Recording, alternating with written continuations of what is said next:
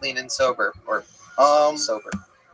I just You don't look very clean. People in Tacoma not known for I their. got introduced to wax, like the weed wax. Right. So I just started putting that in my blunts. So do you do that all the time now? Yeah. You smoke blunts all the time. Yeah. And that's what brought us that amazing joke about getting nuked and hiding under desks.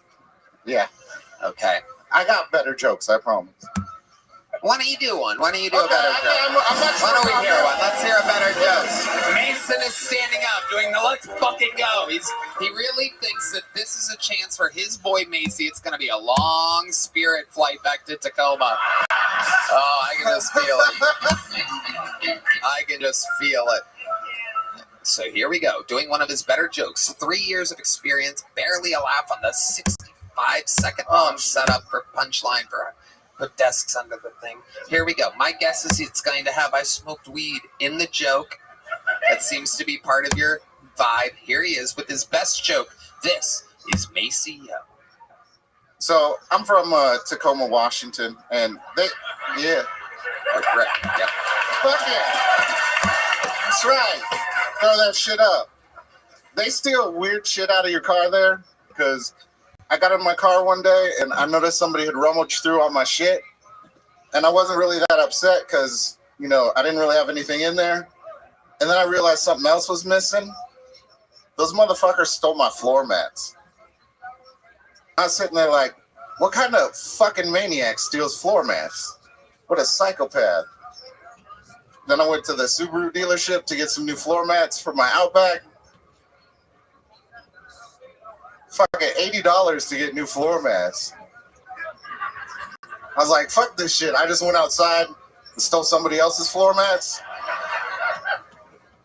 That lesbian was probably like, what kind of maniac steals floor mats?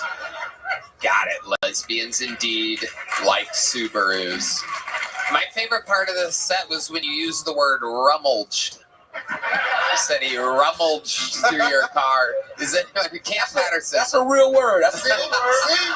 Rummage is a real word. I like it. Good job. It's only a word for people that have grills in their mouth. That's a real word, Tony. That's a real word. It's a real word. That's a real word. Rummaged. It's very hard to talk with you about look cool as fuck, though, man. I look so fucking cool, man.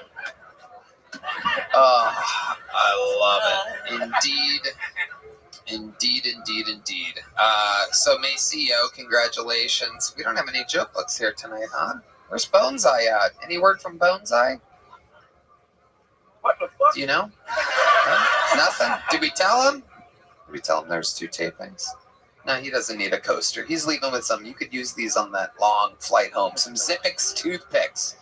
Those are peppermint watermelon toothpicks, so you could share some with your boy Mason over there. Oh, shit. Mason's looking depressed, by the way. He's looking like he really wanted you to do better. Yeah. We'll see. Mason, you signed up? I'll be feeling for you.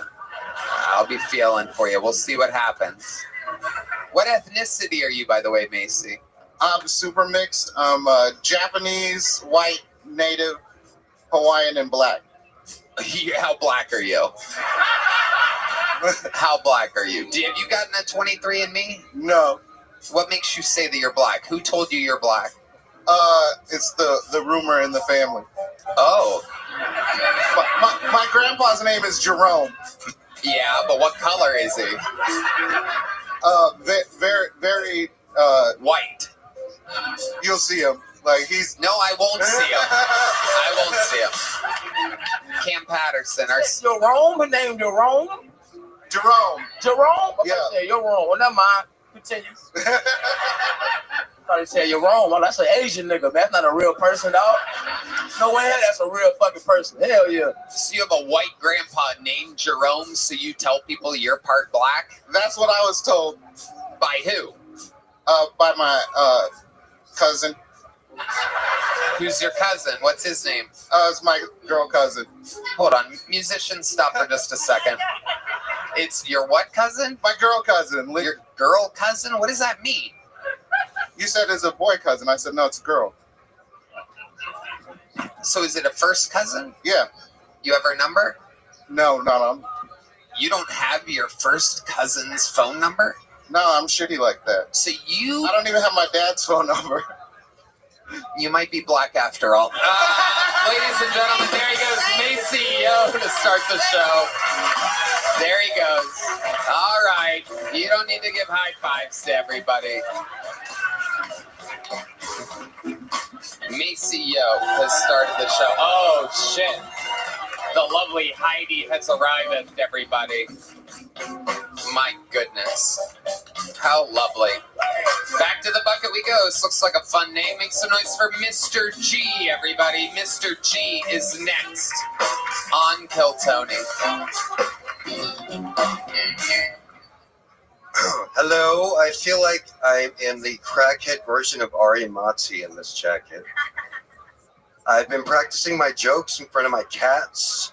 They're tough critics. If they don't like one, they'll cough up a hairball. Hack! Hack! I am ambidextrous. I jerk off with my left hand and I write with my right hand. Sometimes I jerk off with my right hand and it feels like somebody else is doing it. Like my mom! But give my mom some credit. She had schizophrenia.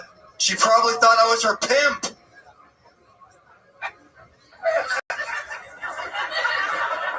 Speaking of pimps, my name is Mr. G. I'm a ladies' man. I'll prove it to you. I can take any woman here home with me tonight. I just need extra bus money. Austin is my home, but I've been gone for 14 years. No, I wasn't in prison. I was in Hawaii feeding cats. But I just bought my first house right down the street in East Austin. It's really a shack in between a bunch of multi-million-dollar mansions. And my neighbors think I'm a squatter. Me and my cats, we squat every time we see my neighbors. Jesus Christ almighty. Mr. G. Mr. G. Oh my God, Cam Patterson. This nigga still smoke opium. He's still on it. It's incredible. Do real drugs. You a crackhead, right? You do crack, right? No? Okay. It is incredible. You do have a look, Mr. G. Has anyone told you that you don't have lips? Yeah, I think Hans Baum mentioned that a few weeks ago. I saw his set. And Who did? I saw Hans Baum. Hans Kim mentioned that. And What the fuck mentioned, is- not me in particular, but he mentioned that white people have little lips. And I'm No. That's not what I'm talking about. I'm talking about the fact that you have fucking no lips. I'm not saying you have little lips. I'm not saying white people have little lips. I'm saying you specifically, Mr. G, if that really is your name, have no lips whatsoever. Why do you think that is? What happened to your lips? Let's just He ate too much pussy, Tony. I highly doubt that. I highly doubt that. I don't think Billy Bob Thornton's eating all the pussy in the world over here. That was absolutely wild, Mr. G. So let's talk about it. How long have you been doing stand-up? this is my first time. Wow. What made you pick here to do... First time, not terrible. Maybe I'll... No, it was terrible, Mr. G. You think it's good. awful. It was horrible. It was really, really bad, but we're going to talk about it. It's okay. Just continue with confidence. It's all right. That's part of it. So what have you been doing for work up until this point? I am a writer. What are you writing? I write about cats. What do you write about cats? What do I write about cats? Yes, what do you write about cats? What, would you... I've spent the last few years in Hawaii feeding hundreds of cats every morning on the most dangerous street in Honolulu, fighting Hawaii gangsters while I feed and dance with street cats on the internet. Guys, I need a second. My pussy's so wet. I think I need to take a break. I think I might need The most dangerous street in Honolulu. Yes. How dangerous is that street? What's happening? Are pineapples falling out of trees? What exactly makes it the most dangerous They're street? armed with coconuts, Tony. And if you ever get a coconut in the back of your head, you're never the same afterwards. Mr. G, let's talk about it. What made you get into this wide world of cats? What is your thing with cats? Well, I've always liked cats, and there are 2 million homeless cats in Hawaii. And Okay. So you feed them and keep them alive so that they could go on another day? Just being homeless? Do you know cats can be homeless? You know, some of them are outdoor. It's not like humans. Do you know that 99.9% of all animals are homeless?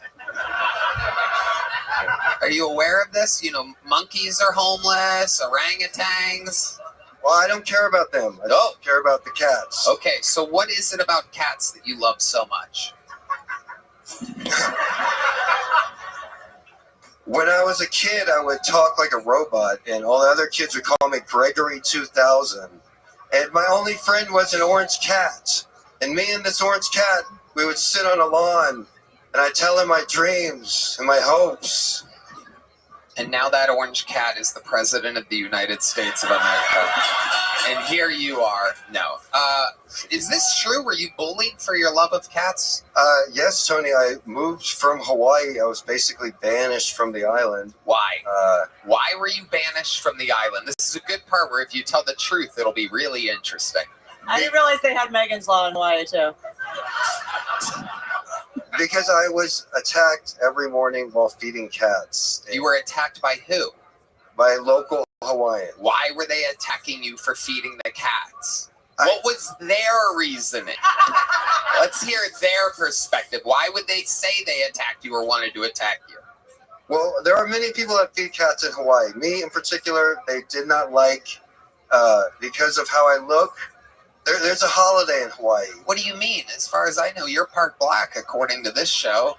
Not with those lips. Oh.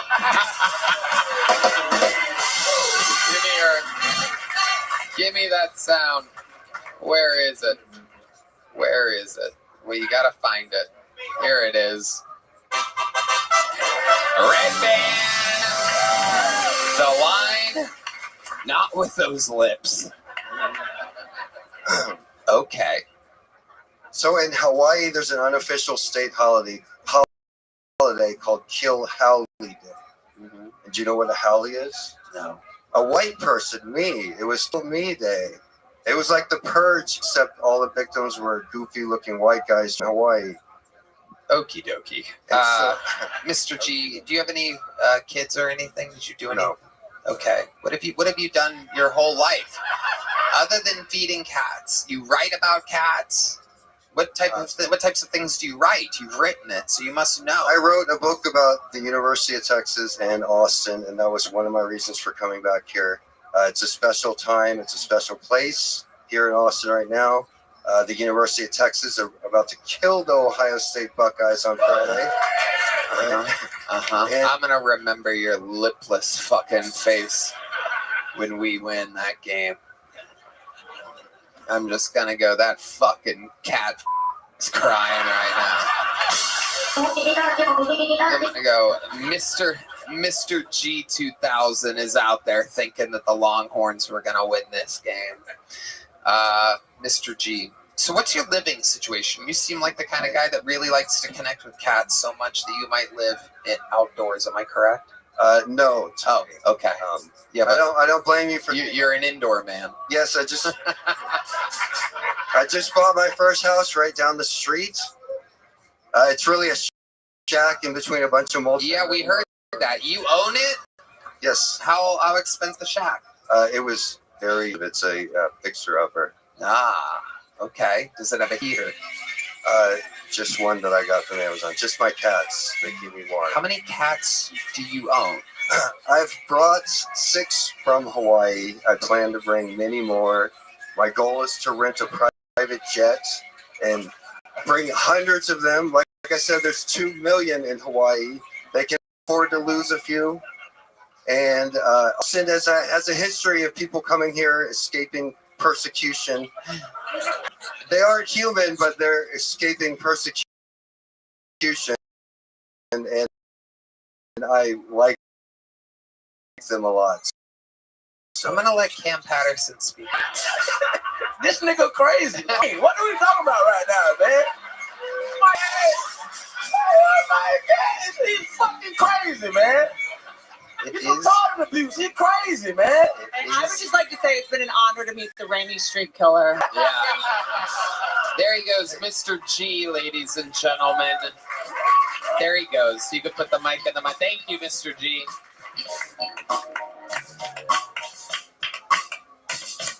We love you, Mr. G. Thank you. Yeah, that's the old, please don't kill me, we love you.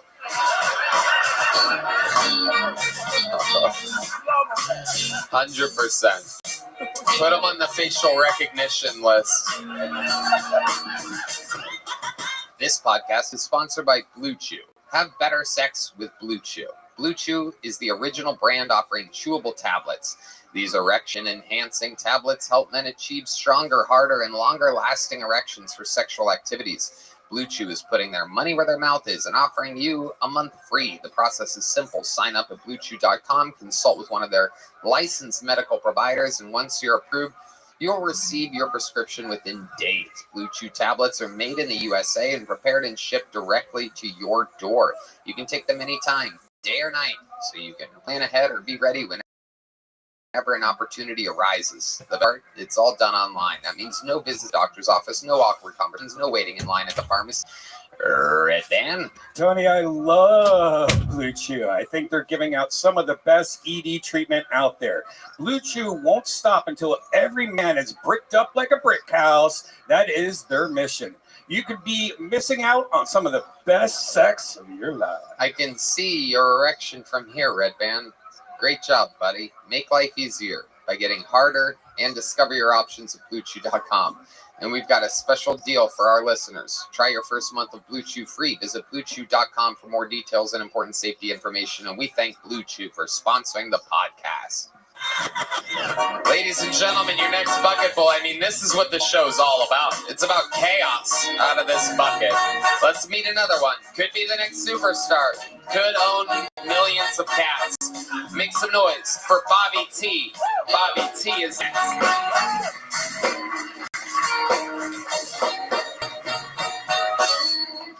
I drove 18 straight hours to get here tonight. I partied hard last night, went at it till wee hours of the morning. I still got the taste of regret in my mouth. That being said, do you know what an 80-year-old woman's pussy tastes like? Depends. My brother and I, we both come from the same small town, so he doesn't understand why I got upset when he bought my 8-year-old son a shotgun for his birthday without my permission. He explained the gift is from him, and my son can use the shotgun at my discretion. So, 2 months later, it's my nephew's birthday, his 16th. I bought him a present. He opened it in front of the whole family. It was a classic 1992 dirty magazine with 3 black guys fucking a white girl on the back of the El Camino, stuffed in every hole. I looked at him and said, the gift is from me. He can use it at your discretion. Name of that magazine, Boys Under Her Hood. Thank you, Austin. This is what it's all about. This rocks. Thank you guys so much. All right, Bobby T. There's a theme so far this episode. Is there? How you doing, Bobby T? Doing great, thank you. How long you been doing stand-up? The first time was 14 years ago, and I've done it just a time or two.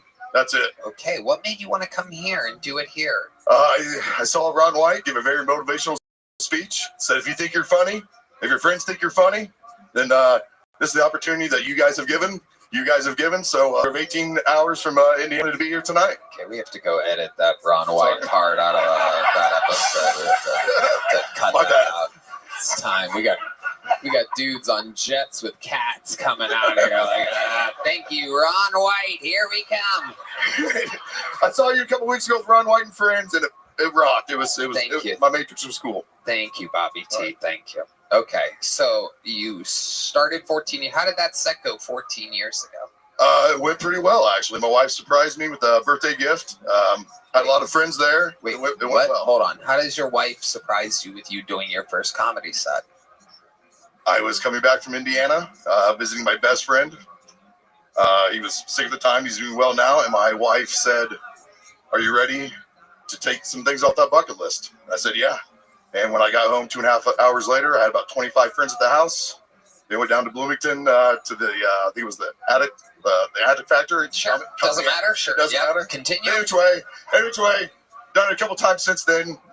And just so your first time doing stand-up, you didn't know you were going to do stand-up, so you had no time to prepare, correct?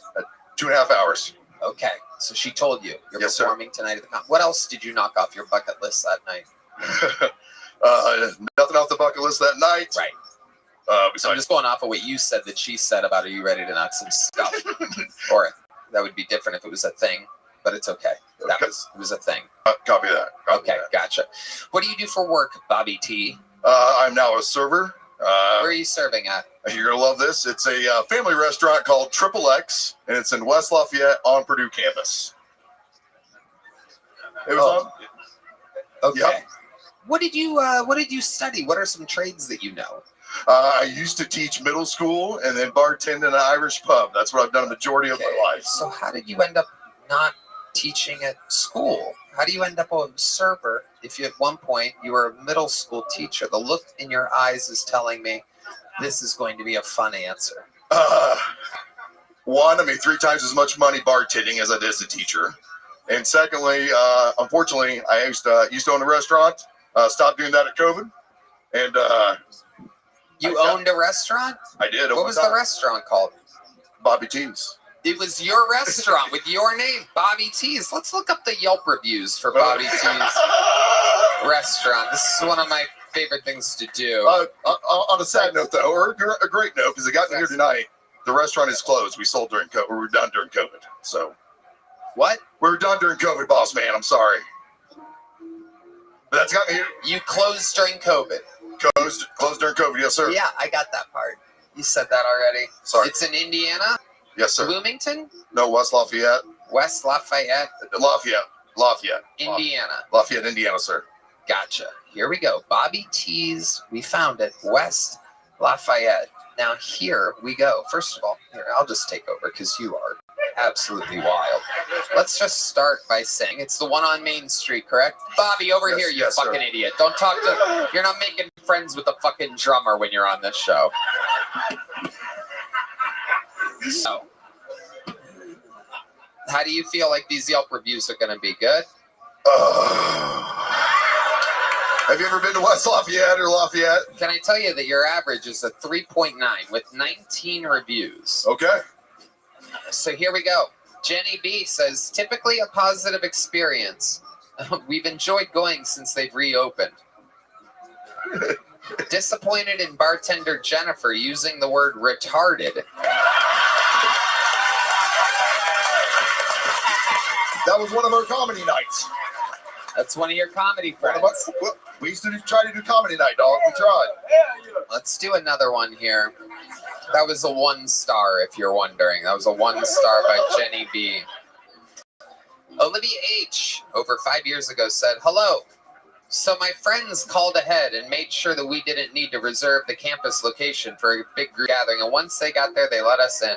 Realized we weren't a part of a party that had been there and rudely asked us all to leave after we took extreme lengths to make sure we would be allowed to come. Several of us are under 21 and want to spend time with our older friends.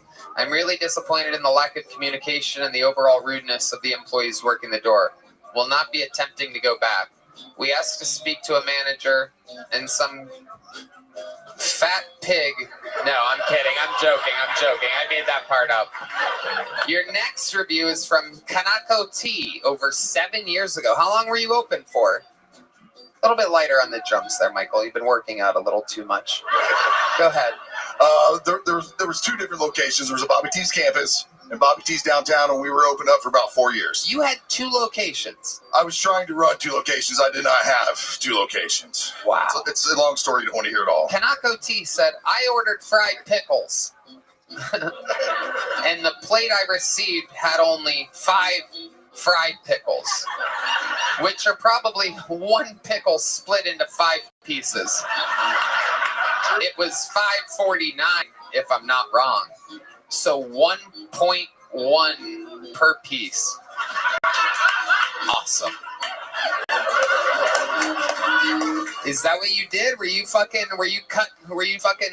cutting your pickles, dude? With gloves on, yes. Wow. So what was your plan? You would get a pickle and you would slice it many times and then just fry the super thin pickle? We hand breaded all our food. But we weren't known for our pickles. We weren't known for our But you pickles. were going thin with the pickles. You were trying to really profit off these, but you were selling one. $5.49. We weren't profiting too much. Yeah, but I mean, $5.49 per pickle is unbelievable. There's breading, a side sauce. But yes, it is a pricey pickle. How much do you think How much do you think the side of sauce was worth? You're buying bulk, right? No, Scratch Kitchen. Scratch Kitchen. You made the sauce from scratch? You betcha. Wow. Scratch Kitchen. Okay, Scratch Kitchen. Yeah. My goodness. Do you have Jennifer's number? Jennifer uses the R word. I do. I do not have Jennifer's number, but it's ironic that she's the one that said it, because I think she asked herself, like you've probably seen that.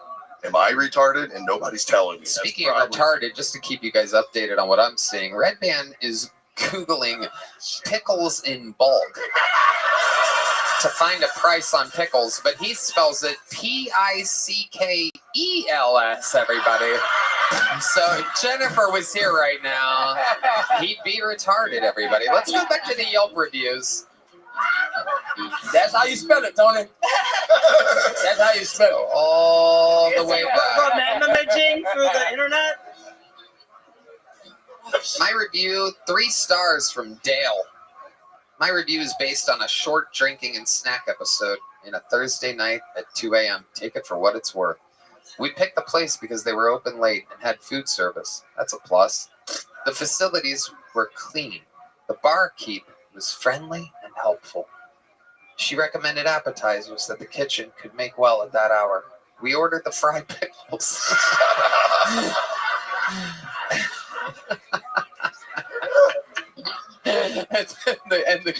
and the ghost pepper mozzarella balls wrapped in bacon. Oh, you're pumping your fist over there. Look at that. You're proud of these ghost. I'm proud of I was proud of our menu. I was proud of what we were. Ghost pepper mozzarella balls. So describe those to us. So what bothered me is how expensive mozzarella sticks are. They take advantage of you. So we took. Oh, we know you're trying to. You're the guy famously trying to make $7 per pickle over here. So we take big cuts of mozzarella and we hand bread it ourselves 3 different times, and then we wrap it in bacon, and then we sell it out that way, so you get a good bang for your buck. I'm really proud. How much profit do you think you were pulling off one of these mozzarella balls? Not enough, because we had to close, but That's right. roughly 66%. We ordered the fried pickles and the ghost pepper mozzarella balls wrapped in bacon. The fried pickles were very good. Ooh. I'm really proud. The matzo balls were good as well. Be careful. They are spicier than advertised. Is that true? We advertised that. It was spicy. It's right to the point. I had a gin and 7 that came in a large cup. I tasted more 7-Up than gin. I also had a Skittles shot. Nice flavor, not much kick. You did Skittles shots? So behind our bar, we had nothing but like infused vodkas and with candies and fruits and things like that. Our Skittle shots were #1 seller, but it was pure vodka with Skittles. I mean, all our alcohol was just infused, pure alcohol. It sounds like your bartender was a pedophile. This is Indiana, not Kentucky, but yes, possible.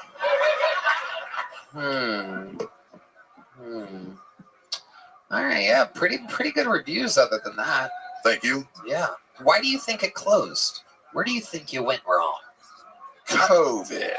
Sure, but some places stayed open during COVID. You know what? I've lived a very full life at that point, man. I was already pretty beat up and tired from it.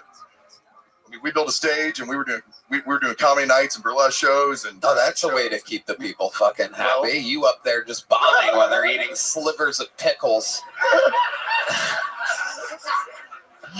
But it worked. It worked. It was fun. I met a lot of great people, man. And now you like your life. You like bartending. You like the nightlife. Do you get pretty fucked up yourself? I do get pretty fucked up when I come into Austin. Yeah. But this is the first time in my entire life that I don't work with any alcohol anymore at all. This restaurant I work at is during the day. Home every day by 5 p.m. Don't deal with any alcohol. So what do you do when you get home at 5 p.m.?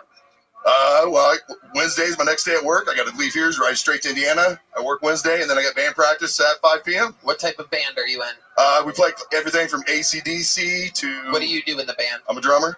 What do you, what's the name of the band? Rodeo, like you're driving down the road, listen to the radio. Rodeo. So the name of the band is Rodeo. Yeah. And you think Do you always say that when you tell people when they go, what's the name of your band? You go, Rodeo. It's like you're driving down the road, listening to the radio. Yeah, I did not come up with the name, so I feel like I need to try to explain it. Bobby T, I'm going to tell you what. I read your Yelp reviews. We're into overtime with you. Deep into overtime. But I cannot possibly turn down the opera. How long you been playing drums for? On the whole life. Your whole life. Ladies and gentlemen, it's been a long time. It's time for a Mexican drama. Ladies and gentlemen, Michael Gonzalez, get up out of that seat, dude. Come on. Oh my goodness. Bobby T taking off his jacket. The horn players are jamming. They know what to do. It is a true Mexican drama. Bobby, are you Mexican? Hold on, wait. You're not? Okay, well then it's a hold on, Bobby. Just wait. He's very excited. He's like a fucking pile of fried pickles over there, just ready to slice and dice and make a profit tonight. So let me remind you how this works. Some of you might not know. So I see some very pretty girls out here that were dragged here by your podcast-loving boyfriends. You might not know, but right now, Michael Gonzalez, Big Mike himself, his job is on the line. For if Bobby T has a better drum solo than Michael Gonzalez, they have to basically switch lives. Bobby T becomes the full-time drummer on Kill Tony. Michael Gonzalez literally has to go drive to Indiana, bartend at a bar that is filled with mozzarella bomb bacon wraps and shit. And it's just insanity. I will say Michael has never lost, and every time we do this, the audience decides. So it's a lot less biased than people think. We go off of the volume of the audience. Ladies and gentlemen, to start tonight's drum solo competition, I present to you the fucking fried pickle king of West Lafayette, Indiana, driving 18 hours for this, living his dream. This is a drum solo by Bobby T.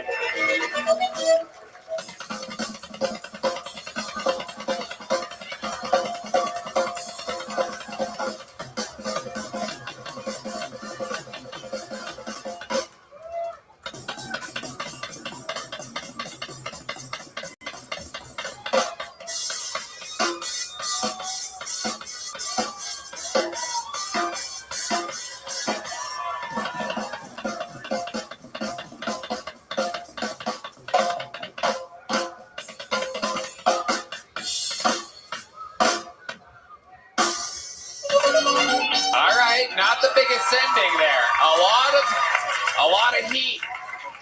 A lot of heat down the front of the race. I think he lost some gas there at the end. Didn't really put a big ribbon on it. It closed a lot like his restaurant did.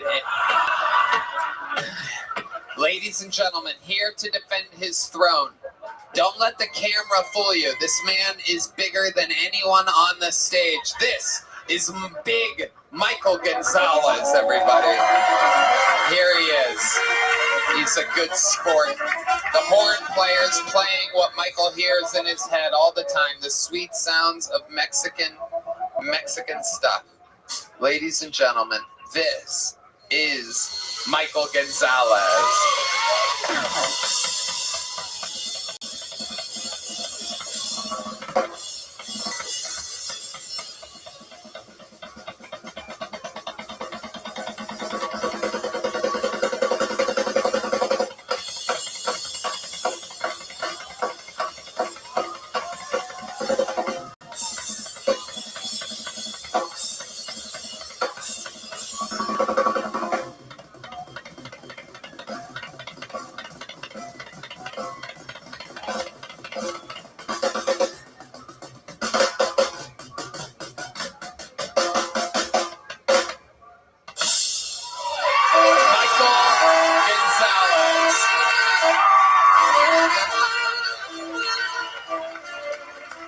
Well, this is that time where we find out who is being sent home to West Lafayette, Indiana.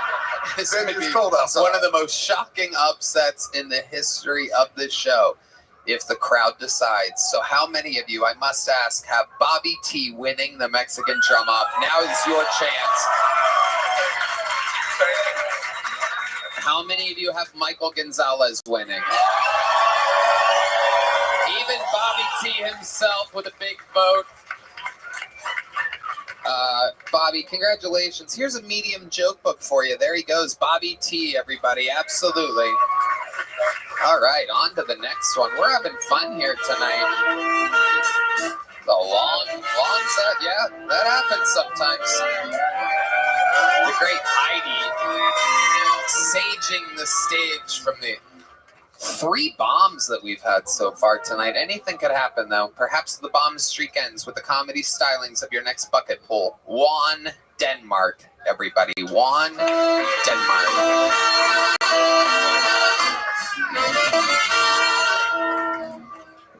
Everybody has freak-offs. White people have freak-offs. They're called lifestyle parties. Mexican people have freak-offs too. They're called quinceañeras. 15 is not a woman, Pedro. Put your dick back in your pants, Pedro. You got 3 more fucking years in this country, Pedro. Pedro's trying to turn a quinceañera to a quinceañera. All right? Asian people got freak-offs too, y'all. They're called sweatshops. I'm the type of dude that brings condoms to the freak-off. I was on a date with a woman one time and she told me that she's allergic to condoms. I told her I'm allergic to chlamydia. She said the only way we can use a condom is if I go and get a lambskin condom. Lambskin condoms are easier to shoot through than Donald Trump's security. Fuck yeah, Juan, Denmark. I like it. The first rock-solid set of the night. Hell yeah. Oh, shit. Hell yeah, it's one of you.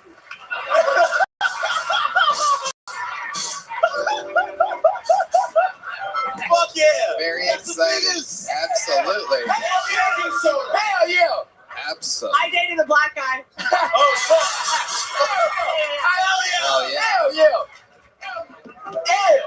Make some noise for white women dating black guys. Yeah. Ew. Ew.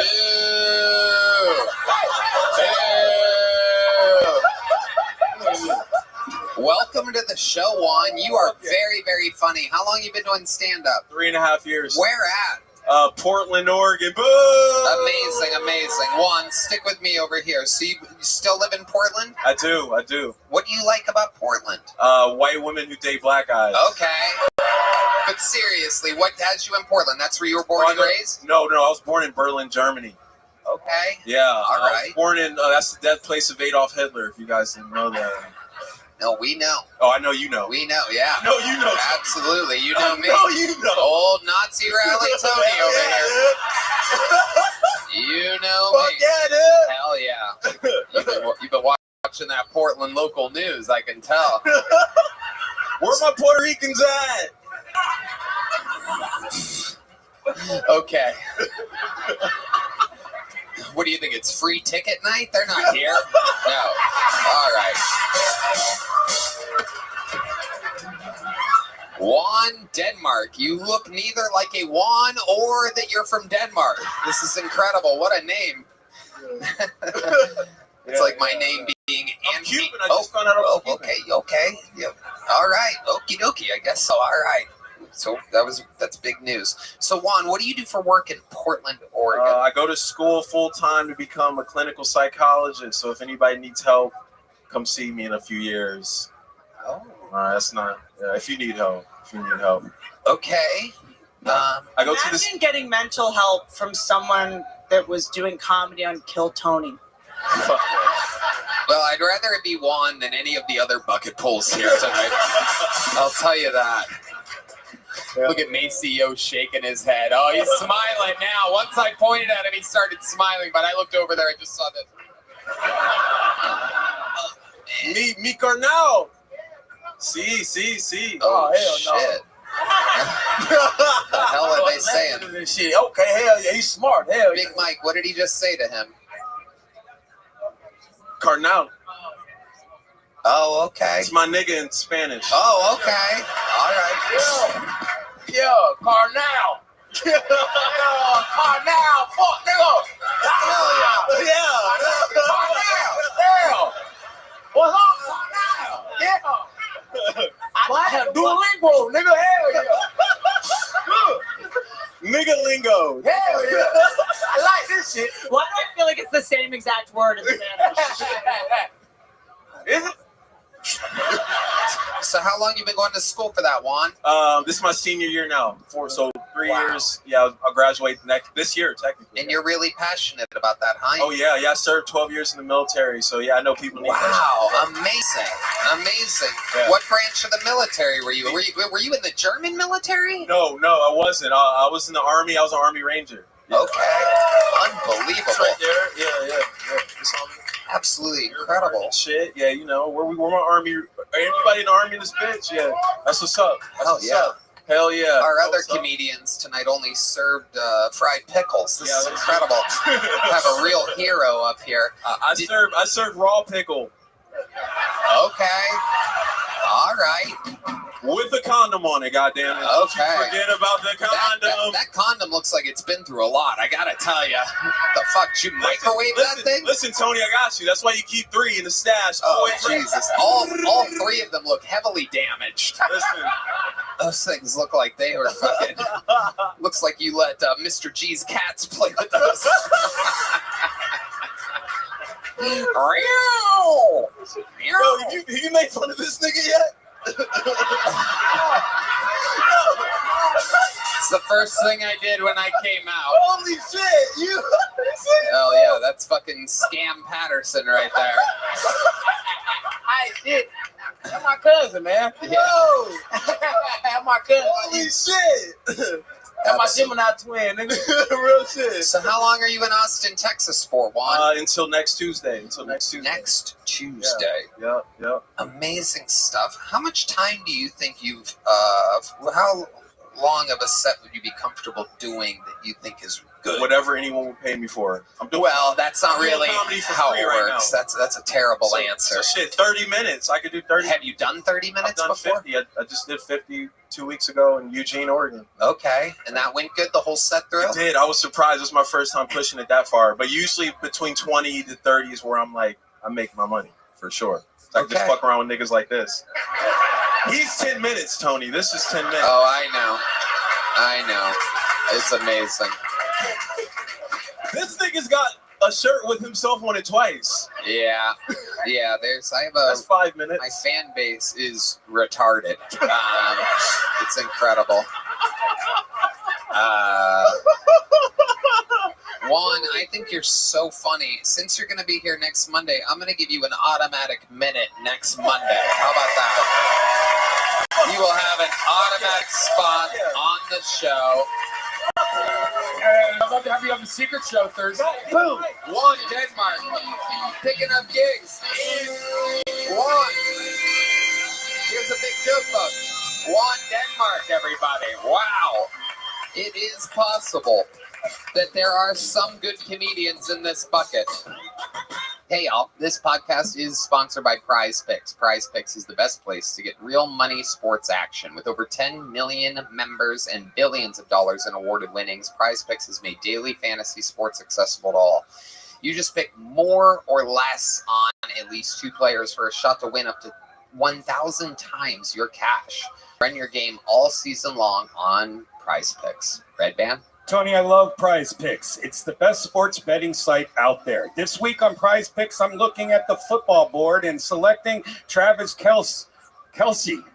Yeah, that's for more insane. than Good job. 70 receiving yards, and Lamar Jackson for more than 250 passing yards. Hey, Red Band knows what he's talking about. Prize Picks is the best way to get in on the action in sports in more than 30 states, including California, Texas, Georgia, and Florida. Sign up today and get $50 instantly when you play $5. You don't even need to win to receive the $50 bonus. It's guaranteed. Prize Picks is the best way to win real money this football season. Which players are going off, which ones aren't? Download the app today and use code TONY to get $50 instantly after you play your first $5 lineup. Again, download the app today and use code TONY to get $50 instantly after you play your first $5 lineup. Prize Picks. Run your game. This is a very, very exciting bucket pool, ladies and gentlemen. This guy, I mean, it's incredible. Literally, my first friend in stand-up comedy. I can't believe he signed up for the show. This is amazing. We've been doing stand-up together for 17, almost 18 years exactly. Door guys together at the Comedy Store. Former roommate of mine. I used to live in the living room 17 years ago, and he's here to do a minute. Make some noise for Matt Edgar, everybody. Comedy Store regular, Mothership regular. Must be bored on a Monday, signing up for Kill Tony. One more time for Matt Edgar, everybody. Thank you, everybody. Thank you. I just moved to Austin a year ago. Yeah, it's so gay. I mean, every weekend there's a march or a parade. When I was a kid, gay was like an insult. Now it's a party. Give them an inch.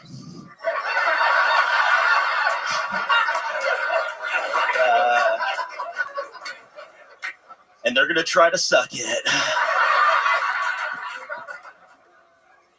I'll tell you the gayest thing I've ever done. Tony was there.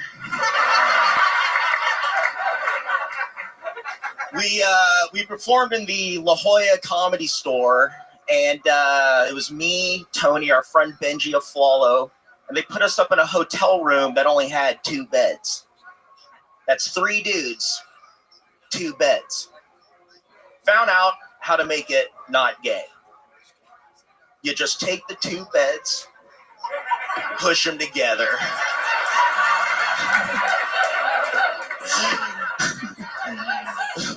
Three dudes, 1 bed cancels out any potential gayness. This is absolutely true. Matt Edgar, ladies and gentlemen. Was Benji in the middle or was I in the middle? That'd be Benji. I think it was Benji. Yeah, we put the Jew in the middle. That's true. This way he couldn't escape.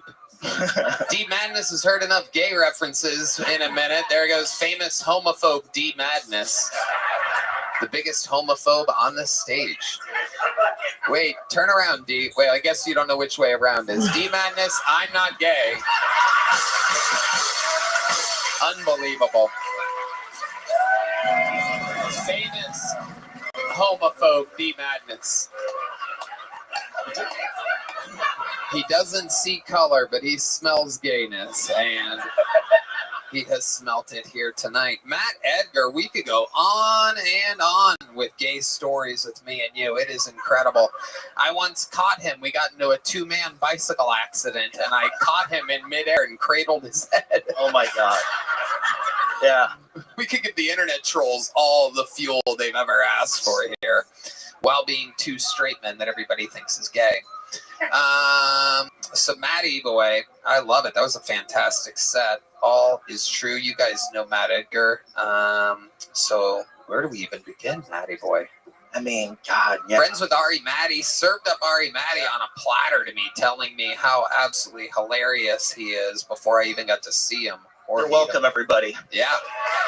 It's true. I saw Ari Matty, and like you said, we've been doing this about 18 years, and it's hard to get inspiration, when you come here every single night. And I saw Ari go up before me here in Little Boy, and I was like, dude, this is the fucking guy.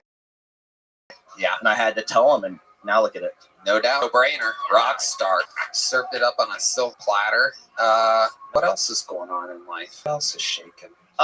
You know what? I'm just recovering from a very fun New Year's Eve. Thanks to you guys. You hosted something amazing. Yeah, that was such crazy. an awesome show. You got to meet the Undertaker. I met the fucking Undertaker. Yeah. He, I shook his hand, and his fingers go all the way to my elbow. He's the man, and life is good. I don't even know what else to talk about with you because we talk all the time. I mean, dude, the bike crash was fucking hilarious. It really was. Fun fact, we were going the same direction, talking about stuff on a sidewalk, going down Sunset. We're riding our bikes on a sidewalk. From work back to our apartment, side by side, and our handlebars touched ever so slightly. I was on the left side, so my right handlebar touched his left handlebar. And what happens is there's an electricity that happens when two handlebars touch, and when you try to go the other way, you push. So our tires ended up going out and then into each other, and it all happens when we're launched. At this point, we're up in the air, and all we did our first many years, in fact, it continues today now that I think about it, but all we've ever done is laugh together. Oh, dude. And there was nothing else I could do because his head was already kind of in my hand, and we were falling like this. I swear to God. We were already laughing while we were still in the air. We knew we were about to hit straight cement. Yeah. No, and I mean, we're in the air. Time stood still. Yeah. And he literally mid-air cradles my head like a baby. And I look in deep into his beautiful blue eyes. And I knew in that moment we were best friends. Let me remind you all, we were working at the Comedy Store every single day and night together and living a nightlife of pure comedy out with Don Barris and Brian Holtzman and the late great Brody Stevens every night until 3, 4, 5 a.m. and waking up at 11 the next day to go to the Comedy Store, answer the phones, and do it again. And in a beautiful world of comedy, sometimes you get into a bicycle accident and we laid on that sidewalk laughing. And I kept the cradle for a while. We laid there just cracking up. Can you believe we laid it like this? It's incredible. We don't have video of it, but it's out there somewhere. It stays with me forever. I could go right into that moment at any second. If we only had a big, soft thing to land on like Red Band. What was it like living with Tony? It was great. Actually, the bathroom was in my room. Yeah, I'd have to tiptoe through Matt's bedroom to go to the bathroom. Yeah, and that's when I knew it was time to get up every morning at 1 p.m. when Tony had to pee. That's it. And we got up. Great times living with them. At one point, there were 5 comedians, maybe 6 comedians. We just could not. We realized that if we just kept adding roommates, we could save like $100 or $200 a month. Yeah. We came up with this brilliant business model until the end when the whole thing went kaboom. Yeah. Did you guys ever fight? Yeah, there was one. What was the one? I don't even remember what we were fighting about, but I remember you said something to me like, yeah, well, I went to big boy college. Wow, that stuck with you, huh? Oh, boy. Oh, boy. Oh, shit. Where you went to some like beach community college? Yeah, I went to LBCC. Is that the most savage roast Tony's ever done? Well, it sounds like he went to where fucking Snoop Dogg's a professor. So LBCC is amazing. Yeah. Rolling 101. It was great. I love Do it. you remember there was another fight in Portland, Texas, in line at a Oh my God. This we should talk about. Yeah. They would not believe this. And only seeing you and feeling our energies will it even make sense to the people. So this is perfect. We were opening for a comedian. This is goddamn, again, like 17, 16 years ago. We barely even belonged on the road opening for anybody. So we were so grateful to have this opportunity. We all took turns driving this headliner to the even farther east than here of Texas. What was it again? Corpus Christi. Corpus Christi, where it was the show, but Gary? we stayed in Portland, Texas. Portland, yes. It was the first time I've ever been to Texas. Yeah, me too. I think, yeah. And so we do the show. We had drinks. We had a lot of fun. And our buddy insisted that we have to try a place that we had never heard of called Whataburger. And there we are in line talking about pro wrestling, goofing around, fucking doing whatever we were doing. He was wearing, I believe, the same jeans he's wearing now. Skinny jeans. My jeans were probably skinnier. It was a different time. Needless to say, in Texas, maybe we kind of stood out a little bit. And we're in line at Whataburger, and I'll never forget, we're goofing around in line, and it's late. It's like 2:30 or whatever, and I placed my first Whataburger order, and I hand over the $5 bill. I'll never forget the $5 bill. And at that moment, the lady takes the $5 bill. This is back when you paid with cash at times. And a voice goes, he won't be needing that food. You can give him back that $5 bill. And I'm thinking to myself, what the fuck? And there's a giant police officer over my shoulder. And the lady goes, and she hands me the $5 bill.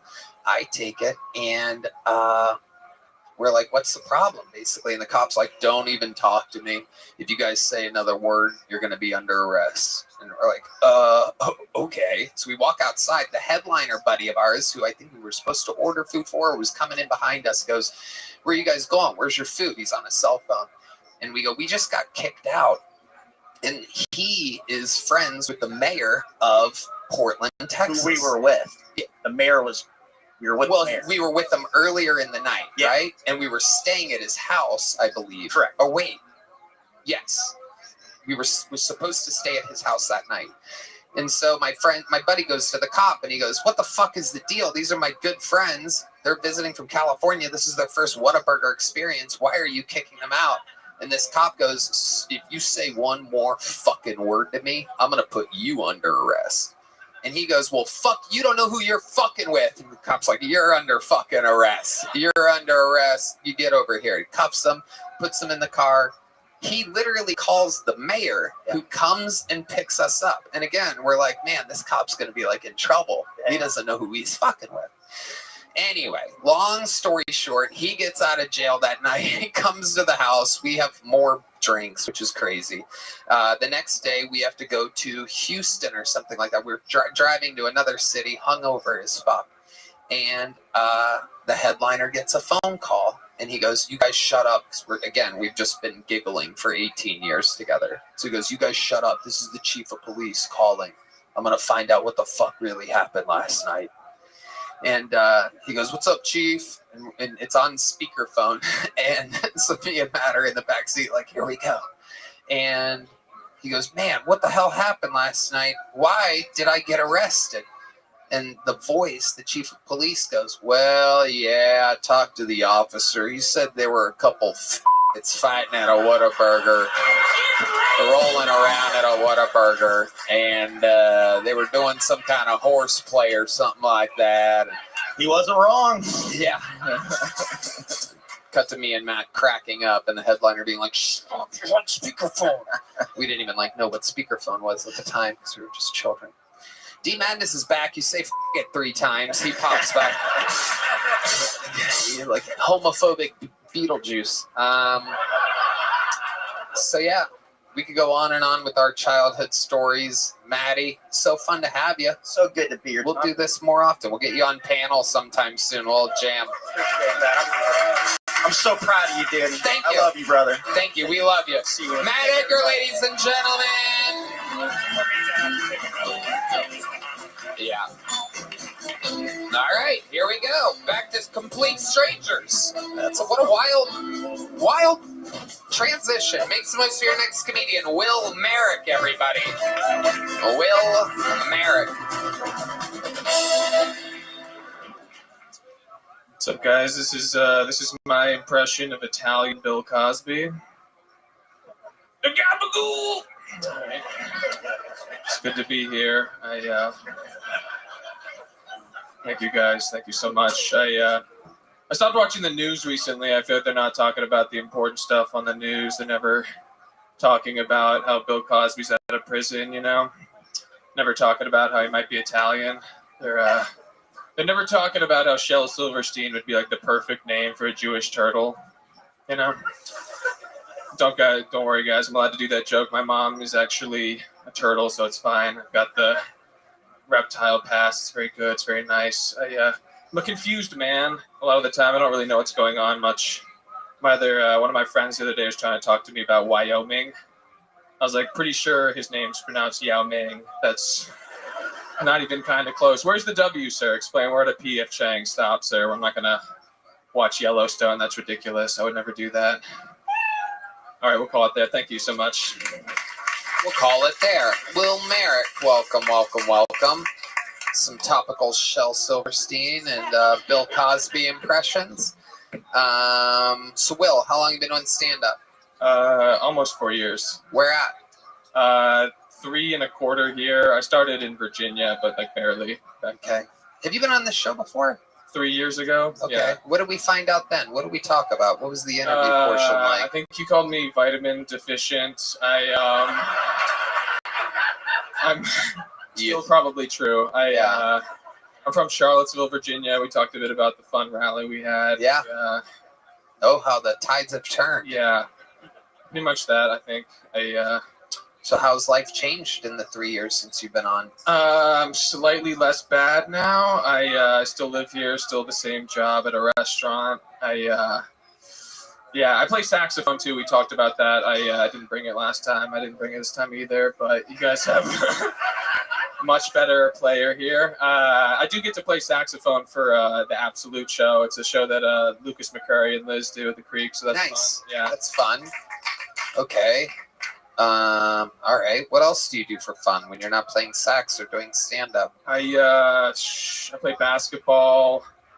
I like to get high and play chess and do very badly. That's kind of a fan. Okay. Make it harder on myself. All right. Yeah, go on walks, really exciting stuff, really super, buy weird sweatpants. I don't know. All right, not a lot. Mostly just the stand-up and saxophone, I guess. What's your love life like, Will? Lazy. I don't know. I don't try very hard as far as acquiring. Can you give us an example of a time in which you could have tried but you didn't? Where you're like, man, what's wrong with me? Why didn't I fucking? I don't. How about a time where you did try? I did try. Well, see, it probably. This is tough. I always thought I'd be wearing a suit doing this. I should have dressed up more to talk about this embarrassing stuff. I don't know. I don't try at all. I don't know if I can come up with a time. I usually just, I used to be a fat kid, and then I got less fat, and I thought it'd work out, and then you realize you still have to try, and really disappointing.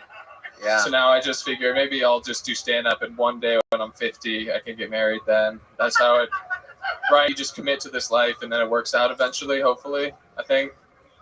Maybe not. Have you ever been with a woman before, Will? Yeah. Like how? For sure. How long ago was that? When did that happen for you? Well, I've hooked up with a coworker. But it was.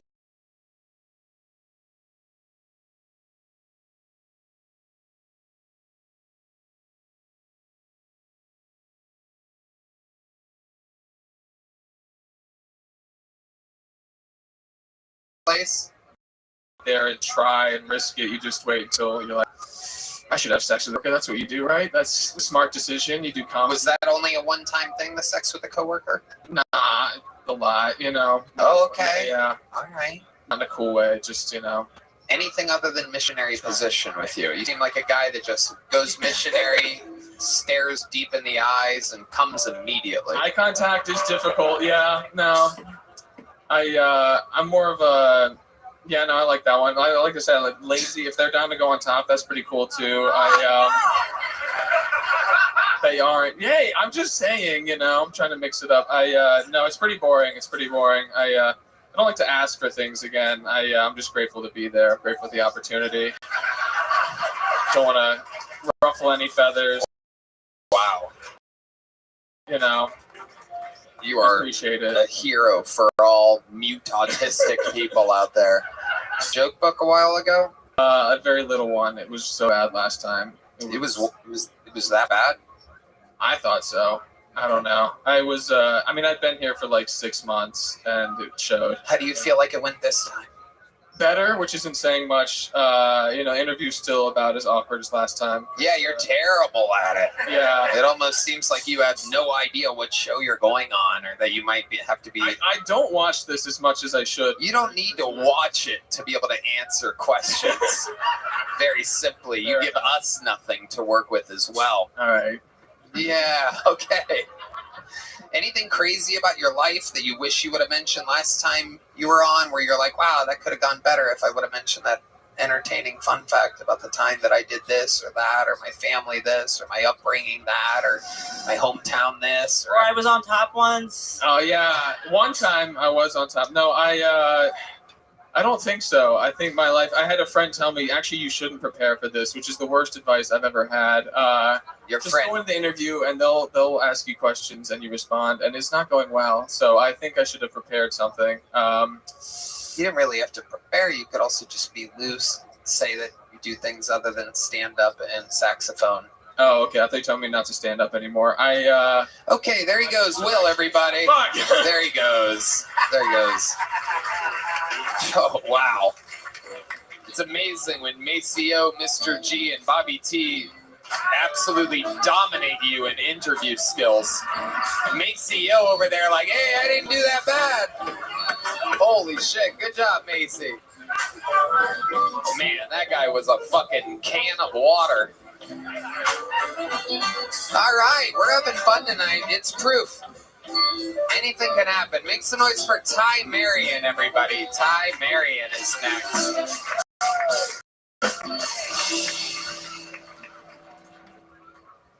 This summer I was a black chick. Ski it.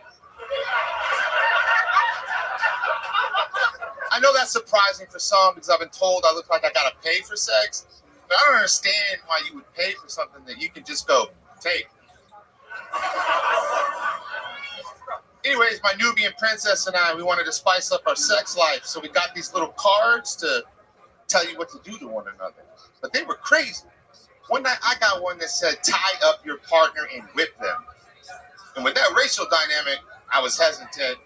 I fucking did it. When it was done, I asked her how it was, and she was like, shit, it wasn't that bad, and I kind of liked it, but why did you keep calling me Toby? She used to make me so mad, though, because she was late for everything. And then she explained to me there's this thing called colored people time. I said, all right, for future reference then, can you explain to me exactly how long a cotton picking minute is? Thank you. All right. Ty Marion. Welcome to the show. You did really good for a guy with such a sad face. Thank you, sir. That is absolutely incredible. Have you always looked like that, Ty? No, when I was younger, I looked worse, I think. Really? Wow, okay, so it's getting better. Very good. I'm one of these people that ages a little bit better than. Okay, I like it. I like the confidence. Absolutely. Ty, what ethnicity are you? This is one of your favorite questions to ask me. I'm just white. You've been on this show before? Yeah, it's my third time. Okay, perfect. I don't know how I forgot that face, but it is incredible. I was a lot fatter. Okay, you're losing weight. Yeah. Okay. I just lost 41 pounds. Wow, congratulations. Cam Patterson, what do you think about this guy? So we're just gonna skip the set, nigga? Go right ahead. If you want to cover, you can talk about it if you want. He ended with cotton picking minute. Oh shit! What is that? Yeah, crazy. I've never heard of that before. And it's funny, but as a young black man in America, I gotta sit here and go like this while he doing it. But I liked it. It was very funny. Like I can control what these fucking people are gonna say. I liked it. I thought it was fun, but as a young black man, I had to be like this dude. Have you ever heard of a cotton picking minute before? Tony, no, nigga, what the fuck? You heard of this, John? Okay, John has heard of. What do you think a cotton picking minute is, John? I don't know. Every time I heard it, you have to wait. So it's like, you have to wait for some shit. What do you mean?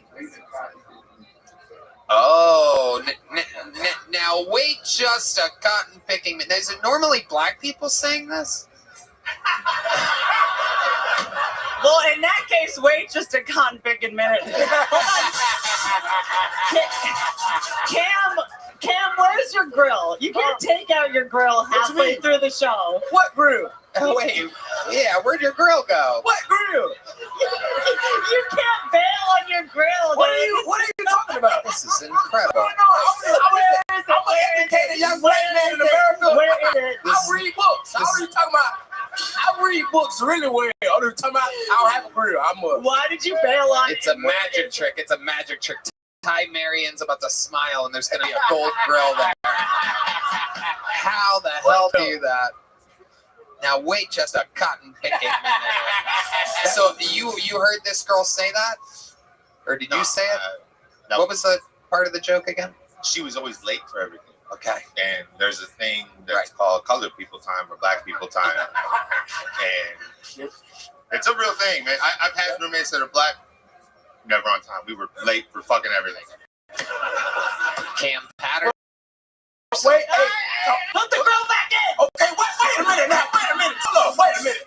I'm putting. Hold up, Tony. What time does the show start today? The show starting time. And was I here? You were here early. Goddamn right, nigga. As always. I was here early as fuck. Cause that people be early sometimes, nigga. Yep. John D's also here early. D Madness here shockingly early. Wrong.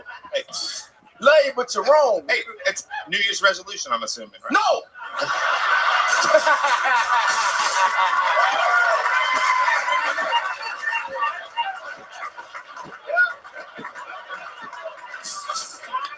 Hilarious. That was good. You got me. You got me on that one. Ty Marion, great line. Have you always timed, Cam? Yeah, always on time. But let me ask you something. Do you feel the urge, like in your blood sometimes, to just be a little late? Yeah, when I'm having sex. Oh. And when I'm fucking, I'm always late. I don't know what that means, but it sounded Yeah, cool. me neither. It sounded cool as fuck to say though, dog. You know what I'm saying? Yep, it did. So cotton picking minute. What else? What else happened? You were really with a black woman? Yeah. Was it your first black woman that you've been with? No. Geez, you say no like you've been with them all. Nah, I mean, I know how to Do you prefer black women over white women? Yeah. Hey! Whoa. Not all white women. Watch it. Whoa. Sorry. Whitey Cummings over here representing the master race very well. I mean, I'd give Whitney a chance, but I think we'd have to change her name to Whitney B. Cummings. You know what I mean? Whoa. This guy thinks he can make Whitney Cummings. Nothing turns me on like racism, so I'm gonna fuck you in a heartbeat. My goodness. What would your approach be with a woman like Whitney, with a real powerful, respected, funny, good sense of humor, good looking? I know for a fact she, from what I've heard.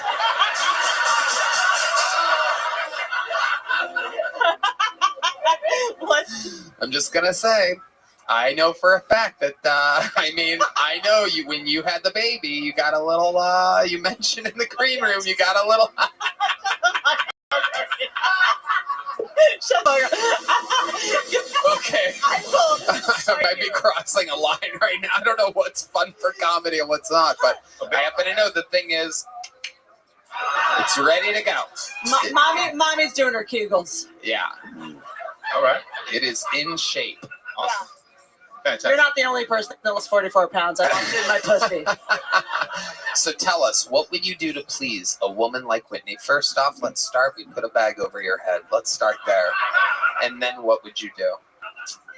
Yeah, I'm not like you're just big on like the sweetness or the wine and dine or anything. We just go out, we'd have a good time. Like what? What would you do? If there's no whining and dining, what do you consider a good time exactly? We do something different because in Austin you can go. So what are we talking about? Escape room? You wouldn't pull out your deck of cards with ideas of how to fuck a woman? No. It was just that we were a little getting. What? I don't know.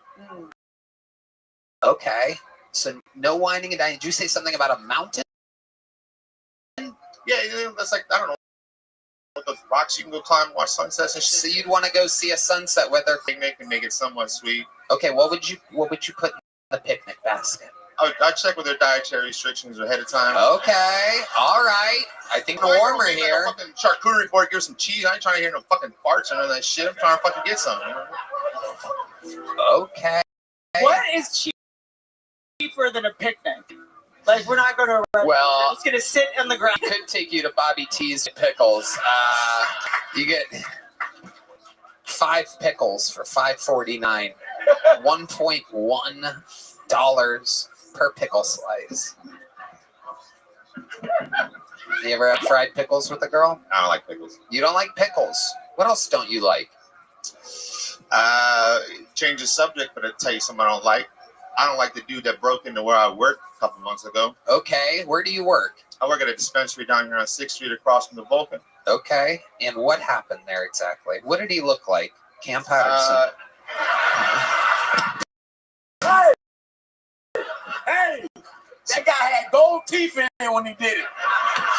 It couldn't have been me at all. That guy had, wouldn't know where he went. We are looking for a man, a suspect with gold teeth. Or gold teeth in his pocket. It's in your pocket. I don't know what you're talking about. Wait, that guy's gold teeth are out now too. What the fuck is going on over here? This is crazy. This is crazy. Hey, so seriously, what did the suspect look like? Did he look like Cam, John Dees, or Madness? Oh, okay, it was a white dude.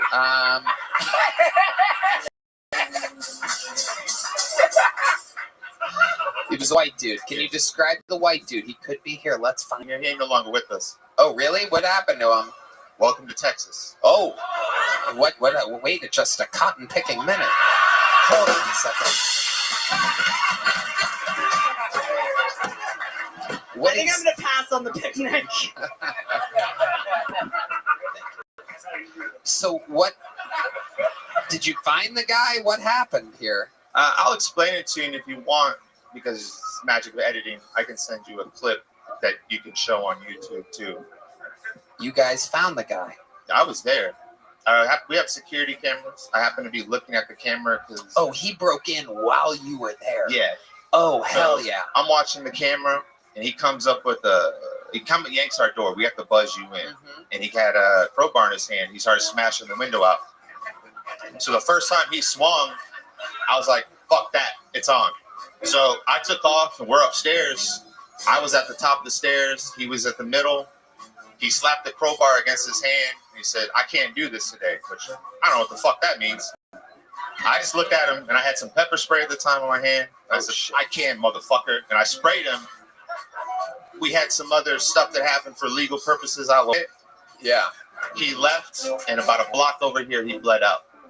Oh, he died. Yeah, he ain't no longer with us. Wow. Okay. Wow, that is our first admission of murder in the show street. Right when you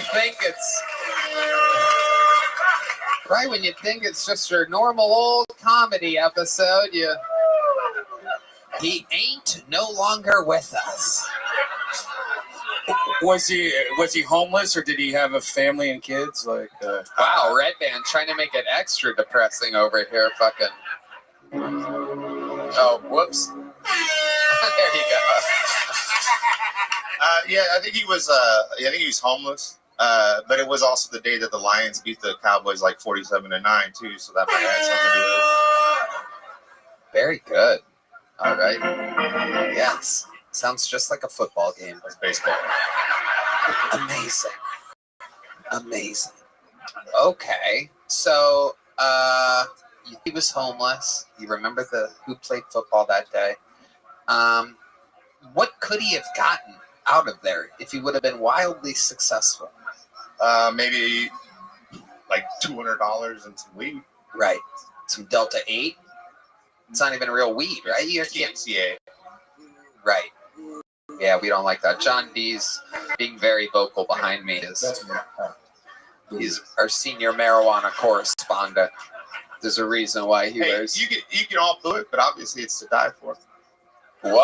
All right. You already have a big joke book? There he goes, everybody. Nary on doing it again.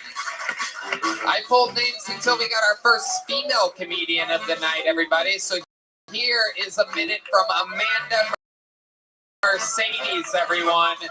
Make some noise, Amanda Mercedes, everybody. Amanda Mercedes. Hey, how's it going? Woo! So, as a strong, independent woman, I really look up to other females in male-dominant positions. Not just in the bedroom, but like specifically in professions, occupations.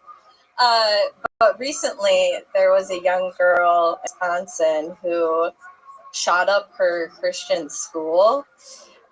Not the direction of, women taking on male-dominant positions as I thought.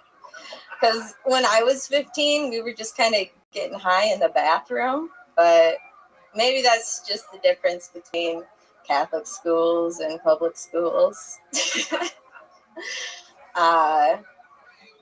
Yeah, that's what I got. I'm sorry. All right. There you go. Whitney Cummings. Keep it going for Taylor Bomlinson, everybody. Oh, there you go. There you go. My goodness gracious, Cam. What's up, white bitch? How you doing? You good? That was horrible. Thanks. This is my first time on a stage without a pole. So. Oh, wait, you were on stage with a pole before? What Yes. What the hell were you doing on stage with a pole? Was it were you Iron Man or something?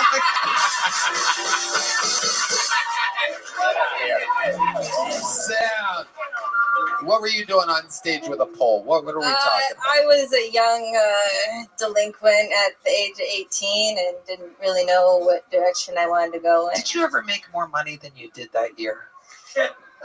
Nope. Just a little fun fact. What do you do for work now? I work for a cannabis company. Oh, yeah. Yeah. Okay. What do you do for the cannabis company? I'm their compliance officer. So what exactly do you have to do? I make sure that we follow the state rules and we don't sell over any overages and everybody gets to have fun and we get to stay open and sell weed to Michigan. Okay, so you're in the state of Michigan. This is what a Michigan 10 looks like, everybody. For those of you who are,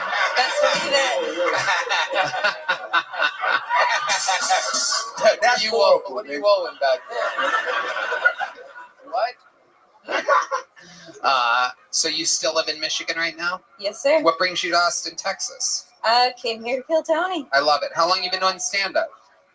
Not at all. This is your first time on a stage without a pole, you said. So you came here to sign up to do Kill Tony. Yeah. Okay. Hell yeah.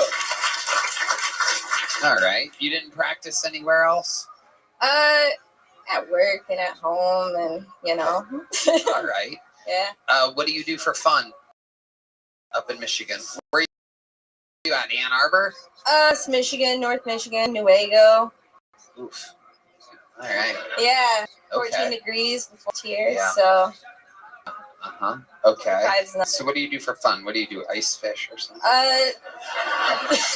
Smoke weed, go hiking, kayak in the summer. Really? Wintertime. You hike a lot? Yeah. Michael, why'd you make that noise? Hold on a second. Let's check in with Mr. Nice Guy, Michael Gonzalez, Mr. Fitness, Big Mike, Michael Gonzalez. Yeah, Why did you make that noise when I say you hike a lot? What do you think I was doing? You just pointed at her. Why would you point at her like that? I'll keep my mouth shut. Yeah, maybe you should keep your fucking mouth shut. I think you look good. Thanks, Cam. Yeah, of course. I'm lying, but it's not. Yeah. You hike? I know you hike. You hike to the local ice cream shop. Oh, we're having fun. Shut up. She signed up for it. I signed up for it. You're damn right you did. Is that your real name, Amanda Mercedes? It's my middle name, first and middle. Wow. Is that the name that you went by when you were a stripper, Mercedes? Or did you have a different stripper name? It was, yeah, absolutely. Here she is, everybody. Mercedes. I know she looks like a Kia, but it's a Mercedes here.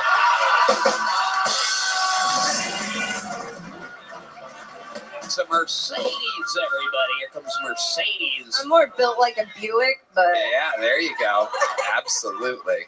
You have some tattoos there. What do you got there on your thigh? sir. Flowers. Little flower and- pot to cover up the Yeah. fishy smells down there, huh? Oh, shut. You guys are still groaning this deep into the episode? You guys are just appalled by what's happening up here? I actually got a tattoo of Bride of Frankenstein that can make her twerk. Whoa, you can make her twerk? Yeah. Let's see. Oh, that's not really doing anything at all. That's amazing. My pants are kind of tight, and I just got a tattoo on this side, so What'd you get over there? it's a broken flower pot. Wow. What does that represent to you exactly? I had $300 and wanted something. Okay. Yeah. Right. Welcome to the Never Gonna Get Married Club, bitch. Hell yeah. Yeah. Never gonna find out. I live in a 35-foot camper with my dog, so I wasn't nice. expecting that. Yeah. I love it. What kind of dog is it? She's a Doberman. Okay. Yeah, she's my baby. All right. What do you guys? You take her for walks? We go for hikes. Right. That explains the Yeah, hike. we go for hikes and go to the beach. Okay. In the water. Michigan beaches, the beautiful Yes, sir. beaches of Yep. Michigan. Just stand out there and fucking freeze your ass off for a bit, and then Yeah. go back inside. Yeah, it's So beautiful. you live in a camper in Michigan. You're just like, this is like the Kid Rock origin story. Yeah. This is amazing. Yeah, And what are high-class some? white trash. What are some of your big goals? Like, what are you excited about? How old are you? I'm 28. 28. So you have your whole life behind you, except for the 10 years. Yeah. Except for the 10 years you just wasted. What are some big goals for you? I'd like to travel. I'd like to own my own business one day. What type of business do you want to own? Cannabis related. There he I is. mean, I've been in the industry this long, you know, There you live in, consulting and Okay. You smoke Ready a lot to of lose? pot? She wants I her own do. cannabis business. Cam I got my Patterson own licking joint. his You're ready to golden lose, grill. son. there, so- You're gonna lose 5 fucking times in a row. Hey, did you know that you were on? Patterson, this could be good. Cam's Kush. Did you know you were on the Joe Rogan Experience a couple Yeah. days ago? Hey, we grow the weed and we can like. I know a place we could get some THCA. You just gotta bust through the Did- door and I start haven't seen it yet, but I heard you did really well. It's gonna be great. Garbage. No. You need the real stuff. Yeah, I brought my own weed, That's so I was covered there. I'm surprised you didn't Right. mention Otherwise, it's Mini-Golf. kind of sad the THCA scene I don't- out here. I don't go like, near what? it. No. Yeah, it's Yeah. When I unbelievable. smoke a real joint, I got you. What's wrong, John? You have your own THCA brand or something? Why are you offended? Talk into the microphone. Oh, okay. What are you Wow, offended that was by? not a good shot on my part. But we're not talking. We agree. We do have better weed, but it all comes from Oklahoma. It's grown indoors, and the THCA is what I'm we're fucked, talking dude. about. Oh. I'm Right. You're fucked. offended by that, but not the colored people time? No, I can't. Very easily down This could be 0 a to good 1. business. This could be a good business. You and Cam Patterson You're starting right. your own weed company. You Dude, can you plant know it, my you can flaws. pick it when the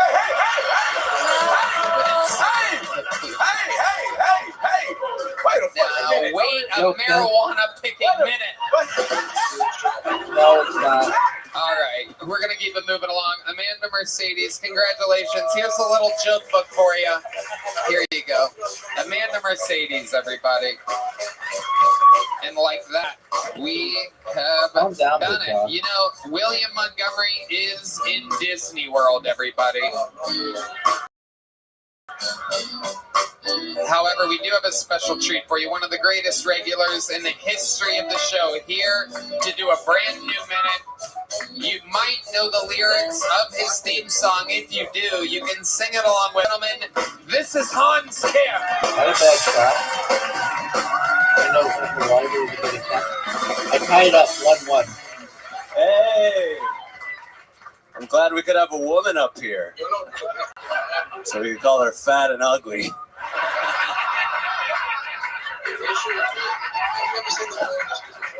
It's an interesting position. I think men are just better I than do women too. at certain things. Okay? Sports or Ghostbusters, Ocean's 11. I'm glad that Trump won, because I made a major mistake. yeah, You can't because make Asians this. love a good wall. It'll be good to be on the north side of it for once. Are you serious? Asians love walls. We build them everywhere, even at the end of our runways for some reason. That guy in New Orleans tried to run over as many I people did. as possible. You couldn't kill as many people as an Asian dude running into a wall. I hope you guys weren't offended. You I wouldn't fucked want up. your buttholes You did to the same pucker thing up. I did, except harder. End up looking like my eyes. That's how you get constipated. Can you I hate imagine having to this hole. shit through these things?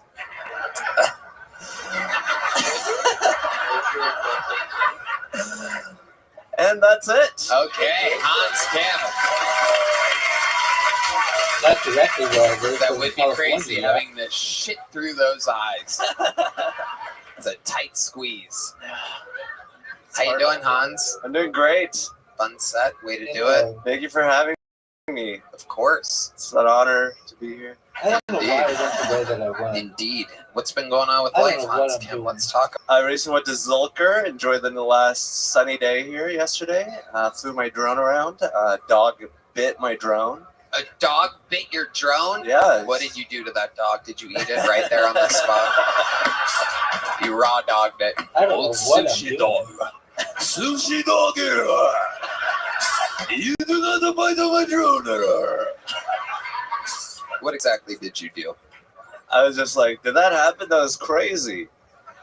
You talked to the owner at all? The owner of the dog? I was like, it's a couple propellers. I don't need to get it. Did it ruin the propellers? Yeah, I have replaced. The propellers are the easiest things to Right. replace. Very replaceable. Amazing. Oh, So no big deal. You love flying your drone, don't you? Oh, do I? Oh my goodness. A man's delight. You can annoy so many people at once. Wow. People Incredible. hate drones. Incredible. They love planes. Though. I have a RC plane that don't hit it in the water. everyone loves that, but the drone for some reason.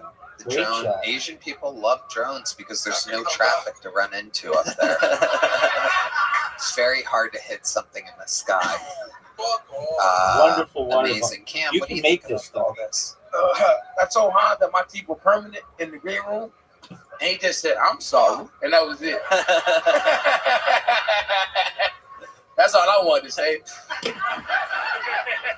You ever think about getting a grill, Hans? Never. I have a bad gag reflex. What the? I'm guaranteed That's to my get so goddamn long throat, as I don't niggas fuck on my up. teeth. What are you talking about? How bad is this gag reflex? You look like, oh my God, you're gagging right now Yes, thinking it is. about it. Is this real? Oh my God, are you gagging? Oh my God. Is this real? What's happening? Oh my God. This might be the greatest interview on Kill Tony history. You're just thinking about what your gag reflex would do if you had a grill in and you're gagging right now. Is that correct? Yeah, I have a small mouth. Oh my God. His eyes are watering. There's tiny amounts of liquid compiling in the corners, which is. Teach me. I need a husband. How do you do that? Oh, God. Oh my God. He's now picturing a cock in his mouth, gagging. This is incredible. How is it possible that Hans Kim has the greatest interviews in the history of the show? We always find a way. Exactly. There's always like some new thing we didn't know. There's water running down his eyes. He's able to cry. Right. Ironically, after saying that shit can't come out of his eyes, he's crying for the first time in the show's history. Picturing. All Just- Asians are squirters. I knew it. Just imagining having a grill in your mouth is setting off your gag reflex. Am I correct? Yes. Have you ever vomited from gagging hard? Yes. You have.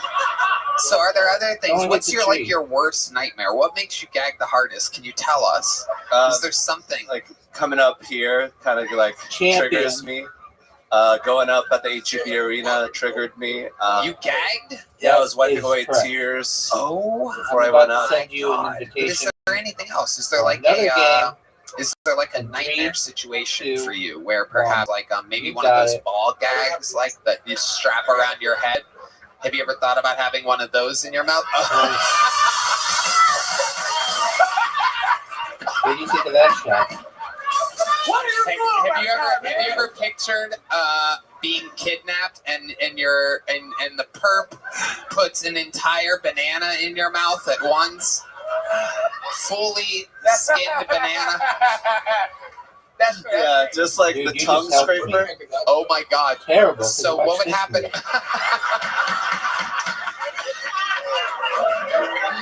What are you doing? Found this in my belly man. button. You think you would? Oh, no, that's not really how it works. I don't think lint out of Red Band's belly button would. No, Oh, they're red playing great sushi. games and stuff that people are way better than Berry button sushi. This Yeah. is incredible. Has there ever been the front row is pointing at the tears rolling down Hans's face right now. This is an incredible moment. There are tears coming down both cheeks. Just let them fall, Hans. No more white. Those tears belong to me now. Has there ever been a time where your gag reflex has made you throw up in a public place? Yeah, right up there.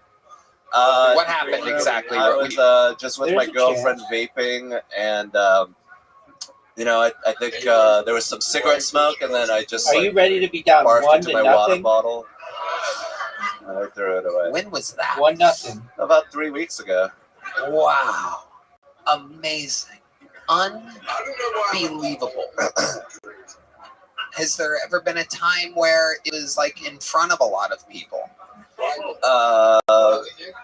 At the Vulcan, I would gag a lot, and the staff would know, oh, Hans is gagging again. Oh my God. That was a very good How did shot, I not know about this? Did you know about this? No idea. This is incredible that we're finding out such an amazing fun fact, like the fact that I can make you. Have you ever thought about like I swear to God, how I'm punching your rear, you throw up on me. Huh? Don't throw up on me, man. I swear to God. I love you. Don't throw up on me. I would never do that. I know it's a big deal in your culture. Don't hit it. Don't hit it. That mean? Nobody like that. It's not even Off the track. It's nasty in all races, I think. In every race. this is amazing. I'm trying to think. Oh of no, you fun can do it things from that we behind. could do with Shoot this backwards. right now. It's so hard to think about. Like, what's another nightmare situation? Keep going for back. you? Off the left wall. Oh The yeah. organist. Oh yeah. No, what go part, back. What part of it affects you the most? Is it like Left. someone There touching you go. back teeth, or all of it? The thought of it? You have Is to there move the X-ray? thing all the way down. Oh yeah. Okay. No. Incredible. Well, you had So a you chance to gag a make lot that. of dentists? Yeah. What do they? Oh, I can't tell you how much joy this brings me. Can you name a time exactly? Yo, Did the dentist do anything to help you with this? No, they make it worse. I mean, Yeah, I'm how do still they make pretty it worse? By good. poking around in there, huh? There are Yeah, some just people hold it for 10 who more just- seconds. They've taught me some things. Wow. Like on some shots. Absolutely incredible. Just You know what I'm going to like do really right good now? strategies. I'm going to give you the chance to win $100,000.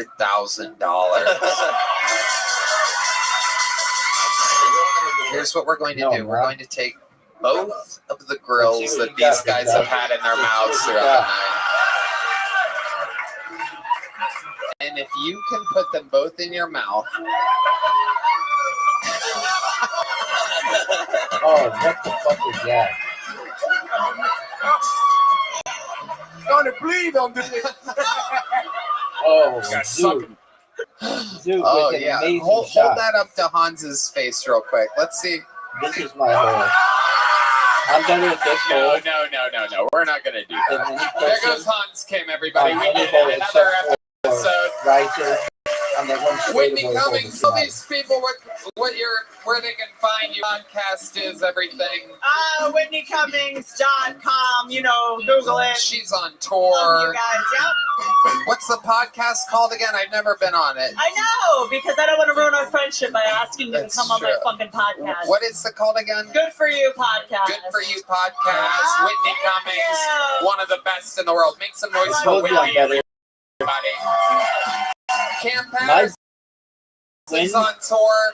He doesn't. You percentage get of outrageous. CamPatterson.com. Cam with a K. How about one more time for the best damn band of the land? Thank you to our audience, Red Band. Check out SunsetStripATX.com. Love you There guys. you go. We love you guys. Thank you. Good night, everybody. God bless this audience and God bless the United States of America. Thank you. Good night, everyone. I don't know why you do that.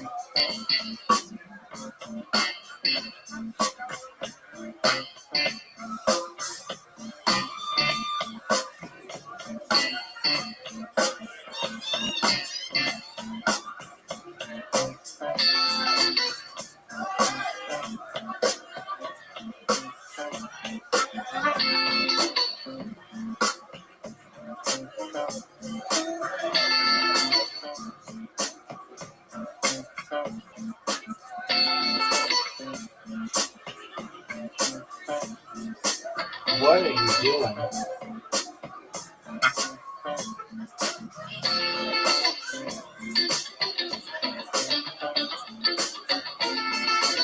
GG.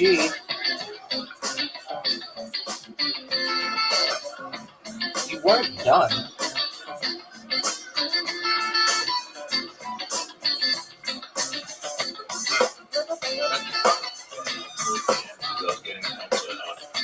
Alright, I beat you 2 games to none.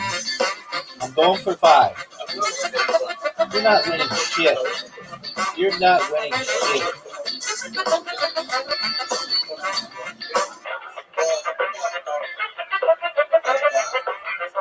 You need me to go in the water.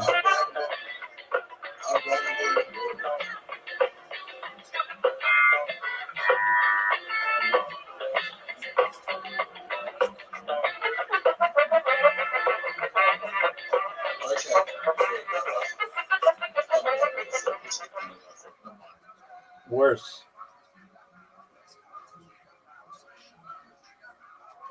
I think we're gonna get it. I think we're gonna swap.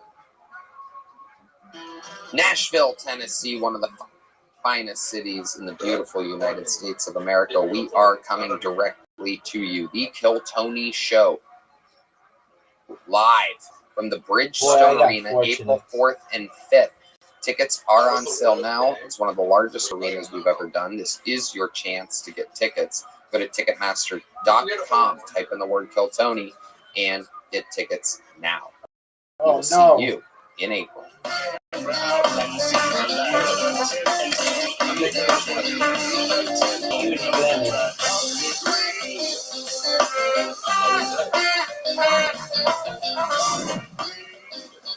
It is ball. It is ball. Yes, you are.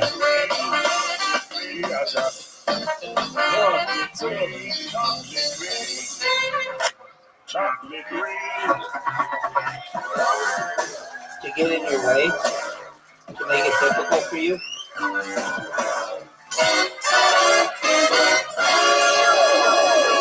Hey, this is Rabbi coming to you live from the Comedy Mothership here in Austin, Texas, for a brand new episode of Kill Tony. Give it up for Tony Henschler! How is that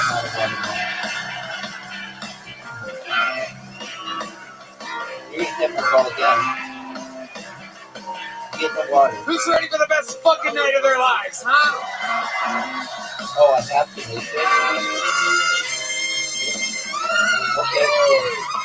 Oh, It's good morning, right, ladies and gentlemen, you're here. Are you guys excited to be here? That's a miss.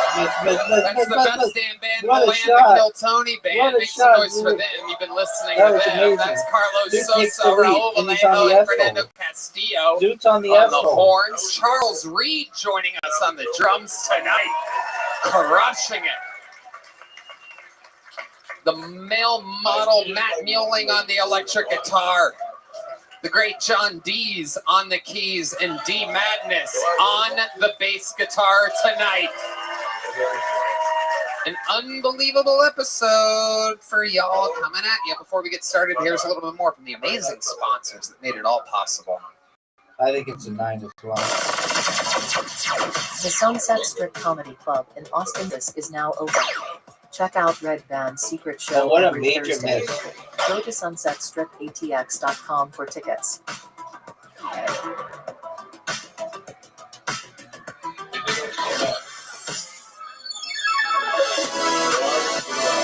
didn't have a shot at the hole.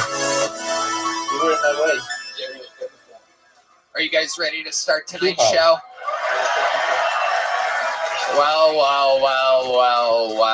You know, every single week I am lucky to be able to book some of the funniest people in the world on this show. Sometimes it's up-and-coming talent that you've never heard of before that I like to show off first. Sometimes it is an old legend of comedy that's joining us. Tonight, it is 3 of our favorite guests in the history of the show. It doesn't get any better than this. As I bring to the stage, indeed, Coming out, debuting with his newest Netflix special tonight at midnight. It's called America's Sweetheart. It is Ari Shaffir, Shane Gillis, and Mark Dude. No, you can just get the ball. The boys are back in town. Shane Gillis, Ari Shaffir, and Mark Norman. Let's fucking go. We are in Austin, Texas. This episode brought to you by Shopify, PrizePicks, Blue Chew, and ZipRecruiter. Oh my God. You are here in the vortex of comedy.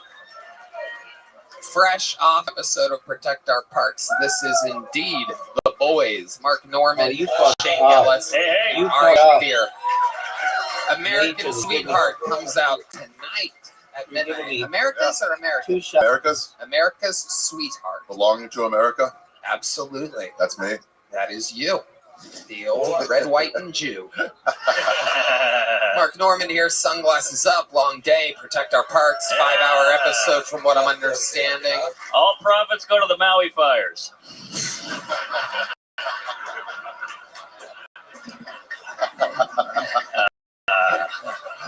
Yeah. Oh, Jesus Christ. It's fucking blacks. And brought to you by Bud Light. Shane Gillis is here, ladies.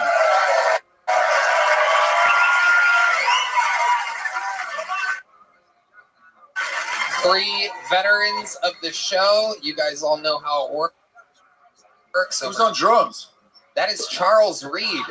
Michael Gonzalez is playing with Keith Urban tonight in a football stadium somewhere. This band plays. Round of applause for Keith Urban. Who gave a book? The band looks more urban.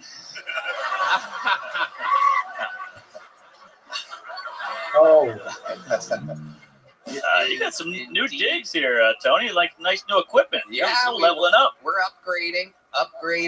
We even got we got it all. We got a little fucking monitors here so that we can hear better for the first time ever. Just got to get rid of Red Band. And we're moving. Yeah. He's hanging on by the Oh thread. my God, that would be the. All he does is press fucking bird buttons or whatever. Oh fuck! You got your back on that. I pre-pulled the first name. We've gone to wrangle them across the bar. It's all over you. No, Brewski. Garbage. Yeah, one Bud Light down, right on the new monitor. That's great. The table explodes. Oh yeah, it's on. That green light means Dude, we've started with this whole like. This is our third time. That's my jizz rag. Oh my goodness! This is how the forest fire started. Yeah, but How it works. I pull a comedian out of the bucket, take 60 seconds uninterrupted. You know the time is up and you hear the sound of a kitten. You know that means they have to wrap it up. Then I bring out the Angry West Hollywood Bear, which rudely interrupts them and begins the interview portion of the show where I find out more about them, what they do, who they are, and what they could be talking about in this world. They go from a comedian to a podcast guest in a minute. You guys ready to start tonight's fucking show? All right, we're gonna start it. So can I. With a golden ticket winner who, from Los Angeles, California, currently escaping the fires. He's here with the new minute. It's been a while. This is your first comedian, 60 seconds uninterrupted, going to Jack Shaw. The return of Jack Shaw.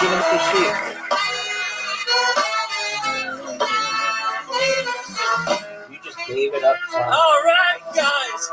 Man, I've been working on standing up for myself because I went to performing arts school. I drive a fucking Fiat, and I was recently told that I look like what a white girl transitions to. I was driving my Fiat in the fast lane the other day. It was a big fucking day for me. When all of a sudden this guy starts honking behind me, giving me the finger, saying, "Fuck you! Hit my ball. Fuck you!" So I decide to pull over in the right lane and let him pass me. He pulls up next to me, rolls down his window, and says, "Roll down your window, you trans bitch!" And I said, "No.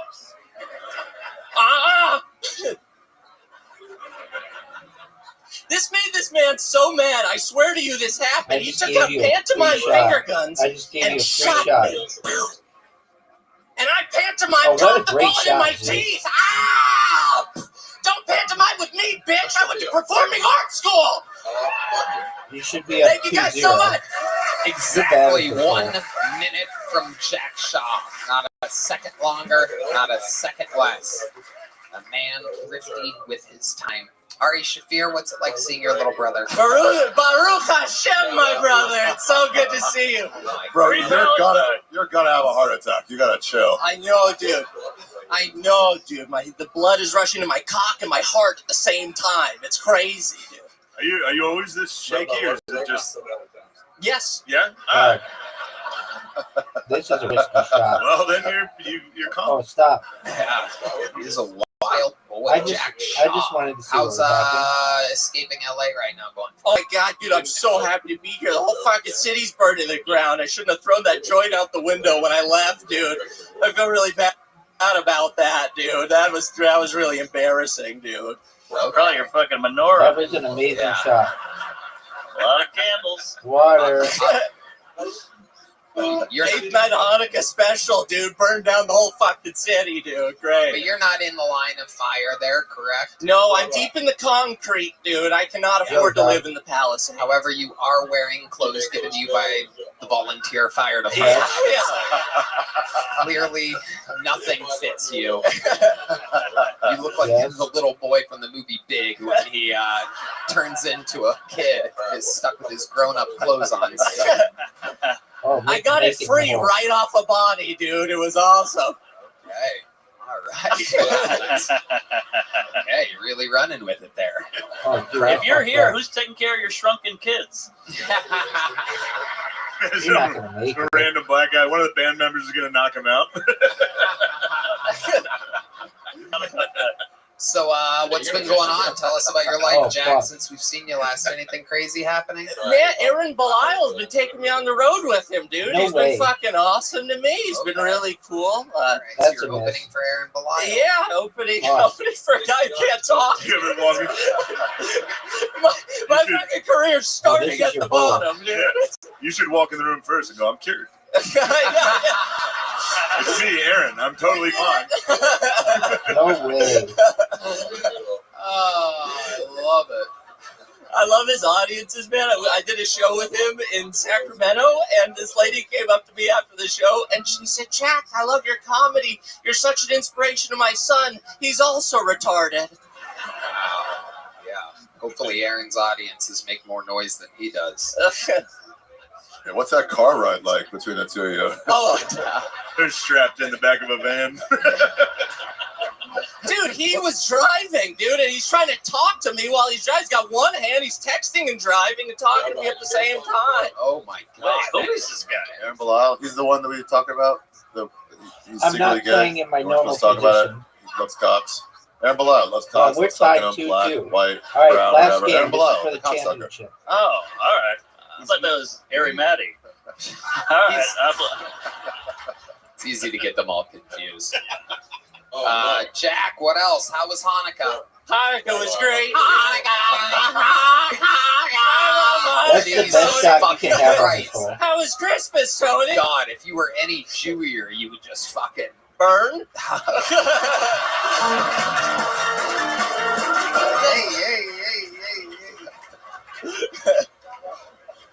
Put me on the steak, Tony. I love it. Bro, your voice makes me hate Jews. Welcome. It is. If this was the Holocaust, Ari would be like, he's underneath the floorboards. Please, for the love of God, get him away from me. Ari, you look like an anti-Semitic drawing of a Jewish person. Son of a bitch! You son of a bitch! We're supposed to be friends! Look at your fucking face. God damn it. Palestine right Look in at your the house. Jews. Look at the Jews turning on each other. Yeah. I don't know what to As old do. as Free time. Palestine. Don't free Palestine. Free Palestine. Don't free. We don't know what to do. That is quite an iron dome you got here. For real though, you guys should free Palestine. Yeah, no, that's definitely It's done! Let's do it on the count of three, Ari. 1, 2, 3. Free Palestine. Go home. More Okay. free. It's all about free with you guys. Yeah.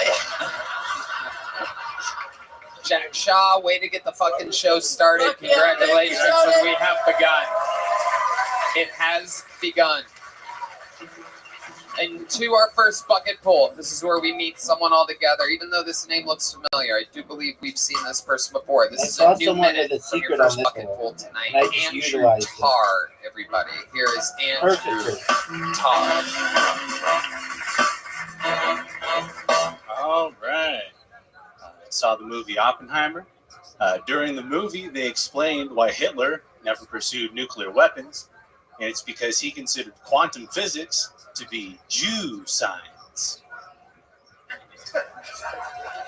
And I was just trying to put myself in Hitler's shoes, right?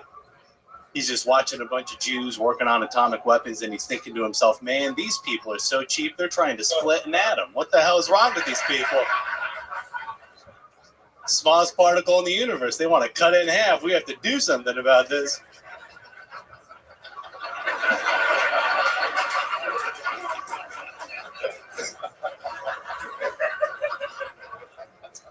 Now, I remember growing up in the early 2000s, like when SpongeBob came out, and everybody's parents were like, it's going to make the kids gay.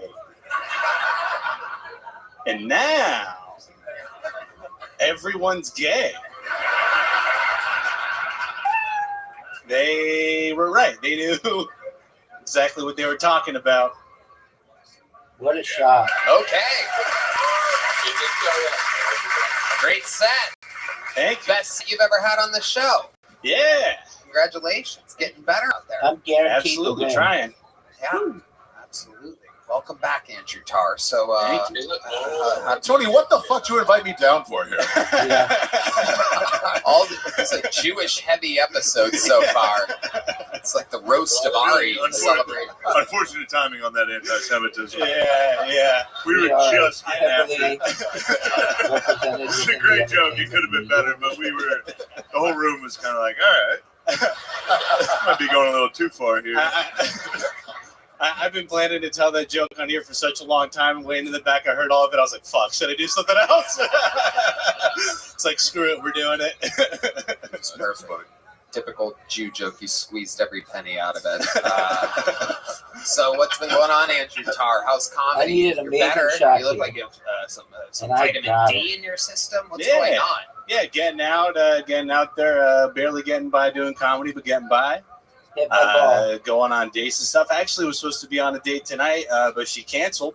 Whoa. Yeah. Look at that. Now I get pulled on Kill Tony, so Amazing. way better than it would have gone. Amazing. What would you have done on the date? Who was it with? Just some lady on Hinge. Okay. Yeah. You've never been with her Just before? myself. No, What was never. your big plan? What were you going to do with her? I just get drinks at Las Perlas, Okay. talking, chit chat and stuff. And How does that normally go for you? You seem like you'd be an awkward date. yeah, that happens. Stephen A. Smith, the I'm an voice of acquired ESPN. taste. Typically, Okay. they have to, if they like me a lot, it's great. If I have to win them over, there's no way in chance, no way in hell I'm doing that. Right. Let's get back to the Jew hate. Huh? Oh, make it. How old are you? 30. All right. Hey, you're cute. That hair You got like a threw milk me off. bone face. Yeah, you're a handsome guy. Thank you. Look at that. Looks like you found a There we date go. after all. Champion. Shane wants to get some Champion. drinks at Perla's after that. The best. The best player. To keep the I'm Jews alive, we'll run a train on you. Dude, guess what? My Twitter account got banned and everybody's I'm not going to say who, but two of the panelists have gas tonight. I'm pissed. Going from a canceled date to being gang banged by Protect Our Parks is not how I thought tonight was going to go. Hey, that's how we met Rogan. How else has comedy been going, Andrew Tarr? What else is happening out there? Alas. Just opening up for a couple of local people, opening up for a couple of... Going on the road? Yeah. Where have you been? What do you like? What do you hate? Oklahoma City, Tulsa. I mean, I like anywhere that'll have me. Okay. Can't exactly be picky. Right, so just one state up, just a few hours away. Yeah. Then like San Diego, where I'm from, so I'll do spots between there and there. Okay. Do you know if you change around the letters in your name, it spells one retard? That is incredible. He is correct. I can confirm that. I'm looking at the name. Retard is in there. Juan Retard. W-A-N retard. That is incredible. How did you know that? I don't know.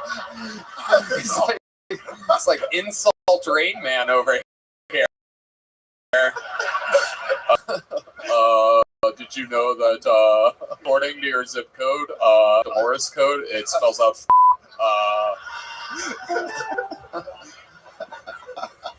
Wow. Anyone call you Tord? Oh, all the time, but I've Yeah. never heard the one retard. I don't know how I'm just not hearing that after 30 years. It'll happen from now on. This is a pretty popular show. One retard. One retard. Oh, cool. I got a new credit. You might know this guy's the one retard from Kill Tony. Yep. Well, from one retard to another, you did very good tonight. You have a big joke book? No, I don't. You've only gotten small joke books before. No, the last time I was on the show, you didn't have the joke books yet. Oh, really? Yeah. Well, who's the Jew now, Tony? I am, because I don't even pay for these. These are made by the great Boneseye. They're available at killmerch.com. Here's a big joke book. And I'd love to have you on the secret show, man. Whoa! Booked on the road. One retard, aka Andrew Tard. Whoa! There she is, the lovely Heidi, adding a little mustard to this sausage fest. Can I get a cigar? Do you guys have cigars back there? Yeah, thanks. All right. Hell yeah! What are you for a cigar? Yeah. Are you gonna pull a Bill Clinton over there? What's going on? It's a good idea. I'll jizz on the dress. Yeah, he's gonna get one too. Hello there, everyone. This podcast is sponsored by Shopify. Shopify makes it so easy to seize the moment in the new year to become your own boss and start a business. Hey, if I can start a profitable business, then you can do it too. It's 2025 and a new year means new opportunities. For a lot of you out there, I know you've been thinking about one thing over the holidays, and that's starting your own business. But you have so many questions. How do I get started? How do I come up with a brand? How do I sell stuff to people? What am I even going to sell? Take a deep breath. Shopify's got you. How do I know? Because I had the same questions when I started. Red Band. Tony, the best time to start your new business is right now. Shopify makes it simple to create your brand, open for business, and get your first sale. Cha-ching. That's right, Red Band. Get your store up and running easily with thousands of customizable templates. No coding or design skills required. All you need to do is drag and drop. Their powerful social media tools let you connect to all your channels and create shoppable posts and help you sell everywhere that people scroll. Shopify makes it easy to manage your growing business. They help with the details like shipping, taxes, and payments from one single dashboard, allowing you to focus on the important stuff like growing your business. What happens if you don't act now? Will you regret it? What if someone beats you to the idea? Don't kick yourself when you hear this again in a year because you didn't do anything now. With Shopify, your first sale is closer than you think. Established in 2025 has a nice ring to it, doesn't it? Sign up for your $1 per month trial period at shopify.com/killtony, all lowercase. Go to shopify.com/killtony to start selling with Shopify today. That's shopify.com/killtony. Ladies and gentlemen, this looks like a new name, and it looks like the type of name that I like out of a bucket bowl. Ladies and gentlemen, I do believe this is the Kill Tony debut of Big Vinny. Big Vinny. Let's see what happens here. Oh, yeah. It's Big Vinny. Hello, great people of Austin, Texas. This guy did something really mean, and everybody shits on him in Reddit. Did you know the most selfish people on the planet are Make-A-Wish kids? Instead of meeting LeBron James, Taylor Swift, or John Cena, they could wish for something that would help everybody. Like making Suicide Hotline go straight to Mr. Beast. Seriously, that would help some people. Nobody appreciates a wasted wish. Imagine you're the Make-A-Wish kid's dad, $50,000 in debt, swimming in medical bills, and your kid just wishes to go to the movie theater one last time. You're in the room crying. That's so cute. Close the door, walk out. That 6 second shit could have cleared my fucking debt. I would have brought him to the fucking theater one more time. I'm very Italian.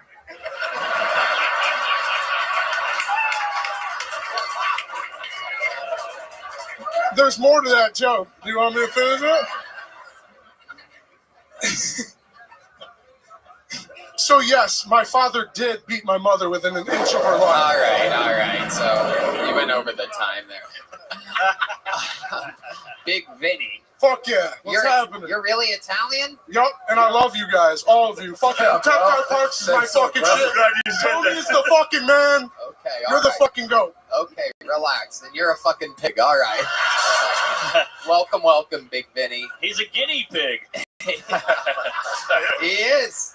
Mark Norman. I love it. What the fuck are you wearing? What is that? It's a parachute, so I can save myself if I fall from a high building, if I want to kill myself after this. Okay. All right. We'll see how it goes. It's been going well. I love you guys. I don't think you need to jump off that high of a building to kill yourself, by the way. The bigger they are, the harder they fall. I think you could jump off the trunk of a car and fucking explode like a blueberry. You are a big boy. How much do you weigh, Big Vinny? I haven't been waiting a while. I'm excited. Well, we got a scale for that, everybody. We got a scale for that. Let's get. Let me do a guess. Take bets. All right, let's guess. Don't say it. Don't say it. All right, don't say it. Okay, let's start with Mark Norman. Guess first. I'm gonna go with 418. 418. That's a good guess. Ari Shafir. I'm gonna say 375. Same with Red Band. 375. I love the music coming from players. Wait a second, Big Vinny. 325. What are you talking about? How tall are you? 6'3". All right, 335. 335. A Barry's going Price is Right style over here. One. He weighs one. Wait, Big Vinny, don't stand on it yet. I've never seen an obese guy this excited to step on a scale. When he stood on it for a second, the scale said, "Help me." Red Band? I'm guessing 420. Ooh, 420 is a good guess. Okay. I'm gonna take the over in this. I'm gonna go 421. You fuck up Red Band's back. 342. Yeah. I think you have a good chance. 342. 342. You're at 335. I'm done. Ladies and gentlemen, this is that moment. Big Vinny steps on the scale. Let's see what happens. Mark, what do we got over there? You got. Wait a minute. Try again. It's malfunctioning. Hold on. It says 26:18. It says the time. It's on Central. I think that's when you die. Hold on. Where's the producers? What is it? Here, play with that. Hold on. Here's Heidi. Oh, wait. We got to put it on pounds. KG. It was on kilograms. Somehow they knew. All right, here he is, ladies and gentlemen. One of the most morbidly obese people we've ever had on this show, stepping on a scale. Oh, we're way off. 365. Oh, 365. Yeah. That would mean, technically, Shane Giss wins with a 335.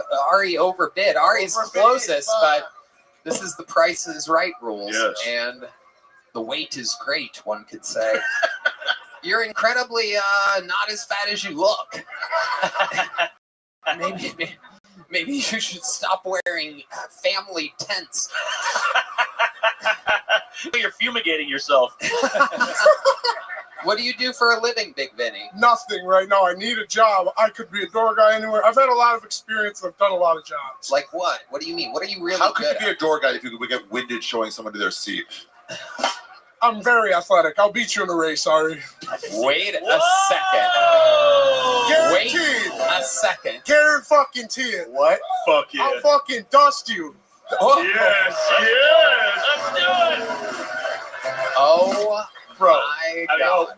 Be careful, Ari. This guy clearly stormed the Capitol, so he can get those stairs in. Someone I went to school with did, but not me. Okay. Capitol Grill. Did you play football somewhere? Yes. Where? Rockport High School. Okay. Rockport High School. And how do you stay in shape? How could you beat Ari in a race? I always choose the highest apartments, so I have to walk up the stairs. I'm forced workout almost every day. And I go to the gym every once in a while, and I run with my husky, and I think I can catch him. You run? Yeah. At the park with my dog. Wow. That's the only forced me to run. You have a husky? Yep. So does he. Oh, shit.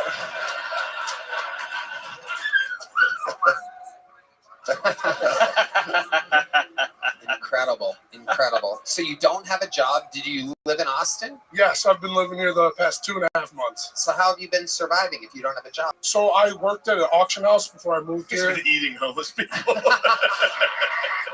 Come here. Yeah, you step into their bedrooms really easily when you're walking down the street. It's like, oh, another bedroom. Jesus. Like, Goodness. So what did you do at the auction house? Were you an auctioneer? So at first I started in the shipping department, but I experienced what those bastards put me at the lowest rung. And then I became a lister, and fucking you list all the sports cards and autographed items, Tekashi 6ix9ine baseballs, shit like that. Okay. All right. What's your love life like? Are you out there crushing trisses? I can work a bitch's clit really good, like a smudge on a window. Like. Really? Yeah, you really are Italian. I have not gotten anything out here yet, though. I've been talking to ladies. I could have secured some shit, but nothing yet. Have you kissed a girl in Austin? No. Really? Yeah. 2.5 months, no kiss? Nope. What are you doing? I was close with a black chick, but... Whoa. Yeah. And then what? You called her the N-word and ran away? Is there a girl out there that wants to give this guy his first Austin kiss? You know, we have some of the best fans out there. It has to be a volunteer. It's a segment on this show we've been doing for years. Is there a woman out there that wants to give this big... She's literally saying no, lady. We got fucking Jelaine Maxwell over here throwing her girlfriend under the bus. She'll do it. She doesn't even want to kiss this fucking... Is there a guy who will kiss him? This will be a first if there's not a woman with the courage to kiss this man. Is there really not a female that wants to give this guy his first Austin kiss tonight? I'm only 365 pounds! Come on! Really? Is there the spider from Charlotte's Web in the audience? White girls don't like me, Tony. It's mostly black chicks. I'm telling you, and there's no sisters in here. Is there any sisters? Is there any single sisters in here? Come on. Don't talk. We're close. All right. One of them's gonna break. This is You're gonna get a kiss. Typical auctioneer problems. Going once. I made eyes with a couple girls that are clearly considering it. You've got a chance. Now you just got to wait them out. I like how there's a bunch of girls looking down like they want to be called on in high school. They're just like, all right, never mind. I was wrong. Man, this is worse than when they picked us to play basketball. All right, never mind. That's Oh all right. my God. Wait, there's the woman that's going to do it. Oh my God. Finally. Shy. This is incredible. While we wait for her to come around, she's a sprinter too. Oh yeah, look at this. Oh yeah. let's see some tongue. Oh my goodness. It's worth the wait. And by the wait, I mean she's the same weight as he is. It's time to get another one on the scale, everybody. Here, for his first Austin kiss, everyone. This is Big Vinny.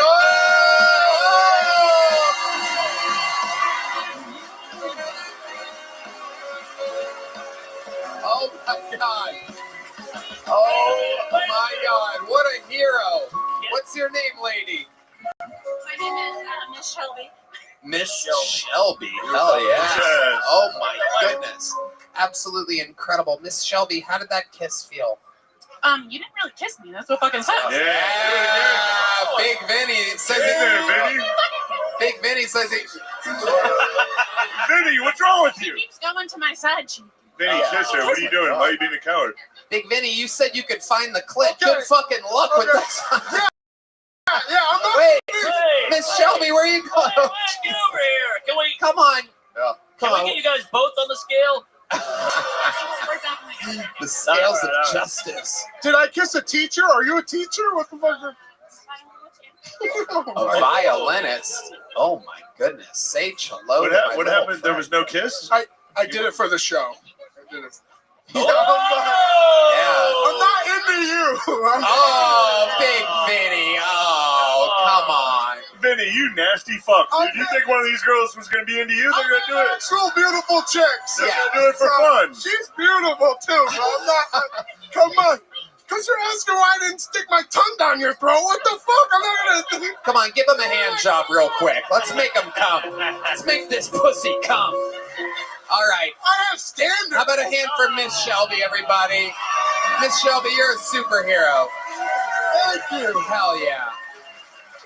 You wanted me to be mean. Big No one Vinny. wanted you to be mean, dude. Big Vinny. Yes, sir. How Should've been dare nice. you? I kissed her, and then you're asking why I didn't go harder. Oh my God. I can get laid, bro. I've been laid. Don't need that. Vinny, it's been months. Yeah.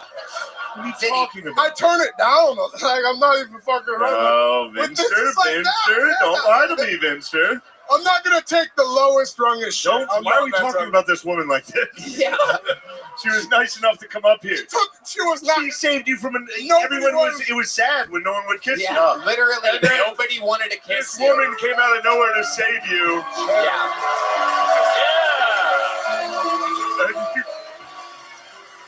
God damn, Ben. You gotta go fuck her. Where'd she go? Give Miss Shelby one of these. Yeah. Where's she back there? She gets a big joke book. You get a little joke book. How about that? Oh, Andy didn't catch it. There he goes, Big Vinny, everybody. Beat it, Vinny. Get the fuck out of here. Oh. Nasty motherfucker. Get him out of here. Get him out of here. Shelby. Oh, thank you.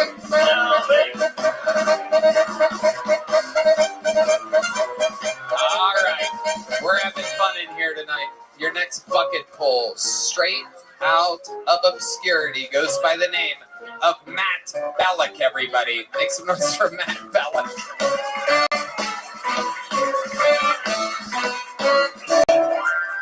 All right. I live in Austin now. Kind of newer here. Austin's a wild city. It is weird. I went to a house party a couple weeks ago here. Saw something I've never seen in my life. I walk in there. Back of the house, I saw two guys in the back doing competitive rock, paper, scissors. Just throwing down. I thought it was a Texas thing. I thought they were playing for money. I went to check it out. Turns out just two deaf guys on cocaine talking to each other really fast. There's like...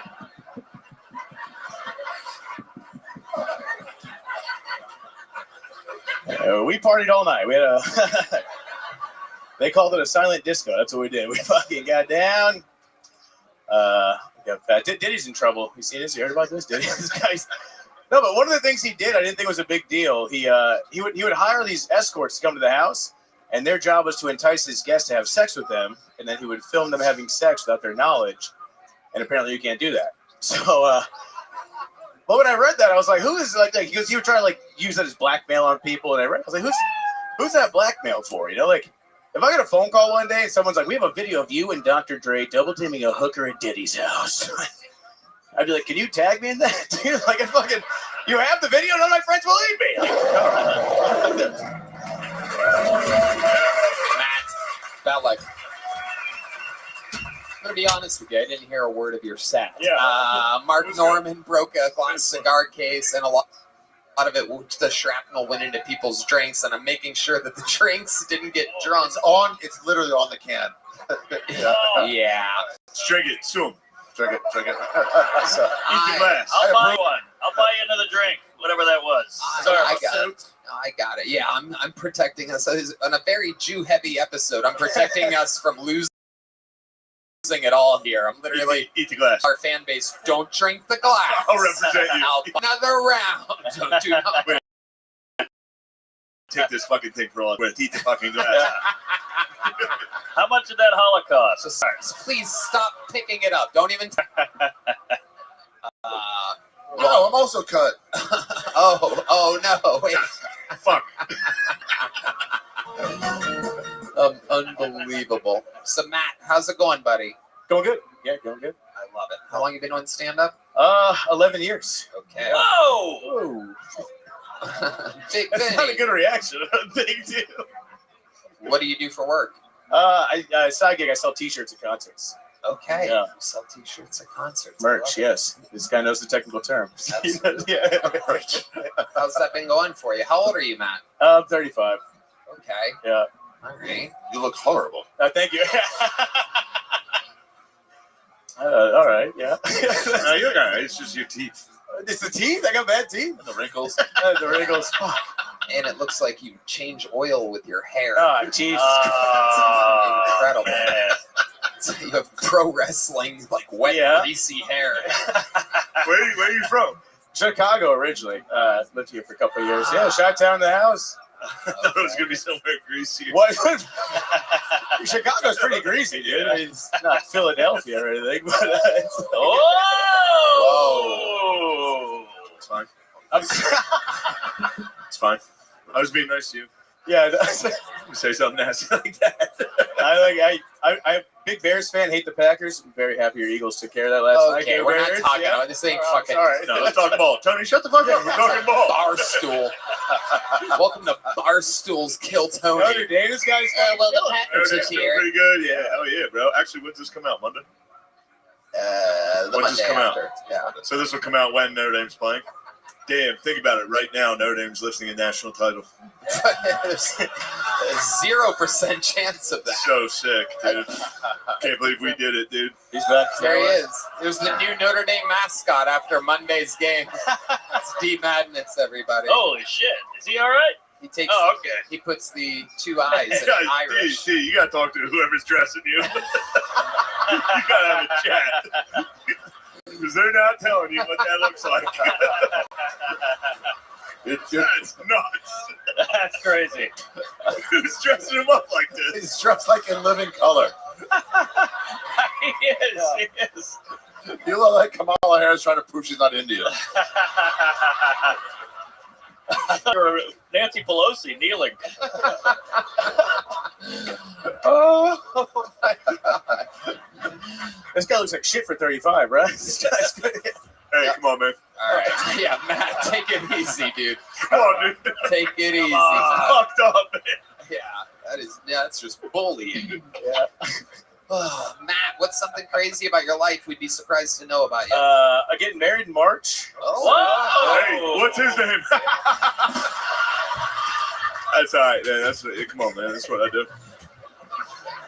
One of the best comedians One in of the the best world. on the biz. Got your ass, dude. There's nothing you can do about it. Getting married in March, huh? Yeah. What does she do for work? She bartends here, Elena. Down here she gets all you guys drunk. Yeah. Yeah, that's right.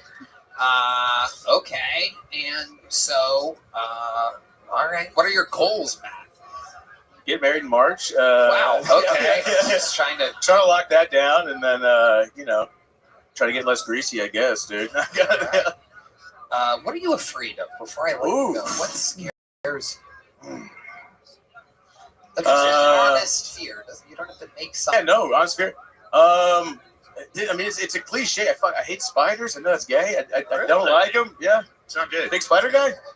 I like a spider. You like a spider? Sure. Spiders are scary, bro. They are freaks. See? Yeah. Yeah. There's nothing wrong with Greece, spiders, Puerto Rico. Don't like Puerto Rico. Okay, there he goes.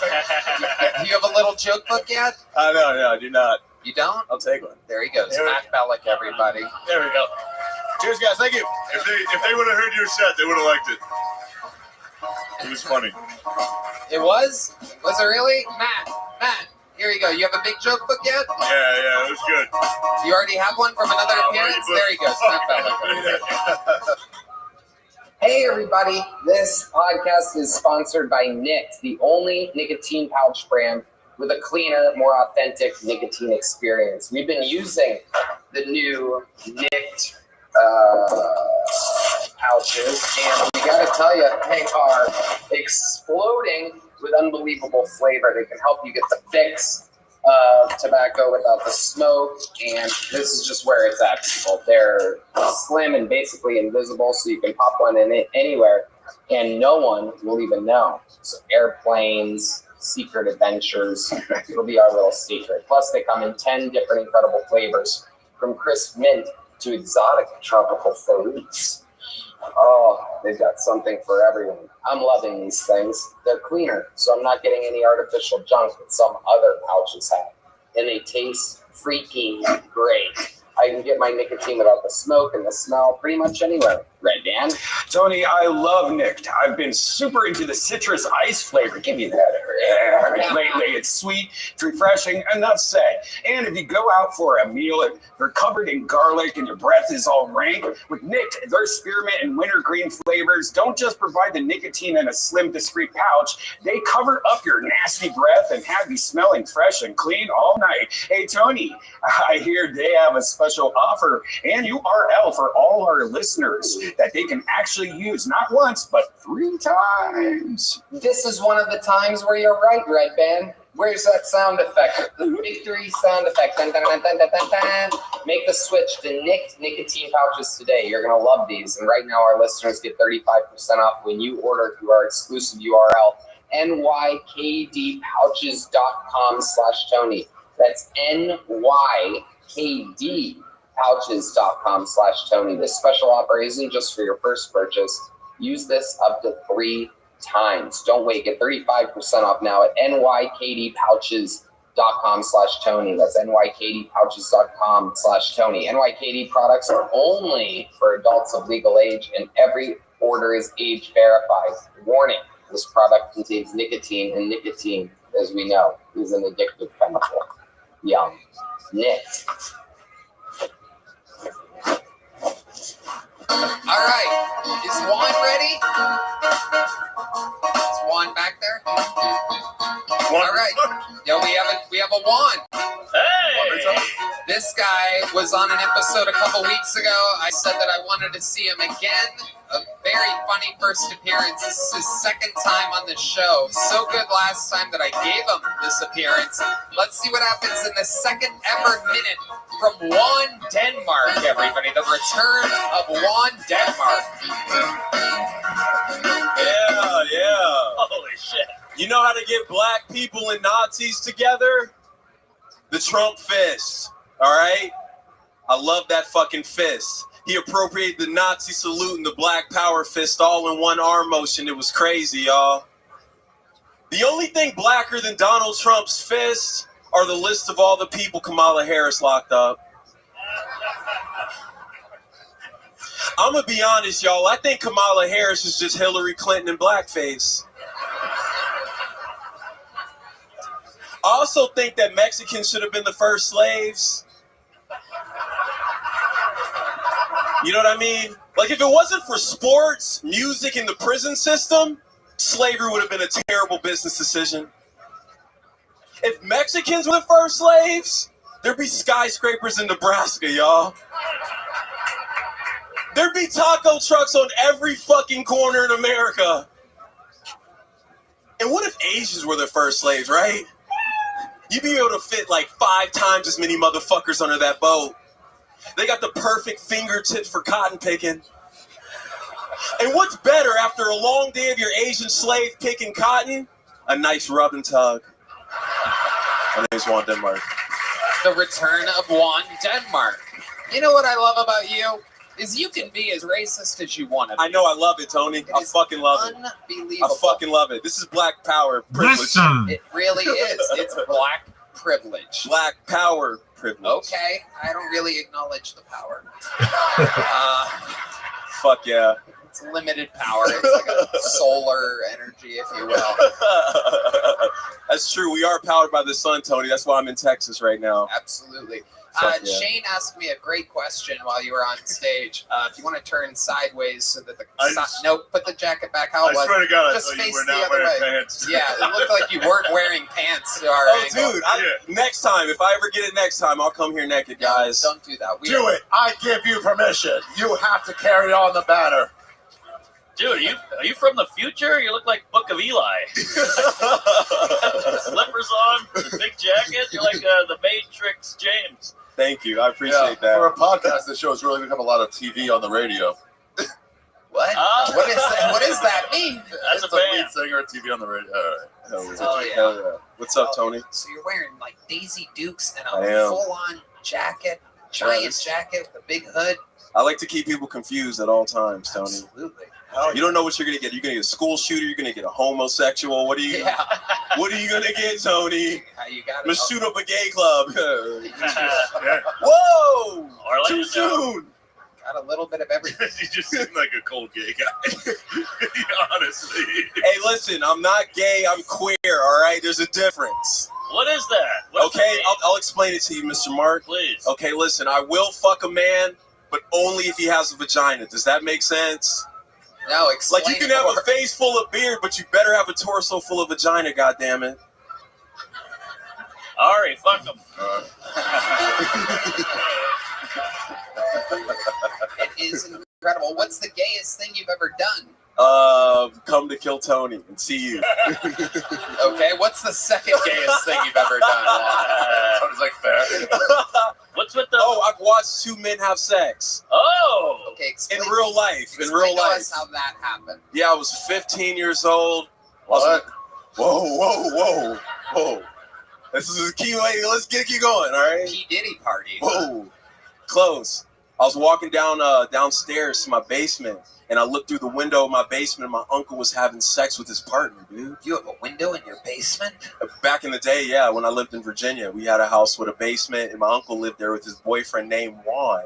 Whoa. Yeah, he had a boyfriend with my fucking name, dude. Wow. Yeah, dude. And now I'm wearing these fucking shorts on Kill Tony.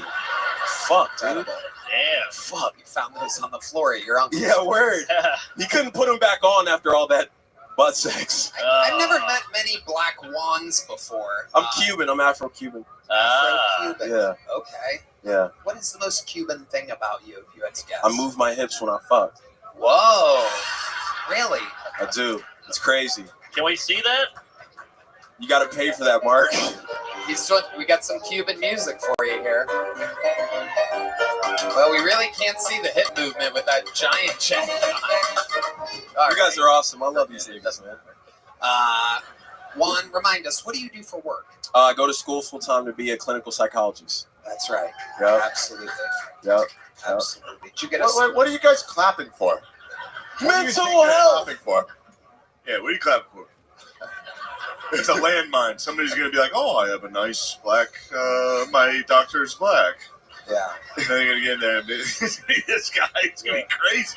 Don't do that. How old are you there, Obi-Wan? You said what? I'm sorry. How old are you? 31. Really? Yeah. I go to Face of a black guy from the 70s. Somehow. It is true. Shut your mouth. She. Jive, turkey. Yeah. Jive, man. You look like a Tuskegee airman. Oh, fuck. Minus the syphilis, guys. Minus the syphilis. That's one of my jokes. You do have an old soul. You have an old soul, as I they do. would say. Yeah. Indeed. Yeah. Juan, what are some hobbies of yours? I love to ride my bike. I love your bike? my bike. It is my. Well, I think it was my bike. hey, blues dog. Yeah, I love to meditate. I love to meditate. I love to watch YouTube. I'm just a boring person, honestly. I just keep it cool, man. What do you watch on YouTube? Podcasts. Yeah, mind fucking Jordan Peterson type shit. I just like smart motherfuckers, man. I love it. Yeah, dude. Okay. Yeah. Wow. Yeah. You are like a white guy trapped in the blackest body. This is my TV on the radio. I love it. Fuck yeah. So, what are you most looking forward to helping people with psychology? Like, what's I mean, I'm doing this shit for free now. I didn't really pick this profession. This shit kind of picked me. So I was like, fuck, all right, let's get paid for it now. Fuck. Yeah, so. We never picked you. Nah, I'm just messing. You look cool. You look like a leader of a cult 45. I'm trying. This is the start. This is the start right here. This is where I gain my following, and then we go off into the woods in Utah somewhere. Yeah. Absolutely. I'm with you. This guy is cool. Yeah. Fuck yeah. What's that button on your dick? That's a great question. It says real friend. This is my friend's merch. He told me to wear it, so fuck. I was like, I'll put it on my dick. You know what I mean? That's the best way of supporting your homies. I know what you mean. Yeah. We all know what you meant. If you really love them, put them on your dick. Okay. All right, Juan Denmark. Interesting. Your first name is Juan, and your last name is Denmark. Yeah. Oh, Denmark is from Denmark Vesey's. He's a slave revolter. right before he executed. What does that mean exactly? He was trying to It means don't worry. Yeah. Red band. Give me the Fuck yeah. red band with a home run sound effect. Yeah. Here it is. Ready for it? Red band. Red band with a big funny. Big funny for red band. Just bought yourself another month, Redman. Staying alive, dog. What's up? All right, you also Okay, there's days. 2 weeks. 2 weeks off. You can handle the success of one good joke. What's up? Unbelievable reference. What do you got? Another Charlotte's Web joke up your sleeve for us? That was funny. I cannot wait to Hennessy what happens next with you, Juan Denmark. Congratulations, you already have a big joke book. We'll see you again soon on the show. There he goes, Juan Denmark, everybody. All right, back to the bucket we go. And your next comedian goes by the name of... It will be the comedy stylings of Jake Coulter, everybody. Jake Coulter is next. Here comes Jake Coulter.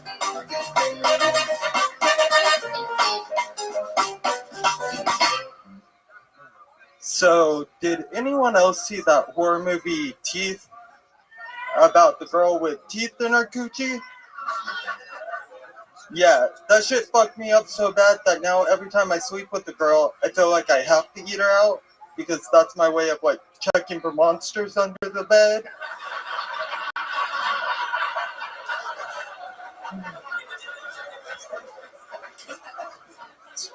But that isn't as traumatizing as growing up and my dad always telling me that black cats are bad luck, but only if they don't have a pink butthole.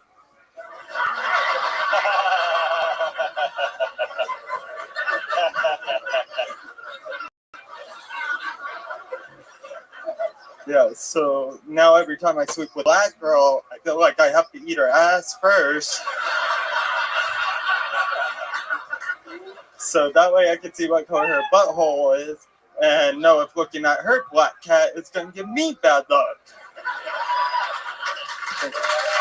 All right, Jake Coulter out there eating pussy, checking out buttholes.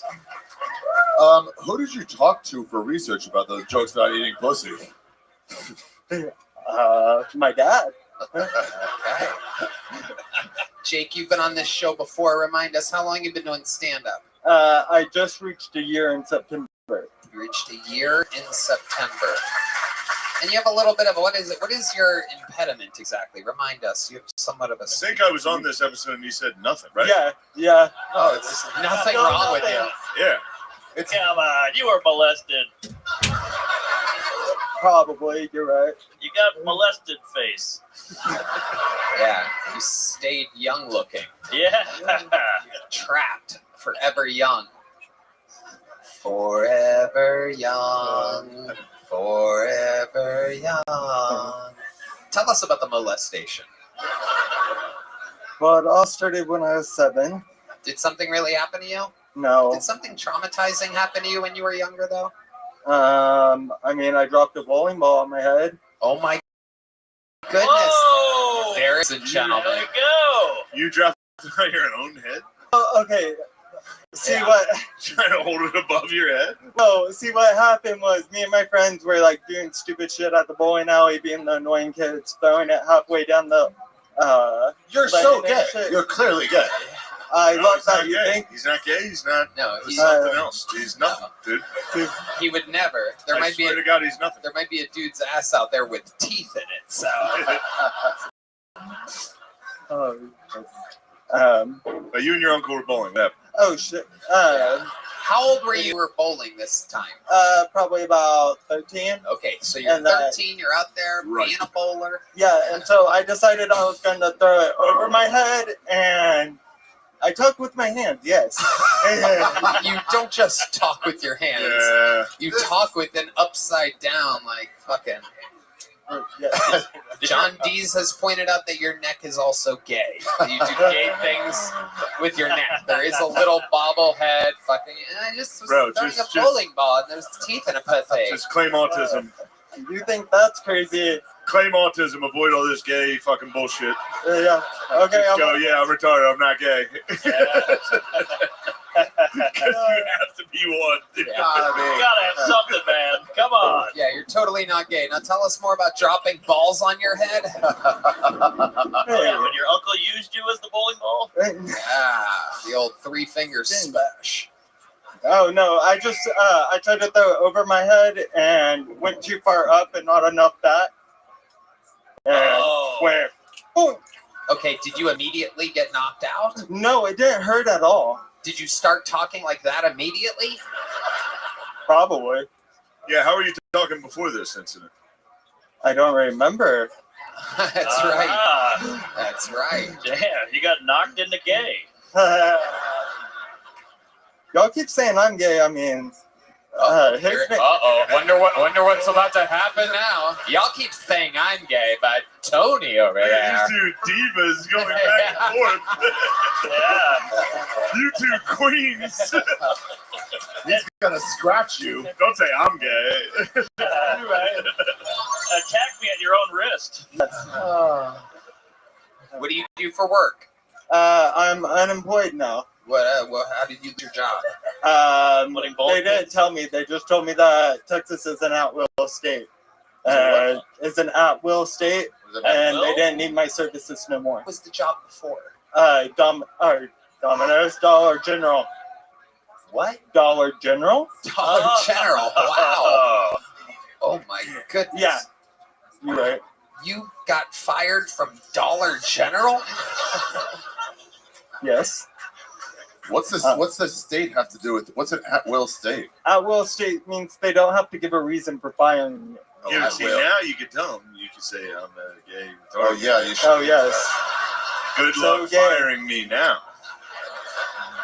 Yeah. You let your pride get in the way of a juicy lawsuit. Yep. You're right. Yeah. Shit, I might be gay. If I can sue him, I'll say I'm gay. Hell yeah. Don't believe it. I bet. Gays in the military. Your lawyer's going to go, Your Honor. Come on. You're like, don't ask, no need to tell. Sorry. Sorry. I mean, I've been called gay my whole life. That ain't nothing new. Oh, okay, great. Yeah, no. I just think it's crazy how his name's Tony and his favorite place to be is on his toe knees. Oh boy! Wow! Got his ass. Wow! I felt pretty, guys. I don't think I'll ever survive. Yeah. So how do you live without having a job? How long ago were you fired from Dollar Today. General? You were fired today? Today. You went to work today, and they told you your services are no longer needed. No, corporate called me and told me my services were no longer needed. How long have you been working at Dollar General? Since June. Okay. Oh, you got fired. That's pretty long. Today. There you go. Whoa. I ain't about Oh it. my Hey. goodness. Was that a 10, Ari? Was that a $10 bill? It was a 20, but I thought it was a 1 until it was in his hands. And then I went wrong, but I felt wrong about moving it away. Now you've donated to a gay charity. That's right. Yeah, I just found out I'm gay, so if there's more money, I'll be gay. That's how it starts. Yeah. Wow. Jake, what size joke book did you get last time you were on? I got a big one. Okay. I bet you got a big one. Yeah. It goes. Jake, your jokes Coulter. are really good, though. You did good. That was funny. No, you did good. We're just making job. it for big guy. That's you were funny. The sad, Sweet kid. it's kind of a sad turn. All right.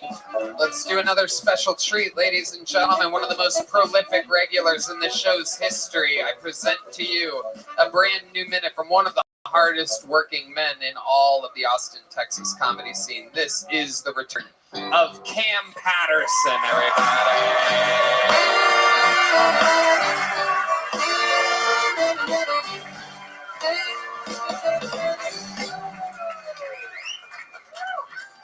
I ain't even know Dollar General had like corporate. I just imagine a guy like me like, fuck nigga, you're fired.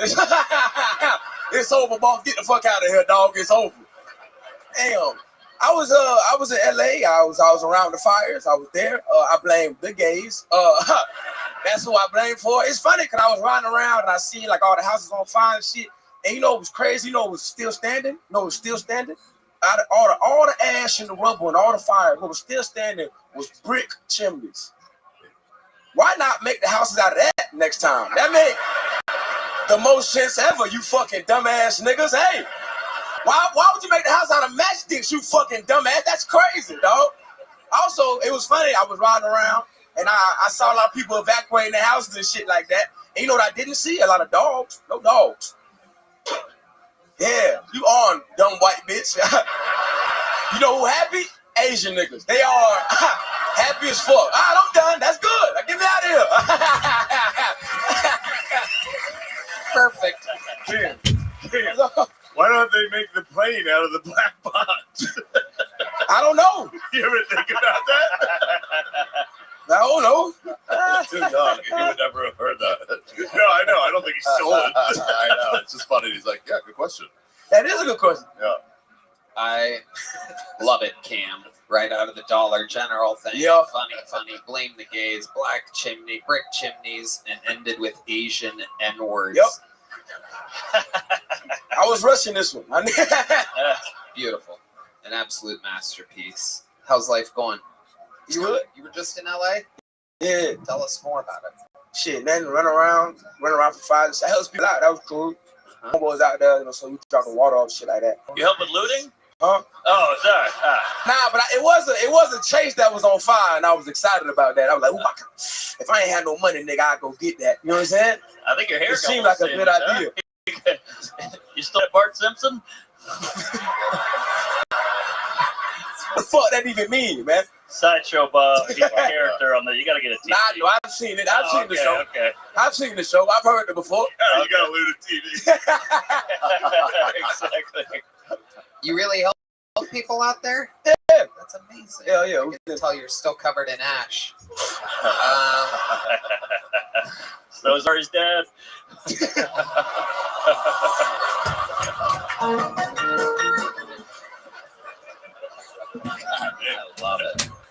I love it, Cam. What else is going on? Hey, shit, just run around on the road, shit like that. Yep, you're crushing it. Yeah. Life is good. Anything else from the panel here for Cam Patterson? He's did it again. No, Cam's a man. Super consistent. What were you doing? How are you helping people? What were you? Well, we got a bunch of water and shit. You just bought a bunch of water? Yeah, and then nigga, they need what? It was on fire, dickhead. But you got to They deliver didn't need it. water. Bought a bunch of water. I got a bunch of water. And then it was people helping out. So we bought them places they can put food on and shit like that. You know what I'm saying? Hell yeah. Just run around. How bad is it? Is it rough? It's fucking. It is pretty bad. It's pretty bad. Obviously, It's pretty Cam's bad, yeah. fucking fights. Fucking literally scraping the bottom of the barrel. Hey, we need Cam. Somebody's got to put these fires out. I'm here to help, fuck. Where's I'm here. Cam? I love it. Cam, you fucking did it again. You are the man. Absolutely unbelievable. A new minute from Cam Patterson. Watch it happen right in front of your eyes. One of the best work ethics. We were talking about it earlier. Him and Ari Matty can't every night going 5, 6, 7 spots in this city. Your next bucket pull is from the inside, everyone. It could be one of you. Ladies and gentlemen, your first inside the room bucket pull tonight goes by the name Joe Bean, everyone. Joe Bean. Where you at, Joe? Is he here? Oh my goodness, here he comes, Joe Bean. Hell yeah, here he comes.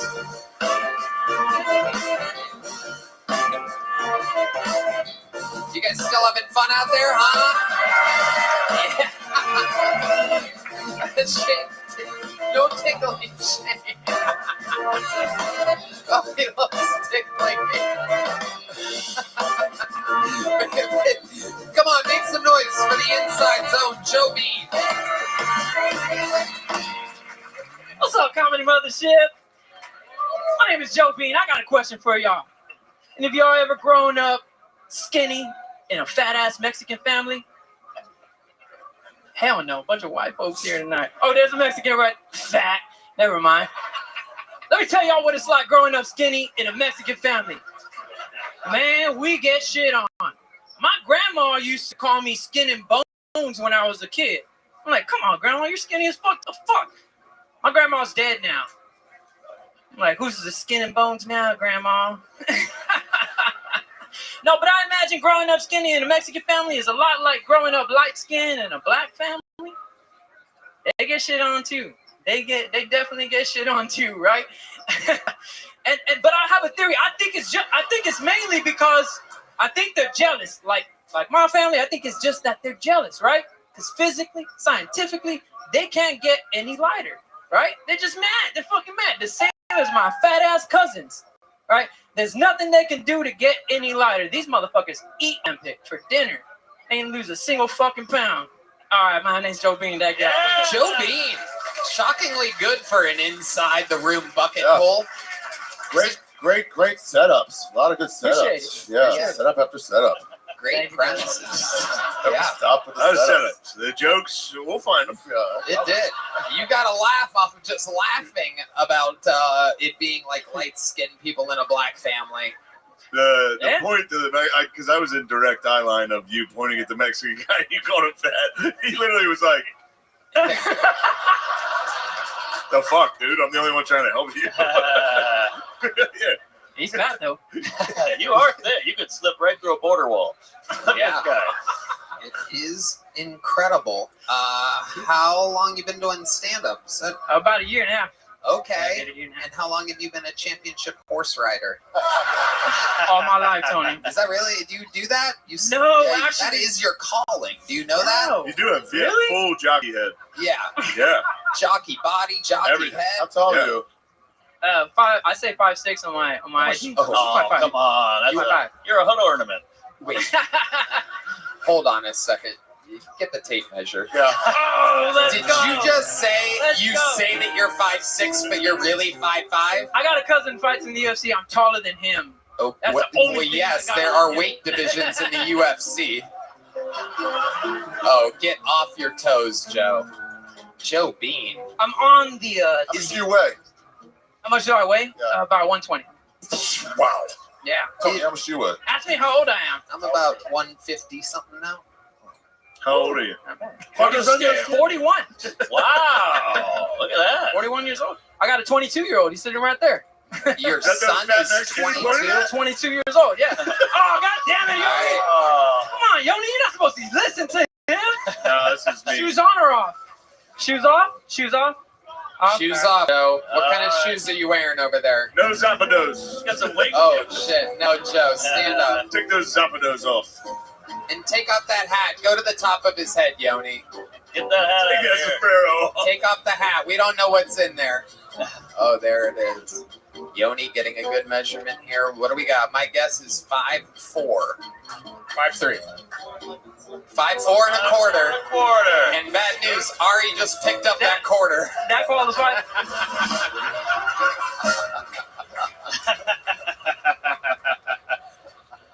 I'm still going to put 5'5" on Tinder. Yeah, you're fine. Fuck that. You're Hell 5'5". yeah. What nationality are you? You haven't mentioned it. Yeah. Are you What the fuck kidding you talking me? about? His last name is I'm fucking Jewish. Bean. Come on. Is Bean short for something? Beaner. There you go. Yeah, 100%. That was my nickname for years, and then I started getting white friends, and they're like, I can't do that. I can't call you Beaner. Wait, you had Mexicans calling you Beaner? Yeah. God damn. Oh, we're the most racist people ever. I know, but you know. Yeah, but it's yeah. cool, right? We love the Mexicans. You said you guys will be leaving soon. But, you know.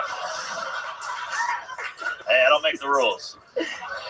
I got 2 weeks. I got 2 weeks in me. You have a 22-year-old son? I have a 22-year-old. How old are you? I'm 41. 41. 19. Incredible. See, you did what your people do. That's That's right. You just Exactly. made a baby as fast as you can. But I raised him on my own, so I did the opposite, right? I was actually a father all his life, right? And Wow. so It's incredible that he had someone to look down to his whole life. son of a bitch. You little shit. You son of a bitch. Do they? But you're Mr. Bean. I'm Mr. Bean. Oh my gosh. I actually was gonna sign up as the Bean. The Bean, right? nice. The Bean that Tony doesn't know, right? About, but they didn't let me. They said you got to sign up as what you go up as a Bean's Joe great. Mr. Bean's nuts. Yeah, Mr. Bean's funny. Mr. Bean's hilarious. Yeah, I talk a lot more than that motherfucker. I tell you. Unfortunately. So what do you do for work being such a shit Mexican? I'm an IT operations manager. A what? IT operations manager. Okay, that makes sense. You Do you actually crawl in the computers? Do they send you in the desktops? Do you eat the computers, you motherfucker? No, mine was funnier, bitch. I know. Oh my goodness. You'll never get my I Just also- Stitches cookies. Yeah, I produce podcasts as well. You know, I produce 2 podcasts and on my side, on the side, and You should have Rabbi on your secret and then show. I have 2 young kids. Wow. Look at that. Yeah. Wow, 2 beans on a pod. So what does your son do for work? We know that a 22-year-old, that means that he's been working for at least 13 years. So Bro, I had my first job at 10 years old. My son, he works on cabinets for work. Oh. Yeah, construction. Okay. Does he live in one? Did he sign up tonight? built mine. He doesn't do stand-up, right? No, he doesn't do stand-up. How tall is he? He's my height. Probably exactly. I'll wanna bet, bring I'll up bet the you he's exact a little height? bit taller. Does anyone want to bet? He's trying to yell out and say I'm taller. Come on up here, little bean. Yeah! It's a family affair. Thank you, bro. Fuck yeah, man. Oh, look at this. We've been to fucking both HEB arena shows with him, man. He's got the tickets to the both of those shows, bro. Like this right here is so much different, so much fucking better. It's so much like intimate. That's right. Fucking- Horn players huge know fan. when it's getting a little too Mexican. They start playing the fucking Mexican. I just want to thank you, Tony. This is like a big deal. There you go. There he is. Oh my goodness.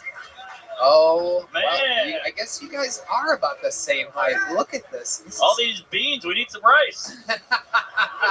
That's right. So wait. Gonna make it official, Yoni? Gonna make it official? Hey, little Bina, let me ask you a question. Look this way. Your mom was Jewish? Oh my God, she is? Is she really? Yes. She's Oh not my Jewish. God, that is incredible. Ari Shafir, with just using his massive nose, is able to guess and smell who's Rudolph with your nose He's upright. amazing with money too. He's so fucking amazing with money. It's Really? crazy. Let's measure noses. Yeah, let's measure noses. Oh, yeah, I like that. What are we going to do? Water displacement? If somebody put a dollar bill in the back and hide it, we'll smell where it is. Wow. The bean doesn't fall far from the tree here. What's your name, little bean? Alex. Alex Bean. Alex Bean. Oh my God. Nice. What was it like having a father like Joe? Now's your chance to tell the world. I mean, pretty much like you said, I get to look down to him, and You guys ever fight? It'd be like a fucking 12-round flyweight. It'd be like a classic if you guys fought. Yeah. When you were in school and you were young and you were bad and he had to hit you, did you just laugh? No. So your mom's your mom's Jewish? No, my mom's fully white. Oh. She just got the nose. Just the nose. Oh, I thought I was gonna say that's a clean concentration camp. You know. But yeah, half white. That white. Is your half white? Is your Jewish mom still around? No, she's never been around. Really? No. She's not Jewish. This is so she's not backwards. Jewish. So the Jewish mom abandoned you. Yeah, 2 years old. No, you guys are lying. Was she actually a Jewish woman? No. No? All right, I missed that part. I'm sorry. But she was white, so I'm like, She was yeah, a honky. yeah, 100%. And she left. Yeah, she left. Well, that's your job. Wow. She What left the at 2 years old. hell? Yeah, That's thank God. so unusual. Why do you think she left? Were you a big crier? No, what the fuck, dude? I was talking to your son. No, I think it's bro. Why does he think she left? You want? Okay, let's hear both of your theories. I think my dad has a little dick. Well, it is genetic, so judging by me, I would say that's probably fair. It's probably fair. Okay. No, we're asking about your mom, though. Yes. Yeah, no, I think she was raised kind of by helicopter parents. When she became an adult, she got into the party life, and then went wild. I was the opposite. I started partying when I was like 12 years old, and I was done by 18 years old. When I found out I was having a kid, I was like, all right, I'm gonna be a father now. I think it stunted your growth. Fuck yeah, 100%, bro. And the Mexican didn't help either. Right. And then she kept partying. Yes. And then to this day. Oh, she's still partying. Yes. You're in communication with her? No. How do you know she's still partying to this day? I don't know. I hear things. Right. Okay. It sounds like it's not really a fun party. It's one of those No. heroin. Right. Scary parties. Sounds like it's a scary party. Yeah. Yeah. That's all right. All right. 100%. Yeah, sorry, Yeah, I'm guys. feeling better already. You seem pretty well adjusted. The mom gone, the little dad, you're hanging in there. I appreciate it. Little dad. Hey, it's all luck. You make good cabinets? Always. Is Yes, it sir. your own company? No, sir. I service cabinetry. Okay. I'm as Mexican as it gets. They have me crawling in them, putting them up, everything. Absolutely. That's your only job? You ever work as an elf and around Christmas time? Yes, sir. My only job. The old Mexican elf down at the South Pole. I'm a big fan of the beans.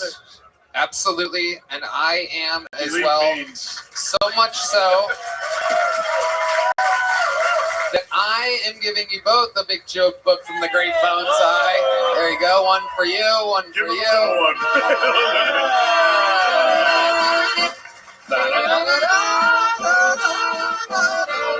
Sweet guys. Absolutely. Wow.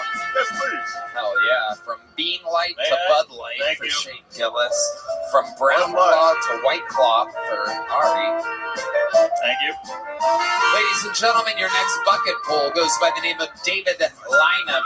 Everybody, David Lynham. What can possibly happen next?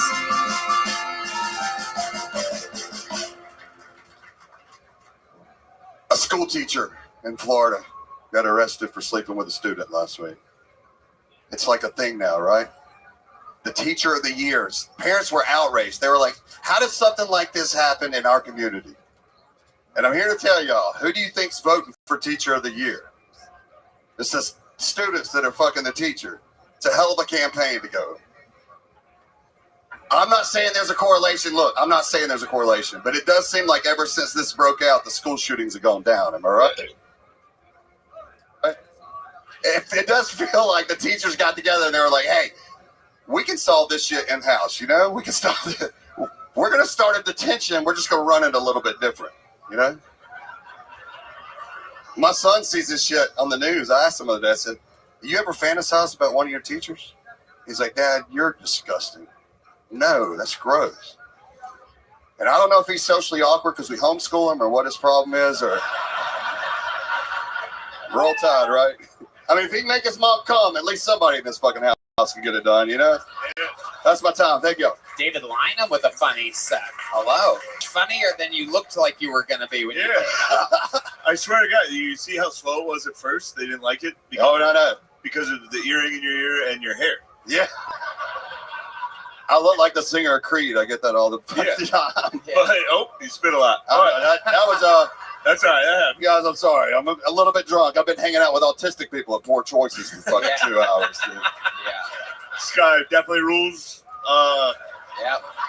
There's the Sham Wow guys over there, if y'all want to know. The pitch guy. Is he really? That punched the hooker. He's walking around. Slow me. Yeah. Get him over here.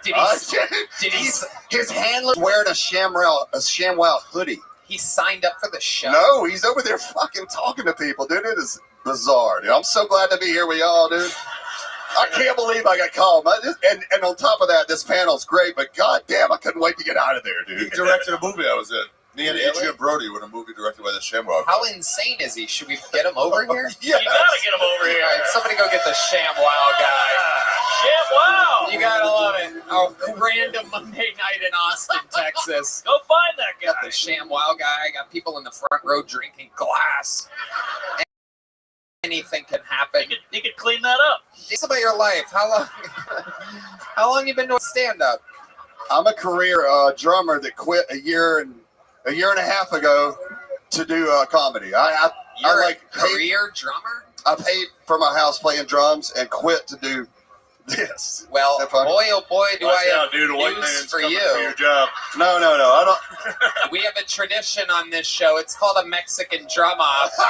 That's where we have a drum solo competition between two people. David, you're going to be going first here tonight. Here's the deal, David. If you win, you're the new full-time backup drummer for the band. Michael Gonzalez is playing a football stadium tonight. We are lucky to have the unbelievable stylings of Charles Reed as our full-time backup drummer. So you do about 20 to 30 second long. Wait a second. Is he about to balance that? Oh my God. Wow. Look at that. That's his Ari Shafir impression, everybody. That's what Ari looks like without the drumstick. That is incredible. His new special, America's Sweetheart, out tonight at midnight. Just any joke you make on me, like, yeah. all right. Every time I roast you, you get a plug. You disgusting Jew. At midnight, America's Sweetheart. So anyway, if you win, you're the new full-time backup drummer here in Austin, Texas for Kill Tony. And you get to do comedy in Austin, Texas, too. You know what I mean? That would make you here in Austin. So now is the time, a tradition, unlike any other. Okay, it's in his nose. Charles Reed playing it cool, even though that's very disrespectful. There you go. Oh, he pulled back on the fist bump. Ladies and gentlemen, doing a drum solo, this is Charles Reed.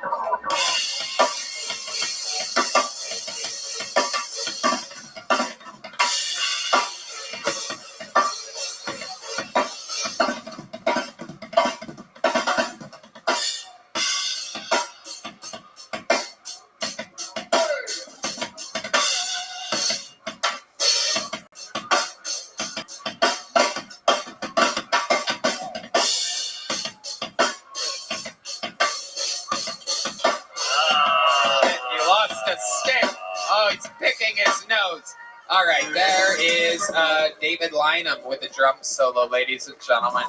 Charles Reed about to bury him with a shot. To do it? Yeah, it's going to be cool. All right. Crowd's going to go wild.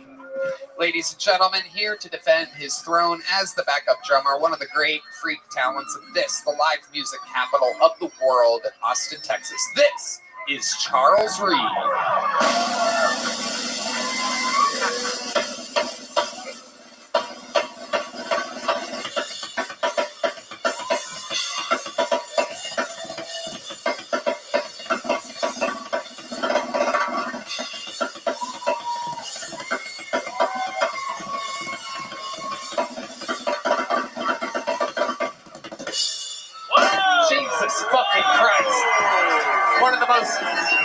Unbelievable ass beatings we've ever seen.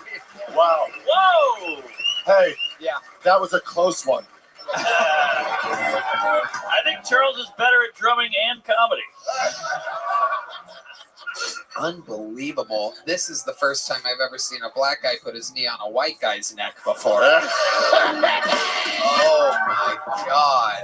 That is incredible. Oh boy. Oh my God. You see why I quit, right? Yeah. I paid for my house and got out of that industry. Charles, how do you feel? Your host with that. Oh, it's off. Okay.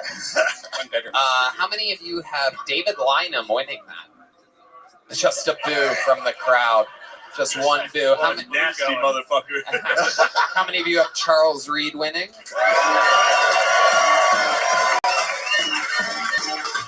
But good news, David.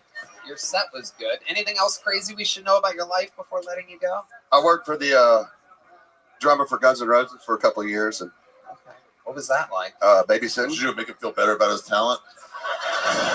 Hey, I'm telling you, it was a full-time job. Like a lot. What was the name of your band? Lynham. Wow. Yeah. We toured. Called Lynham? You didn't name I didn't name it. I didn't name the band. I would never name the band my last name, but you did. Yeah, but no.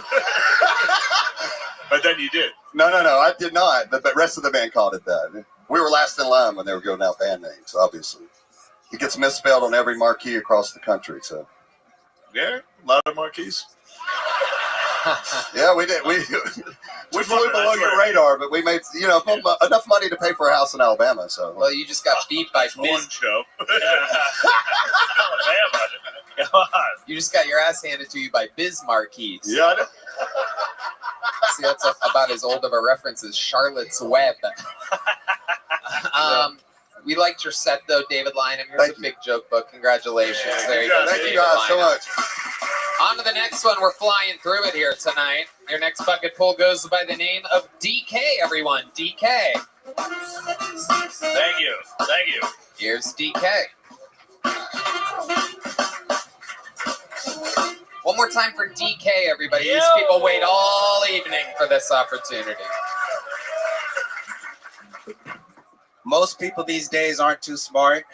The reason why I say that is because most people think digging is the way that you end up finding oil. That's not necessarily the case.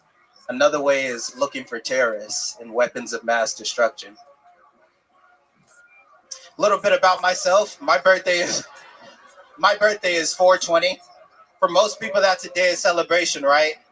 But every so often, I get somebody who will come and let me know, like, hey, do you know you share a birthday with Hitler? And I go, wow, that's an interesting fact. No one's ever told me that before in 27 years. And they go, how does it feel to share a birthday with such a bad guy? And I go, who, Hitler? They go, yeah, Hitler is well known for killing 4.6 million Jews in Germany. And I go, okay, but like, what did he do wrong? For those of you who are smart in the crowd, you would have heard that joke and go, wow, 4.6 million, that guy must be off. But the thing is, I don't necessarily count the women.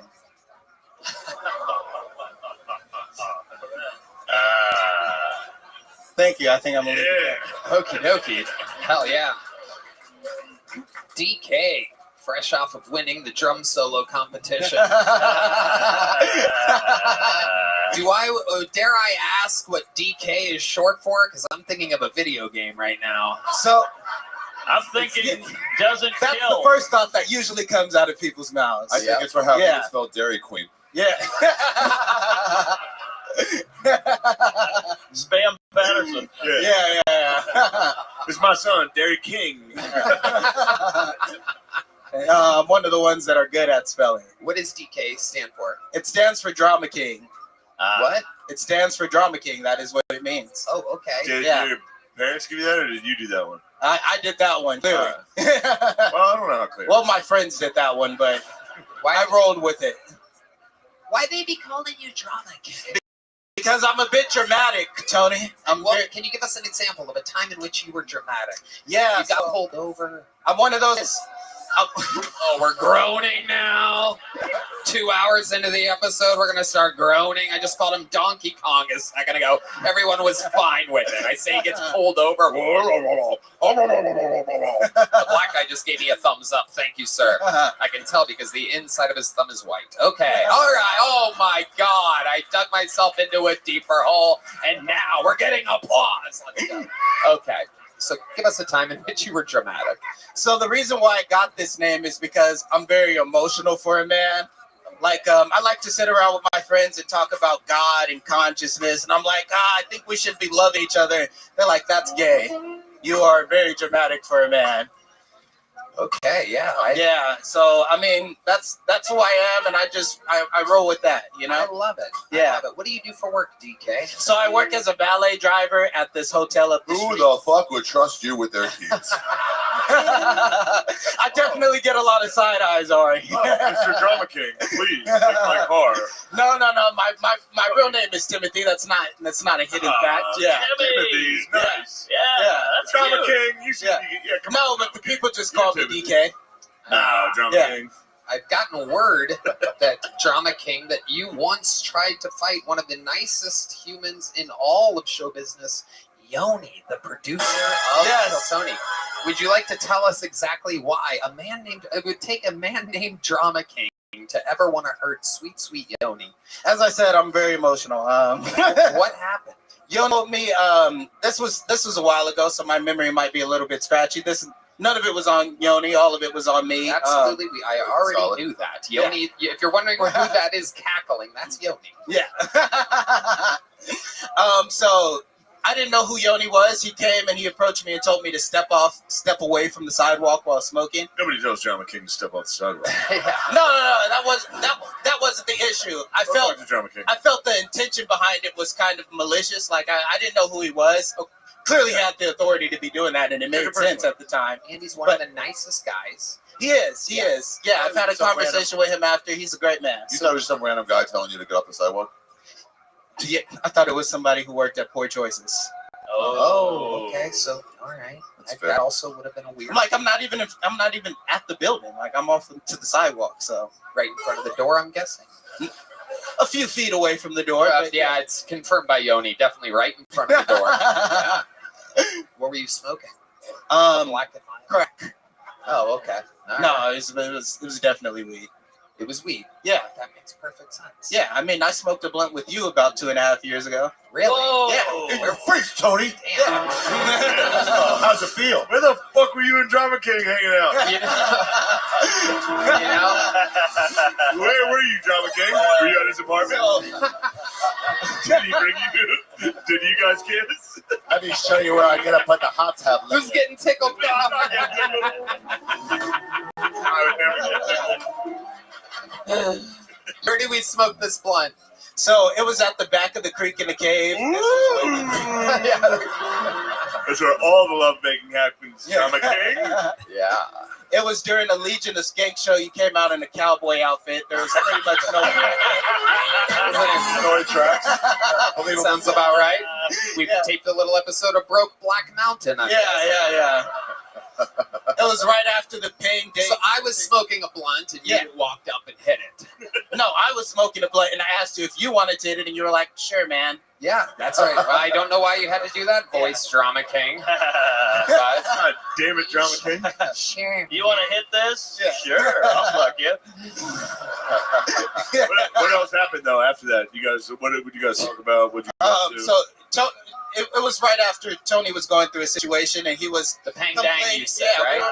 We were talking about the state of comedy, etc. And he was like, yeah, man, you know, people. All right. What's going on? You nasty motherfucker, Drama King. Come on. There you go, Timmy. He got you in one word. Yeah. All right. Two more. You more Tony. I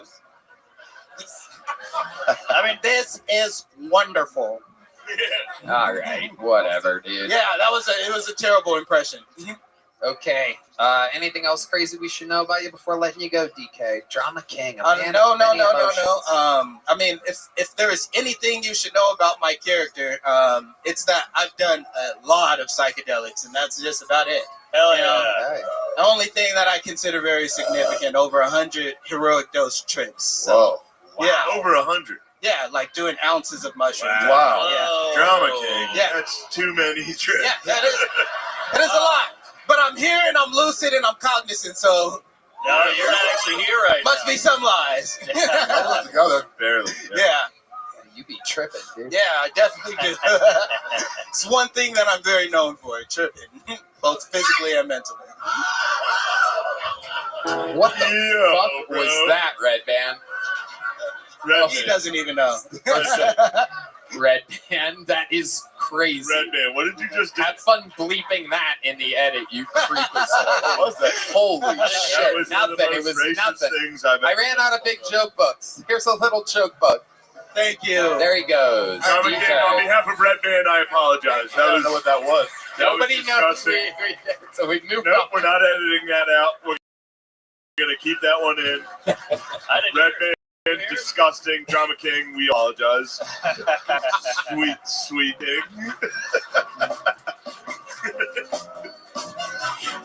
All right. What the fuck are you doing?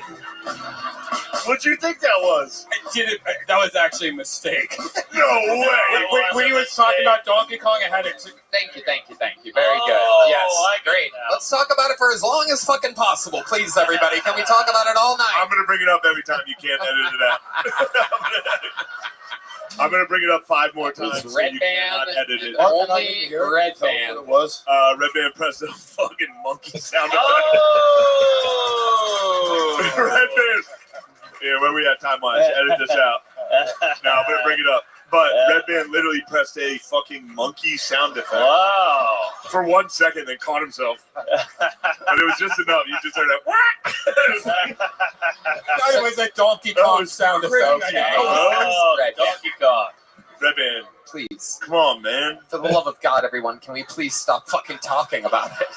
Can we I move can't on? believe that. Stop monkeying around up here. Are we having fun tonight? Ladies and gentlemen, I have no idea what's about to happen. Austin is so crazy that sometimes you have special treats that pop in. Ladies and gentlemen, I'd like to present to you here to be on the podcast for a bit. This is indeed the ShamWow guy, Vince Offer.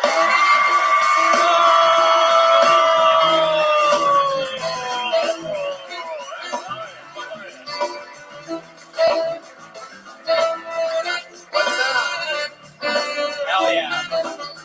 Vince, grab that microphone right there. Right there. It's right behind you. Hit the mic.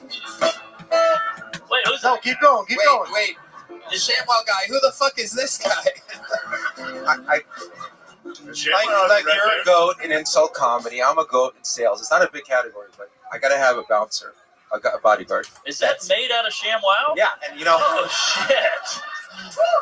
And if I beat up hookers, I need the blood to be picked up by something. Hell yeah! But these girls are too beat up. Absolutely. I don't pick good. Well, I'm trying to recruit Ari to do inappropriate comedy too. So I got $500,000. Fire it up.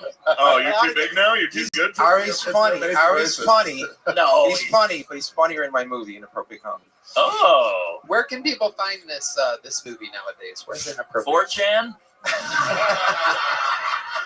Hey, your producer didn't want me to come on your podcast. Really? I'm not talking to you. Oh, all right. No, this is I have proteges. I'm gonna give him a raise. Just kidding, Mark. He's my protege. He's a little, we're doing. What's great about him? He does rap, rhyme. Oh no! Anybody's name. He's one of those guys. That guy raps. Changed one of my. Yeah, go ahead. All right. Oh shit! The ShamWow guys. Everybody? Welcome to an episode where we've seen it all, ladies and gentlemen. The ShamWow guys security guard is now going to. Wow. And I'll dance to it. And by the way, this is my first time on stage, so I'm very nervous. You're doing great. You're doing. I just great. asked you to get a drink. They said you don't want to get a drink. You're doing great. Now, ladies and gentlemen. So basically, my name is Sean Lennon.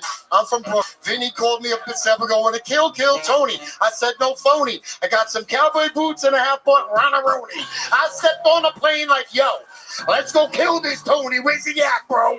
And I said, oh shit, it's comedy. So I left it to my buddy ShamWow guy. He said, oh my, but you didn't know because Kill Tony said why. We don't like rap. We don't like that crap. I don't care if you're from Howard Stern. Take it back. Yes. Mic Yeah. drop. All right. Wow. Yikes. Wow. You can do this all. It's like a hip-hop comedy show. Yeah. Oh, yeah. Is this a hip hop comedy show? That is. Oh, but Ari, it's a good to see you. He was in my film. I thought you were gonna. Me, you, Adrian Brody, Lindsay Lohan. That's my dude right there. Really? Yeah. Adrian Brody was like Dirty Harry, but Dirty Harry make me gay. Wow. Yes. Wow. And we had Ari. No, I saw Ari doing all this racist stuff. I love racist stuff. Yeah. Well, you're at the right show. Well, I want Tony to talk because No, you're doing great. You and your buddy are fantastic. It is. You guys are like co-partners meets cocaine. This is incredible.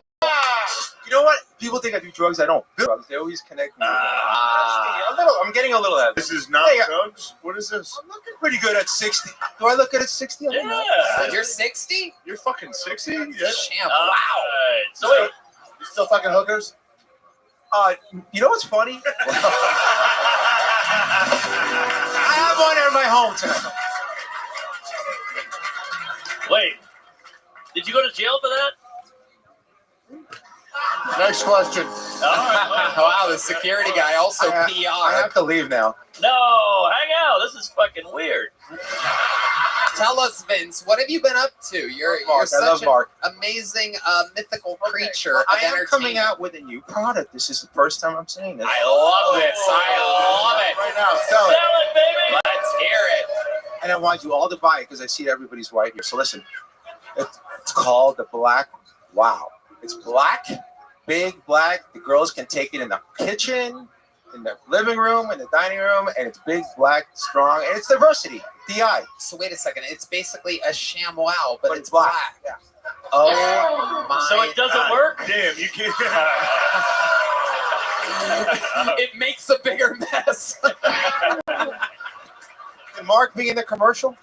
No, I don't want anywhere near that fucking thing. You're too white. You're too white. Do you have a catchphrase for Black Wow yet? Do we have a catchphrase? This is one of my colleagues. No. I lost him. Okay. Well, yes. You ready? Where's your coworker? If you don't buy it, you're fucking racist. Oh. That means everybody's got to buy it. Come on, send the money up right now. Okay, here we go. We're gonna raise some funds. Vince, where did you meet this white rapper? Okay, I used to have a movie called Underground Comedy. This is back in the 90s before woke. At the time, they were attacking my film. You know, I have supermodels taking a dump, Dick Man Fights Lesbians, Miss America Bag Lady pageant. I think I told Ari about it when I did number 2. It was wild. It was You wild. should look So this it is up. before, I don't know how to find and it, it's not even on the internet. It's so fucking messed up. So the critics all hated it because they're all woke in LA. And they said it's the worst movie ever made. It's not funny. Come on, you're lying your ass off. But anyway, so I had to go into the street and promote underground comedy on the street, and then people go to the theater and we fill it up. And I said, what am I doing selling movie tickets when I can be on infomercials? And that's how I got into the infomercials. I had like a little DVD player showing it people on the street.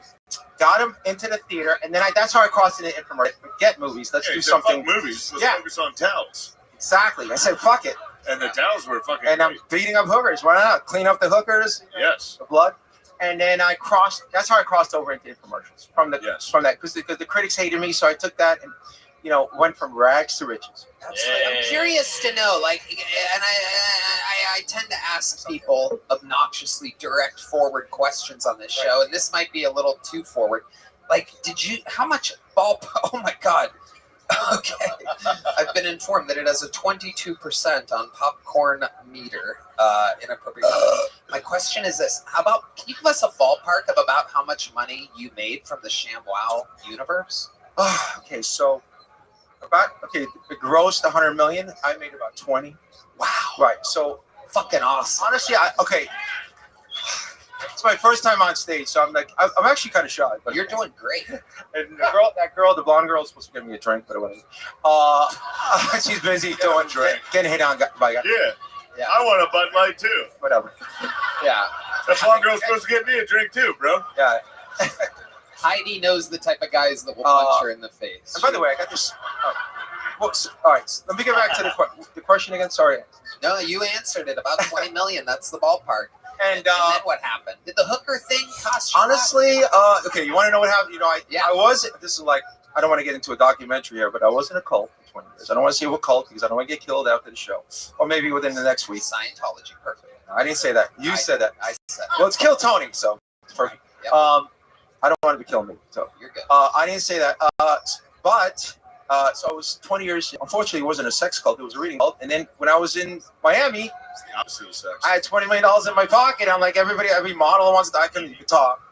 Yeah. And the Russian girl said, "Hey, that's." I don't want to even say who it is because I don't want She to. started yapping. Well, you fucking give her one too. Honestly, because I was a little impressed, to be honest.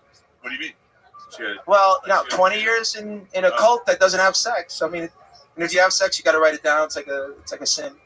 Wow. Yeah, it's true. Whoa. Yeah, pretty So bad. you had $20 million. I should have joined a sex cult, but whatever.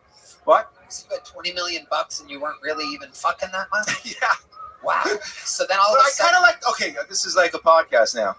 oh, it is. It's been a podcast the whole time. A big one. I don't think I sent a release. Okay. Oh God, you didn't? I hope you did. Oh Jesus. Oh boy. Vince, please don't. We get another rhyme. Me getting Let's sued get by another the rhyme. ShamWow guy. We get another rhyme from Sean. No, we're good. It's time to throw in the towel. Why this interest? Oh. All right. But anyway, who we got? So how much did the hooker thing cost you? I should have had sex with her, I guess, if I'm going to get blamed for it. But anyway, long story short, I did not think like, oh, wow, you can just have sex for like money. I'm like, I never thought. Was she on the rag? All right, that's the last towel joke. Oh, hey, there we go. Absolutely. All right, there's one. So anybody want to know what a thought is, by the way? What? I come up with products and names for products. Yeah. I'm the owner of the products. Uh-huh. So I came up with the word thoughtist. Uh-huh. So like, let's say you like Trump and I like Biden, right? We don't hate each other, right? Yeah. But if I hated you because you like Trump, I would hate your thought. So that's called a thoughtist. So like the color. So you know how racists hate like black. You don't like black people. Well, I mean you're jumping ahead there. I'm not gonna let you work the soundboard over here. That's for sure. Red band. Stop that. Do not do that anymore. Play the monkey, Red Band. He's going, hey, no, like. Slap No, if you don't like it, you don't like someone doesn't like a black guy because of his color of his skin, right? Yeah. He just hates him. So this is someone hates you because of the color of your thought. So I came up with the color, like thoughtist. So and I came up with that word. So I'm trying to promote the. I'm trying. What? Your new product is a word. You've invented a word. And it's free. You can have it. You can use it. It's like if someone hates you for something, you can say, you know what, you're a thoughtist. Don't be a thoughtist. Yeah. So if I like Trump, you don't have to hate me. You can just like debate me. Yeah. So that's kind of what I'm trying to say. Because, Not bad. I don't think it's so much. It's pretty gay, but it's not bad. Hey, Red Band's on the board. And back. Red Band's back. He's going to blow it. He's back. But he's back. He's back. Give him a minute.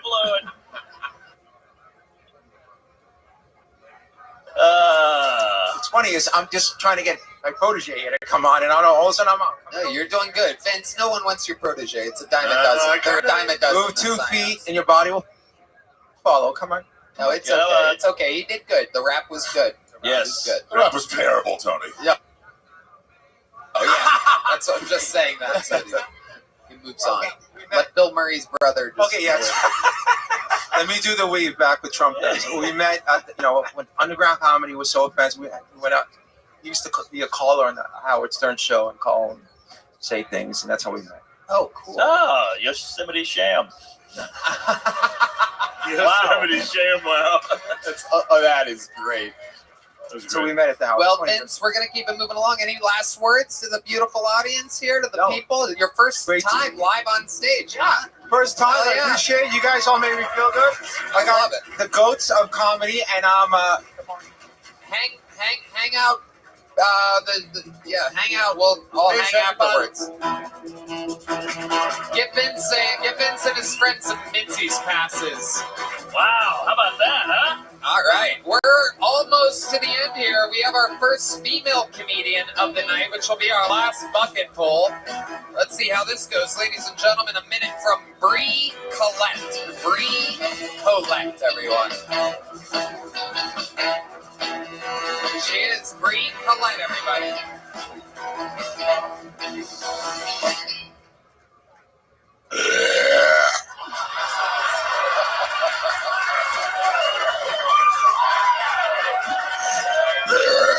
They will keep coming. Keep coming, sister. Give me a queef. Okay. Sorry. Give me a second.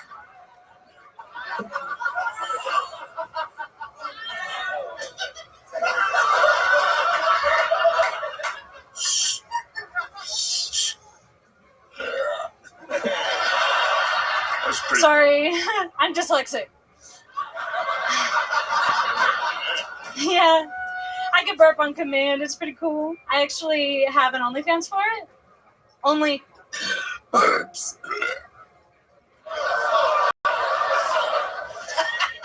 That's $5. I'm sorry. You're cool. You're hot. I was supposed to do a joke. Thank you. Yeah, my dad. Hey, this is what bombing looks like. Someone was like, that's not. All right, that is all the time. She didn't really get a chance. What are you talking about? What do you have, a burp fetish? Well, Mark burped in her face. And then I think you were riffing. You didn't plan on burping right away, did you? No.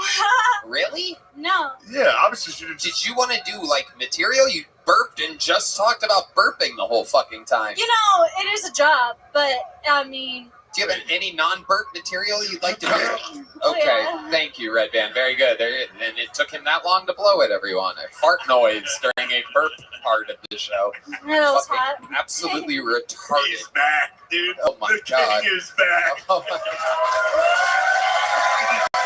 The people love it. Sub-retarded business partner, Brian Redband. 13 and a half years working side by side. Hold on, I have a question. I'm sorry. Moron. Did you honestly plan on doing burp material? No. Oh, okay, yeah. I thought No, so. but I heard some fucking weak-ass burps up here, and so I had to compete. Hold on. I don't know who it was. Just relax. Sue Hyphy. Oh my God. What are you talking about? No. Did someone burp Mark burped as soon as into the microphone? right? Yeah, a couple Mark. times. Not with her here. Right. Before. You heard a burp earlier and Am you're I like, the one who's wrong? Did Mark burp as soon as she She got on burped. stage? She did. She That was burped. you the whole time? yeah. And then Oh, she you mutant? Sorry, I was defending her. I didn't play. That's on me. Let me ask you this. If you didn't hear Mark burp many minutes ago, Yeah, were but you no. planning on doing your entire minute about burping? No, I got distracted. It's my ADHD. Do a joke. Thank you. Yeah. seriously. No, I mean, I wanted her to do a joke when I brought her out here. I mean, I don't understand. Oh, I don't want to kill time. I mean, I already did. So. All right. You want to root for her, but she's unlikable. Yeah, it's unbelievable. I'm unlikable. All right, come on. Here, ladies and gentlemen, here to do some of her actual material, her non-fucking burp material. Ladies and gentlemen, Mark, put your microphone down. This is Bree Collette, everybody. Bree Collette. Hey. Hey, that's pretty funny. All right, cut her off. Oh my God. All right. All right, perfect. That's it. Great. That is the funniest thing you could have done. That's perfect. You did it, Bree. Unbelievable. Unbelievable. It is so great to see that Amy Schumer has new material. This is incredible. So how long have you been doing? I started in Portland about 3 years ago. 2.5 years ago. In Portland, where they find that type of stuff unbelievably groundbreaking and hilarious. Super hip. Super Hot. hip. Yeah, it's hot. So how much material do you think you have altogether? Non-burp material. Solid 20. Oh. What types of things do you talk about when you're not burping in front of millions of fucking people, and the biggest opportunity that you'll ever have in your entire life, which you will look back and regret on forever? As of now. But I mean, Oh yeah. There's gonna be bigger opportunities. Oh yeah. Trust me, dude. The burp queen. Yeah. She's gonna link up with the drama king. Yeah. Yep. And they're gonna poops, fucking. you know? No, but yeah, I don't know. Dicks. What about dicks? What about dicks? That's the best to do. I mean, I What talk about dicks? I talk about dating. I talk about how I have bipolar too, so I'm not the crazy one, you know, and the ADHD, and I'm just fucked up. So Can we hear a zinger about dicks? a zinger? A joke? You know, like a comedian? A joke. Mark's from the fucking 20s. Yeah. Can we hear a zinger? Come on, you crazy broad. I took the locomotive here. Took the locomotive here to hear some zingers. All I'm hearing is some upchunk. Give me some yucca-ups, you burp pig. Okay, I like it. Talk about something you read in the newspaper, the periodicals. This is great. Keep it coming. I love it. You ever seen a dick? Okay, wait. Yeah, I've seen a dick. Wait. What? Sorry, hold on. Sitting with 5 of them. Put a dick in your mouth? Not yet. All right. But as soon as you put it in, it kind of like, latches in place, you know? No? They were hit dick, you know? I don't even drink water. Oh my God. All right. Here's a little joke book, Bree. That was... There you go. Boom. There she goes, Bree Collette, everybody. She can belch, which, by the way, everyone can do. Little fun fact is anybody can do that at any point. She was good. I'm telling you, you missed out on a star. Yeah. It should have been a gold ticket. That was a superstar. Yeah. She's been the best yet, probably. Oh my God. Oh my God. Wow. Ladies and gentlemen, we've come to that time. William Montgomery has the flu, everybody. Yes. Thank God. William Montgomery with what some people are saying is up to a 103-degree fever right now. So he is out. However, ladies and gentlemen, here to close the show is literally one of the greatest regulars in the history of the show. Some people call him the American Dream. Some people call him the Green Card Goliath. Ladies and gentlemen, this is indeed the Estonian assassin, Ari Matti.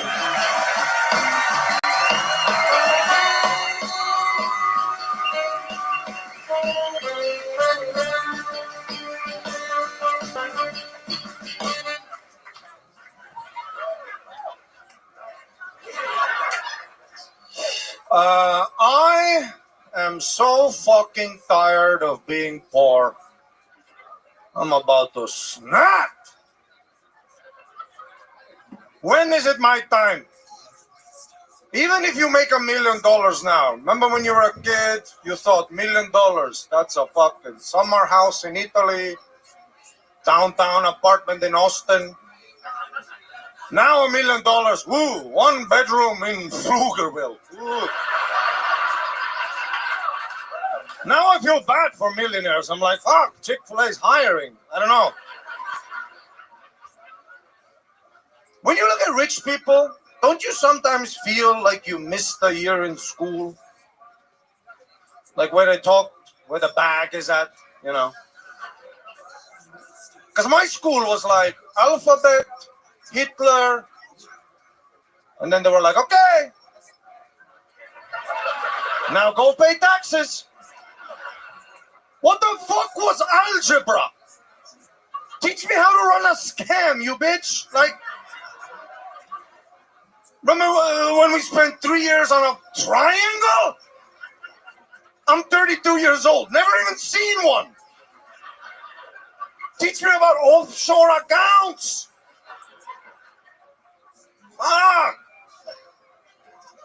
And when you meet rich people, I always ask, how? And they never say, oh, it's a real vague.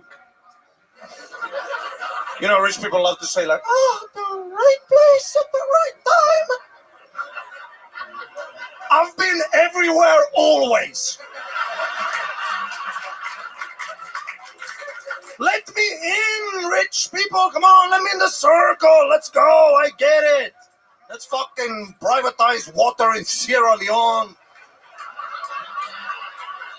Let's go. I'm cool. Take me to Epstein Island. Let's go. I'll fuck the kids. And keep my mouth shut.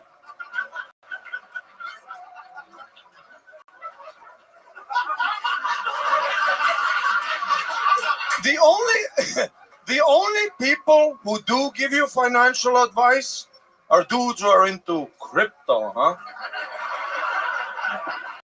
How come every guy who tells you about crypto is also on the bus? It's always your friend Tyler with like bong breath. Dude, Bitcoin's coming back. You want to be like Tyler, the fact that this information has trickled down to you means we're already too late. Thank you so much, everybody. Thank you. Wow. 3 minutes and 9 seconds of brand new material. Absolutely unbelievable. Ari Matty has done it again. Over three times the necessary work that you had to do. A whole cohesive bit. Thanks. I mean, it's just unbelievable. And you're getting in, you're just sliding into home base at the last second with your I'm still poor material. Right before you announce a new fucking giant tour, I'm sure, because you sell tickets now. So this is it. This is your last chance. Can't announce a tour without a visa. That is true. That is true. We are exactly 7 days away from an inauguration. That's your buddy. I hope so. It's my birthday, Trump. Give me it. That's it. Absolutely. Give it to me. I'm white. It's gonna go bad. The perfect specimen. Come on. I've seen your family. You love me. Superior genetics. I'm positive Trump will see this. I'm positive he will let you in. He's gonna deport you. I know, Ari. I know. I'm scared. I bet he comes on here at one point. Probably, huh? He's scared. He won't. You think? I think he's too frightened. Oh. He's definitely not. First of all, he's had a couple appearances on this show. I don't know if you guys have noticed it. Some of the most viewed episodes in the show's history.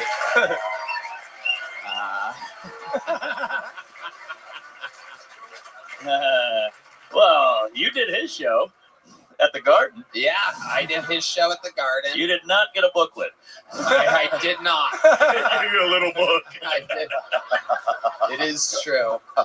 It is true. Never heard of him, and don't want to hear of him. That's what he said. Oh my God. That's what he said. Find me in a week in the front row of the inauguration. Anyway, yeah, I'm positive Trump would love you. He has a great sense of humor. Had his own roast 15 years ago or so on Comedy Central. It was the biggest roast of all time at the time.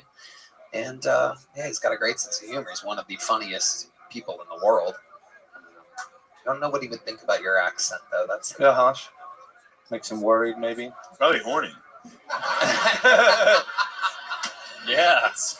That's a wise observation. Guy likes those accents. Yeah. Sometimes I see like American guys here. When they have the flag and they're like proud, they're like fucking. When they hear my accent at a cafe or something, you can tell they're like, "What the fuck is moving into my country now?"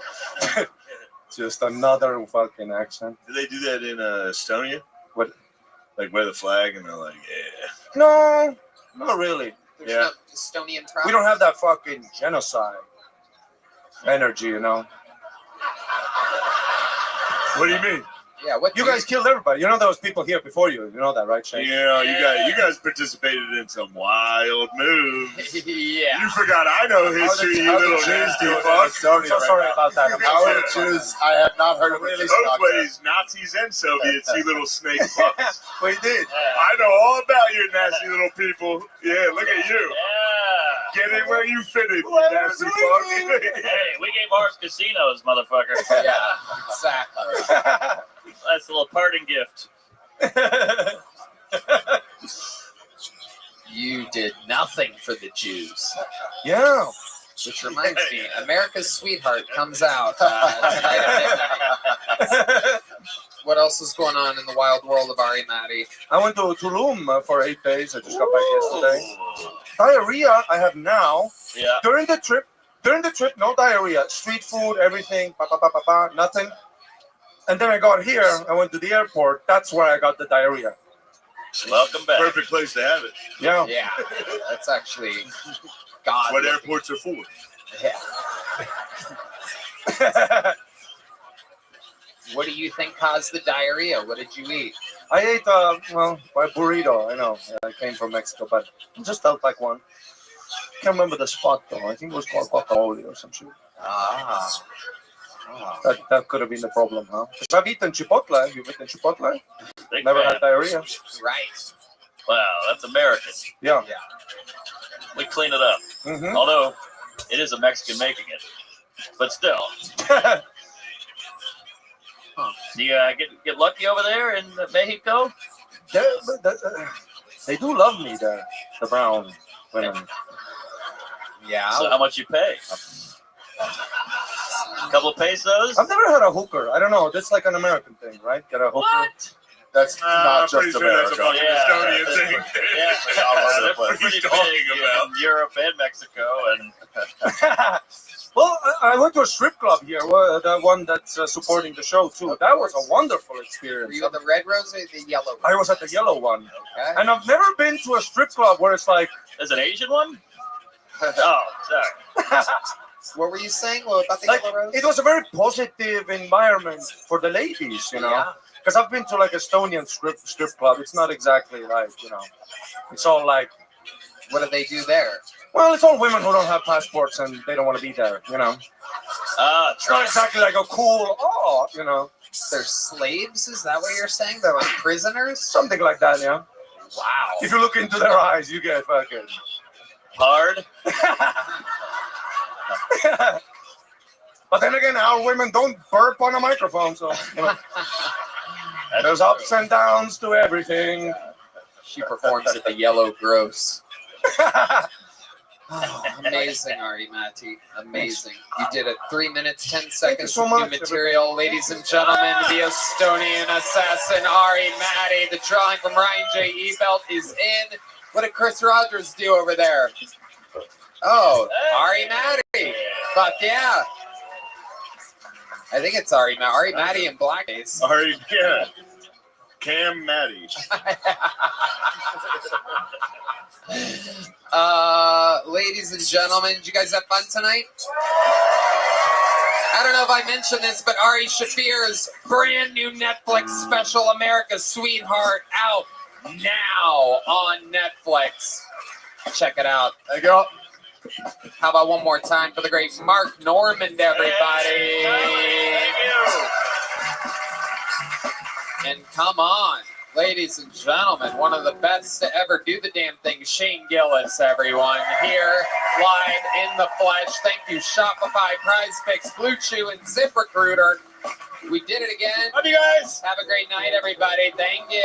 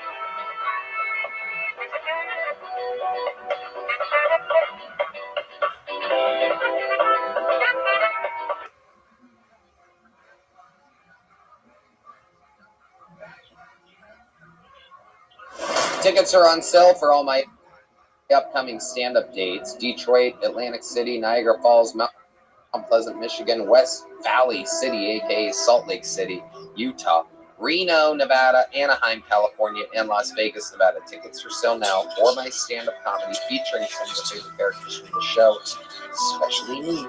All tickets are at TonyHinchcliffe.com right now.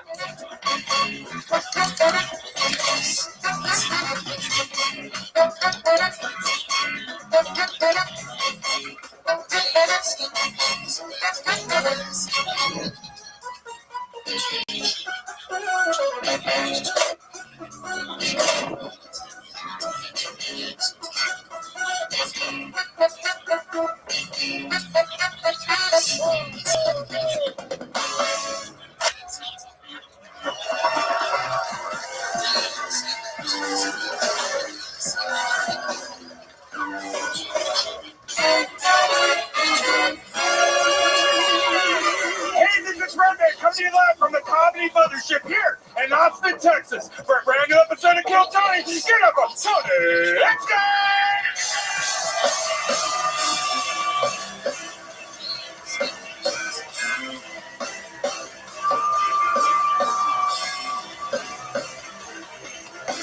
Who's ready for the best fucking night of their lives, huh?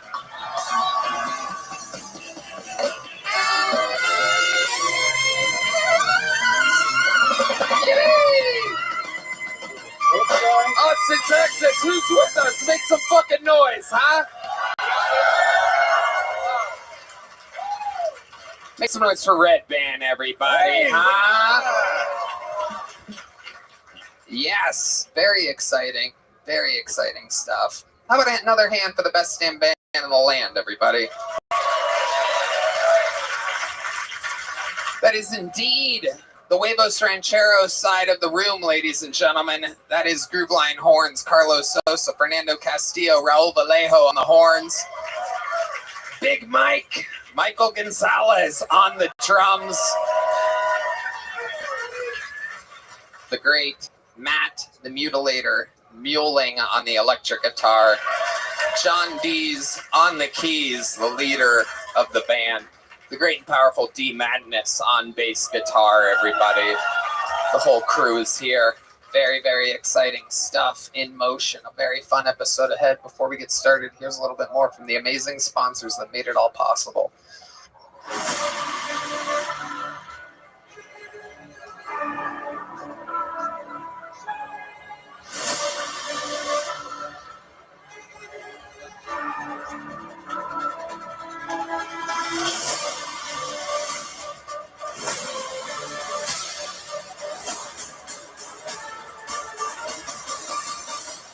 This podcast is sponsored by Blue Nile. Guys, are you popping the big question? Sure, it's a huge moment, but what they don't tell you is how many decisions you'll have to make when choosing the perfect engagement ring. Shape, size, style, setting, cut, color, clarity, carat.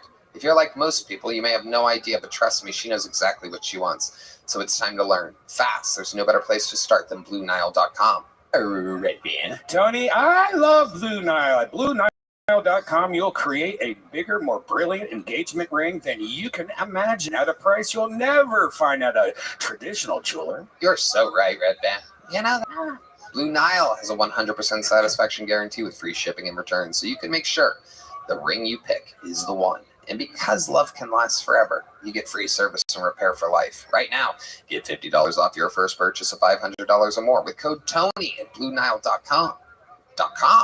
That's $50 off with code TONY at BlueNile.com. BlueNile.com.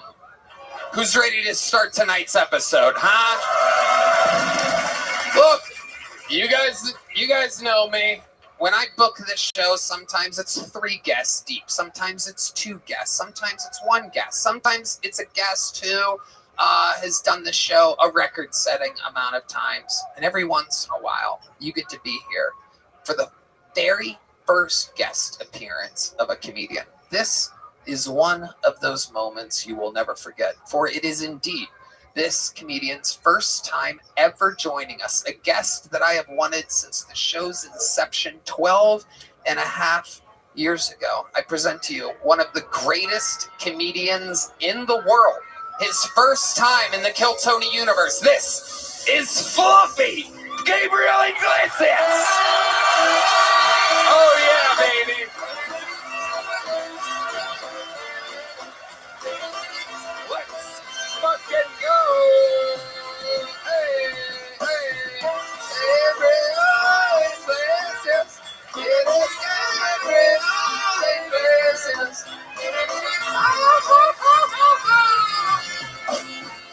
Yes, indeed. The one and the only, the great and the powerful, Gabriel Iglesias. Oh, yeah, baby. That is an amazing intro. I'm so glad you have actual meaning that. We are fresh off of watching pro wrestling together. Yeah. Look at the Mexicans have been videotaping it. You know You know this whole thing's being videotaped, right, Fernando? I love it, man. You got all the Mexicans on one side and the black people on one side. That's right. You got to keep them separated. Keep them separated. I don't know if that's for Fernando or Raul that was videotaping. I get them all confused. I just know Carlos is on the sax. To be honest, I've never memorized which one was the other one, and I've gotten by it so far without anybody knowing. Austin, how are you? Yeah. Tony, thank you for having me, man. We are so pumped to what's have up, dude? Hell yeah. Can you please tell everybody what you're drinking again? It's a Gay Vegas. It's a sugar-free Red Bull and vodka. Wow. Or upstairs, I go, hey, what is that? He goes, it's a Gay Vegas. I go, what? I like how you described it, though. I might order one. Who knows? Well, we're gonna Austin. We're gonna have some fun tonight, and is your first time. So let me tell you, 212 human beings signed up tonight. 212 is the magic number. They are loaded in a bar across the street. If I pull one of their names out, they get 60 seconds on the stage. You know their time is up, and you're the sound of a kitten. That means they have to wrap it up then, or else they bring out the angry West Hollywood bear, and that rudely interrupts them. I conduct an interview with them. We find out more about them. They get to talk to my esteemed panelist, Gabriel Iglesias, get some information and some feedback and some intel on what they could be talking about. It's a live interview. Everything is improvised. Anything can happen. Are you guys ready to start tonight's fucking show, huh? All right, how we go wrangle our first bucket pool. Let's get it started with one of our esteemed golden ticket winners. His boy is from Los Angeles, California, and he is in town.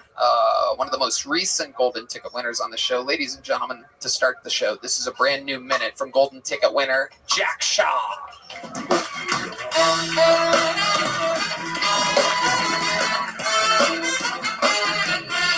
Oh, shit. Time for the Jewish portion of the show, guys.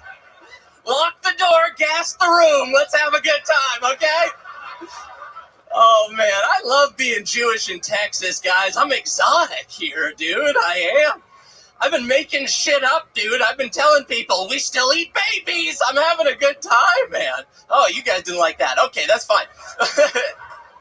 It's okay, man. I was an angry kid growing up. I got in some fights growing up. Like one time at camp, this kid hit me in the head with a ping pong paddle, so I kicked him in the balls. And like, I know that's a cheap shot, but I was such a bad counselor.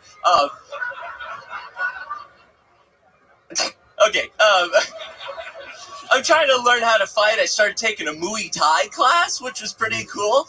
And I don't know why that's funny, you fuckers, dude. Jesus Christ. It was pretty cool. The first day I got there, I found out that everyone gets a nickname, and this is true. My nickname was Jew, bitch.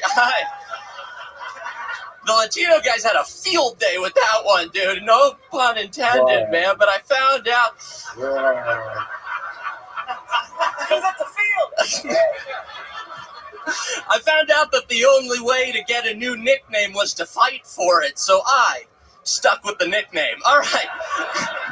Thank you guys so much. Jack Shaw.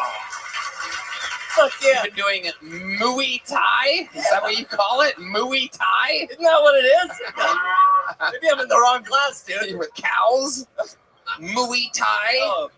It's Muay Thai. Oh, more Thai. Moi. There you go. He's Jewish, man. It's an accent, no? It's Muay Thai. We're having a Muay Thai. What are we having for dinner tonight? Muay Thai. Okay, all right. Jack is a wild boy. High energy. Do you take anything? Are you on Ritalin or something? Dude, I'm on Prozac. Really? Yeah. So you're... I hug everyone, dude.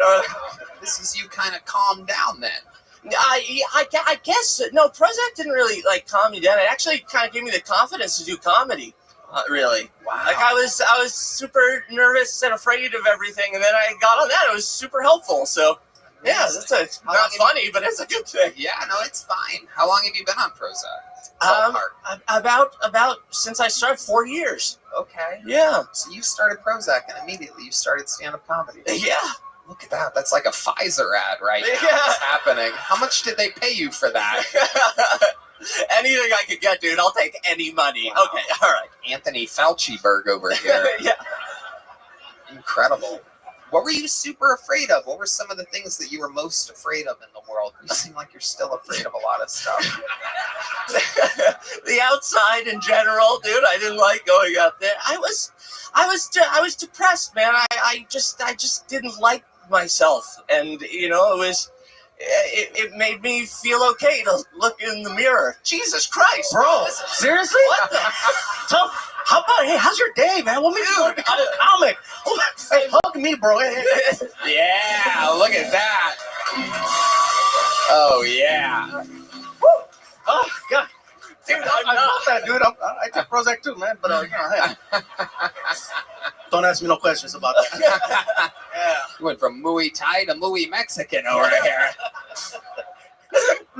Jack, how's life been? You've been here in Austin during all the fires. You're based out of LA. Yep. I've been out here, dude. Life's been good. I got a dog back home, and is it a little scared Jewish dog? It's a little, yeah. He's trying to think of a pun. Couldn't think of one. Okay. He's a husky and a dachshund mix. So he's like an angry fucking Yeah, you're trying to figure out how they lined them up, huh? Yeah. I didn't do it. I didn't make it happen. That poor little Dachshund. You better fuck this husky, dude. Yeah.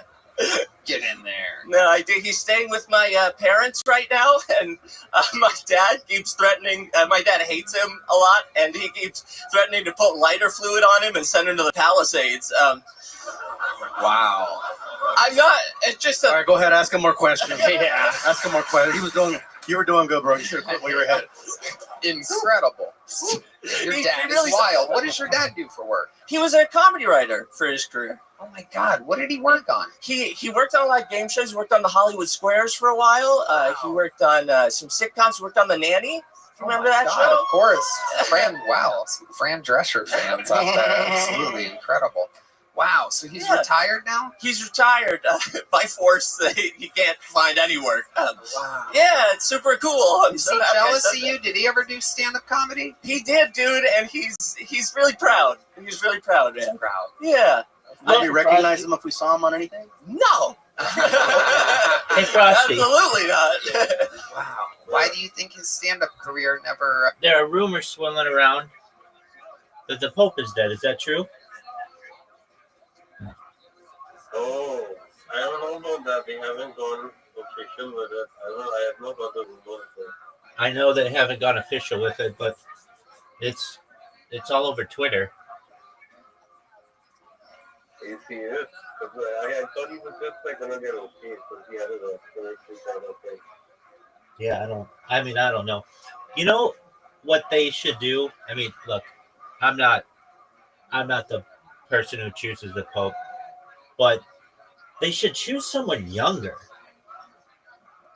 They always choose these old motherfuckers who are too sick to do anything. Choose someone young and have them go all over the world and do like a world tour. That's what they should do. Yeah, but like people won't look up to him if he's young. Oh, I'm sure there's some good people who would be up for the job who have been like really pious for like 50 years. I mean, even somebody 50, even somebody just 50 years old, not these 85-year-old motherfuckers.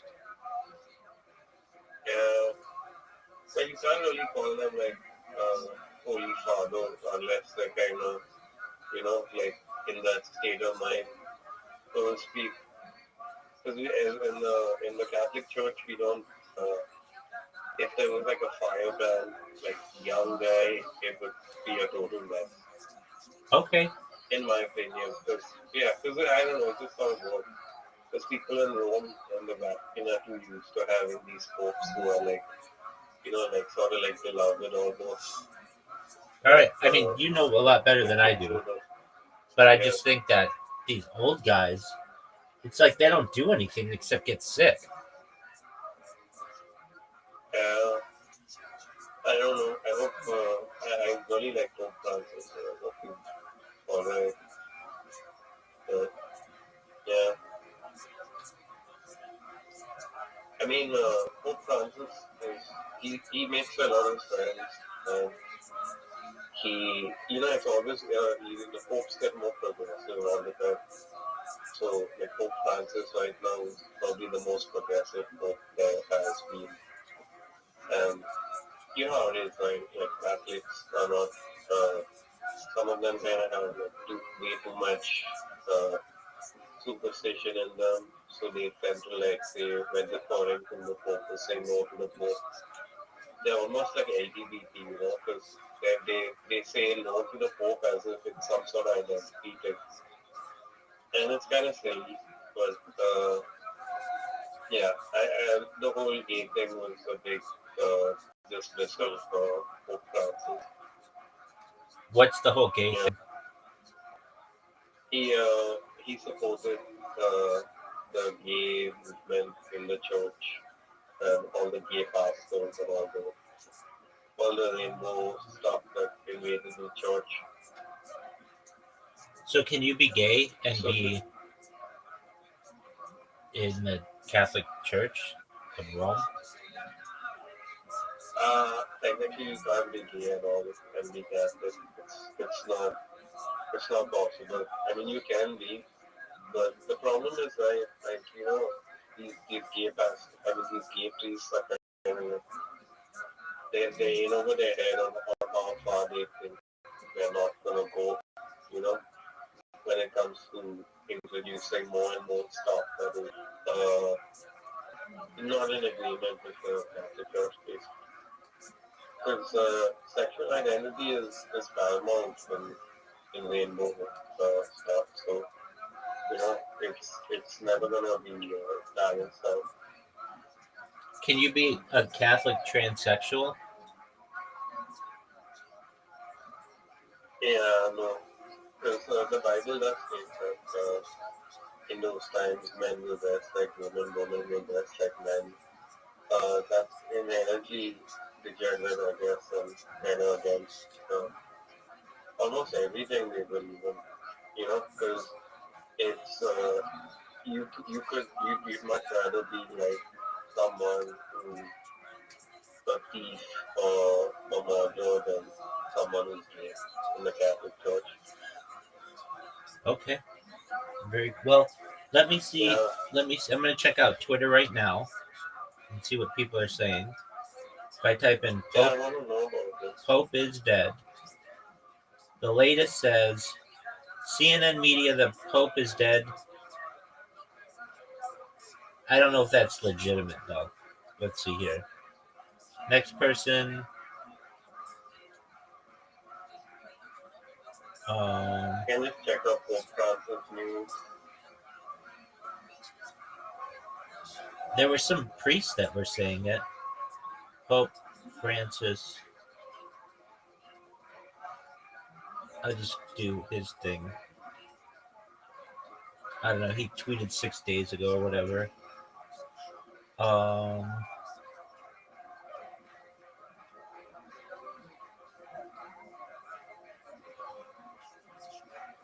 right.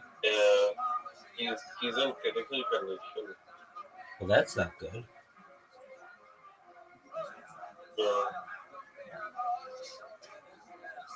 Yeah. The way that I heard is somebody who was in the hospital with him leaked it.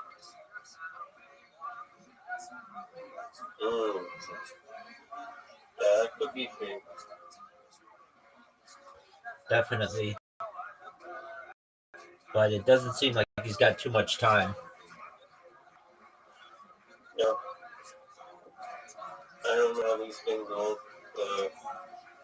It's like beyond any amount of measure to have to think that you're going to grow old and eventually be, well, essentially you're going to be dying or it's going to get dead. Stuff like this. I don't know. Some people deal with it in different ways, but I don't know. The way I deal with it is, I don't think it's gonna happen. If older people somehow, they kind of like bend a little bit to their perception of what it should be, So in that way, a lot of the Catholics especially, so it's like that kind of nuance to it, the big fondness for it.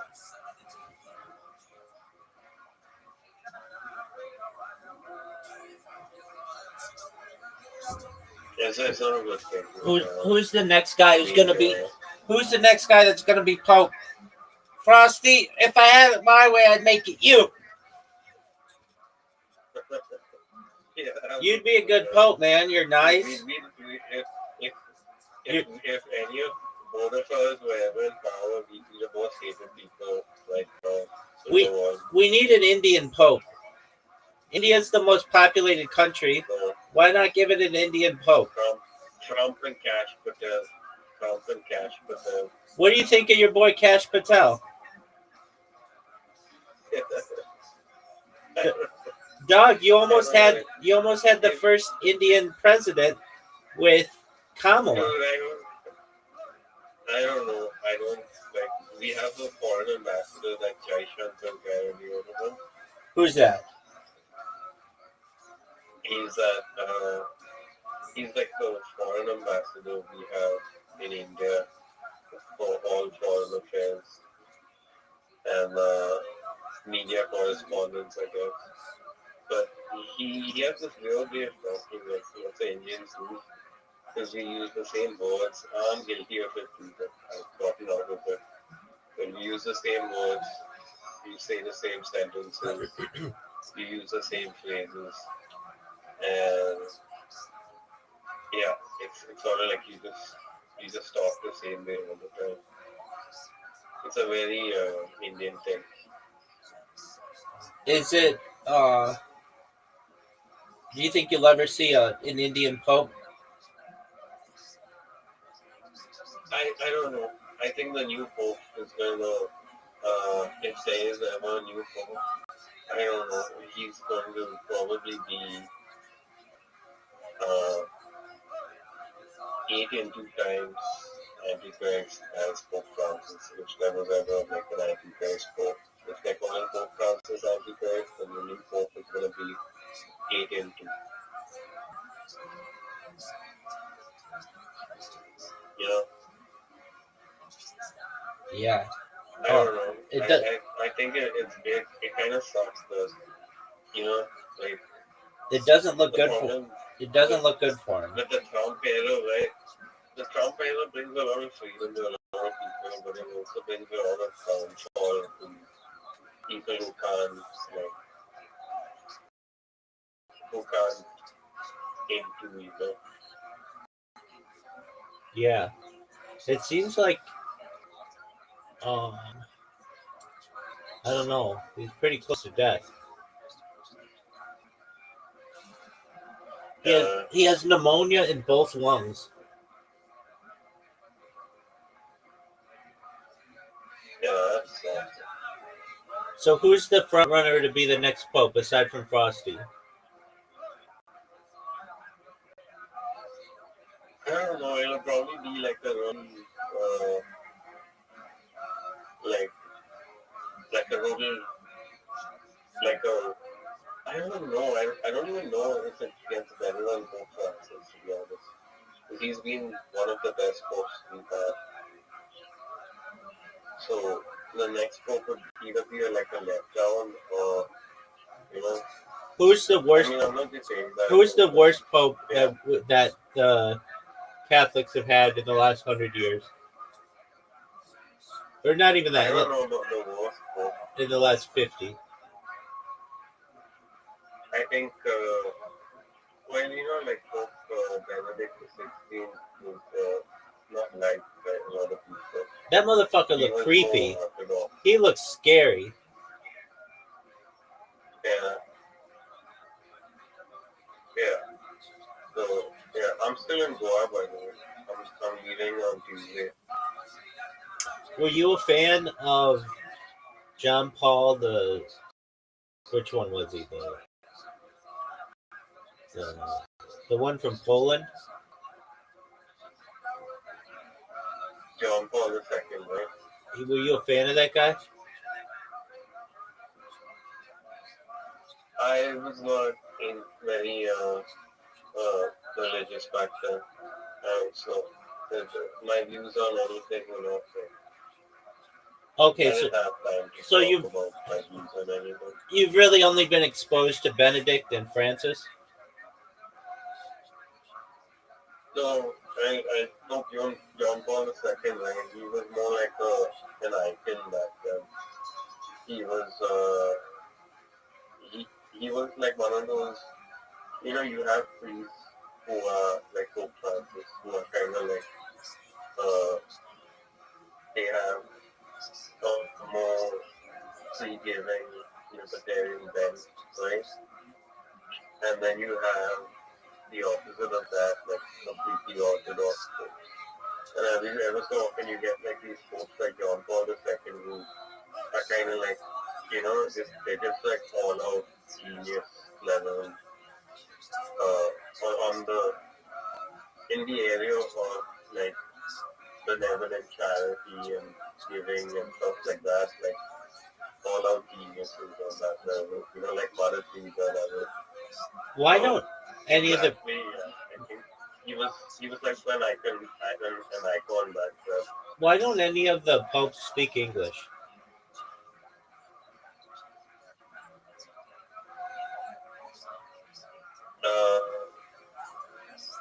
The popes have to. So there's this kind of idea that what it is that Pope Francis can speak in English. It's just that when we're talking Latin, we're immediately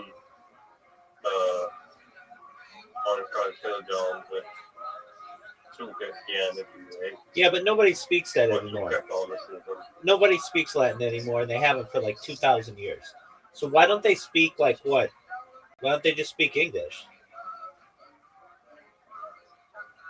Yeah, I don't know. I don't know answer to that, but it's got a lot to do with how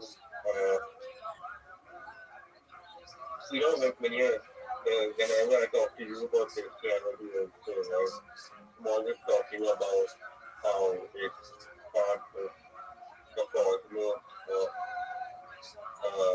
like the cosmogenesis of events and cases and time itself, right? So the Bible says we don't take it seriously right now, but we will probably later on. It's always the passage of time. So God is still kind of working through time in areas of everyone's life. And in Christianity, we take it a step further by talking about the Trinity and stuff. Because the Trinity emphasizes one salvation, but it's a more important kind of salvation. It involves you as a person as part of this narrative, you could say. I gotcha. Well, I don't know who they're going to choose, but my vote is for Frosty.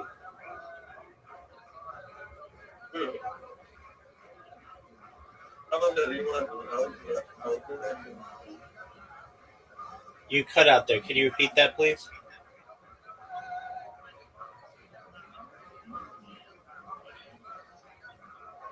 Frosty. Can you hear me?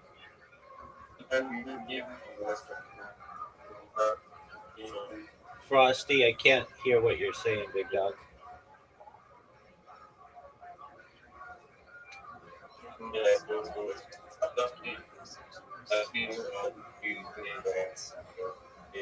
I think you said I'll see you Tuesday. Excellent. Take care, big dog. Shout out to Frosty. He is Judaism's choice for Pope. Pope Frosty. That's what we fucking need in this world. For Because he had you. Pope Frosty and Chieftain Rabbi. Oh, 100%. Yeah, no, I ruined his life. Do you have siblings? Yeah, I have a brother. He's 10 years Josh older and than Liz me. is He's from my fucking dad's golden first ticket failed is marriage. And it's painfully bad. So my son is second with my mom. Wow. Damn. Sorry. What happened? Why do you think he went to? Is he still with your mom? Yeah. Okay. So that's tough. They do not love each other. No, that's not totally true, but I hear them whisper fighting in the other room all the time. I bet. Such a fucking bitch, Sherry. Don't shut up. I don't want to hear Jack call you a fucking bitch, dude. I don't. Incredible. And they're both very Jewish as well. Oh, they extremely Jewish. What do you think, before I let you go, what do you think's the most Jewish thing about your parents? What is it that really stands out to you to where you're like, Jesus, you two? What real about them is how much my dad hates Jewish people. Right. It really is. It's a very Jewish thing to hate Judaism. Yeah. I think I'm Jewish now that you mention it. This is how I find out that I was Jewish all along. Jack, way to get it started. You are... Good job, man. Thank you, guys. There he goes. Time to get to this bucket, ladies and gentlemen. This guy's been on this show before. It's been a long time since we've seen him. Oh, I know what that noise means. The lovely Heidi is here, everyone. Make some noise for Heidi, live in the flesh. I always love seeing the tourist faces when they actually get to see Heidi. And yep, wow, yep. You don't see those? Cheers. Hell yeah. Fuck yeah, everyone. Cheers. Mexican side of the band, salud. Salud, caballeros. Tequila. It is. Ladies and gentlemen, make some noise for your first bucket pull of the night. It is the return of Tim Hanlon, everyone. It's been a while. Here's Tim Hanlon. All right, what's going on, y'all? I just learned something for the first time. I probably should have known this. Maybe you guys know this. Did you know that Muslims are sober? They don't drink at all. None of them. That freaked me out. Even Muslim terrorists are stone sober. They're just drinking shots of milk, talking about death to America. Like, Jesus, that's scarier than thinking if they were smashed. I don't know, man. Maybe they could use a glass of wine, calm the nerves a little bit, I got to talk for 60 seconds. I had 2 whiskeys back there. But if I had to do what they had to do, if I had to strap on a suicide vest, I'd start drinking the night before. I'd be hammered. I'd show up drunk. They'd be like, Tim, it's 8 o'clock in the morning. I'd be like, well, it's 9/11 somewhere. All right, thanks, guys. All right, Tim Hanlon. It's nice to get to meet Jack Shaw's comedy retired father. Okay. I've been around. You do look like a guy that used to write comedy for game shows. Was that guy? Here, I know his mom. Here you are, Tim. Welcome back. It's been a while since we've seen you. Yes. Indeed, So, Tim, Muslims don't it's drink. okay. Yeah, hey, I'm not Muslim. Hell yeah. Thank God for that. Thank God. Oh, damn. Jesus Christ. But I am Mexican. Orale. A huevo.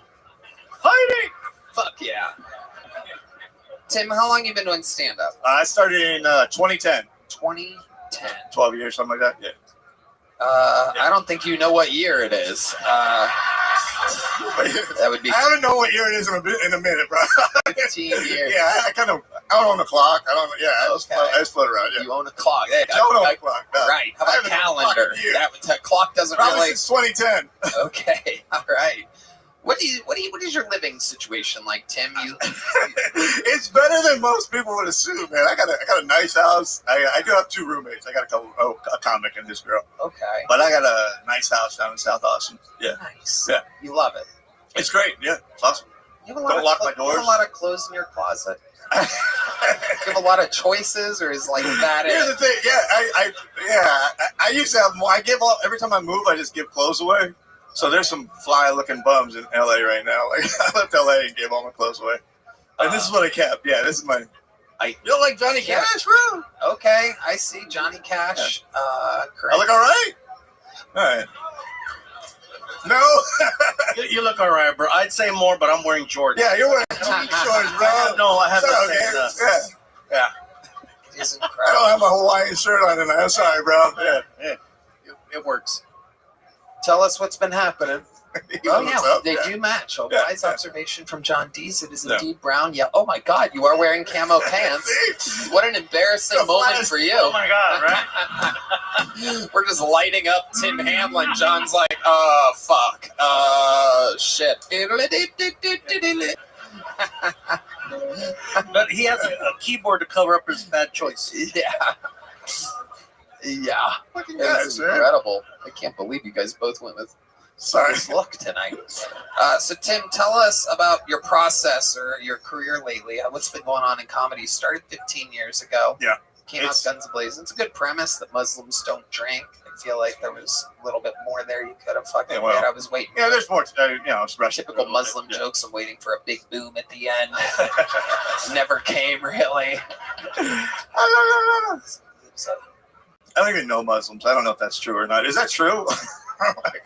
no, they Some drink. guy that looked like him told me that, so I don't know. They drink. I'm friends with Hassan Ahmad. He doesn't drink on, what's the name of their wacky holiday? Ramadan. I'm probably going to get killed for calling it a wacky holiday. There's a thing on my life. What do they call that? A jihad. Yeah. But yeah, no, they drink. We went on a fucking bar crawl to celebrate Ari Shafir's special release a couple weeks ago, and I promise you, Hassan Ahmad got fucked up. We all thought it would be a good idea. The six of us, there was a ton of us fucking comedians, Ari, DeRosa, fucking all of us, and we all thought it would be a good idea. Ari wanted to do a shot and a drink at a bunch of bars on the east side, a true crawl, which I've never really done before, and we fucking did it. And by bar 7, we thought it would be a good idea to all slam into the photo booth at once, one of those old school photo booths. Oh, God. And all we got was a bunch of pictures of Hassan's head. So there is proof that Muslims drink. All right. Tim, what made you want to go in that direction out the gate? Like, that's a like a tough area to go into. A joke for right now? Yeah. Well, you only get a minute, dude. Yeah, exactly. I do longer sets and stuff, so most of my stuff is a little bit more developed, and I figured that's got like a short. It's a newer joke. 2 months. So. Yeah. Okay. But it's short. It's not like a story. I got to come up here. Oh, of course. Did I make the? It's a tough topic to go into. Yeah, I mean, I stopped being scared of jokes a long time ago. I was like, I'm not scared of jokes, but I'm scared of Muslims. I ain't here to offend. The views of Tim are not those of Gabriel Iglesias. I got you covered, or Tony. Hell yeah. I'll protect everybody. Hell yeah. Yeah, dude. Yeah. I don't know. I thought it was a fun. I mean, it's pretty gangster. You went for it. I give you credit on that. Yeah. Really? Yeah, that's you probably went after the hard. I mean, think of another topic that would have been harder for him to go. Muslims blow shit up. Abortions. In Texas, you're probably right. Plaque abortions. Yeah. Jesus, Red Band. The hardest thing I had ever talking about, especially like gun control. That's the worst thing. Don't say shit about guns. Say quiet. Yeah, that's the one thing. That's why I won't say shit about guns. So I learned that. I love that he respects guns more than Muslims. Like, dude, man. Tim. I'm not. Tim, we got to talk after, bro. I'm not much. You might need full camo after this show. I'm shifty, bro. Tim, you've been on this show multiple times. No, I was on only in the in LA at the belly room, yeah, or the main room. Only once? Yep, that's the only time ever. Really? And I sign up every. Yeah, I used to sign up every fucking night for like years, and I finally got on. Since you came out here, I haven't really signed up too much, but thanks so much for the opportunity, man. Wow, this is amazing. fantastic. Yeah. There you go. Absolutely. Yeah. Tim Hamlin is somehow only a second appearance ever. I could swear you've been on more than that. Here's a medium-sized joke book. It'll match your getup. Thank you, bro. Make some noise for Tim Hamlin, everybody. There he goes.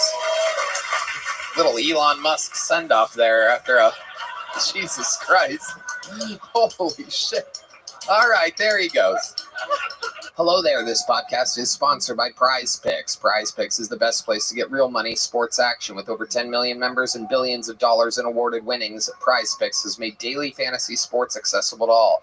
You just pick more or less on at least 2 players for a shot to win up to 1,000 times your cash. Run your game all season long on Prize Picks. The big game is almost here, and it's now or never. Don't miss out on the last football game of the season with Prize Picks, the best place to win cash while watching the big game. Prize Picks is also giving away a free pick for the big game, where one of the starting quarterbacks will only need to throw 1 yard to win. If you are correct on at least one more stat projection, you can win real cash. Check out the promos tab to tail any of our Super Sweat Millie winners big game lineups. If you tail a lineup that goes 3 for 3, you can win a split of $1 million in promo funds. Sign up today and get $50 instantly when you play $5. You don't even need to win to receive the $50 bonus. It's guaranteed. Red Band. Tony, I love Prize Picks. There are so many great opportunities to get in on. This week on Prize Picks, I'm looking at the football board and selecting Jared Goff for more than 230 passing yards and Saquon Barkley for more than 1 touchdown. Saquon Barkley, indeed. It's very, very good, Red Band. Download the app today and use code Tony to get $50 instantly after you play your first $5 lineup. Again, download the app today and you get $50 instantly after you play your first $5 lineup. Prize Picks. Run your game. This podcast is sponsored by Blue Chew. My friends have better sex with Blue Chew. Blue Chew is the original brand offering chewable tablets. These erection-enhancing tablets help men achieve stronger, harder, and longer-lasting erections for sexual activities. Blue Chew is putting its money where its mouth is and offering you a month free. The process is simple. Sign up at BlueChew.com, consult with one of their licensed medical providers, and once you're approved, you'll receive your prescription within days. Blue Chew tablets are made in the USA and prepared and shipped directly to your door. You can take them anytime, day or night, so you can plan ahead or be ready whenever an opportunity arises. The best part, it's all done online. That means no visits to the doctor's office, no awkward conversations, and no waiting in line at the pharmacy. Red Band. Oh, man, Tony, I love Blue Chew. I think they're providing the best ED treatment out there. Does it work, buddy? Find out for yourself with a month free. You could be missing out on some of the best sex of your life. Ooh, disgusting. Congrats, Red Band. Make life easier by getting harder and discover your options at BlueChew.com. And we've got a special deal for our listeners. Try your first month of Blue Chew free. Visit BlueChew.com for more details and important safety information. And we thank Blue Chew for sponsoring the podcast. All right, your next bucket pull, ladies and gentlemen, looks like a brand new name. Make some noise for Jusu Vest, perhaps. It's some rough handwriting. Jusu Vest or Vast? Jusu. There he is. Wow, look at this. Jason Vast. Jason Vast, everybody. Thank you. Stay away from Muslim topics. Got it. I'm 40. Oh, sorry. Okay, I'm sorry. We'll reset it one more time. The clock. Here he is. Make some noise for Jason Vest, everybody. I'm 46 years old, and I'm 6 years overdue for getting my prostate checked. I hate doctors, and I'm terrified to get the procedure done because I haven't had a man put a finger up my butt since I was a Cub Scout. For those of you that cringe, do not cringe. I was a loose boy. I was a slutty kid, and I fucked my way to the top of the Eagle Scouts. I jerked off a scout leader with a Nintendo Power Glove in the back of a 1986 Ford Escort. And that's how I became the youngest Eagle Scout in history, ladies and gentlemen. Thank you. I'm a veteran, and I go to the VA medical system for my health care, and it's shitty. I get 4 Viagra tablets monthly. 4. I spent 20 years in the military and 1 year in Iraq, and that only equates to 4 hard-ons a month? That's why I voted Republican, because Donald Trump said he was going to get us 10. Thank you. All right. Jason Vest. Okay. All right. Let's go. This is your first time on the show, correct? Second time. Oh, there you go. Everything's backwards here tonight. Dude, the visual I got from the power glove in the back of an Escort, I'm like, oh my God. You felt that shit, I didn't felt you? that, dude. The Escort, the one that had the power seatbelts, the automatic ones. Oh, this Yeah. Oh, God. You know. How long ago was your last appearance on the show? Almost a year ago, Tony. I was on in February last year. Did I tell you on that episode that you look like the guy from Ghostbusters 2 that makes Vigo the Barbarian come to life out of the... It is Vigo! Vigo! It's an amazing impression. It's Vigo! I've seen Ghostbusters 2 a lot. Yeah. You have that, though. You have those energies. Thank you. Yeah, that's exactly what he would say if he was here right now. That's how he would say it. Absolutely incredible. How long have you been doing stand-up, Jason? 4.5 years, Tony. Where at? I started in Detroit, and then I moved to Chicago, and then I moved here a year ago.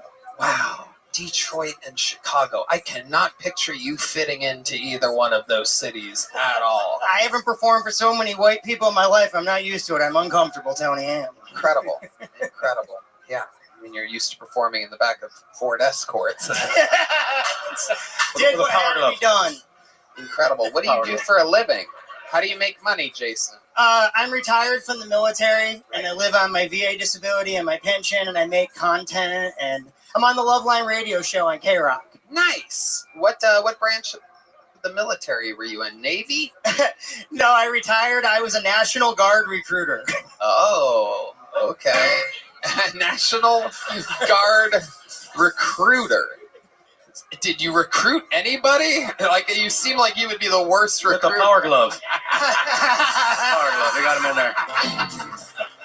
I hold the state record for the Michigan National Guard for the most enlistments in 1 month. Oh, never been beat. My God. Yeah, because power glove, man. Incredible.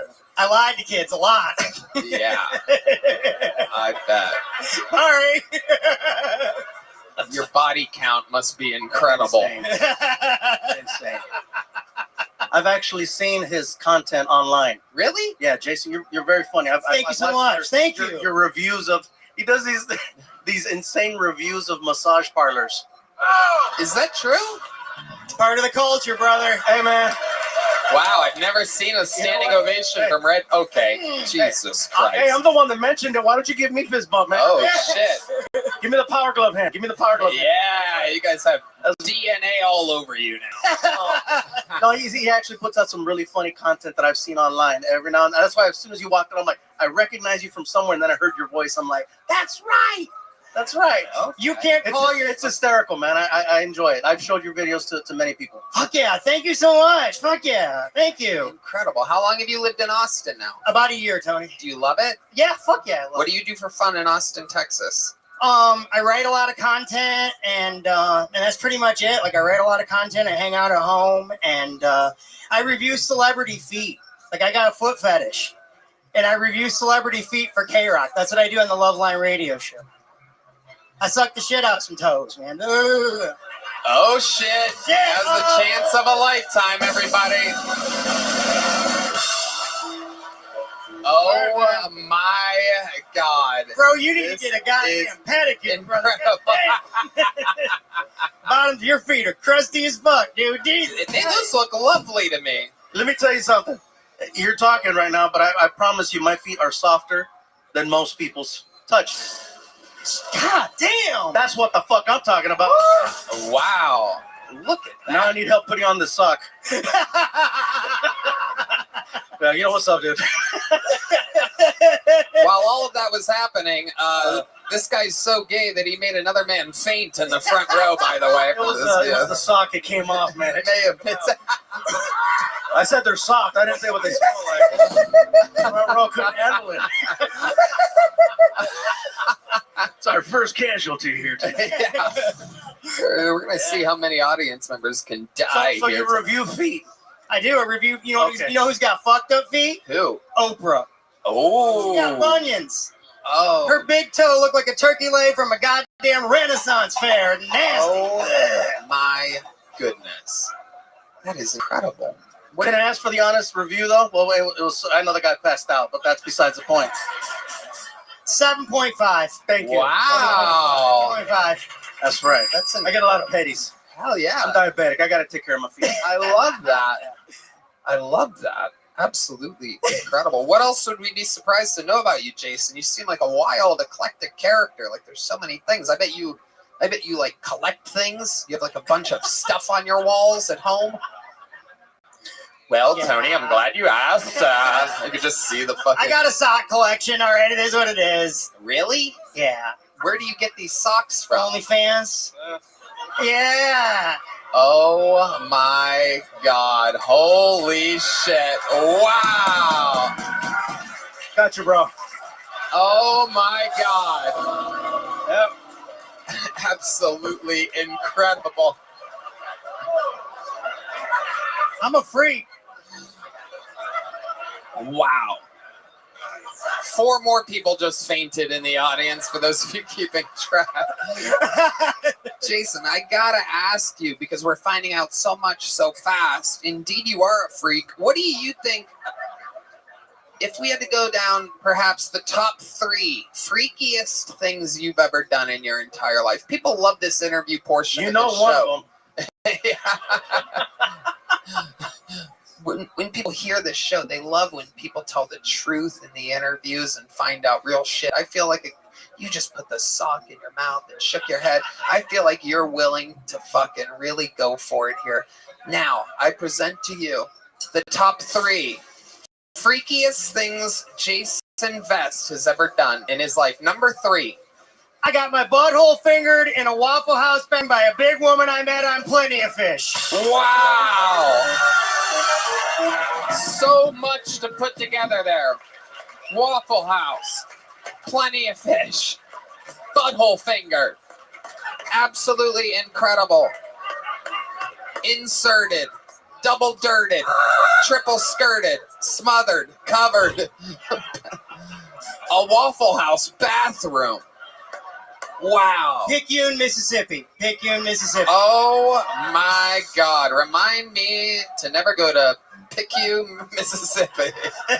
All right, here we go. Number 2, freakiest things Jason Vest has ever done. I paid a South Korean woman to shit on my chest at the Oriental Health and Massage in Jackson, Michigan. And later, I'm not done yet. Jesus. Not done yet. Leave some time for the crowd to go wild, Jason. Leave some space. Get these laughs. You deserve it. Okay, now. Wait. And later I found out it was a 47-year-old Filipino man. How did I know that this segment was going to work? This is incredible. This guy had this ready. You would have thought we prepared this. Okay, I'm going to ask you the 3 freakiest things you've ever. This segment is unbelievable. I gotta hear number. Wait. Hold those horses. I know he's already knocked one of your socks off. Number 2. Hold on. I think the sock in the mouth is somewhere 93. Honestly, after shitting on the chest. I only have 4 questions about number 2. So you thought it was a Korean woman? It later ended up being a 47-year-old Filipino man. I ran into him at Walmart. So was that... wait. Hold on. You didn't find out that night that it was a Korean woman? No, he ran into me at Walmart, and he's like, bro, you don't remember me? And I'm like, no!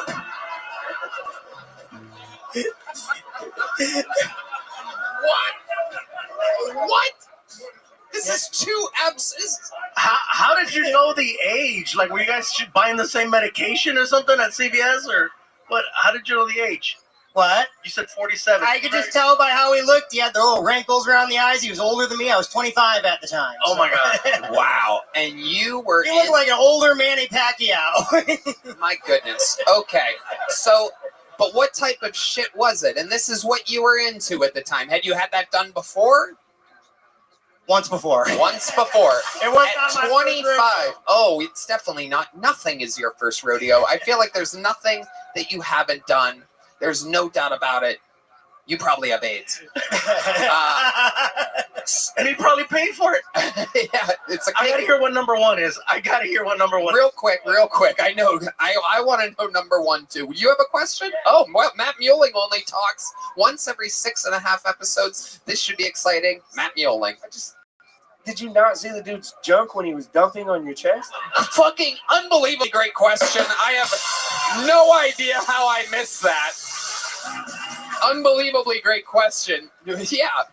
Were you just imagining it not there? Let's just say this. I'm 7 years sober now.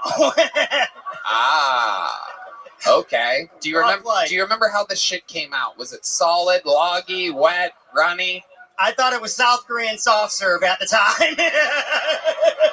Wow. But it turns out it was what? Filipino pudding.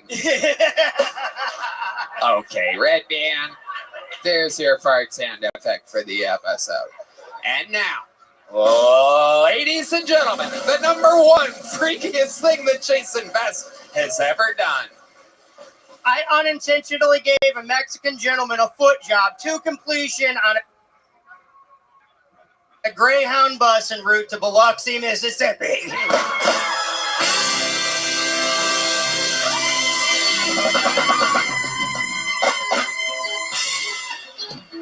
I'm not gonna lie, I thought that was the beginning of my story. And I'm like, no, that's another Mexican. He got.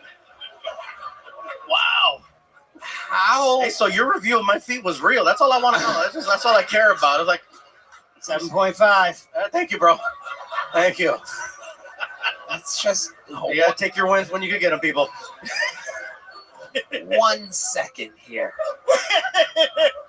You said that you gave I love you have more. Oh, it's incredible. The wheels are turning right now. What makes it an unintentional foot job? And when you say foot job, that means you jerked them off with your feet, and it was unintentional. How? Yeah, this is very suspicious coming from you. No. You seem like a guy that would have a very intentional foot job if you wanted to give one. Four Loko, the before 2010 formula, back when that shit would fuck you up. The OGs know. He knows. So what was the angle of attack on this situation? You're sitting next to the guy. He's a row. Cross the little way thing, and I just reached my foot across. And that motherfucker looked at me dead in my eyes and sang Bon Jovi's Bed of Roses in broken English before he cummed on my face. How did he come on your face? I was like, it blasted me. I don't even know where to begin. It's like madness. I don't even know where to begin, but I'm telling you that getting a big joke book, that's for sure. Thank you! I don't know what body part you're going to shove this up, but I have a pretty decent idea. I always throw it. There he goes, the rare catch from Jason Vest, ladies and gentlemen. Wow. Welcome to Kill Tony, Gabriel Iglesias. This is all. I mean, what can I even say? I know that everything he was saying was real. It's not like stuff that, he's not up here just trying to get any like clout or nothing. You know what I'm saying? Like definitely not. Clicks. No. Yeah. His stuff is funny, but he never talked about stuff like that. Yeah, because I vouched for him at first, and then I'm like, oh god, he's getting shit on. No, literally. Yeah. It's incredible the characters we find here on this show. Wow. And it could happen again right now. A one-word name is your next bucket full. Make some noise for Trev, everybody. 60 seconds uninterrupted for Trev.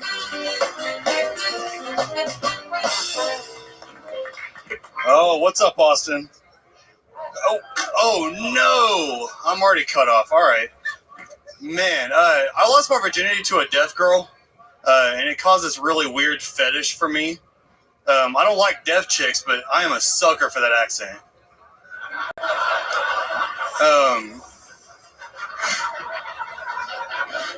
It's okay, they can't hear us.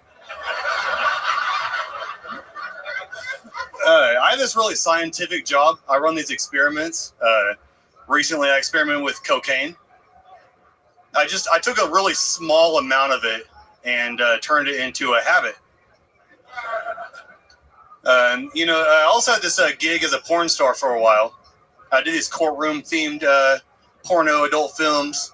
My stage name was Pro Bono, attorney at Raw.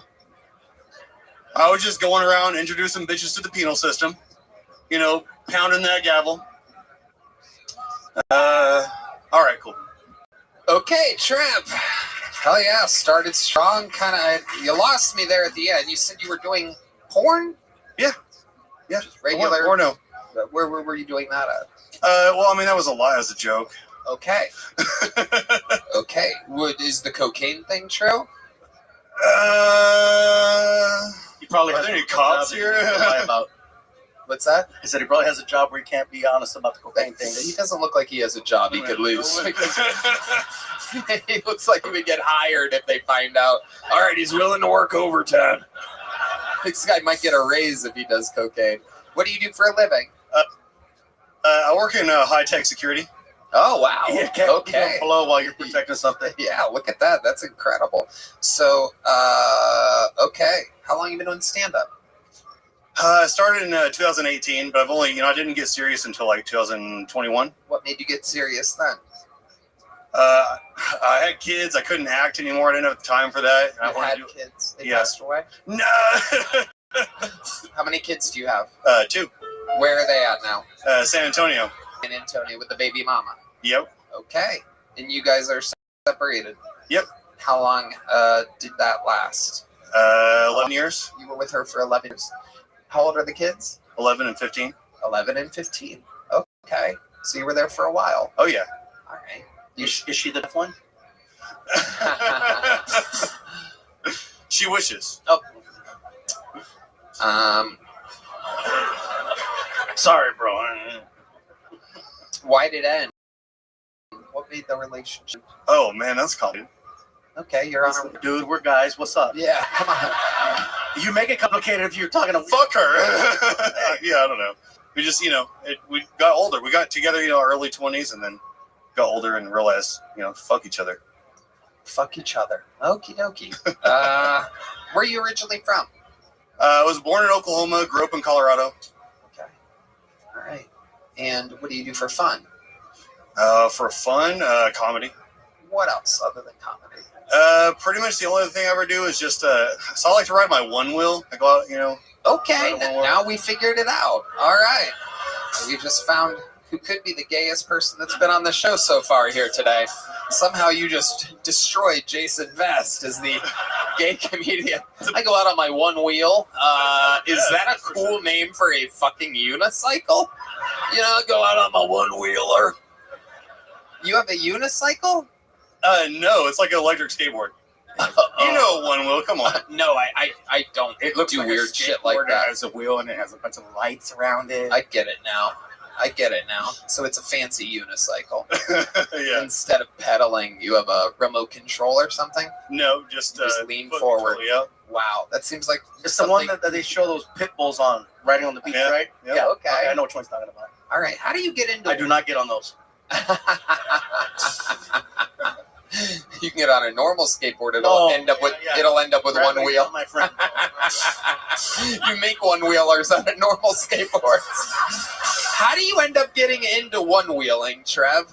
You had a friend that was doing it? Skateboarded, as a teen and early 20s, and then got, dad bod. Couldn't skateboard anymore. Okay. What's your favorite thing to do with your kids? You got an 11-year-old and a 15-year-old. What are they into? How do you maintain being a cool dad? You live here in Austin and they're in San Antonio? No, I live in San Antonio. Okay, so you see them a lot? Oh, yeah. Like a lot? Yeah. Like every day? Every week, yeah. Okay. How do you entertain them? What makes you a cool dad? We do video games a lot. I mean, that's their main thing, yeah. Okay. All right. What do you think's the most interesting thing about you? Maybe it's just because you're going up after Jason Vest, who is one of the freakiest motherfuckers we've ever had in the show's history. But I gotta tell you, this interview is unbelievably boring compared to, I like comedy for hobbies, and I raised my kids. We play video games. Yeah. Come on, motherfucker. You're right. He had his chest shit on by not a woman, a Filipino man. 47. He found out at a Walmart. Finger up his butt at a Waffle House. Yeah. Pikachu, Mississippi. Accidental foot job. Greyhound bus. Yeah. You got anything like this up your sleeve? Oh man, I mean, I hooked up on a Greyhound one time. Okay. Yeah. It's just a woman? Yeah, just a regular. Boring! Jesus, live your life, buddy. My God. Let me ask you this. You've been separated from the baby mama for how long? 5 years, 6 years. 5 years. You've been now dating a little bit? Oh yeah. Okay. How do you do that? Do you just meet people? Are you on any of the apps or anything like that? I did apps for a while, and then just kind of nothing was happening now you there. just So roll now out on the one-wheeler, look at You women know? in the eyes, and just be like, whatever I sup? can catch along the way, yeah. Want to hop on? Like, what your favorite hookup that you've had recently? How did that happen? Oh man.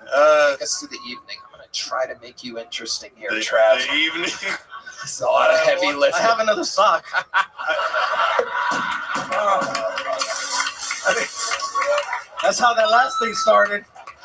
Jason was pretty normal until I freaking showed up with my freaking size 11 and a half. Oh right. man. I was buying you some time, bro. Yeah, no, exactly. The most recent was Laredo. I did comedy down there and actually killed it. You know, pretty good job, pretty good 5-minute set. Hell yeah. And when I got off stage, the host was like, "Somebody suck his dick tonight." Wow. So, and I was there for work with the hotel, so you know, it worked out. Oh my goodness. Wow. And Jason Vest was on the show, and looks like my work's just getting started. No, it was I'll suck your dick if you shit on my chest. Even tradesies. It was a Korean woman, I swear. That's what he thought too. Wait till you get to Walmart, bro. You're running into him then. Jason, I liked your set. Here's a big joke book. Fun times. Congratulations. Thank you, Tony. Jason. Or I mean, Trev. I just called him Jason. There goes Trev, everybody. Jason. All right. Good day. This podcast is sponsored by ZipRecruiter. Guys, I'm a boss, and hiring is important to me. According to research, a major challenge that many employers face is the pressure to hire quickly, and it's a tough hurdle to overcome because it's so time-consuming to search for great candidates and sort through applications. Well, if you're an employer who can relate, I have one question for you. Have you tried ZipRecruiter? ZipRecruiter has figured out how to solve this very problem. In fact, 4 out of 5 employers who post on ZipRecruiter get a quality candidate within the first day, and right now you can try ZipRecruiter for free at ZipRecruiter.com/KillTony. Red Band. Tony, ZipRecruiter, one of our oldest sponsors. We love ZipRecruiter. They're the best hiring site out there. Did you know ZipRecruiter is the hiring site employers prefer the most based on G2? How fast does ZipRecruiter's smart technology start showing your job to qualified candidates? Immediately. That is nuts, Red Band, and I love nuts. ZipRecruiter's powerful matching technology works fast to find top talent so you don't waste time or money. See a candidate who'd be perfect for your job? You can use ZipRecruiter's pre-written invite to apply message to personally reach out to your favorite candidates. So relax, employers, and let ZipRecruiter speed up your hiring. See for yourself. Just go to ZipRecruiter.com/KillTony right now to try it for free. That's the same price as a genuine smile from a stranger, a picture-perfect sunset, or a cute dog running up to you and licking your hand. Again, that's ZipRecruiter.com/KillTony. ZipRecruiter, the smartest way to hire. This podcast is sponsored by Blue Nile. Guys, are you popping the big question? Sure, it's a huge moment, but what they don't tell you is how many decisions you'll have to make when choosing the perfect engagement ring. Shape, size, style, setting, cut, color, clarity, carat. If you're like most people, you may have no idea, but trust me, she knows exactly what she wants.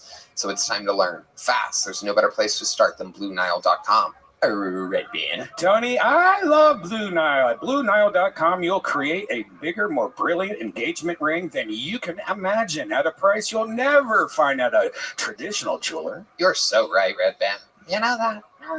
Since 1999, Blue Nile has been the original online jeweler. They've always been committed to ensuring that the highest ethical standards are observed when sourcing diamonds and jewelry. Their diamond price guarantee means that in most cases, they'll meet or beat a competitor's price on a comparable diamond. Your surprise will stay safe because every Blue Nile order is insured and arrives in packaging that won't give away what's inside. In most cases, even delivered overnight. Blue Nile has a 100% satisfaction guarantee with free shipping and returns, so you can make sure the ring you pick is the one. And because love can last forever, you get free service and repair for life. Right now, get $50 off your first purchase of $500 or more with code TONY at BlueNile.com. BlueNile.com. That's $50 off with code Tony at BlueNile.com. BlueNile.com. We're going to sage this room with a class act, one of our regulars, one of the best to ever be a regular on this show. Very, very hard job writing and performing a new minute every week on this show. Ladies and gentlemen, here he is to do it again. This is a brand new minute from the one and only, the great and powerful Cam Patterson.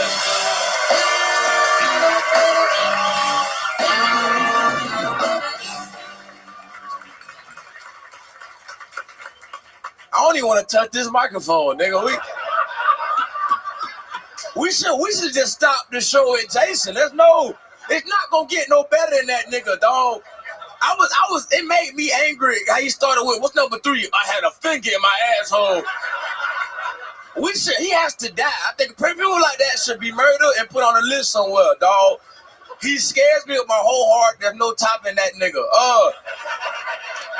I know I got a lot of shit about crackheads. All my jokes are mainly about crackheads. And it's funny to me because I was thinking about it the other day when I was real high, and I was just like, man, it's fucked up. Because most of y'all deal with crackheads, and y'all see them like on the street. Y'all just walk by like they're not real people. But I had crackheads in my family. So crackheads had my phone number. You understand? That's a different type of relationship with a crackhead. Like, y'all be like, I don't know you, leave me alone, nigga. I'm like, what's up? I know you got cash app, bitch. I need $5. I want to buy crack today. It's insane. And that's it. There you go. We'll get up out of here. Got it. Did it again, buddy. You did it again. Another minute. Oh, shit. To see that in person, man, that's freaking awesome. I've seen your clips before. You're very funny. But to just watch you come out and that's off the cuff. That was awesome. Thank you so much. I really appreciate it. Thanks. The funniest thing I've seen all night. To be able to take your G, make the callback, sing, acknowledge the room your way, and then sing right into material. So you were around a lot of crackheads, huh? Yeah, a lot. Like a lot. You know what's funny? My uncle, he just passed away. He was a crackhead. He passed away. Is that the one that I met in Atlanta? Yes. Oh yeah. Yes, you know this. We had a lot of fun. I actually loved that guy. That was actually a taping I did that night. Yeah. And in the green room, Cam decided to bring about 43, 44 family members. And, odds are. And somehow the one that I bonded with the most out of this unbelievably high amount of people was your crackhead uncle. Yeah. He was so fun. He loves you, man. He loved me. It was funny. You remember He's that? no longer with us. What I said love. I said love. You said he loves you. He do love you. He's still here. He's still there. Yeah, he's still. He's looking up at us right now. Oh, what? No. He looking down like this. Life is good. The good crack is in hell, buddy. The good crack is in hell. I don't know. Maybe not. We'll be good crack in heaven. Who knows? I think heaven's more like a hair place. It's just more relaxed. I picture crack. D Madness is reacting to this. He's a real musician who's probably done heroin and crack today. Probably when he just went backstage. A real musician can jam with anybody. What would be a crackhead heaven? Okay. Oh, like an unlocked liquor store at night? Yeah.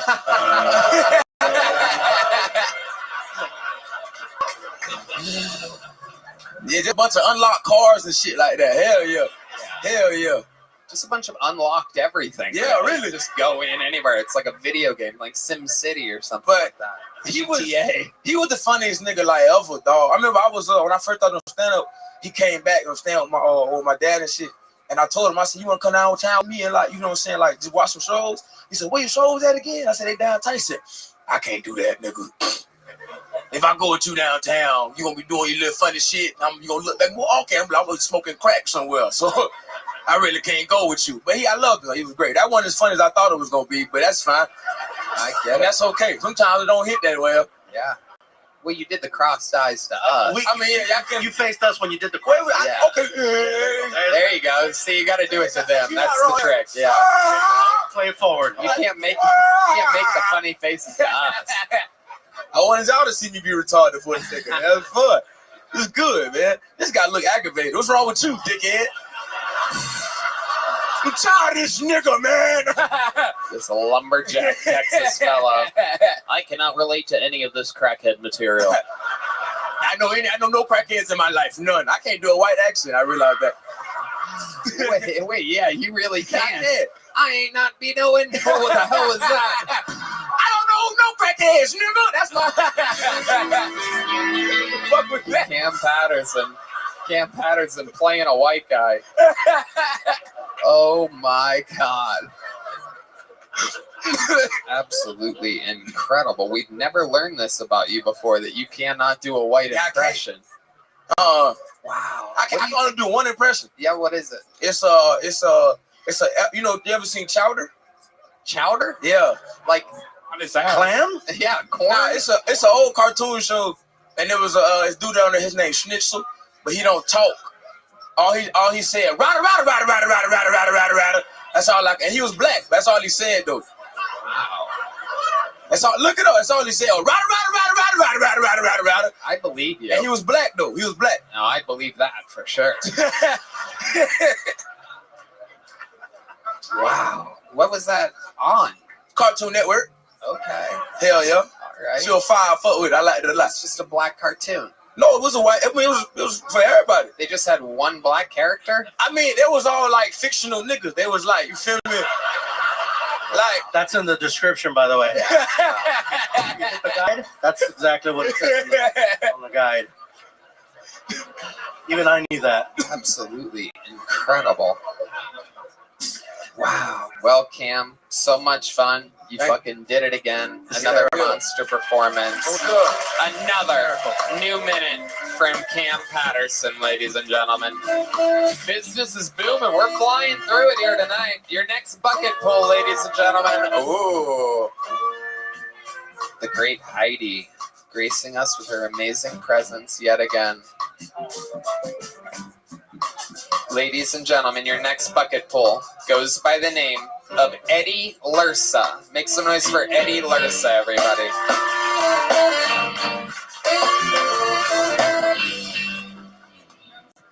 Thank you. I got my Uber on the way here, and it was a lady driver, so, you know, I buckled up. Not just because she was a woman. I'm not a sexist. She was also Asian. Not that Asian people can't drive. They can, and that's the problem. Relax. I'm kidding. It wasn't an Asian woman. It might have been an Asian man. I couldn't tell. No, I hate Ubers, though. I fucking hate Ubers. My worst Uber driver ever made me walk 2 blocks in the rain to get to the car. Loudly fought the entire ride with someone named Shut the Fuck Up, Bitch.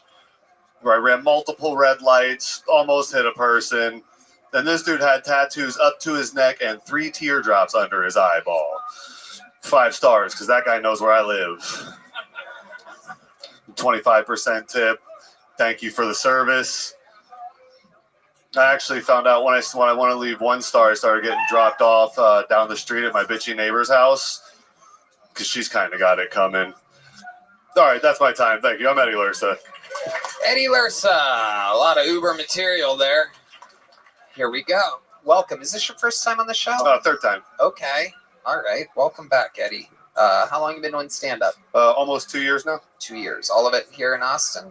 Yeah. I started in West Palm, Florida, but I wasn't there very long. I moved here like 6 months in. Is that where you're originally from, West Palm, Florida? No, I'm originally from Virginia. I lived in Florida for 6 years before I moved here. Okay. What do you do for work? Bartend. All right. You still do that? Yeah, bartend. I produce a lot of shows in town. Anything I can, but bartending is my main money How right often now. do you perform? As much as I can. Ballpark it? 5 spots a week. Okay. And what do you do for fun? For fun, out here mostly stand-up. I like writing. I used to write fiction a lot. Back in my early 20s, I had a little self-publishing company in DC. I wrote a bunch of short stories, a couple self-published novels. That was like my main. I've written since I was a little kid. I've always loved writing. How about when you're not writing or doing stand-up? Is there anything you like to do that's a little bit more fun? I like to snowboard. I haven't been in a long time. I used to live in Colorado. I used to go snowboarding a lot. You ever snow one wheel? Never snow one wheel. All right, Eddie. You have any pets? Yeah, I have one dog. Okay, what's his name? White Claw. Why did you name your dog White Claw? Gay dog, huh? One note red band over here. It's a gay this, a gay that, gay. Fart noise, gay. All right. Why is it called White Claw? Because he's all black, one White Claw, and I was drinking White Claws heavily at the time when I got him. Wow. Coincidence, yeah, right? When you're doing a full, now, what's the longest amount of time you spent on stage? On stage, 15, 16 minutes. It's the longest set I've done. 15-minute set is the longest set? Okay. When you're doing a full 15-minute set, what is your opening usually like? My opening? Like when you cut, like when you're coming out, you know you're going to do a full set. You know, because usually like right now, I feel like you came out and you're only given a minute. So you jump right into it versus giving the people a split second to try to understand where you're coming from. Jason didn't have to explain himself when he came out. Yeah. You knew some shit was going to go down when he came out because everything about him told you that. Yep. You, on the other hand, look very, very normal. Like you said, you're a bartender. Like, I totally believe it. I see it. But you only had a minute to perform. So what is your normal opening? That's a great question. I would love to know. Like, let's say you were doing a 15-minute set. What is, what does the first, 30 seconds look like to you? I mean, you want me to do it? I have when there's no, like 30 yeah, yeah. Yeah, let's do it. His opening bit. Let's pretend like I just brought you up, ladies and gentlemen. This is him doing a 15-minute set, but not really. Make some noise for Eddie Lursa. Make some noise for Eddie, everybody. Thank you. Thank you. Happy to be here. It's a new year. Trump just got inaugurated on Monday. You know, some people are happy about it, some aren't. I didn't vote for Trump, even though I look like this. I love with you. But I also didn't vote for Kamala. I didn't vote. And some people feel a certain type of way about that. I stand by my decision. I'll tell you why. I didn't vote because I am a felon. This is perfect. Where my felons at? Not only did that answer a question how you open a set, but that also brings me to the most interesting part of the interview. That was fantastic. How are you a felon? Assaulting police officers. Oh, okay. I'm guessing this was in Florida because that shit don't fly out here. This was in Virginia. Okay. Towards the end of my time, I was in college for 6 months. I assaulted police officers, and I wasn't in college anymore after that. What provoked that, dude? Yeah, you look like you could get away with something already. So why would you not go with the flow? Yeah. It was I was eating acid heavily at the time. I thought you were just. Thought he said acid. Yeah, me too. He's just like Jason. Like, here we go. Was it at a Waffle House? Yeah. All right. Actually, sorry. I did go to a Waffle House immediately upon getting out of jail. Oh yeah, that's where everyone goes. It was great. No, I was in college and I ate acid one time for like 2 months straight, and I lost my mind. I drank a bunch of Everclear jungle juice, and there was a cop in my dorm when I got back, and I didn't like that, I guess. I don't really remember exactly how it happened, but what did the report say? It was a 15-page police report. We were together for hours. Wow. I busted. I thought when they finally got me to the police car, I remember telling the cop that when he had me in ankle cuffs and my hands back, that's how I had his wife on the ground and just being as disrespectful as possible. When he got me in the car, I thought that if I went to jail, or if I went to the hospital, I wouldn't have to go to jail.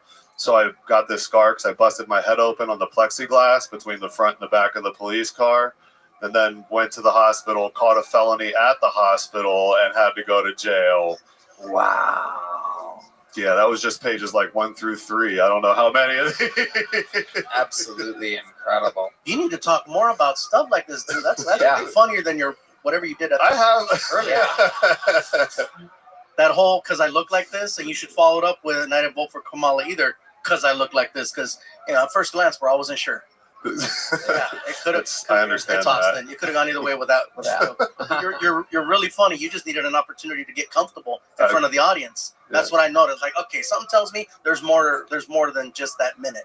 So I'm glad we gave you that chance to do that. For sure. Eddie Lursa, ladies and gentlemen, we're going to keep flying through. You already have a joke book, right? There he goes, Eddie Lursa.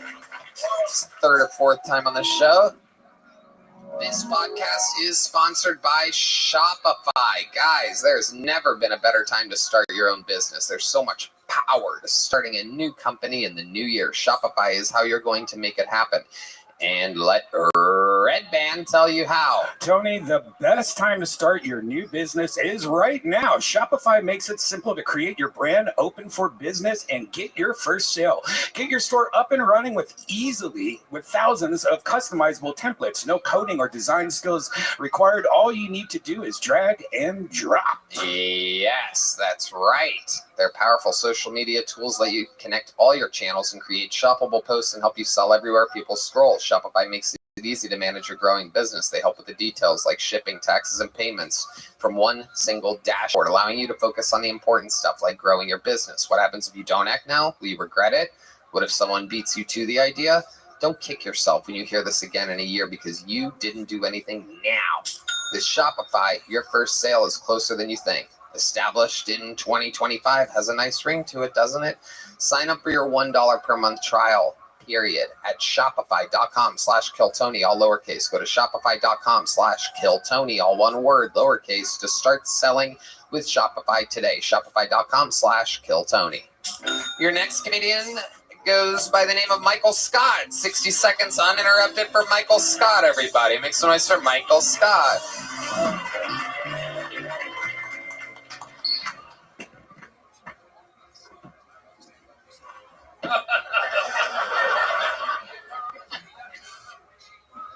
You guys look like you fuck with rap music, right? Yeah. Cool crowd. Okay. You guys remember rapper Mystical? Shake your ass. Watch yourselves. Show me what you're working with. That guy, Mystical? Mystical was my favorite rapper when I was a kid. It wasn't for the bars, because he wasn't great. It was more the fact that I found out he was a combat engineer during the Gulf War. Mystical was a fucking minesweeper. I liked to play this game where I imagined Mystical out there leading his troops during the Gulf War while preparing for his future rap career. You guys, hey guys, hang back real quick. I gotta make sure it's clear. It's the minesweeper. Doot, doot, doot. Doot, doot, doot. Danger! Watch yourselves! Get on the floor! All right, that's all I got. Let's go. Michael Scott, doing good. Doing good. Some super topical, mystical material. At the height of his career. Some references from, I think, 22 years ago or He so. got accused of rape recently, so it's back in the news. Okay, I guess Again. Yeah, but you're not talking about that. You're talking about the lyrics to the song. I guess. That's what got me thinking. Michael, how long have you been doing stand-up? 8 years. 8 years. Where at? California, Bakersfield. I started. I'm from Fresno. I started in Bakersfield. Nice. And you live here now? Yes, for a year, December 30th. Yeah. Okay. Where in Fresno did you get to perform? When you said you started in Fresno, right? I lived in Fresno. I started comedy in Bakersfield. Okay. 661. Whereabouts in Bakersfield? The Well Comedy Club. Okay. They're gonna love that. They're gonna love that. Daniel Betts. All right. Is that the one where it's like a little cube that you stand on, not a stage? It's like a box. I once performed in Bakersfield on a box. Oh, I did. Was it You don't forget gigs like Do you that. remember where by chance? No, I remember. It was like, you drove a few hours. It was like a couple $100. This was 15 fucking years ago or whatever. And I got there and you had to it was like high enough to where you literally, there wasn't like a staircase or anything. You had to like body yourself up and like throw a leg over and like, hey, what's up, everybody? And just like be confident and cool after that. You'd never forget having to, but you wouldn't have had a fucking chance at this place. You would have been like, oh, I guess I'm standing next to a box for this performance. It was so fucking weird. It was like 4.5 feet up in the air. I'm like crawling up this fucking. All right. So grew up in Fresno. First time performing was in Bakersfield, and then you went to Los Angeles. Yeah. My parents lived there in L.A. Yeah. What brought you out to Texas? I was dating a girl. She got a transfer for a job. We moved out here. We broke up, and then How long were you able to make it last? Jesus, this bitch from Dallas is losing her mind slowly throughout the show, becoming more and more annoying. Why did you gasp like that, lady? Yeah. It's okay, you can answer. You want to make noises during the show. These are the repercussions. Why are you making noises about them breaking up? Everybody moving to Dallas. I don't live in Dallas. Nobody's moving to Dallas. Literally, nobody wants to move where you live. Nobody. Even the people that have to for work don't want to move there. I like Dallas, but nobody's moving there. So control yourself, or else you're going to get embarrassed again, like it just happened. Yeah. All right, let's go back to you. Yes. So, how long were you able to make that relationship work in Austin? 8 months. Okay. Where do you think? Is this a white girl? Yeah. God damn it! I knew it. How did you know? You want to know how I know? You know how Cam couldn't do an impression of a white person? I don't think Michael can do an impression of a black person. I'm a white guy that was raised in an all-black neighborhood. I have a good ear and eye for these things. Michael Scott. We did this last time I was on. Oh, we did? This makes sense. I'd imagine so. Yeah. Like if you close your eyes, he's a white guy. Everybody close your eyes. Michael, say some nice things. Thank you for calling customer support.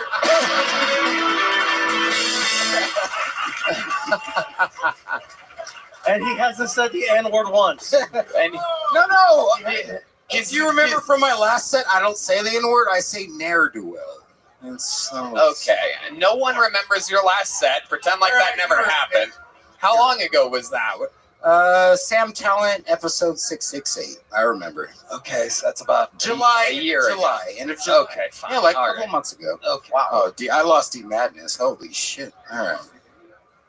Huh? Oh, John D's giving you permission to say the N-word. He wants to hear you say it. My nigga, what's up? Wow. Shit. I guess I'm allowed to say it now, too. Oh, I didn't. Oh. Well. All right. Oh my god. Oh no. Michael, what do you think is the blackest thing about you? All right. Oh, here we go. Okay. Yeah. Oh, a woman out there just yelled to dance. Can you do dance like a black guy? No. Let's see this. Give me some music here. Come on. Play some mystical, guys. Bad knee. I swear to God I can't. I swear to God, I have a bad knee. I can't dance right now. I swear to God, I tore my Achilles tendon. Come on. Hey. Oh, there's the lighting They want you change. to say danger. Oh, shit. White guy. Go white guy. Go white guy. Hey. What do you want? Welcome to White Dance Party. So it's the Carl. Oh, all right. It doesn't. Oh my god. My grandma's gonna kill me. You dance for those white people? That's what she's. I bet that's exactly what she sounds like, too. What in the world would put you in that conundrum to where the white people are asking you to dance for them? My dear, sweet Michael Scott. Your name is whiter than anything about you, by the way. My mom was gonna name me Jarek, actually. Like, wow. Not Jared, not Derek, but Jarek. Well, so I'm Michael Scott the unique. second. My dad is Michael Scott. Wow. Yeah. Jarek. Jarek. Should be named Donald because you dodged a bullet there. My middle name is Donnell. And he danced like Donald Trump. I'm like, You did kind of dance like Donald Trump. Dude, I We have know one who he leg. voted for. Please don't let He's me- like, I can totally dance like a black guy.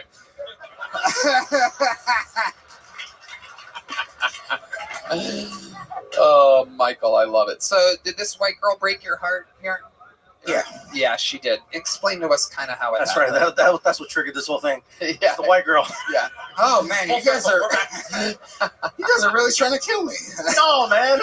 Made me dance on my bad leg. All right, let's do this. Wow. Yeah, you guys actually know her. You dated a comic? Michael, can you answer the questions? I- Okay, go ahead. We know a lot of people. You dated a comic. I'm work. Yeah. Wow. Oh, she's a comedian. Yeah. Yeah. Okay. It doesn't matter. Can you tell us how she broke your heart? If you will stop talking. Yeah. Lindsay Tyree. This is an unbelievable interview, Michael. It's ridiculous. We talked about this last time. We talked about this, like, fucking stick to the questions here. You're on my show. Yes. Okay.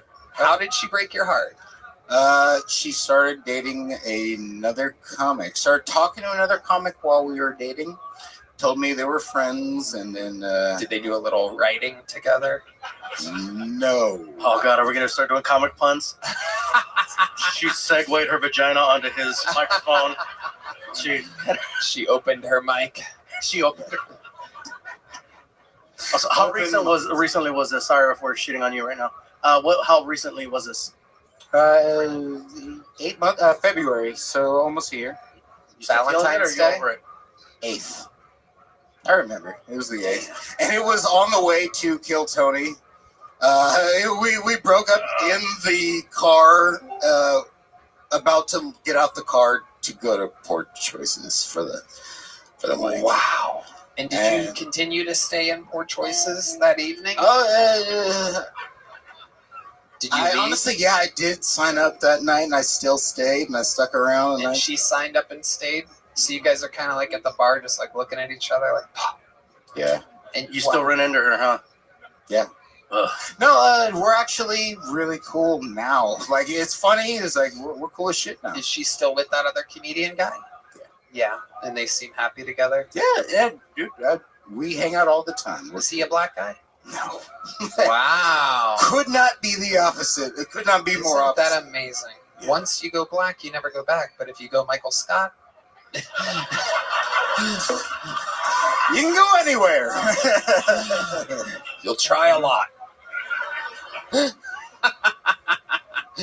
I just want somebody that can dance. How'd you hurt your knee? MMA.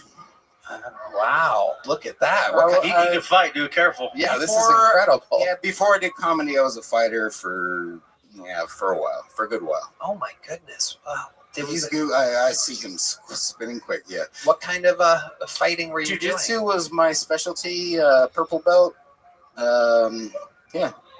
I love kickboxing. I love to kick. I keep breaking. I'm fragile. I keep breaking.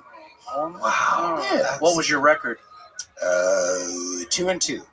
2-2. 2-2. 2-2. I started off great, and I had a habit of taking fights on short notice. Every promoter knew they could just call me Old John straight off the couch. Broken Bones Jones over here. That's fucking solid. Yeah. It's just So I never went pro. I was an amateur. Amateurs don't get paid, but if you're willing to take on anybody, you get paid a little bit under the table. So I would get like timely. So you made a little bit of side cash. Yeah, so I'd make $400 a fight. Promoters knew they could call me, but I started off 2-0, and then I took my last 2 fights 6 days notice, and then 8 days notice, and I got my ass. Just cannot for the life of me picture this. Like, would you do your walkout with like the gloves and your glasses still on? You hand them to your coach right as you get in the octagon? Really? Yes.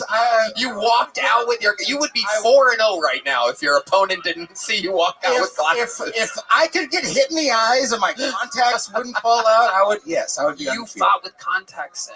I did that one time, and then I got hit, and it went, I felt it under here, and then, So what I would do, I never would fight with him. I just hand him to my coach, and then I have him lead me to the cage. Your eyes don't seem that bad with those glasses on, by the way, though. Like, your eyes don't seem that bad with I still think D Madness would beat the shit out of you right now.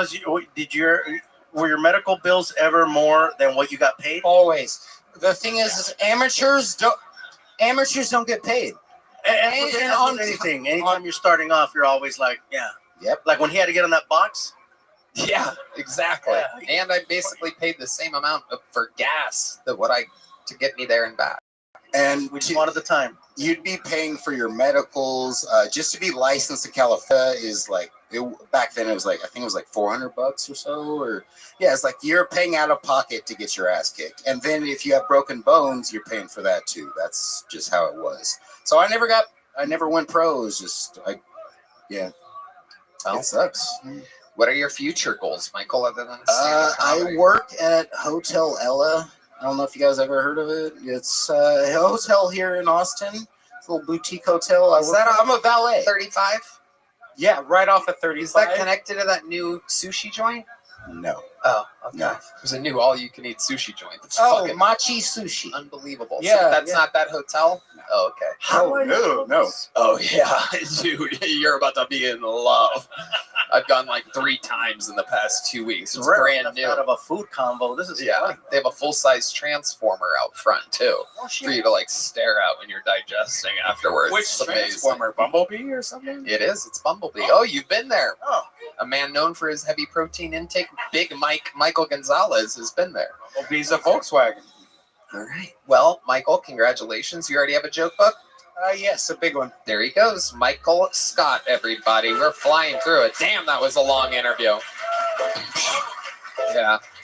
We're getting to know a lot about these people tonight. Make some I didn't know you had a fighter here. That's he crazy. did not look like a fighter. He's got. I feel bad for some of the jokes. Like, woo, gonna catch me in the back. That is one of those. Not fluffy. That is one of those wild situations where you never know who you're talking shit to. Notice I got a lot nicer after he said he's a amateur fighter. Purple belt. Normally, if you see a black guy with a purple belt, he's a pimp. All right. That's a joke I was going to do, but the time passed, but I got it out. That's good. All right. Your next bucket pool goes by the name of Yale Riemes. Yale Riemes, perhaps. Yale. Thank you. I've been getting into a lot of arguments recently, most recently with my girlfriend. She snatches food off of my plate all the time, and her excuse is always, well, come on, there's no yours or mine, it's all ours.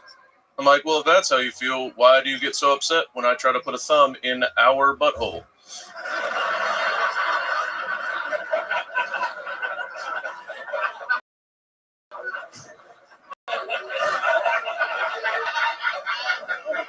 I also got into it. I thought she was telling me a joke. She told me that her cat had feline AIDS. I didn't think it was real. So my first thing that I said was like, I didn't even know your cat was a slut. And she goes, that's not how they get it. That's not how they get it. And I was like, what do you get it from? Sharing needles? What are you talking about? And she was upset, but she shouldn't have named her cat Meowjic Johnson. So... Wow. Oh, the timing on that. The timing on that. An amazing minute. It's like the meow was the punchline at the end of that. This fucking perfect. Magical. So perfect, dude. This is your first time on the show, right? Yes, it is. Welcome, Yale. How do you say that last name? Reams. Reams. Welcome, welcome. How long have you been doing stand-up? About 4 years now. Where at? I was a couple weeks ago. Beautiful. Congratulations. You do the funny bone up there? No, don't let me in there. That's the thumb joke.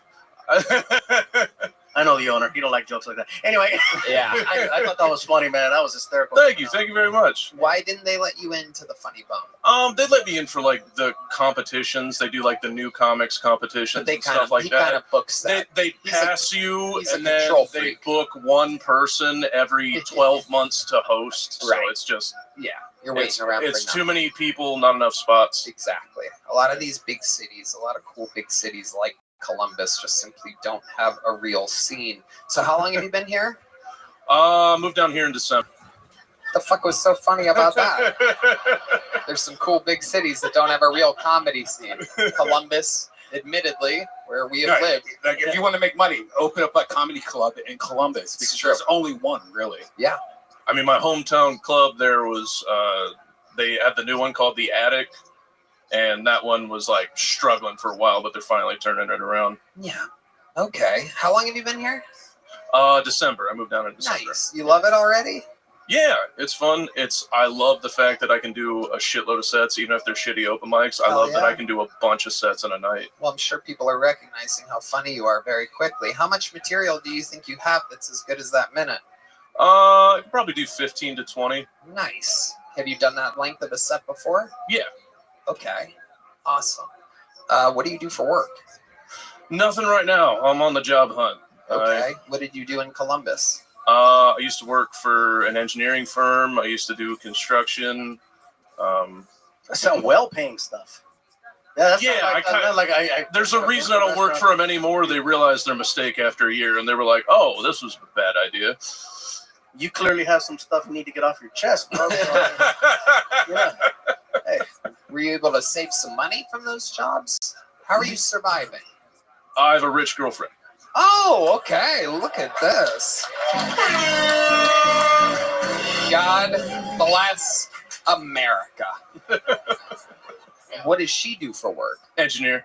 She's a real engineer. A real engineer. Oh my goodness gracious. Does she have glasses like yours? No, I think they're. I mean, she has glasses. Yep. But yeah. You can't even see. You can't even tell. You've never looked at her. These ones, never looked at her eyes before. How long have you been with her? Well, 4 years now. And she moved here with you? Yes. So if everything goes on pace, if everyone's girlfriend leaves them after 8 months here, so you have about 6 months left with her. What are you going to do for work then, motherfucker? Fucking DoorDash? I don't know. I'm kidding. I love it. And you love her. Yeah. Sex life is active. Sure. Yeah. Sounds like it. Hold on. You missed it. There was a soft sure that happened right there.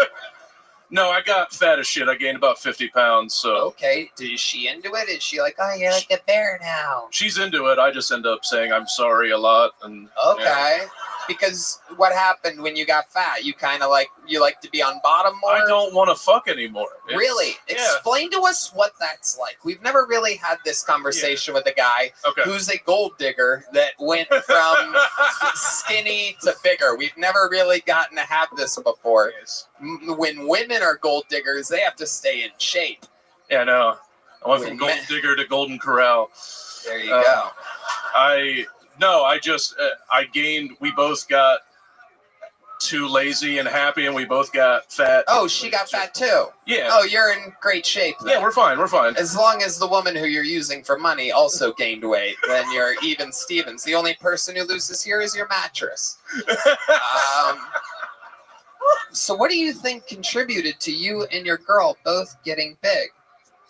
I don't know. I think love just looks a lot like giving up. I don't know. When did you notice that you were having problems in the bedroom? Was it immediate? Was it a slow burn? Is there anything that you're doing to overcompensate? Are you having trouble getting erect? Because I will tell you, we are sponsored by Blue Chew. We can make you hard as a rock. Try your first month of Blue Chew free. Visit BlueChew.com for more details and important safety information. I love Blue Chew. We know. We know you do, Red Band. Red Band does it just to have something to snack on sometimes. This episode is also brought to you by Shopify and Talkspace. I forgot to say that earlier. I was actually supposed to say that. Is there anything that you're doing to help the situation? Are you eating as much pussy as you are fast food? I eat way more pussy than I do fuck. Absolutely, okay, yeah. Tell us about that. Tell us about your process there. Is there anything that you do? Is there anything that you've learned? Is there an evolution to your pussy eating, or do you eat pussy the same way you did the first time you ate it? No, because every pussy's different. Okay, well, I thought you were only with one woman here. You might need to literally start looking for a job. I thought you meant the first time ever. Sorry. Okay, right, yes. So, tell us about your evolution of pussy eating as you've gotten fatter. I like it. Why did you look at me when you said that? Motherfucker. Hey, can I order a drink since we're talking about freaking eating pussy here? Another tequila. Yeah, please. Thank you. I feel you run all these questions. By the way, hey, you asked me to be on the show. I didn't know. Can I get some of that medication too? You want some? What is this? A nicotine pouch? No, from our friends over at Nick NYKD. I don't have a problem with cigarettes, man. What's that other the pill? Where's the pill? Oh, Blue Chew. Yeah. Oh, we don't actually have any on us. We were reading off of the. Never mind. I love the party though. Can I have a tequila and an erection, please? No. Hey, I got plans after this. I got your back, bro. Don't worry. I love it.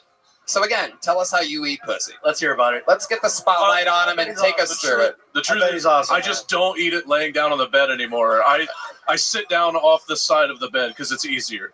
Wow. You are just taking the shortcut in every single way. Okay, now the light is on you. Show us how you eat pussy. Look directly out at the audience. Oh, wow. Hey, guys, what does pussy eating music sound like? Yeah, can we get some pussy eating? Can we get a little diddly there? Oh, he's already exhausted, ladies and gentlemen. We're going through the process here. Okay, her thighs are over your shoulders right now. You're doing the hard lean. It must not smell bad for you to stay in the mix like that. All right, this is it right here. This is it right here. There you go.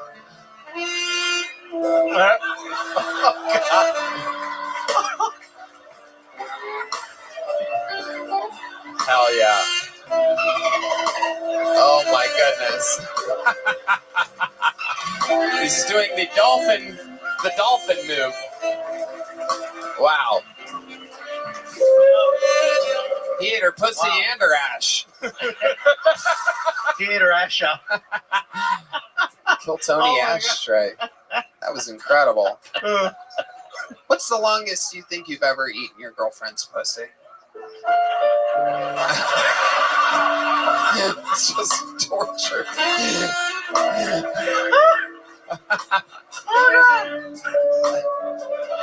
Oh, look out. My Latino horn players have heard pussy eating enough times. They're jamming over there. They can only hear the word pussy eating 10 times before they just start soloing out over there. Playing some romantic ass shit. Oh, it's getting loud.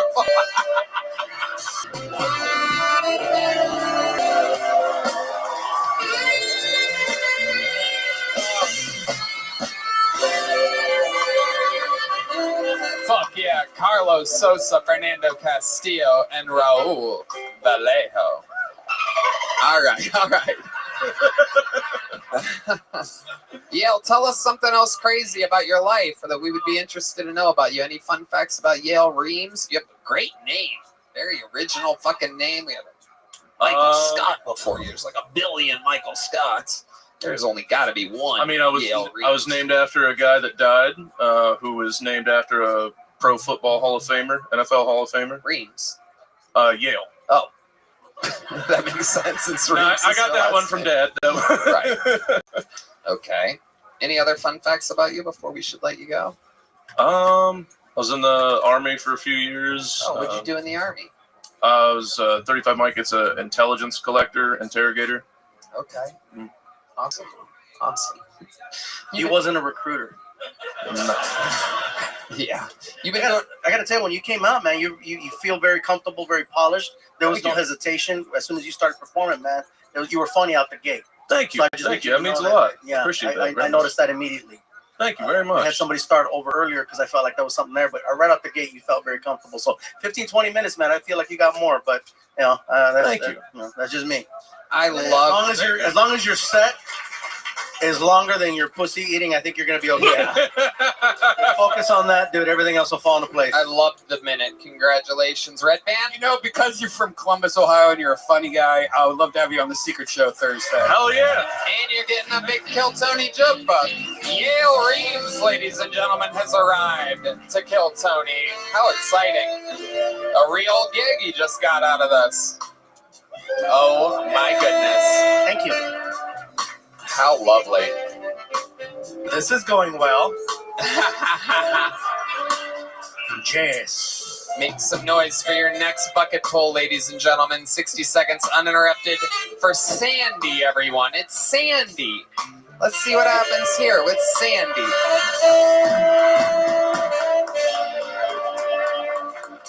Hey, what's cracking, Kill Tony? How we doing tonight? We doing good? Yeah, I feel like as a comedian, I have a lot in common with strippers, you know? You ever seen a stripper bomb on stage? Goddamn, dude, not even $1 was thrown at you, girl. Goddamn, dude. I remember one time I told the stripper, I was like, hey, girl, you know I can save you from this lifestyle, right? And then she showed me her bank account, and I was like, hey, actually, hey, can you save me? Nah, man, I have bad taste in women. I remember one time I was at the beach, and I fell in love with this blonde girl, you know. I went up to her, and she had dreadlocks. She was a surfer chick. I was like, hey, girl, how'd you get your dreadlocks like that? She's like, I've been homeless 3 years. And I was like, what the fuck?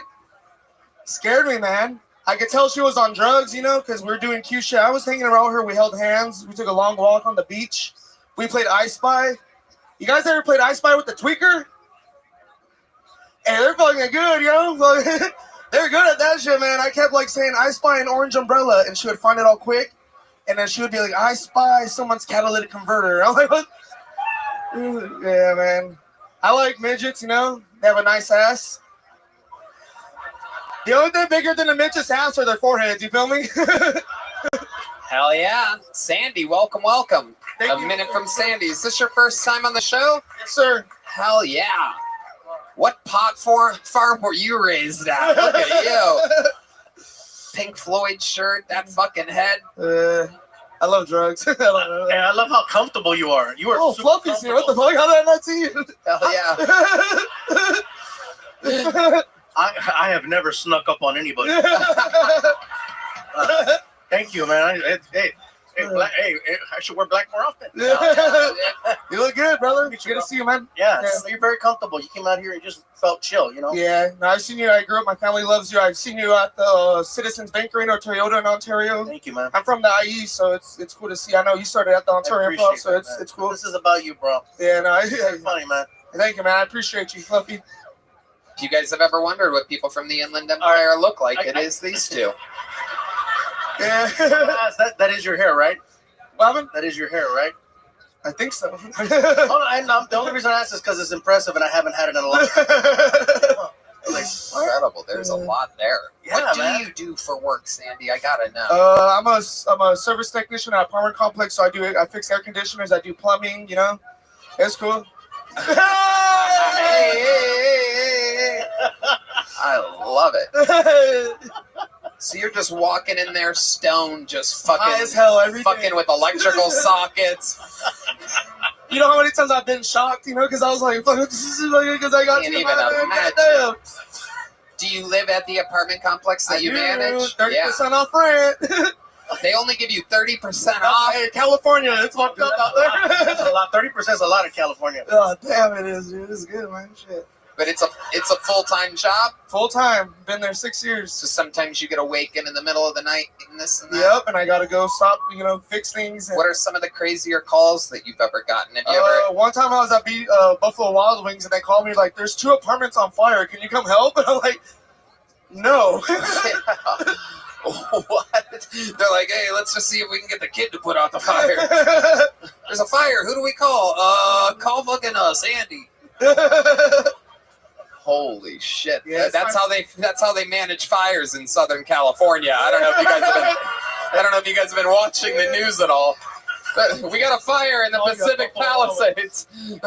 There's 20,000 cubic miles on fire. Who do we call? Sandy.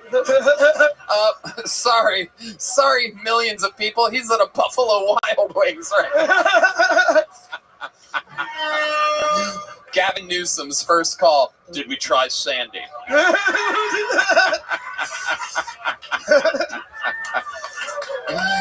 Oh my God!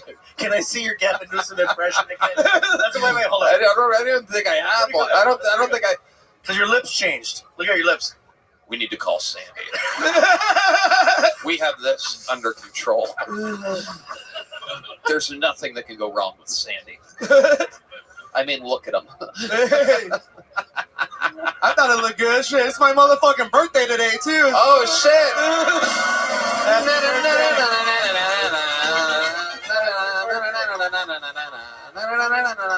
I'm going to light a blunt just for you.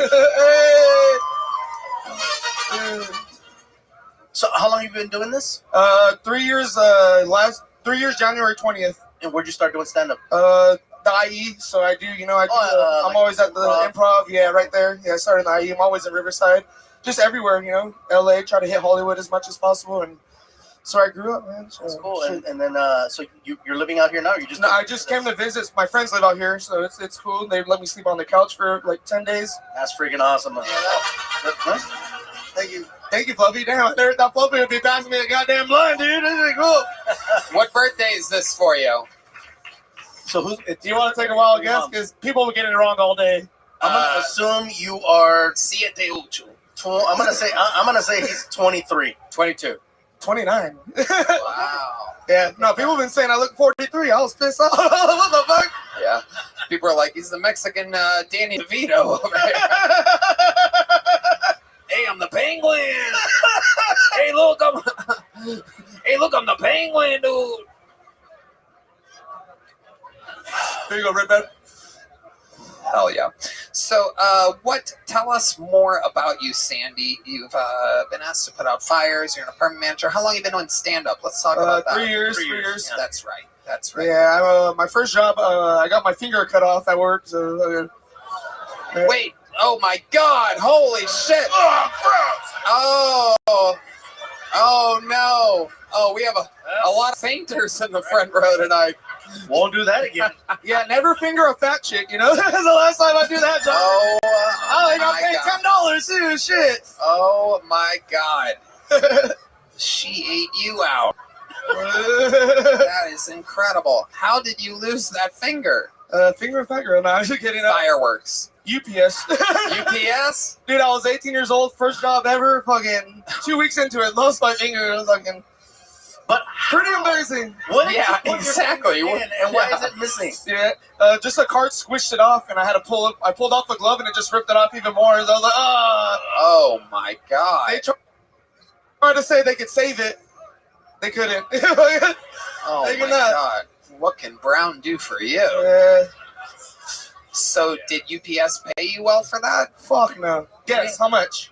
Why do I have to guess everything? I don't know. What's going on here? What is this, a circus? You got free shipping for a week? I don't know. Hey, they gave me 30% off. $4,000. $4,000. Apparently, did you just settle immediately? No, I try to fight, and they're like, no, this is as much as you get. Even the lawyers are like, no, this is as much as you're gonna get. Oh my dude, incredible. God! Dude, you had a lawyer? Was it a lawyer off a bus in the Inland Empire?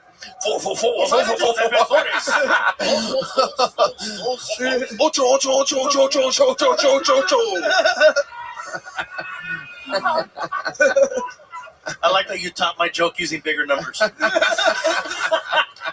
went 2, you went 8.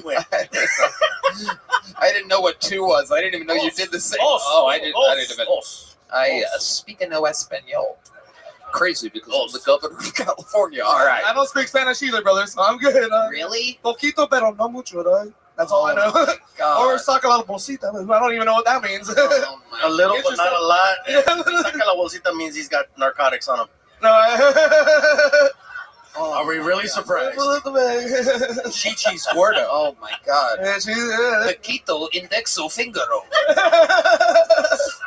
Sandy, what do you do for fun? You seem like a guy that has some hobbies for sure. He seems fun. He seems very fun. Yeah. Shit, just comedy, dude. That's all I do. Work in comedy, just getting that time in as much as possible. That's why I fall. What are you doing right now that you're not, like during the day before you got here tonight to do stand-up? What do you do just to entertain yourself? Drink. I don't know. It's my birthday, so everyone's been buying me drinks. I mean, shit. Thank you, girl. Wow, listen to the dumb bitch from Dallas, everybody, who just realized that it's his birthday because she's so deep in her own bullshit world that she found that out 7 minutes after everybody else did. Oh my God, fucking happy birthday. Please don't move to Dallas. Jesus Christ. At least she's hot. I'll take that shit. Go, girl. Get it, girl. At least she's hot. You're high. Yeah. You're high. For a match made in heaven. Someone's about to get the lightest fingering of her life. I use it for the clit. I just vibrate it on the clit like. You put 2 in her pussy and let it vibrate on the clit. They love it. It works. You've heard a finger bang? That's like finger poof. Wow. It's my trigger finger too. I'm left-handed. So I was like, oh, this thing. You're left-handed? Yeah. Oh, fuck. That is so sad. Oh my god. I thought that was like positive. Like, hey, at least it was a left hand. It's like, that's probably how you got that in there, huh? Yeah. That's how it happens. What are the times where you notice it affects you? Other than like obviously shooting a gun, is it hard to write? It's hard to do my job, you know, just fixing things at work, trying to get a screw. Again, it's hard. Right. It's hard to write. Yeah, of course it's hard to write, but I've always had sloppy writing. It's a left-handed thing. What else is it hard to do? Jack off. You are truly left-handed. Left-handed all the way, man. Wow. Absolutely. All my cousins are left-handed too, which is kind of crazy. Never really hear that my sister's left-handed. Whole family's left-handed. Absolutely amazing. Which explains why I look like this, probably. Goddamn. Someone said I look like a witch earlier. I'm like, what? That does not make sense. Someone told you that you look like a witch? Yeah. Then what did you go? If I had a finger like that, I would be using it all the time. Oh, dude. Be like, oh, Tony Hinchcliffe, you mean the index finger guy? It would be my identity. All right. Well, that's been fun, man. I fucking best birthday of my life, man. I bet it Happy is. birthday. Happy birthday, my friend. Congratulations. What are you doing Thursday? Thursday, I have a show in Palm Springs. Oh, well, so I'll be there back you in go. LA. Where in Palm Springs? It's a new spot. It's called the Rock Gallery. It's a cool spot. Louis C.K. will be headlining there next month, and I'll be headlining there and the next week after him. So, trying to just get it as much as possible, man. Okay. When do you head to Palm Springs? I'll be leaving tomorrow to get there by Thursday. What are you driving? Are you walking? No, I'm hitchhiking. I'm taking horse and carriage. I have to leave tomorrow. The show's Thursday night. With the wind the way that it is, I must hit the sandy roads. Not Thursday. If I need to stay out here, I'll stay out here. Shit. Again, I'll ditch the other shit. It's a paid gig in Palm Springs, right? Yeah, You've been booked on it for a while. A little bit. Right, so you're fine. Yeah, How about next Thursday? You should honor Next that. time you're in Austin, let us know, right? I will, yeah. There you go. And happy birthday. Here's a big joke bug. Here's some... Thank you, Mr. Fuck. Here's some... Hey, let's ET. Let's ET. Give me ET. Left hand. E.T. phone home. Yeah, wait.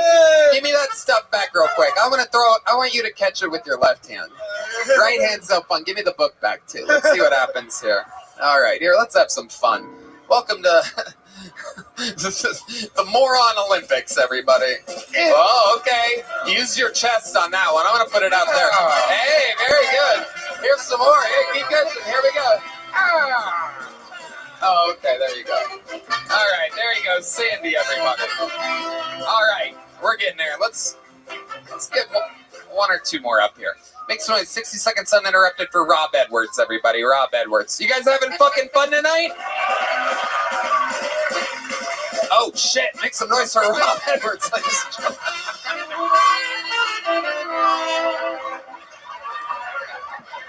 Greetings, motherfuckers. How y'all doing? You good?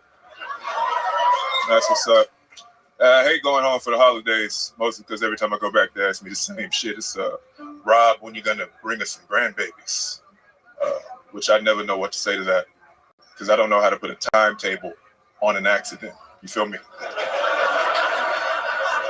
Because I'm not gonna do it on purpose. So they're basically asking me, Rob, when you gonna get into a car crash? Like, it's not on the vision board at the moment. I don't know what to say to these people. You feel me? Like, what's the math on that? How would I explain it? The math, like, what's the math on that? Probability? What is the probability that I knock a chick up in a red state and can't sneak her into a blue state? What is? It's not very good. I'll figure it out. We'll find a way. No, every time I talk about the Roe v. Wade shit, they're like, Rob, you live in California. You ain't got to worry about that. And I'm like, nah, see, that's how you build bad habits. I'm not really with that shit. I might live in California, but I fuck like I live in Mississippi. You know what I'm saying? I take it very seriously. I have a Confederate flag in my bedroom just to remind myself of the situation I could be in. I got to pull out. You know what I'm saying? And when I'm about to come and say the South shall rise again, and then I pull out and nobody gets pregnant. Rob Edwards. I fucking love it. This is your first time on the show, right? Yeah. Welcome. Absolutely incredible set and amazing that you're here to do it less than 24 hours after you won the AFC Championship yesterday. I mean, 1 second you're going to the Super Bowl, the next kill Tony. Gear. I don't know what you're talking about. What is it? I'm in Ravens gear. I lost. Oh, okay. All right. Well, I mean, okay. It's really applicable for any NFL team. So I hope they pick me up. Shit. I love it. Money. You must have played, sports even as recently as today, it appears. You know, I try to stay in shape. You know, I gotta try. I can jump a little bit, yeah. You can? What's your vertical leap? Back when I was like he knows the number. Some shit. I mean, back when I was doing like 38, 39, back when I was in shape. 38, 39 inches in the air. Red Band can't even do that in stairs.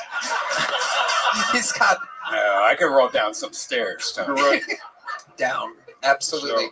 Sure. Rob, what do you do for? How long have you been doing stand-up? Be 7 years in October, so like I 7. love it. Where all of it in Baltimore? Do you live here now? Well, I do. I'm from the Bay Area, so California. Okay. I've been doing that there in San Francisco. Okay, that's where you live now. Yeah. It's crazy up there, right?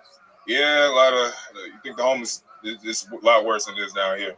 I know. It's crazy. It is. It's quite frightening, and it's not even really just homelessness as much as it is like drug addicts and mental illness. Smoke crack right in front of you, so it's cool. We saw a lot of crazy shit, man. Yeah, I'm a plumber. That's my day job, and somebody like OD'd under my van while I was working. So I was wow, under the van. I thought they were like stealing my catalytic converter, so I went over there to like stomp him out, and turned out he was like dying. So I was turns out God already did that. Yeah.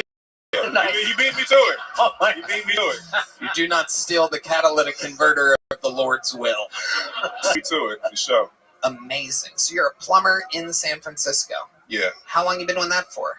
I've been plumbing for like 10 years. What made you get into plumbing? I needed money. Hell yeah. Seem like a guy that's good at laying pipe. A lot of blood in that poop up there, huh?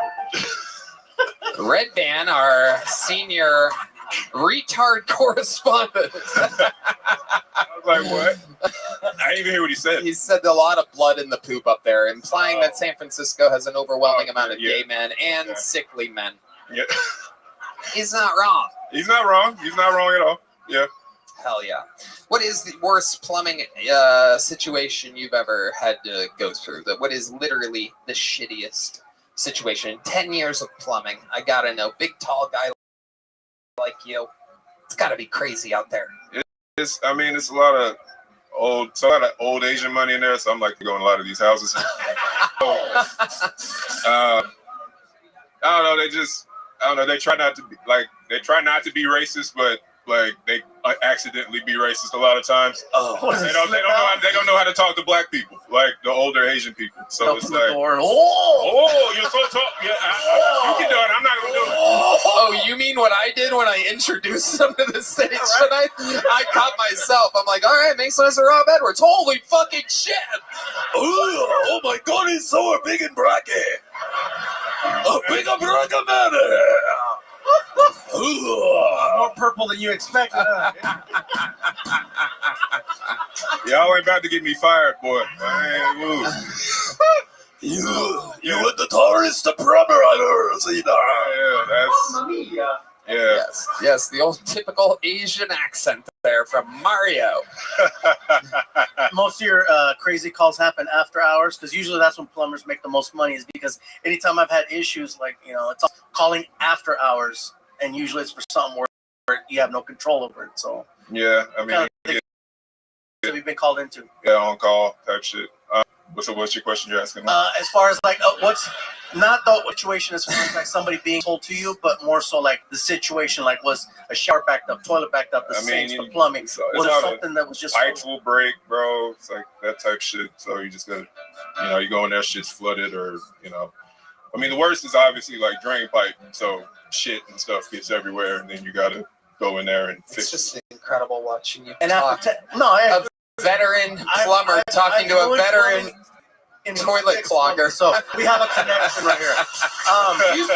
Hand on, stuff it down. He could probably show you some great Ladies, tricks. stop flushing tampons, ladies, please. Yeah. Oh, they That's the main one you run into. Well, you said know? 10 years of doing that, right? Yeah. Can you still get grossed out? Yeah, I mean, you never get used to seeing shit. At least I don't. So. Because I've talked to some plumbers that are like, I could eat lunch while fixing the freaking pipes. That's the level that I've seen some people get to. That is the most Mexican thing I've ever heard. I could say it in Spanish and make it more Mexican. Oh shit, they're about to play a song or something. You keep that up. Fucking Raul stand up, man, which I think is awesome. You have great timing. You came out very confident. Oh, thank you. I got a long setup, so I was wondering how my shit's gonna go here, but it went pretty What's well. the longest you've been on stage? I mean, what do you mean, like my time? 45. Oh, actually, he's been the first comic that's had a set longer than 15. Yeah, exactly. I love it. I would almost say, my only note for you is I would put the mic closer to your mouth and kind of like use that bass and that power a little bit more and fucking like drive it home. The Red Band doesn't understand how timing or beats work, so he thinks I'm making an actual joke over here. No, this is an actual stand-up note. Like when you're doing your jokes that you clearly know how to do and write, it's so important that everybody's able to hear you. For sure. And so it's a blatant note. I wish I could give Red Band a note and make him funny, but it's impossible. But I just did for you. He performs once a week in his own show. He performs once a week on his own show and puts himself up right where he wants to go. So, but I can make better. So from California, you just came out here just for Sony? I was in Dallas all week with my cousin. Dallas? Uh-oh. But where is he from? Where was he at? Where do I live? All right.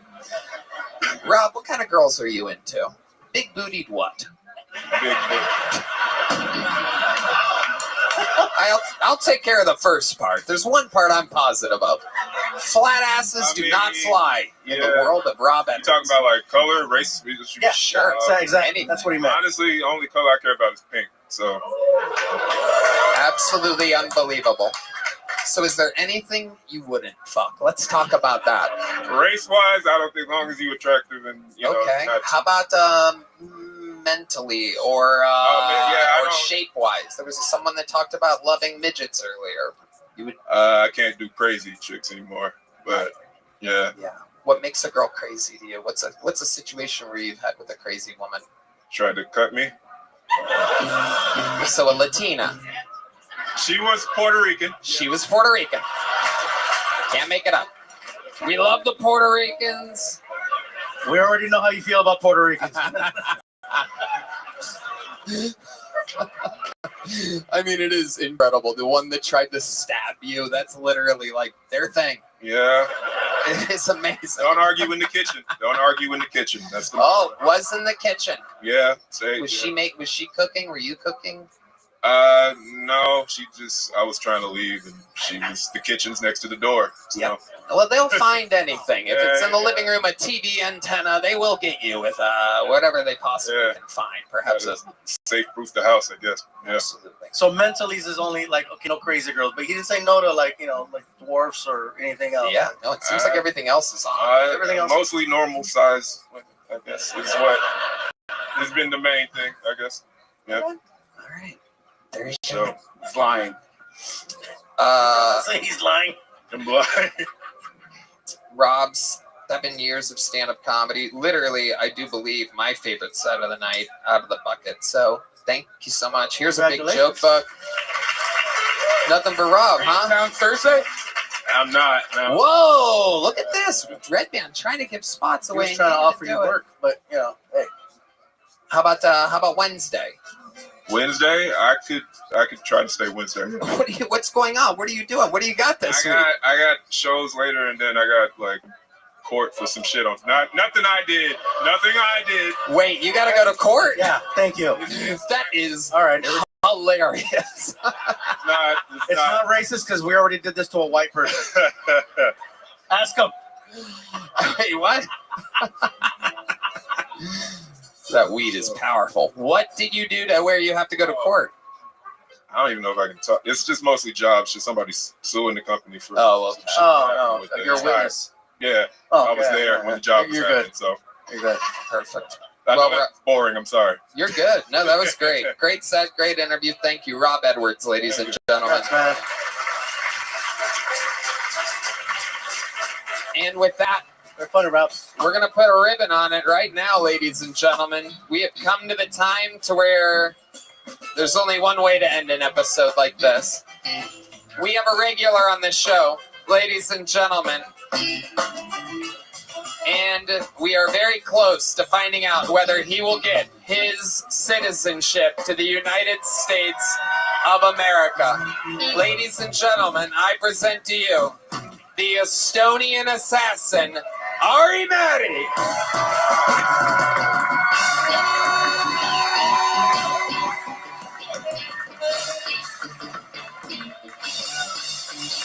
Hello? Hello? Hello? I went to North Carolina, Asheville this weekend. It got hit by a horrible hurricane. It looked like a post-apocalyptic movie. But then I went to the hotel room and I looked at Asheville before. I gotta tell you, the hurricane didn't do that much. Even the hurricane was like, oh shit, somebody already did this. LA's on fire, LA, oh my God, so sad. Where are the pedophiles gonna live now? Oh my God. Where are we gonna fuck the kids now? Eat my ass, LA. They asked me for $1 at Whole Foods yesterday for the relief fund, LA. Eat my ass. Who's that dollar gonna go to? Mel Gibson? Fuck you. I don't feel bad for people who lost a house because I wish I had a house to lose. You know what I'm saying?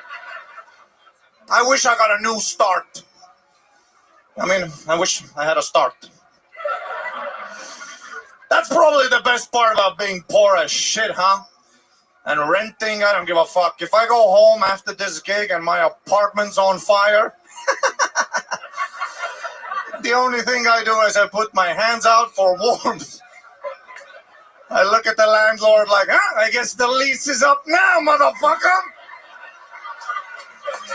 A curse has been lifted. Thank you. Wow. Hey, Gabriel. What can you say? This is a superstar right here. I love that you're getting all this I'm still poor material out of the way before your fucking arena act. I'm still poor, Gabriel. This is insane. I don't have a plane. This is the whitest foreigner I've ever met. Yes. This is my love goes out to you.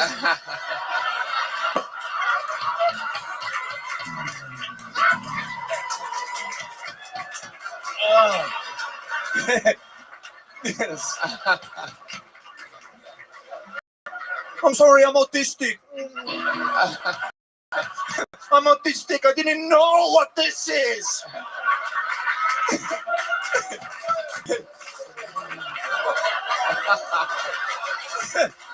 I'm sorry, I'm autistic. I don't know what this is. Oh my God.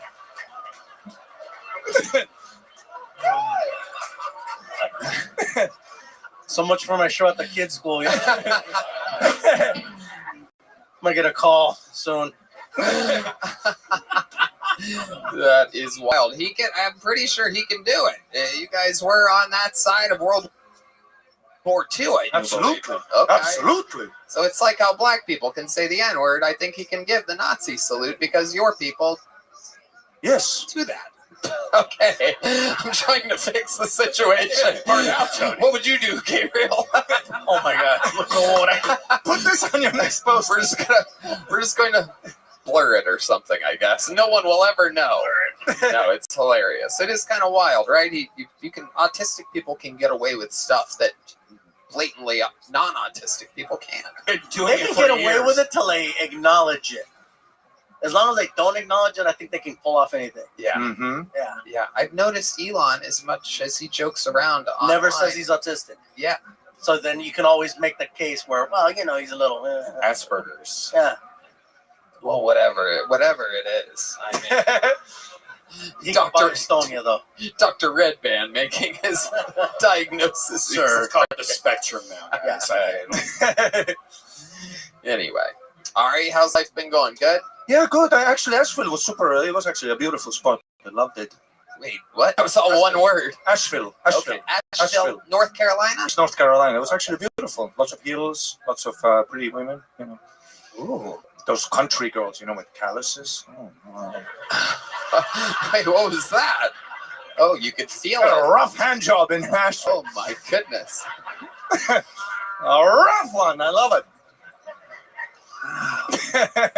I needed some relief, too. They have those working lady hands there, huh? Yeah. The exfoliators. Yeah. And they have like thick necks. They do? A thick neck bitch. Yeah. Wow. I love a bitch. They can carry me out of the fire. It's funny to think that next week there's going to be some blatantly that girl in Asheville is going to be watching this performance. She's just going to be like, God damn it, man, Bob. Shit, my hands and my neck are insecurities to me. Shit. God, my thick neck. Me off like this. You gonna come, boy? I was like this. I am.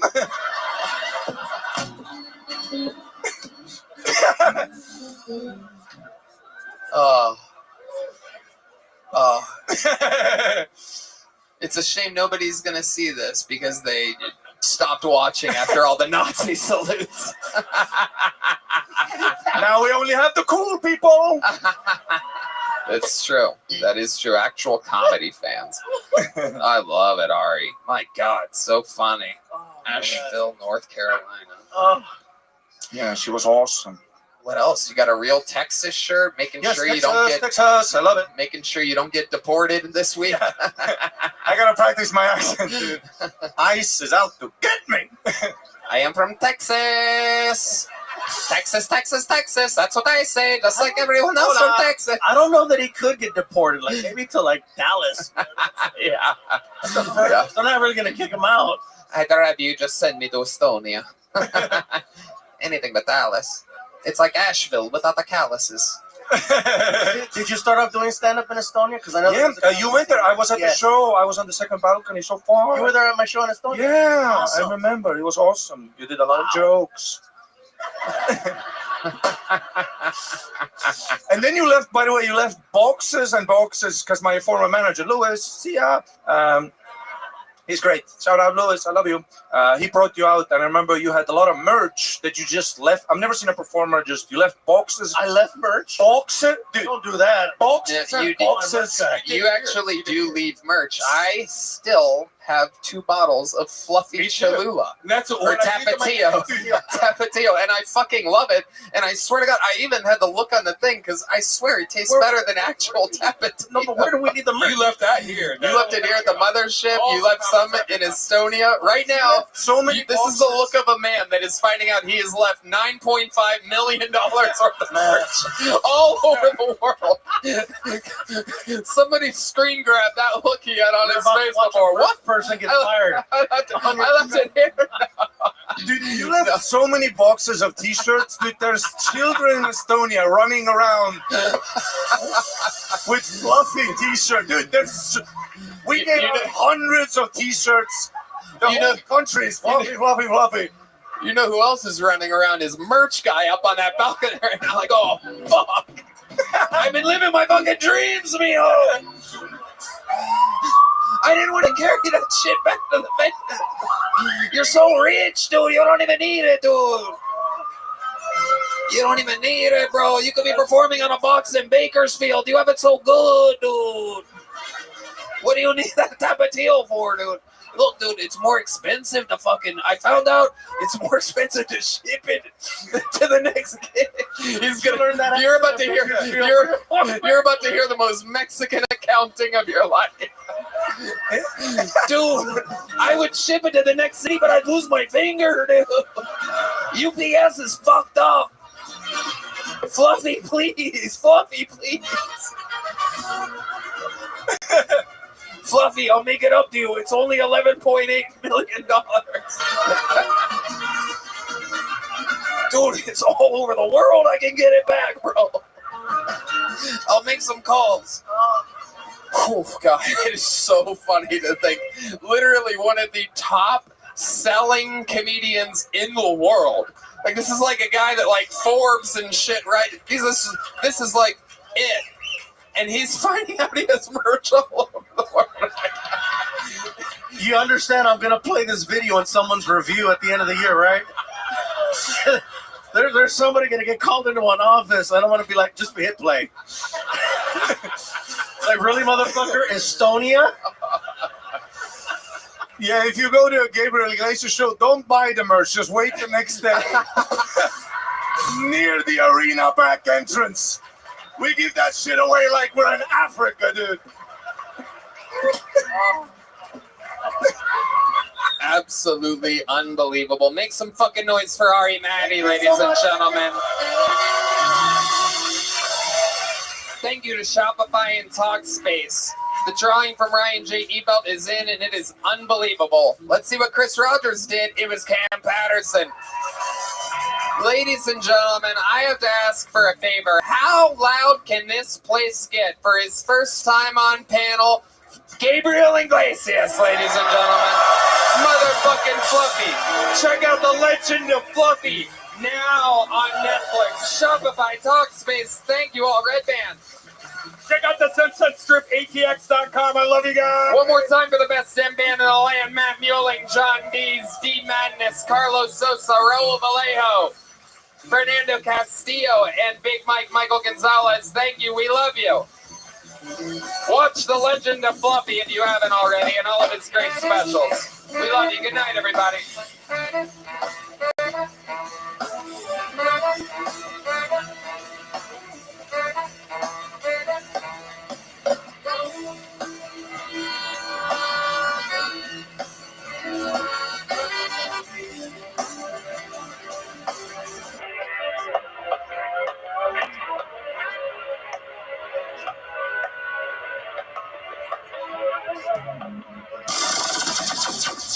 The Sunset Strip Comedy Club in Austin, Texas is now open. Check out Red Band's secret show every Thursday. Go to sunsetstripatx.com for tickets.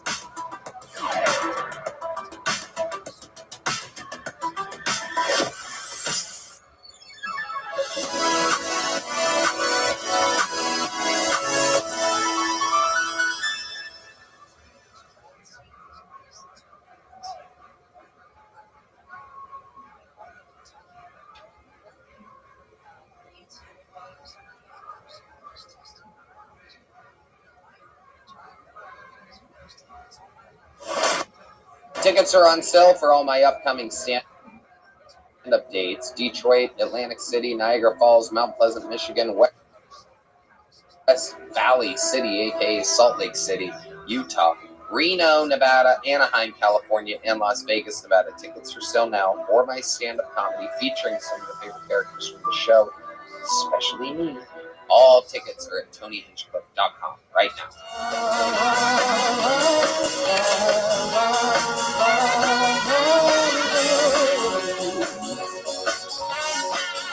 That's where we are.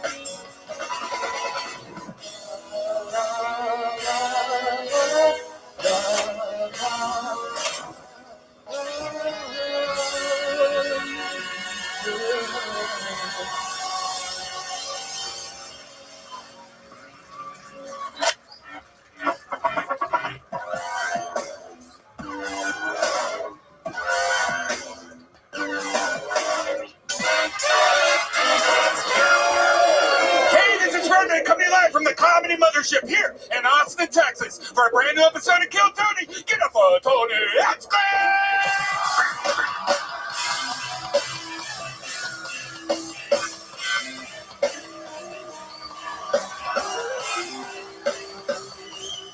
Who's ready for the best fucking night of their lives, huh?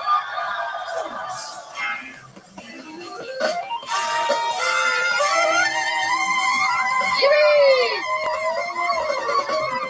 We're Brian Red Band. Hey, everybody!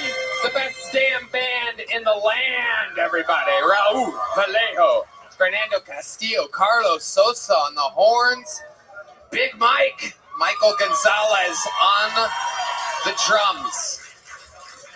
The mutilating Matt Muling on the electric guitar, John Dees on the keys, and that is indeed D Madness on the bass guitar, ladies and gentlemen. Wow. The energy in here feels great. Before we get started, here's a little bit more from the amazing sponsors that made it all possible.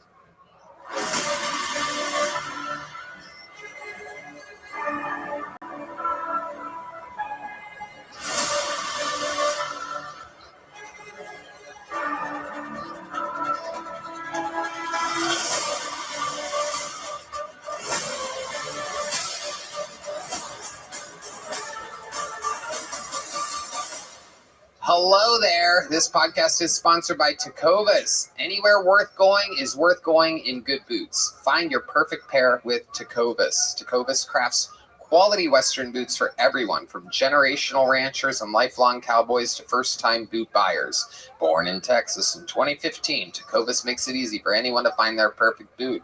Every one of Tecovas boots are handcrafted with over 200 meticulous steps for broken-in comfort right out of the box. Whether it's a long day or a big night, your Tecovas are built to last and impress. Right now, get 10% off at tecovas.com/Kiltony when you sign up for emails and texts.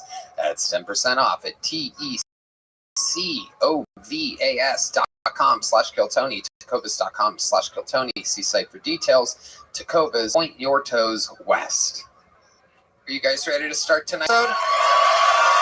This is Kiltony, brought to you by Knit nicotine pouches and ZipRecruiter. Every single week, I have 1, 2, or 3 of the best possible guests. I look at it like a chemistry set. I know all these people. I know who goes well together and how to mix it. Tonight's 2-guest panel is one of the greatest comedians of all time, and also a guy who's returning back into the comedy business after a very long hiatus. So what a perfect panel. Ladies and gentlemen, I present to you 2 of the greats. Make some fucking noise for Jim Norton and Tony Caruso. Oh yeah, Jim Norton, Tony Caruso, first time on Kiltony. Wow. Tony Caruso, Jim Norton, welcome.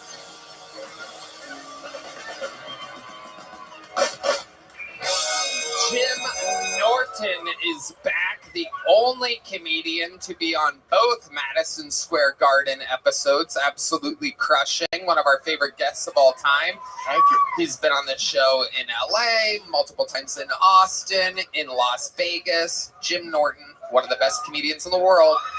Jim Norton Can't Save You is available everywhere. It's a brand new show. And joining the panel for the very first time ever in the show's entire history, Tony Caruso, ladies and gentlemen. Now, Tony, wow, they really love you. I don't know how it's... I don't know what that was. I never shot a gun in my life. It seems like... Yeah, come on a woman's face. But...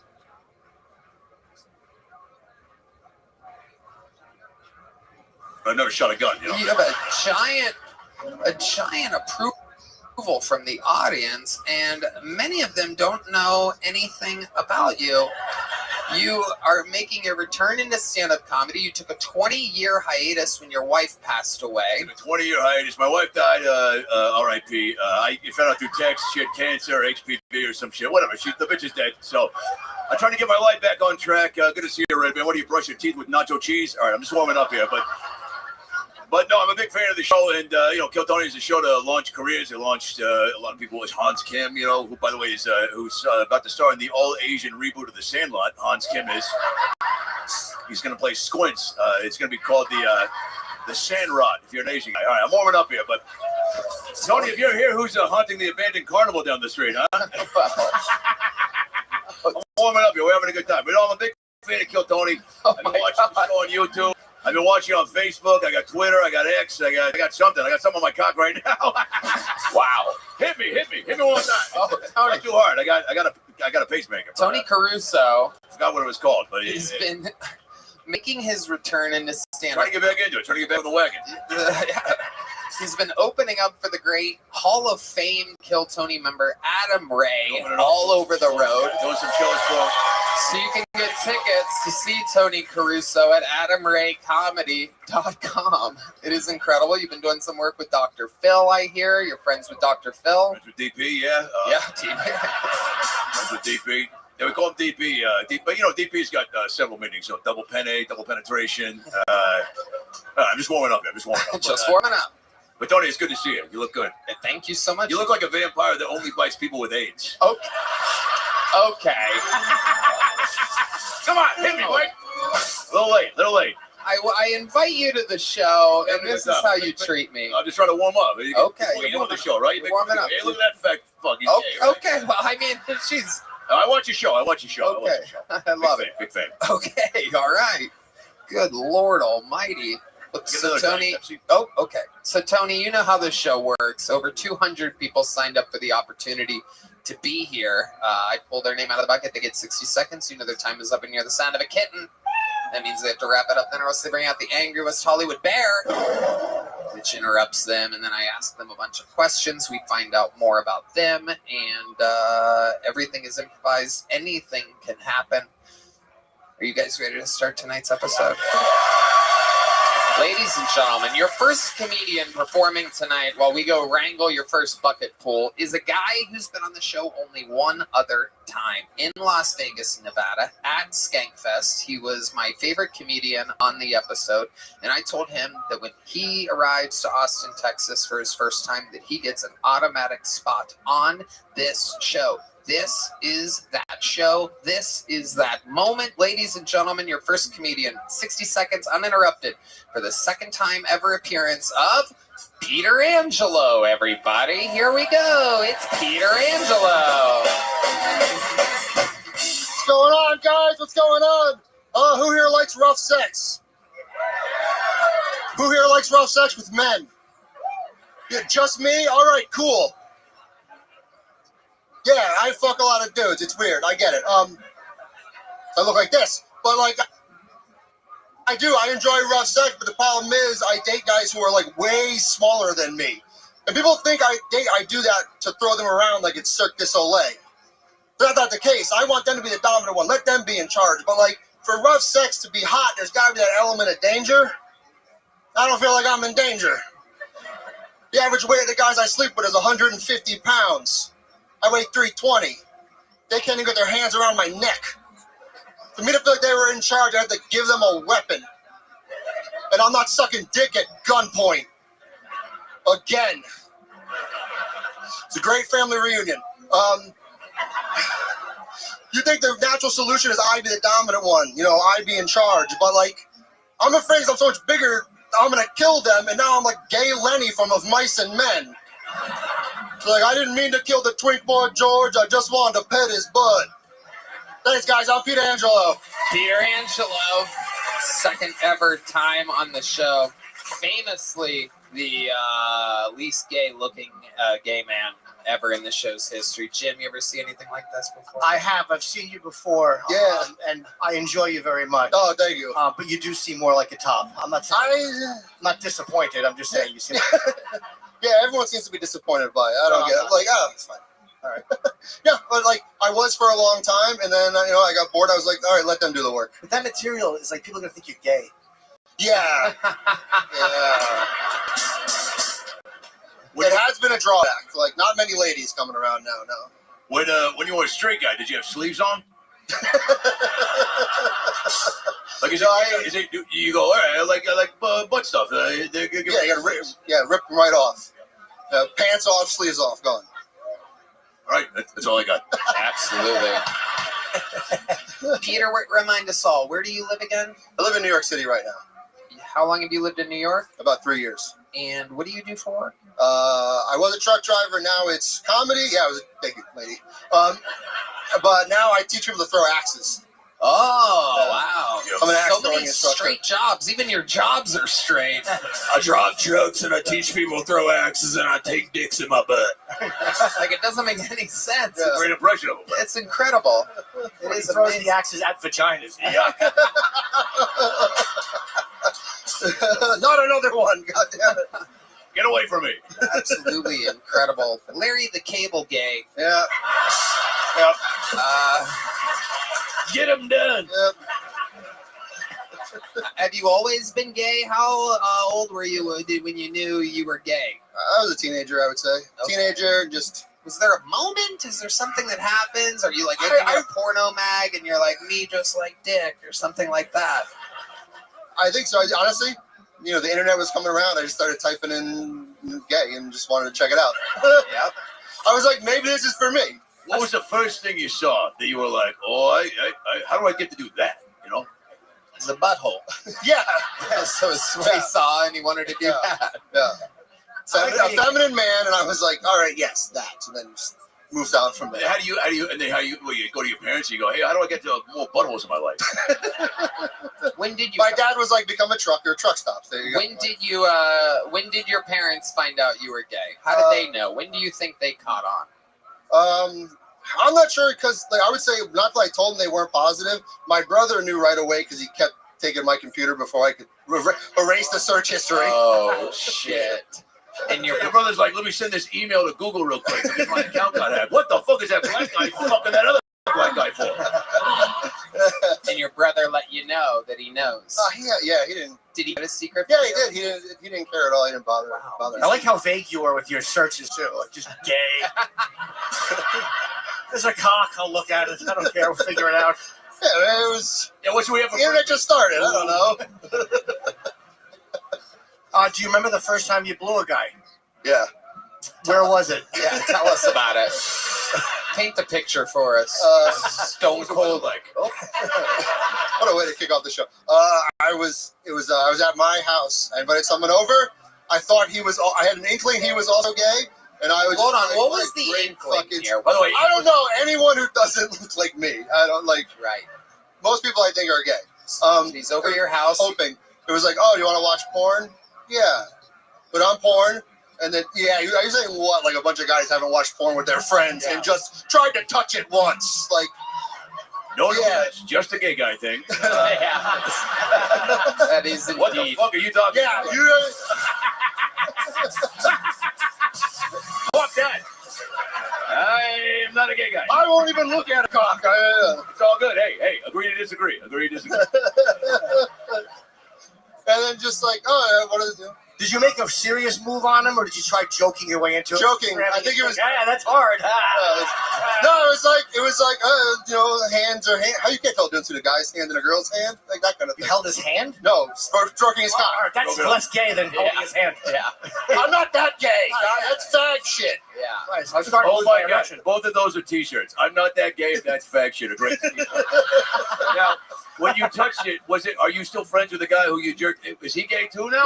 Yeah. Oh, that's kind of sweet. Yeah, we're still friends. We reminisce about it. Do you really? Yeah. Once in a while.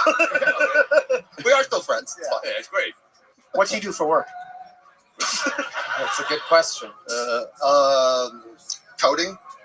Coding? Yeah, like data shit. Coding you with his cum? That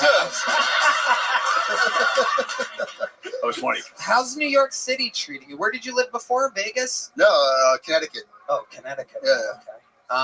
And you're in the middle of New York City now? Yeah. What's that like for you? What do you do there to have fun? A lot of metal concerts. Go to raves sometimes. I'm trained for a wrestler. Really? Yeah. It's the right profession for you. Yeah. Stone Cold Steve Aidsy over here. Yeah. What's your It hasn't wrestling? kicked in yet. What's your wrestling Name? character? Yeah. It's a Big Doom. Wow. Yeah, the cock. And I'm a gay trucker who hates straight people. Okay, so it's pretty much is me. No. Do we get to find out what you're transporting? You said you drive trucks, right? Yeah. So what are you taking across state line? What are you taking from, like, what, if you drove a truck to... Are we talking about my character or what I actually did as a trucker? Can I finish my fucking sentence No. for a second? You're a real truck driver, right? I was, yeah. So you were, yeah. So what were you driving in the truck? If you were taking a truck from, like, Austin to Dallas, what were you in the truck? Steel pipe. Yeah. Wow. Was that the name of the guy you were sucking? Get off. I'm warming up. Did you mean to hold that, or did you say put some pipe in the rear and they went okay and then just go Yeah, that's better. They knew I could handle it. You could take a big load. Peter, what's something that we would be surprised to know about you? There's the fart noise for the episode. Out early tonight, 7 minutes in. Red Band is red banning. Before we let you go, something that would surprise us about you. I recently just did comedy in China. Okay, we're talking about the female wrestler. Okay, found the most manly woman you could. Yeah. Have you ever been with a woman? Long time ago. Yeah. And tell us about that. What was it like? It was a What threesome. happens when a gay guy touches a vagina? I mean, if you're a bitch, you're like, yeah, but I'm like, yeah, whatever, let's try it. Okay. But yeah, I met this like punk rock couple. It was a bisexual guy. This is great. Is my dad here? No, all right. No. But He was. He left. Yeah, it's fine. Like, I had no goddamn idea. Jesus Christ, Peter. And your brother kept it secret from me? No, he's on Grindr too. He doesn't want to bump into me. I met a guy at this party. He was bi. He invited me to hook up with him and his girl. So, they started blowing me. I tried fucking her a little bit, and then he fucked her, and I just fucked him while he fucked her. When you say, I'm gonna need you to write that down. I'm sorry, but I was here, then I was here, and somebody was inside somebody. What are you doing? A lot of work. What the fuck was that? So when you say you tried to fuck her, I mean, it is, right? It's warm, Yeah, it's wet, fine. it's a hole. Yeah. Explain like what happens, and you're just like, For me, I was like, all right, that's enough. all right, I was like, all right, I want to fuck him. That's why I showed up. right, So Did it feel good though? Did it turn you on, or were you like, there's no shit in here? right, yeah. That's the part I don't get. Yeah, it's exactly right. I don't get it because if it's warm and it's moist and it works, and there's like the dude's still there, right? So it's kind of like, whoa. I wanted to fuck the other person. I just wanted to give. That's what I was there for, and I decided. I was like, hey, this is fine. I'm going on to the asshole now. So the guy in the middle, you're fucking him while he fucks his wife? Yeah. Was he just fucking going, thank you, you're welcome, thank you, you're welcome, thank you, you're welcome? Yeah, it was the weirdest seesaw ever. What's his name? Lucky Devil?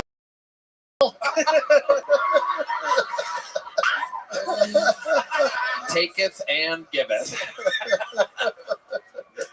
Well, Peter, you got tonight's episode started with a bang. Congratulations. Thank you for having me. Are you in town Thursday? Yeah, I'm here all month. Well, there you go. You're doing the secret show. Oh, awesome. Thank Thank you guys so much. Have a great night. Enjoy the rest Peter Angelo, his second time ever on the show. He was pulled out of the bucket in Las Vegas, Nevada, and now our first bucket pull of the night. Wow, you know what that sound means. Heidi is here, everyone. The lovely Heidi. Absolutely incredible. There she is. One more time for Heidi, everyone.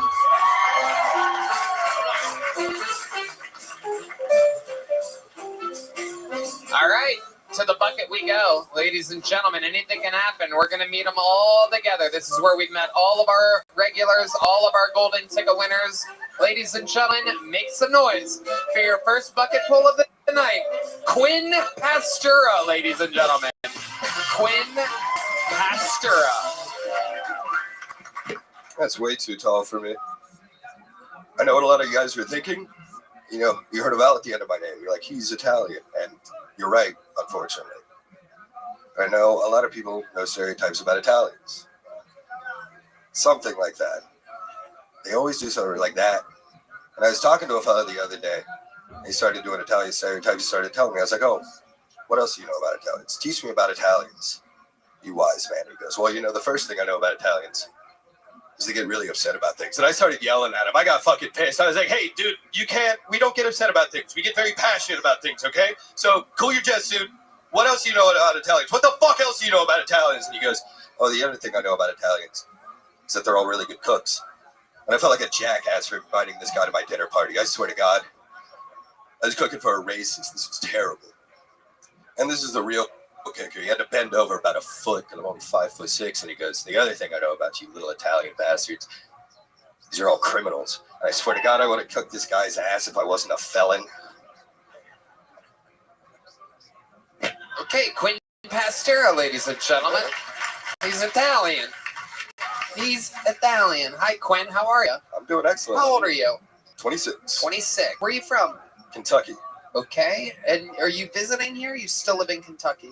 I live here. Okay. Been here for 6 months. How long have you lived? 6 months. Yes, and what do you do for work? I work at a bar over on East 6th. Okay. What do you do at the bar? I am a lowly doorman. Doorman. Check IDs. Okay. Very interesting.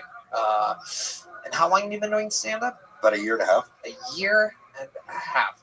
And you've lived here for 6 months. Yes. You think that's your best minute that you just did? I thought so. Okay. Well, it's hard. Honestly, the business is overrun with Kentucky Italians. Yeah. So I'm Italian. I know for a fact Tony Caruso is Italian. We got two Tony. This is an episode of Kill Tonys. I found it all kind of let's just say that if it was an Italian dish, it would be a marinara with no garlic, no onion, no seasoning. Really just mashed tomatoes, if you will. I mean, I'm German too, so that kind of fits. I guess my German side was coming out. Okay, all right. Yeah, I would have rather watched the set from Chef Boyardee. This guy knows what I'm talking about. Who was that guy, by the way? You know that guy who screamed out to your shit? He was like, oh, yeah. Who was that guy?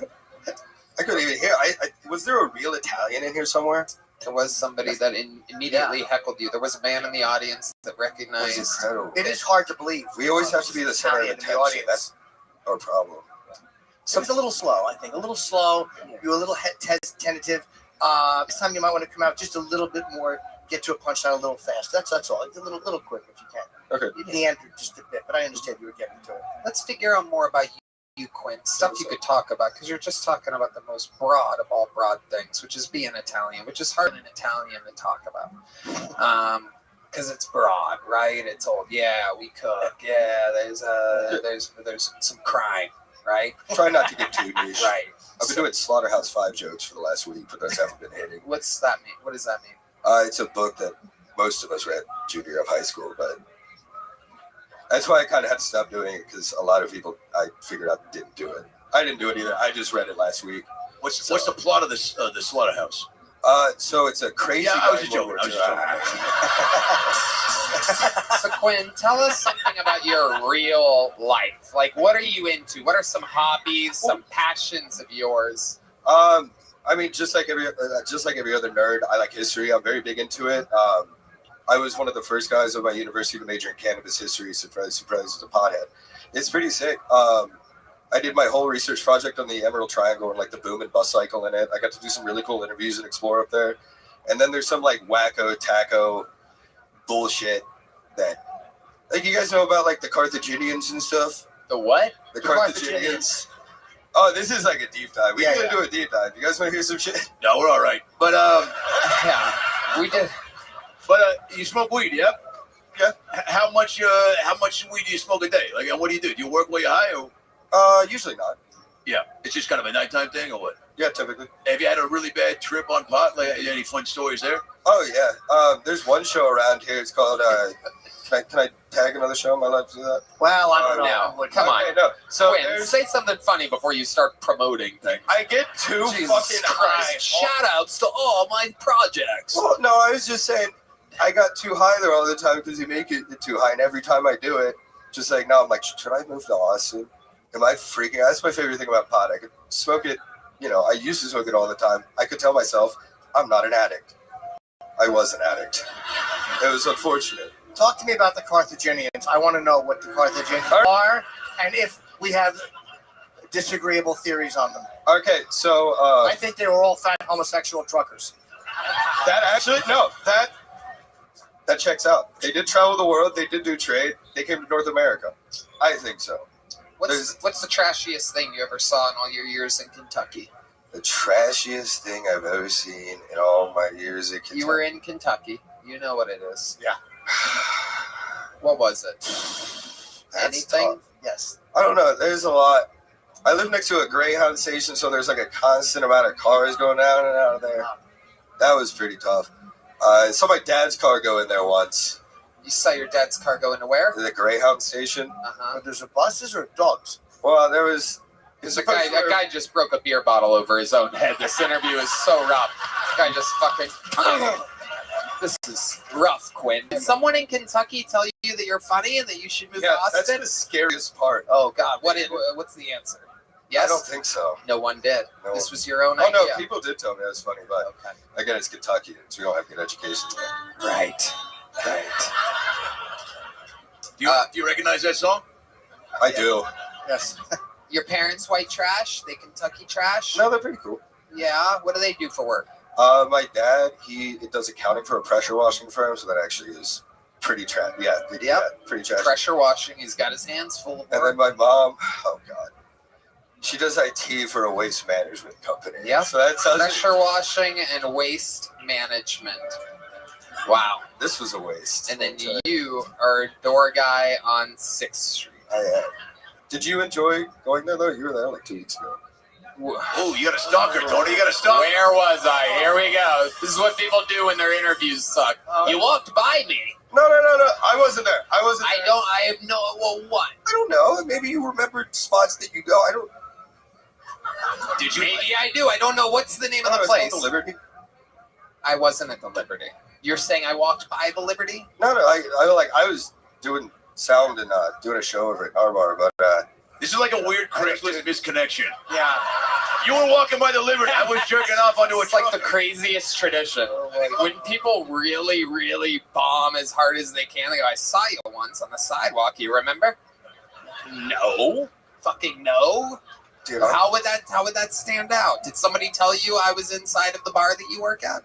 Yeah, it was you and Ari, they said. They literally named you. They're like, hey, they were here last night. Ari Shafir. Yeah. There's a 0% chance that happened. The Liberty. Oh, you got it in? I mean, I didn't see you. I was just told. You're just trying to start a little conversation here. Yeah. Yeah, and we also landed on the obviously nothing else is working. Fuck out of here. Unbelievable. One of the dumbest things someone can do is just reference. You remember? A couple weeks ago? You weren't even there. Oh, no. What kind of bar is the Liberty? It's like a little dive bar. Oh. Yeah, it's pretty sick. All right. Yeah. It's a good time. Can I ask one question before you leave? What's like the biggest thing in Kentucky? You go to Kentucky, Tony goes back to Kentucky. There's nothing. There's nothing? There's nothing. I have to go across the river to Cincinnati for there to be something, and there's hardly anything there. There you go. Here's a little joke book. You gonna catch it? There you go. Quinn Pastura, for the love of God. What? Hello, everyone. This podcast is sponsored by Via. Guys, hosting the #1 live podcast is tough, and that means I got to take my self-care seriously. Let's be real. 2025 has been all about change, whether it's work, personal stuff, or just the daily grind. It can be hard to keep up. But here's the deal. When things get hectic, we don't have to go through it alone. Embrace the power of nature and elevate your everyday with Via. Trusted by over 500,000 happy customers, Via is the Swiss Army knife of wellness, dedicated to harnessing the natural benefits of hemp to create high-quality wellness products. Whether you're looking to improve your sleep, focus, recovery, add a little pep to your step, or just get high, Via has something for you. With products ranging from 0 to 100 milligrams of THC, Via gives you the power to blaze your own trail. Via is well-renowned for their award-winning THC and THC-free gummies and vapes, THCA flower, soothing topicals, and calming drops. All crafted with the highest quality hemp sourced from trusted, independently owned American farms. And the best part, Via legally ships to nearly all states in the U.S. in discreet packaging directly to your door with a worry-free guarantee. No medical card required. So if you're 21 or over, check out our link to Via's website link in our description and use code Tony for 15% off. And if you're new to Via, get a free gift card of your choice. Red Band. Tony, I love Via. Their THCA flower makes me feel amazing after a long, stressful day. I personally use their gummies to help me with sleep. I love that they're made in the USA and that their products range from 0 to 100 milligrams of THC. So if you're 21 or over, check the link to Via in our description. Use code Tony to receive 50% off. And if you're new to Via, get a free gift of your choice. After you purchase, they ask you where you heard about them. Please support our show and tell them we sent you. Enhance your everyday with Via. Hello. Indeed, this podcast is sponsored by ExpressVPN. Going online without ExpressVPN is like forgetting to mute yourself on a Zoom meeting. Do you really want your coworkers to hear you trash talking them? Because all your traffic flows through their servers. Internet service providers, including mobile network providers, know every single website you visit. ExpressVPN reroutes 100% of your traffic through secure, encrypted servers, so your ISP can't see your browsing history. Red Band? Tony, ExpressVPN is the best. It hides your IP addresses, making it extremely difficult for third parties to track your online activity. It's also easy to use. Just fire up the app and click one button to get protected. Not to mention, it works on all devices, phones, laptops, tablets, and more, so you can stay private on the go. I personally use ExpressVPN when we travel, so I can stay private. Know that all my data is safe and sound. It's personally made and not have my data hacked by some Hugh Jackman in the movie Swordfish type of guy. Protect your online privacy today by visiting expressvpn.com/killtony. That's expressvpn.com/killtony. And you can get an extra 4 months free. expressvpn.com/killtony. Ladies and gentlemen, this is very, very exciting. I pulled a name out of the bucket of a young man who works here all the time. This is very special. I have no idea if he's even ever signed up before. This is truly one of the top young rising comedians in the world. I think maybe he's been on this show in LA. It's been a long time. Either way you slice it. Ladies and gentlemen, let it be known, this is a new minute from Hassan Ahmad, everybody. Make some noise for Hassan, everybody. So Israel and Palestine just signed their ceasefire, so Hamas them. The whole thing started when Hamas paraglided into a rave, which, take the context of everything that happened outside of it away, that does sound like a great day with the boys. You know what I mean? Just smoking weed in the cave, just Abdul, get the paragliders. Just fucking, holy shit, Abdul, it's working, it's working! Just 2 flags on your paraglider, 1 Palestinian that says Saturdays are for the boys, you know, just fucking committing a terrorist attack to a rave, to techno, just digga digga da, digga digga digga da, digga digga digga da, digga digga digga da, digga digga digga da, digga digga digga da.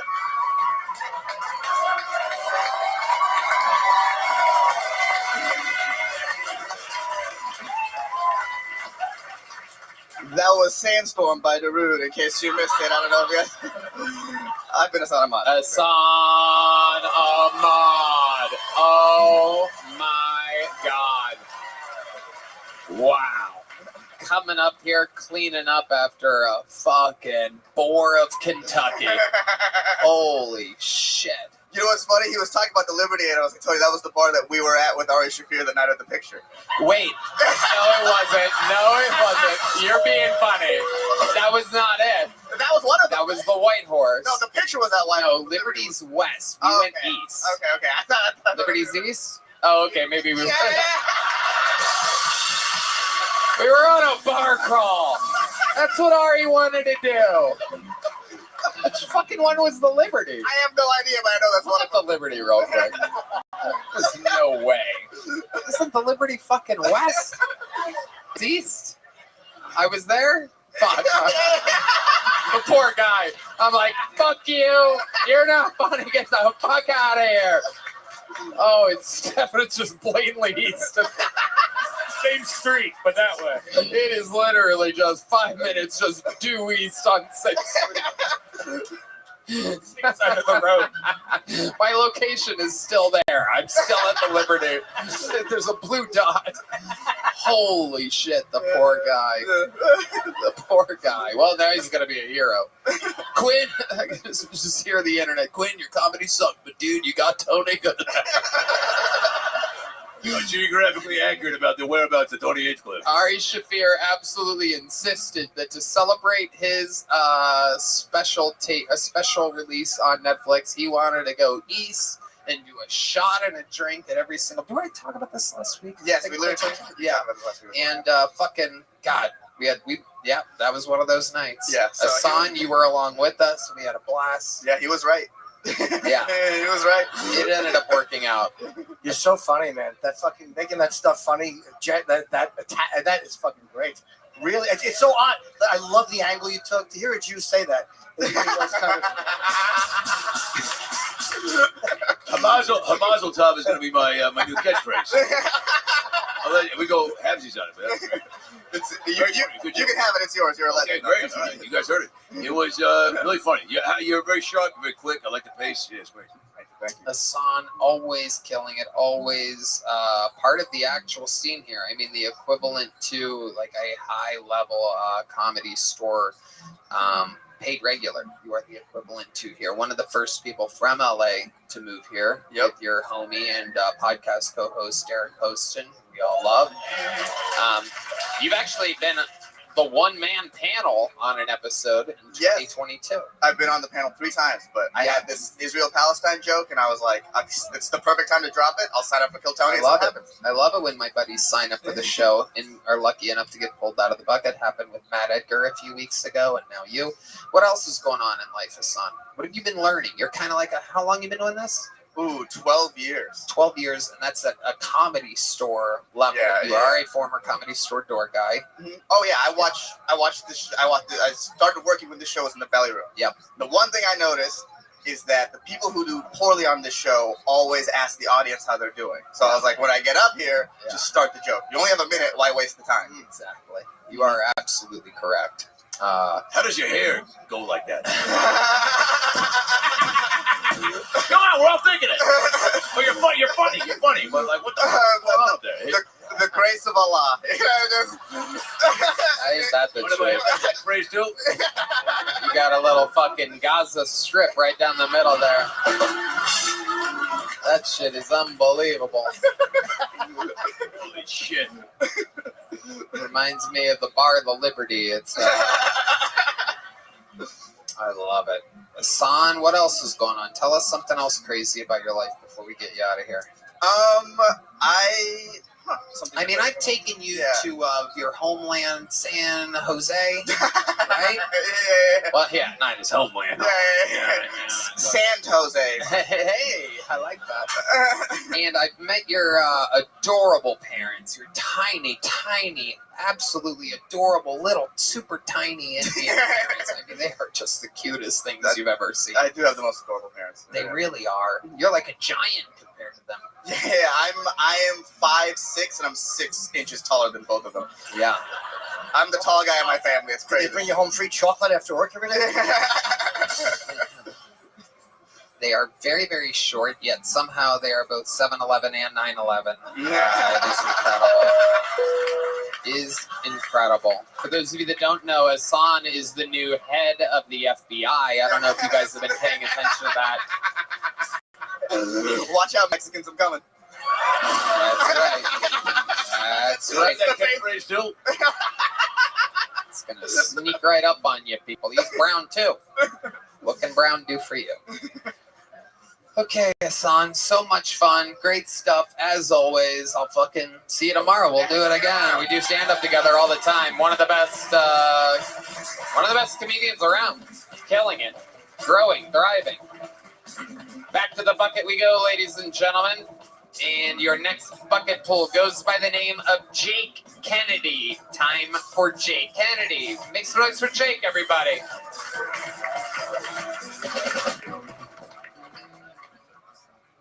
I come from your typical normal-sized family, you know? My sister's 6 foot, my mom's 6 foot. My dad just really beat the fuck out of me. Really stunted my growth growing up. Yeah, my mom, she really wanted me to feel special. I remember she pulled me into her office one day and she said, "Son, you're going to dwarf camp." I said, "Mom, I already get bullied." You know? So nevertheless, I went, and it's exactly what you guys are thinking. They gather all the little people from all the little villages. They put them in a ring, and we fight to the death. Yeah. You know, it's a cruel world. My girlfriend just dumped me.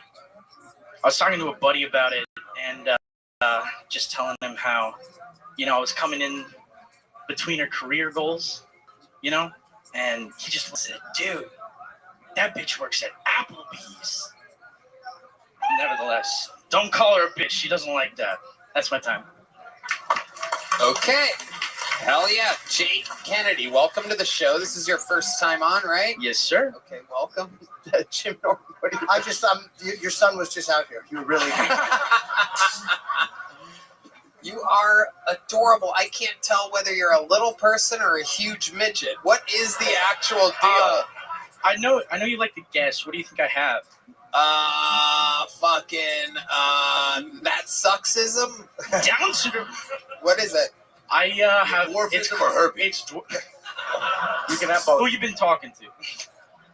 No, I have a disease called spondyloepimetaphyseal dysplasia. Oh my God! Tell us what that is exactly.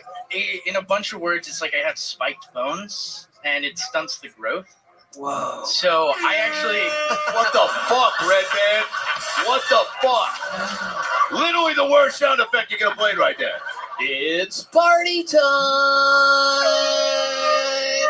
Spiked bones. That is a great band name. Ooh, All right. Is that really what you have? Yeah. Or is there like a really short mailman that your father hates? I don't ask questions. How tall are you? Like 5'2". Wow, Hey, thank you. 5'2". What do you do for a living?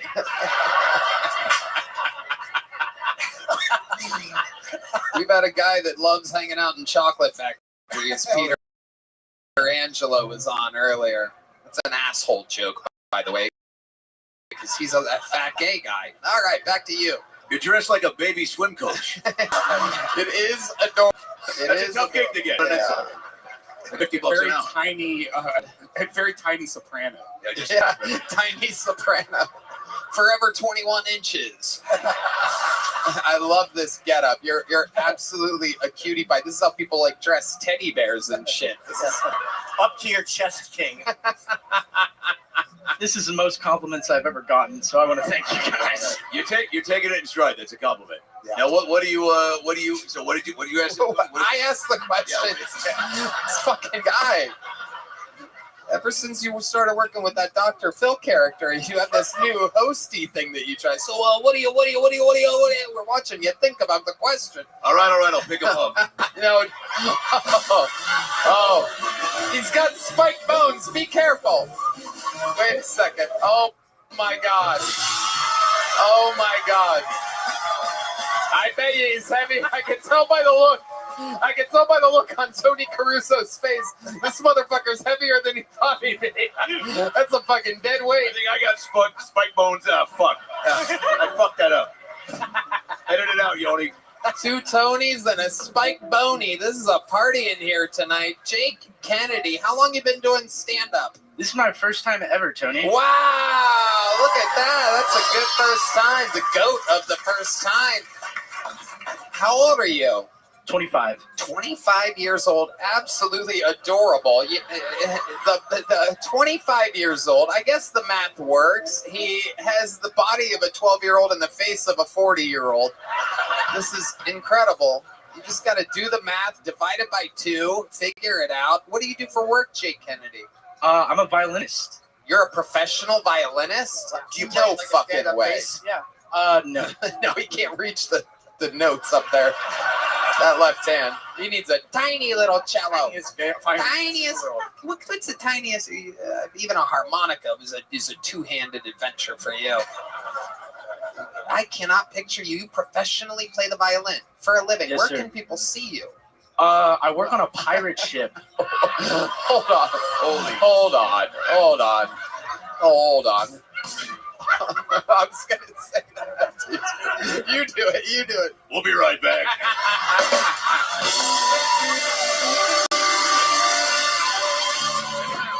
I mean, you're like the movie Jack. You know, you ever seen the movie Jack? All right, edit this out, Yoni. Okay, so when did you start playing the violin? When I was 10. Wow. And look at you now. You make a good living doing that? I can sustain myself, kinda. Yeah. You know. Where's this? How far is your violin from here right now? It's at my house I'm on East 10th. Oh, shit. In which? Oh, well, Jesus Christ. Oh, yeah. Keep it in, Yoni. Keep it in. How far away? How many minutes away is it? Like 10. I have an electric bike, so like 10 minutes. On your electric bike, go grab your violin. And was that the episode with the little song from Jake Kennedy? Is that okay? Here, take this on your way. There you go. Don't let it crush you. Jake Kennedy. Hey, you know what? You know what? It's only fitting. Jesus Christ, Tony, sit the fuck down. It's only fitting you get a little joke book too. Jake Kennedy has arrived. He will be back in a little bit. A very little tiny bit. Oh my goodness. Jake Kennedy. Wow. How adorable is Jake Kennedy? I cannot wait to see him play a tiny little violin later. What was this going to be? That's like a thing. Though he probably plays the world's smallest violin. That's like a figure of speech. We're going to do it tonight. He's going to take his little tiny electric scooter, and everyone in the city is going to be like, look at that happy little guy. What's he so happy about? He's out there like a little rubber ducky, and he's going to be smiling ear to ear. Hopefully he makes it back okay, all in one piece. He's out there riding around on these streets with spiked bones, taking a chance. He's just out there like a little fucking absolutely adorable thing. Hello there. This podcast is sponsored by Tecovas. Anywhere worth going is worth going in good boots. Find your perfect pair with Tecovas. Tecovas crafts quality Western boots for everyone, from generational ranchers and lifelong cowboys to first-time boot buyers. Born in Texas in 2015, Tecovas makes it easy for anyone to find their perfect boot. Every one of Tecovas boots are handcrafted with over 200 meticulous steps for broken-in comfort right out of the box. Whether it's a long day or a big night, your Tecovas are built to last and impress. That's why Esquire loves them and says there's a reason we keep coming back to Tecovas. And speaking of Esquire and men that should be on the cover of the next issue, here's Red Man. Tony, I love Tecovas. Being in Austin, you see a lot of boots, and Tecovas are by far the best. They are just so dang comfortable. I wear them when I'm out in the town, at the grocery store, you name it. They make me feel great when I put them on. I feel like the freaking Marlboro Man, Tony. Wow, you smell like them too. Ever wondered if you could pull off the boots with your personal style? You owe it to your feet to put on a pair of Tecovas. Plus, the Tecovas Best in the West guarantee. You get free returns and exchanges for 30 days. Right now, get 10% off at tecovas.com/KillTony when you sign up for emails and texts. That's 10% off at tecovas.com/KillTony. Tecovas.com/KillTony. See site for details. Tecovas, point your toes west. Hello, everyone. This podcast is sponsored by Prize Picks. All-Star Weekend is almost here, and Prize Picks is the best place to win cash while watching your favorite players during the game and the Saturday night events like the three-point contest. Sign up today to get $50 instantly when you play $5. You don't even need to win to receive the $50 bonus. It's guaranteed. Think Steph Curry will get more than 5 3-pointers next week? Giannis for more than 35 points? Cook up hot takes with your friends and win real money this basketball season when you and your crew run your game on Prize Picks. Sports specialist Red Band. Tony, I love Prize Picks. There are so many amazing opportunities to get on this week on Prize Picks. I'm looking at the football board and selecting Jason Tatum for more than 29 points and Anthony Edwards for more than 25 points. Wow, you know who those guys are? That sounds very strong, Red Band. I like those picks. Download the app today and use code TONY to get $50 instantly after you play your first $5 lineup. Again, download the app today and use code TONY to get $50 instantly after you play your first $5 lineup. Prize Picks. Run your game All right, let's get back to this bucket, and then we'll get a regular up here. Ladies and gentlemen, let's do it. We're going to meet them all together. 60 seconds uninterrupted for Frank DeMint. Frank DeMint had some fun bucket pulls tonight. Hi, y'all. My name's Frank DeMint. I realize I sound like the love child of Barbara Walters and Mike Tyson. Something between the Bishop on Princess Bride and Barry Kripke of Big Bang Theory, and maybe a little bit of Elmer Fudd. Where's that rascally rabbit? My mother, she didn't help me out much. She named my brother Nick. I can pronounce Nick. She names me Frank. It could have been worse. It could have been Francis, or Francisco, or worst of all, Roy. How about my last name had been O'Reilly? Roy O'Reilly and his brother Coy. What a disaster that would have been. Who is the asshole that put the ass in Lisp? I think it was Shakespeare, the sling generos of outrageous fortune, motherfucker. And who's the asshole over at Apple that came up with Siri, huh? There's some pothead computer geek thinking of a guy like me saying, Siri, where is Riley White, the real wife? Siri, where is Roberta's Rumba Room and Rotisserie? Siri, where is Sally's Seashell, She Shack? Motherfucker.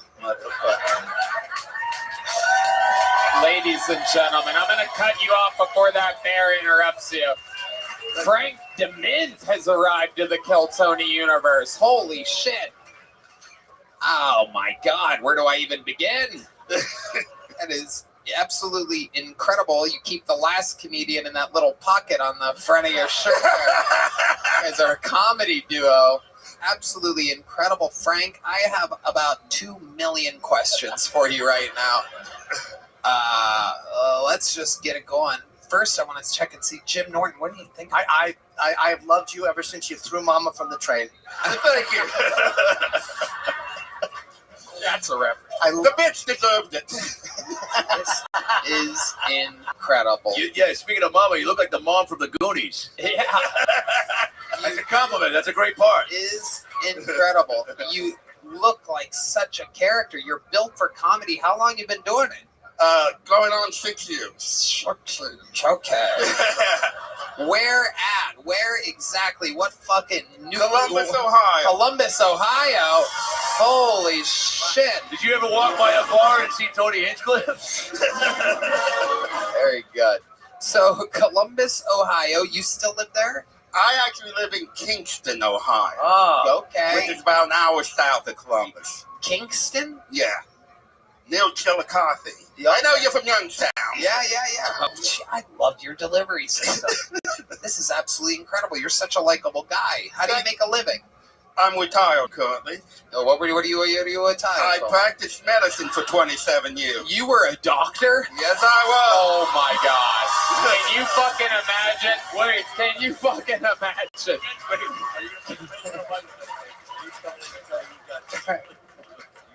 All right, here's the scene. All right, I just got my whole system just got overloaded. I'm so glad you're here right now. I love you, Tony. Here we go. All right. So, hold on. We're the patients. And you got to tell us that we both got AIDS, okay? Yeah. Right there, hit me with some hospital music. There's no real hospital music. Okay, here we go. All right, very good. Thank you. Okay, hello, doctor. Yes, we've been waiting for your arrival. It's been a long wait, by the way. Me and my I husband. know it. It sucks. Oh, God, gee, this is not good. This is not good. Okay. You're a doctor? Are you the only doctor? I'm it. Oh, Yeah, you're fucked. Oh, my God. what do we have? You have AIDS, motherfucker. Oh, shit.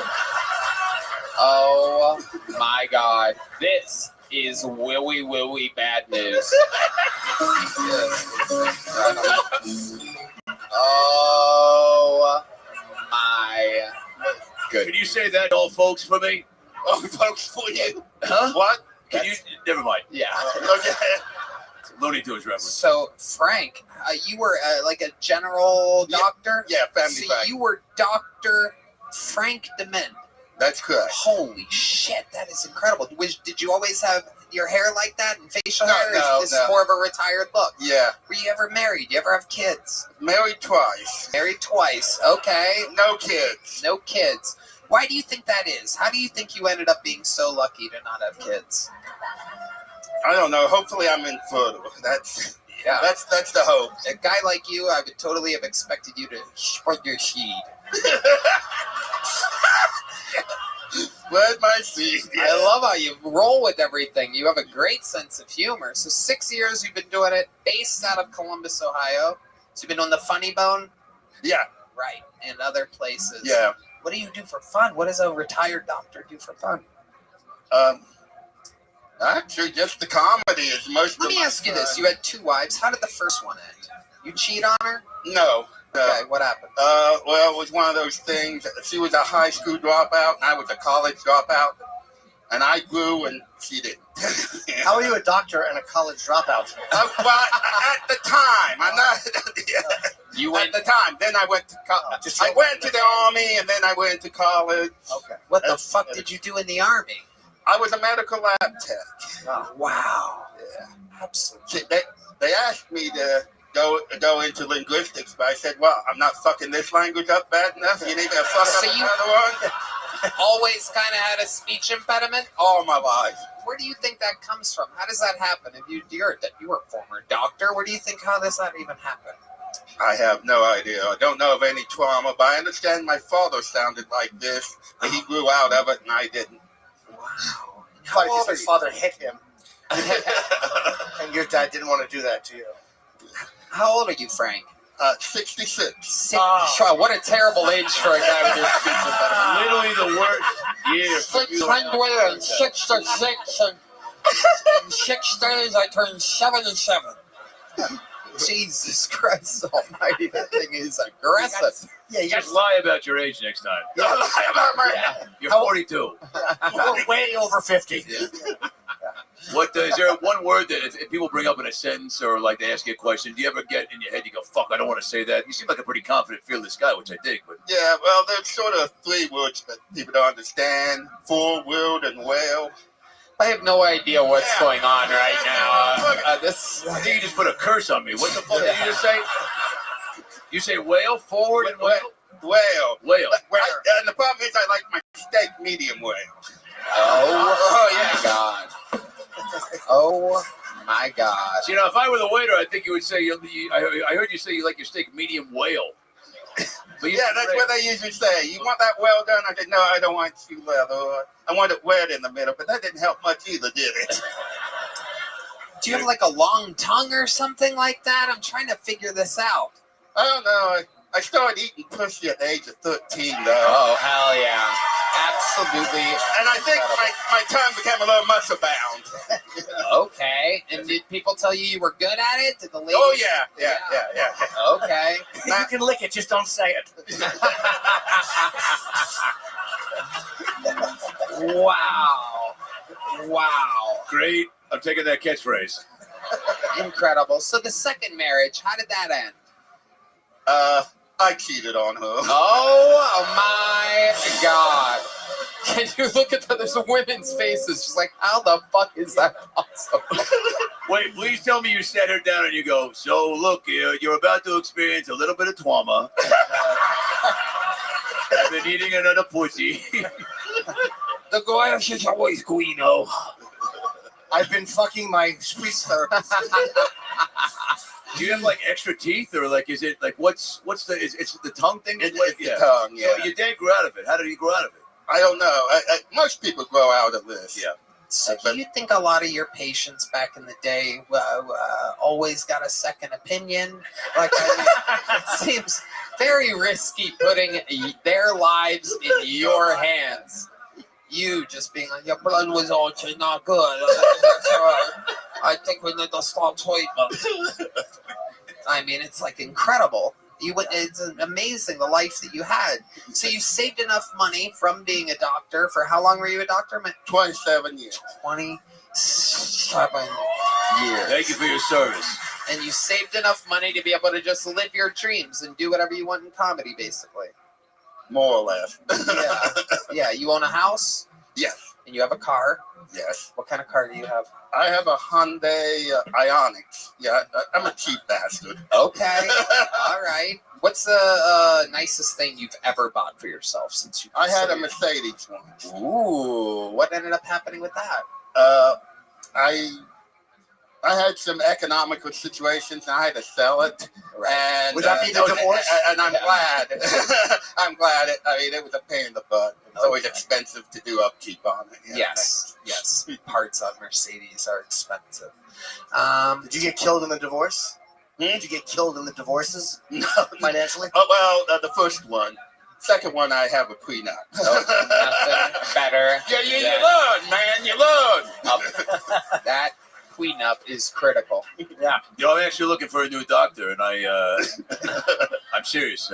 I would love if you would step in. I don't know what you charge, what your rates are. It's a copay, but can I just text you?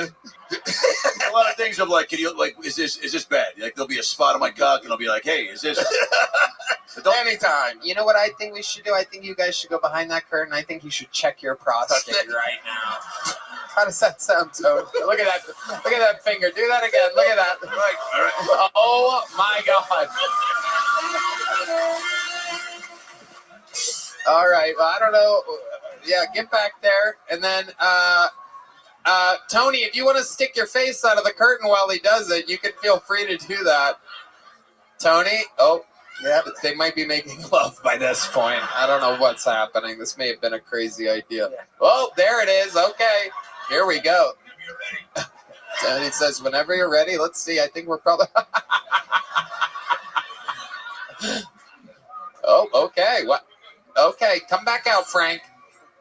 Okay. He's so adorable. He almost stayed back there. I'm not even joking. He put a little bit of his finger in my butt. I wish I was joking. I thought that was a bit, but he actually put a finger in between my legs. Nobody could see him, yet he's still committed to the bit. Give it up to this guy. That was... Wow. Absolutely. I'm going to need a new pair of pants and a new doctor. Frank, you are a fucking little angel. Welcome to the Kill Tony universe. You are absolutely going to be loved by the people. When you came out, I thought this guy looks silly as hell. We're going to have a lot of fun talking to him, but the comedy's probably not going to be there. And boy, you absolutely crushed the room. I loved it. You are as funny as you look. You are as funny as you sound. I love how you make fun of yourself and laugh at the jokes. Welcome, welcome. Come back, sign up again. All different shapes and sizes of people here. Absolutely anything can happen. We pull names out of a bucket, and that is where we find all of our regulars out here changing lives, giving people an opportunity. Like your next comedian, who is one of the top regulars in the history of the show. Ladies and gentlemen, here with a brand new minute, this is the great and powerful Cam Patterson, everybody.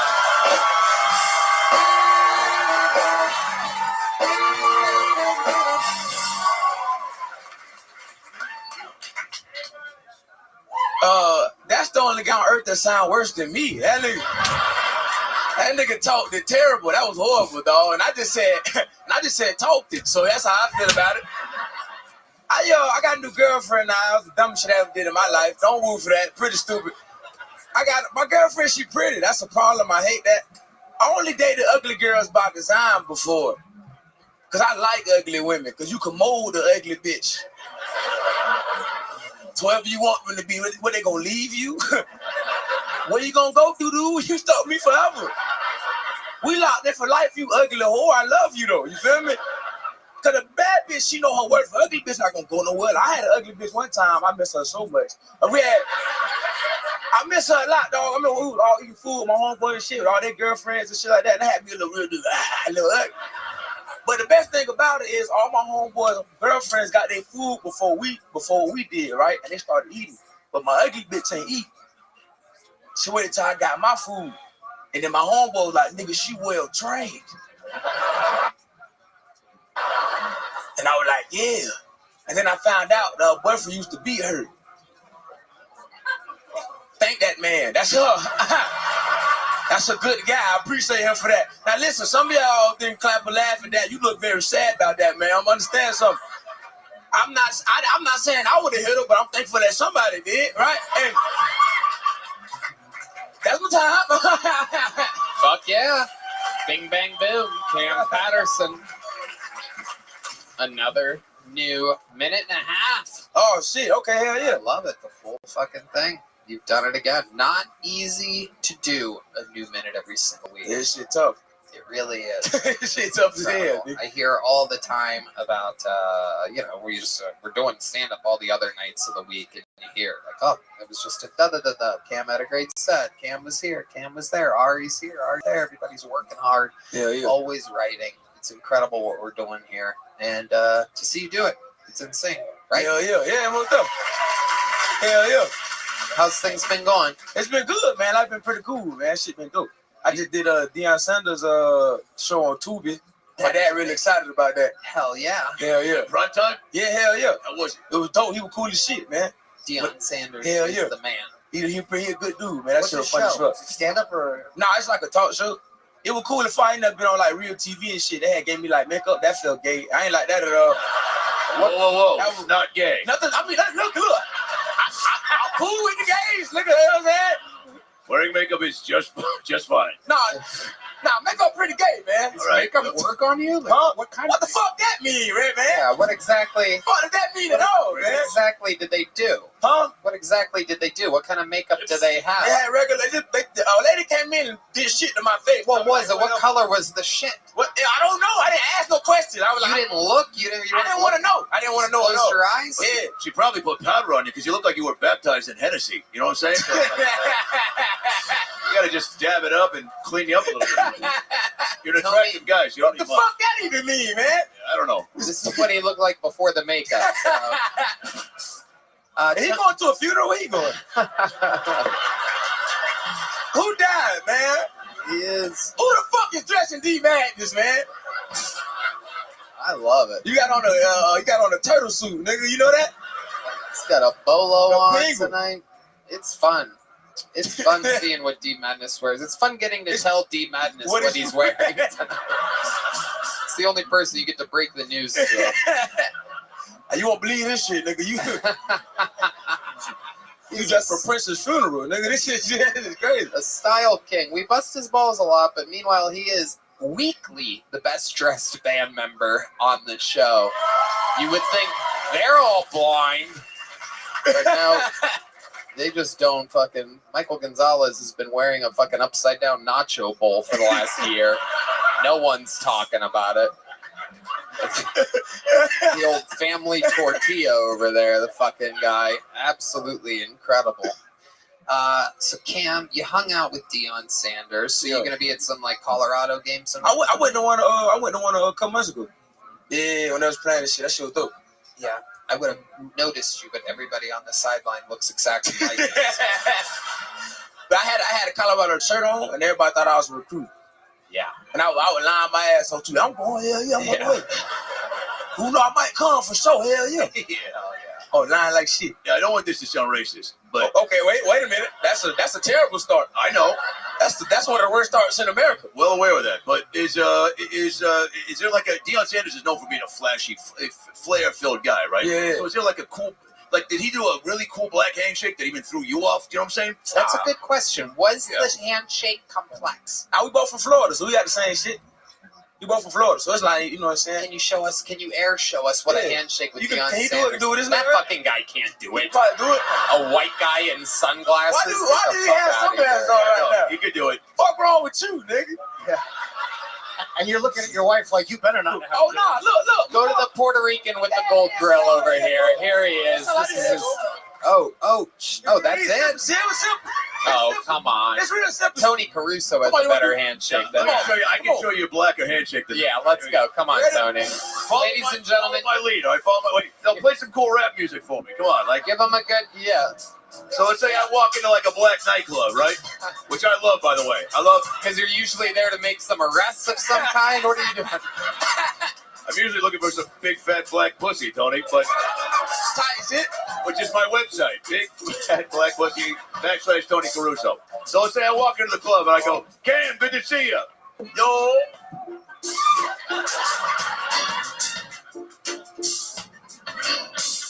Oh shit, oh shit, oh shit. Whoa. Oh, up top, down low. And the reverse, fist bump, crisscross, double piece, working the rib section. Oh, and then in. Oh. Yeah, there it is. Hell yeah. Wow. Wow. Absolutely. And then I call him the N-word. But I can do that in the car on the way home. Cam Patterson, we absolutely love you. Congratulations on being you. One of the top rising stars of the industry, the great Cam Patterson. Make some noise for his dad. Kenny Patterson's in the house somewhere tonight. We love Kenny Patterson. We love Kenny. Sometimes I sound like Trump. We love his dad. Raised one of the good ones. All right, your next bucket pull goes by the name of Ryan Jack, everybody. Make some noise for Ryan Jack. We're going to meet them all together. This is that episode of Kill Tony. Hey, you guys. I'm in therapy. I like therapy because you learn a lot about yourself when you go, you know? Like, my therapist told me that I have a hard time telling people no. And then he pulled his pants back up. Yeah. That was a tough realization. That was a hard dick to swallow for sure, you know? I think I'm in therapy because I have a lot of addictions, you know? Like, lately I've been addicted to watching police body camera videos on YouTube. I can't get enough of these videos. I think the reason why I'm so addicted to these videos, though, is because they're all titled like porn. Like, every cop video on YouTube I click on is titled like 20-year-old college girl gets what she deserves. Yeah. Karen gets physical and learns her lesson, you know. Man packs heat and shorts, all the classics, yeah. And just like porn, the more that I watch these videos, the more I start to develop an unrealistic standard for police officers, you know? Like, one time I got arrested and the cop pinned me down to the ground and I was like, I can't get hard. I'm sorry, I can't. He tried tasing me, choking me. There you go. Great set. Ryan Jack. The bucket is powerful tonight. An incredible, another bucket pull. Jim Norton, thoughts? Very funny, and every punchline was hidden. I didn't see any of them coming. It was really, really good, man. It was none of them were predictable. Really good writing. Very funny. Thank you. Very Appreciate funny. it. Thank you. Thank you very much. Yeah. Ryan Jack. How long have you been doing stand-up? About 4 years. 4 years. And you really are in therapy? I am. Yeah. And what types of things, what types of trauma have you had in your life that you talk to your therapist about? Just mostly daddy issues, shit like Yeah. Just my dad called me retarded and shit all the time. But you know what are you gonna do? That's it. That's how you end up being funny. Yeah. Are you Theo Vaughn's kid? I think so. Was your principal also a raccoon? Ryan, where are you from? I'm from Salt Lake City, Utah. Salt Lake City, Utah. Absolutely. You come from a Mormon family?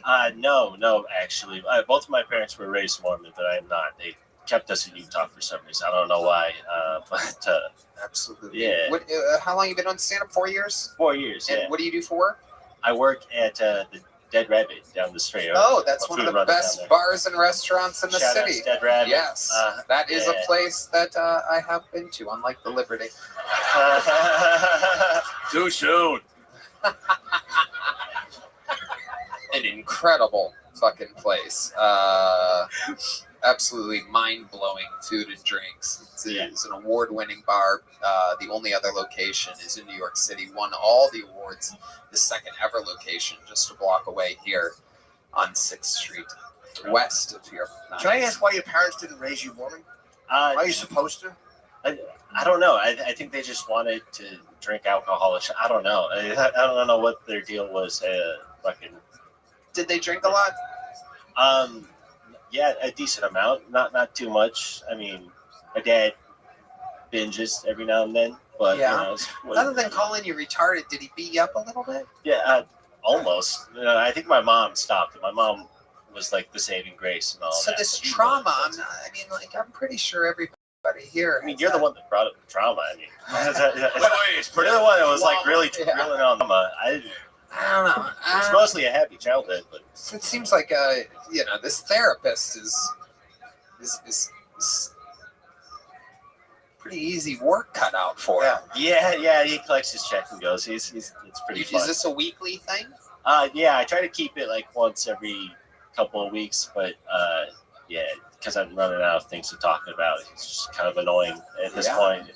Talking about my dad. That makes sense. What else have you talked with your therapist about? Oh shit! Just been addiction, shit like that. Okay, let's talk about that. There it is. What have you been addicted to? What are you addicted to? Eating pennies and putting your finger in the socket? Pretty much. What have you done? I've been addicted to a gas station kratom. Have you heard of that? Oh, shit. Yeah. You guys, finally someone respects me. I have some friends that are addicted to that. They don't know they're addicted to that. But there's a couple people that basically everyone that tries kratom kind of gets they really like it. Yeah. Let's put it that way. I'm not sure if we have any sponsors right now that are kratom. So I think we What is it? Yeah. What is it? What is that? It is an herb. That's how they. It's a natural herb, much like cocaine and So the gas station. heroin. Yeah, they sell this at gas stations, and it's considered non-addictive. And what I've noticed is that people that have been addicted to things that are trying to not be addicted to things try this, and they get addicted to this. But they say that they're not addicted to it, but they do a little bit more every single week. Boy, if they weren't a sponsor, they are now. That was a great fucking sponsor. Yeah.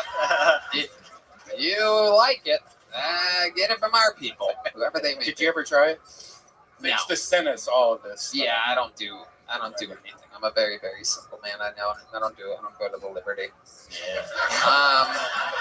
Ryan Jack. So you got addicted to a gas station kratom. How wild did things get? What was your lowest point on gas station kratom? Did you ever suck a fucking cock for it? No, dude. No. Oh wow, Red Band, very fast. Red Band. No, I suck cock for free. That's really I blow. I'm also bisexual, but that's sort of just and then buy your own kratom. I'm sorry. Yeah. Okay. Yeah, exactly. No, I mostly just spending all my money on it. You know, that's really it. It's Did your dad not like that you were bisexual? Like he called you retarded, but was that really the problem? Yeah, he ignores it. I think he doesn't really want to. Yeah, I think my dad had my brother. How's he ignore it? How's he ignore it? Or just my dad hinted at me like being straight, and my brother was like, "Oh, Ryan's bisexual," and I was like, "All right, that's cool. That's fine. Just don't." Your brother outed you. Yeah. How did you? And that's how your dad found out. Yep. Yeah. So he's more men and you're more men. Yeah. Absolutely. How did you first know that you were bisexual? And is it like 50-50? How does that work? 60-40 women to men? I say it's like 50-50. I don't know. I just always liked playing with the boys on the school grounds when I was a kid. Yeah, well, the girls. Good way to save that there at the end with the when I was a kid. When I was a child. Not now. We almost found out what your real therapy sessions were about. All good. Hell yeah. So what type of fiddling would you do with your classmates back in the day? I mean, mostly, wasn't until I didn't fondle with anyone back then, but like in high school, I'd hook up with friends and stuff. So D Madness just let out a homophobic all my gas friends box. watch the show. I'm sharing way too much right now, but it's fine. Sometimes I forget D Madness is homophobic, but he cannot hide it, ladies and Yeah, you gentlemen. just heard him go like this. You go, Yeah, he literally sounded like a blind queef. Great band name. They're opening up for Spike Bones next Friday.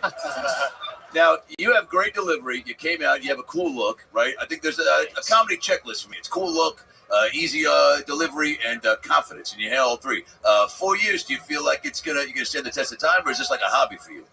I'm gonna try my best to make this work full time. Just keep doing my thing. You should stick with it. Yeah. Thank you. I love Do you talk about being bi on stage?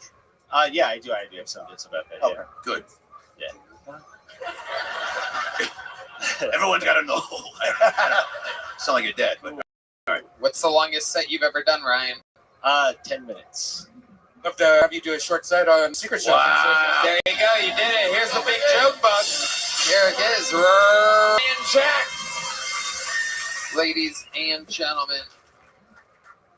Yep. Okay, great. You guys are in for a special treat. One of the greatest golden ticket winners in the entire history of the show is here, ladies and gentlemen. One of the funniest young ladies working today from Nashville, Tennessee. She is here.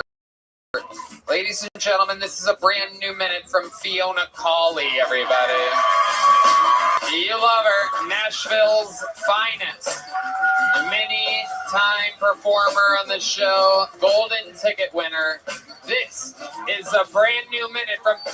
Make some noise for Fiona Cawley, everybody.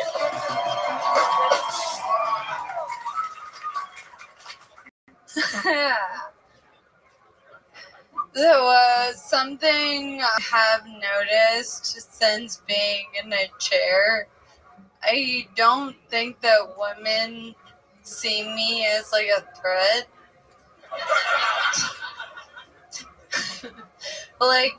To their romantic relationships, which I find fucking ridiculous.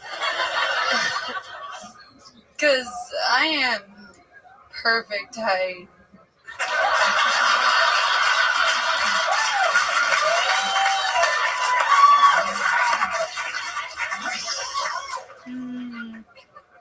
To suck your dude's dick. That's not a joke, that's a threat. And I'm kidding. I don't suck dick. Not during allergy season. That's just dangerous. Talk about head cold. Thank you. Fiona Cawley, everybody, with a brand new minute. Fiona. Where do we even begin with you? Welcome back. Thank you. Absolutely, always wonderful. There was a lot that happened there. Have you sucked while sitting in the chair before? Is that a thing that you do? You have a boyfriend? I always see. Yeah, it's just I gotta be charged forward and back. Yeah. That is correct. I love it. And how long have you been with your boyfriend again? A year and a half. A year and a half. So you guys have been through a lot. Mm-hmm. How's it all going? Good? He's actually not my boyfriend anymore. Oh. My fiance. Whoa! Look at that. Wow. Oh my goodness. Wow. Incredible. So until really, really soon do you part. Yeah. Fiona gets it. Yeah. She's a comedian. Okay, she's not laughing as hard as I was hoping she would be. Keep it in, Yoni. No, it's just nice. He doesn't have to worry about like a runaway bride. That's true. Or a prenup. That's true. Or a prenup. Good point. There you go, Red. No one knows how to stop the momentum faster than old Red Band here. A prenup? Anybody? Anyway. So what's going on? Are your parents excited? Is your dad going to roll you down the aisle?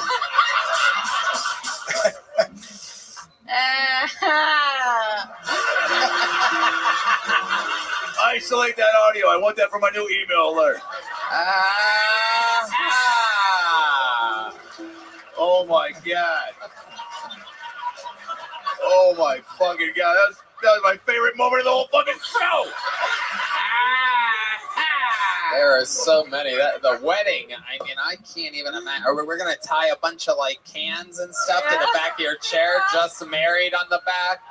Just clank your That ass. will hop on. Yeah, it'll be good. Abso-fucking-lutely. Very happy for you. Yeah. Thank you. Anyone can do it, you know? That's true. That's true. You're going to fucking throw that bouquet behind you. Really, really shallow throw. Everyone will be crisscross applesauce. Right behind you. right behind you. Applesauce, or as you call it, 3 meals a day. No, I'm kidding. She can eat normal meals, people. We're kidding. We laugh a lot. She's a golden ticket winner, damn it.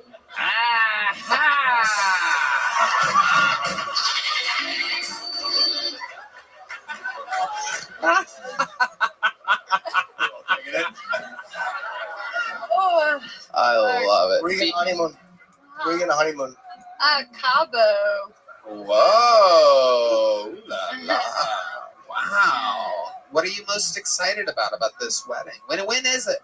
In October. Okay. It's going to be in Nashville? Mm. All right. Beautiful. So Yeah. it's in October. What are you excited about? What's it? The tax break. Okay. All right. Who's gonna marry you? You got a pastor, a friend, or My stepdad. there we go. Wow. Perfect. Yeah. Is he ordained? Huh? I don't know. What I'm talking. Great question. Is he ordained? Is he ordained? Is he legal to do it? Yeah. Yeah. Okay. Let me ask you this: Did you how did he propose to you? It was good. Yeah, let's hear about it. I bet you're real easy to surprise. Just gets down behind you. He's like, babe, spin around. You're not gonna fucking believe this shit. Oh my. There he is. There he is. It's incredible. The same guy from the prenup momentum stop earlier is the same. Welcome to the show, Red Band. He has arrived. Been sitting on that queue all night. So let's hear. How did he propose to you? First he took me to dinner at a restaurant called Bad Idea. Oh, misdirect. Yeah. Yeah, he got my ass, dude. It was terrible. Yeah. So then I got a text from the booker at Zany's, and she said that someone was there that wanted to meet me. I had to come right away. And comedy is fucking weird, so I was like, maybe that's real. I don't know. So we left the restaurant. We're both real nervous in the car. I thought for like the same reason. Nah. And we got there, and I'm fucking all the way up, zooming around the corner.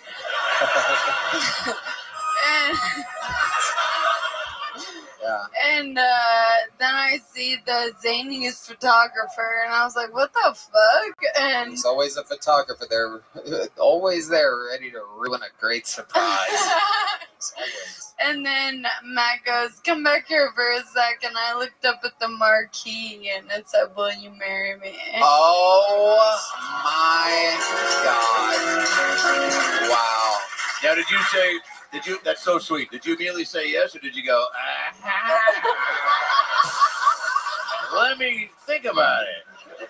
No, that's a really beautiful story. Sorry, I had to do that. But wait, so and that was how long ago again? A year ago? The proposal? Yeah. That was a week ago. Oh my God. That's beautiful. A week ago. She's still on the same chair charge that she hasn't even had to plug in yet. Can you play PlayStation on that too? Or is it... There's a fucking USB right here. Is it really? Yeah, I can start to vape. That's incredible. Yeah. Yeah. You steer the Titan sub with that. Yeah. The thing that died, they all died on it. Oh, yes. I'm so sorry. You're doing great, Fiona. What do you like to do for fun when you come to Austin, Texas? I always go to Terry Black's. Okay, yeah, you have good taste. Yeah, that place fucks. It's so it does. good. Yes. Yeah. It really does. What's your favorite thing to get when you're there? You're gonna hate me. Oh boy. The mac and cheese. You go to Terry Black's for the mac and cheese? Oh, look at all the fat asses going crazy for this. Just a bunch of people on their last breaths. No, everything else is good, but the mac and cheese, are you fucking kidding? Let me tell you something, Fiona. We're trying to take care of you here. I'm gonna have you talk to a doctor. His name's Frank DeMint. I want you to make him say Friedrich's attack. Fiona, we bad news. This mac and cheese is not a good idea if you want to sustain it. Fiona, you are absolutely unbelievable. Everybody loves you so goddamn much. You're such a part of the family. Congratulations on the October wedding. Make some noise for Fiona Cawley, everybody.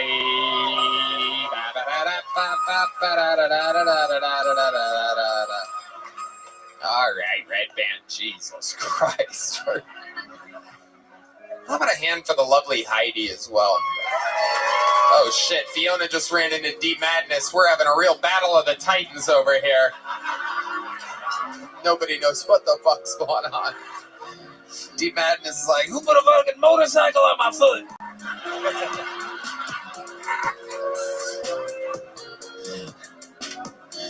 Oh my god. We having fucking fun tonight, huh? I don't know how we do it every week. This has been a great night for the bucket. Make some noise for your next bucket poll. Anything can happen. This is Jack McWilliams. Jack McWilliams.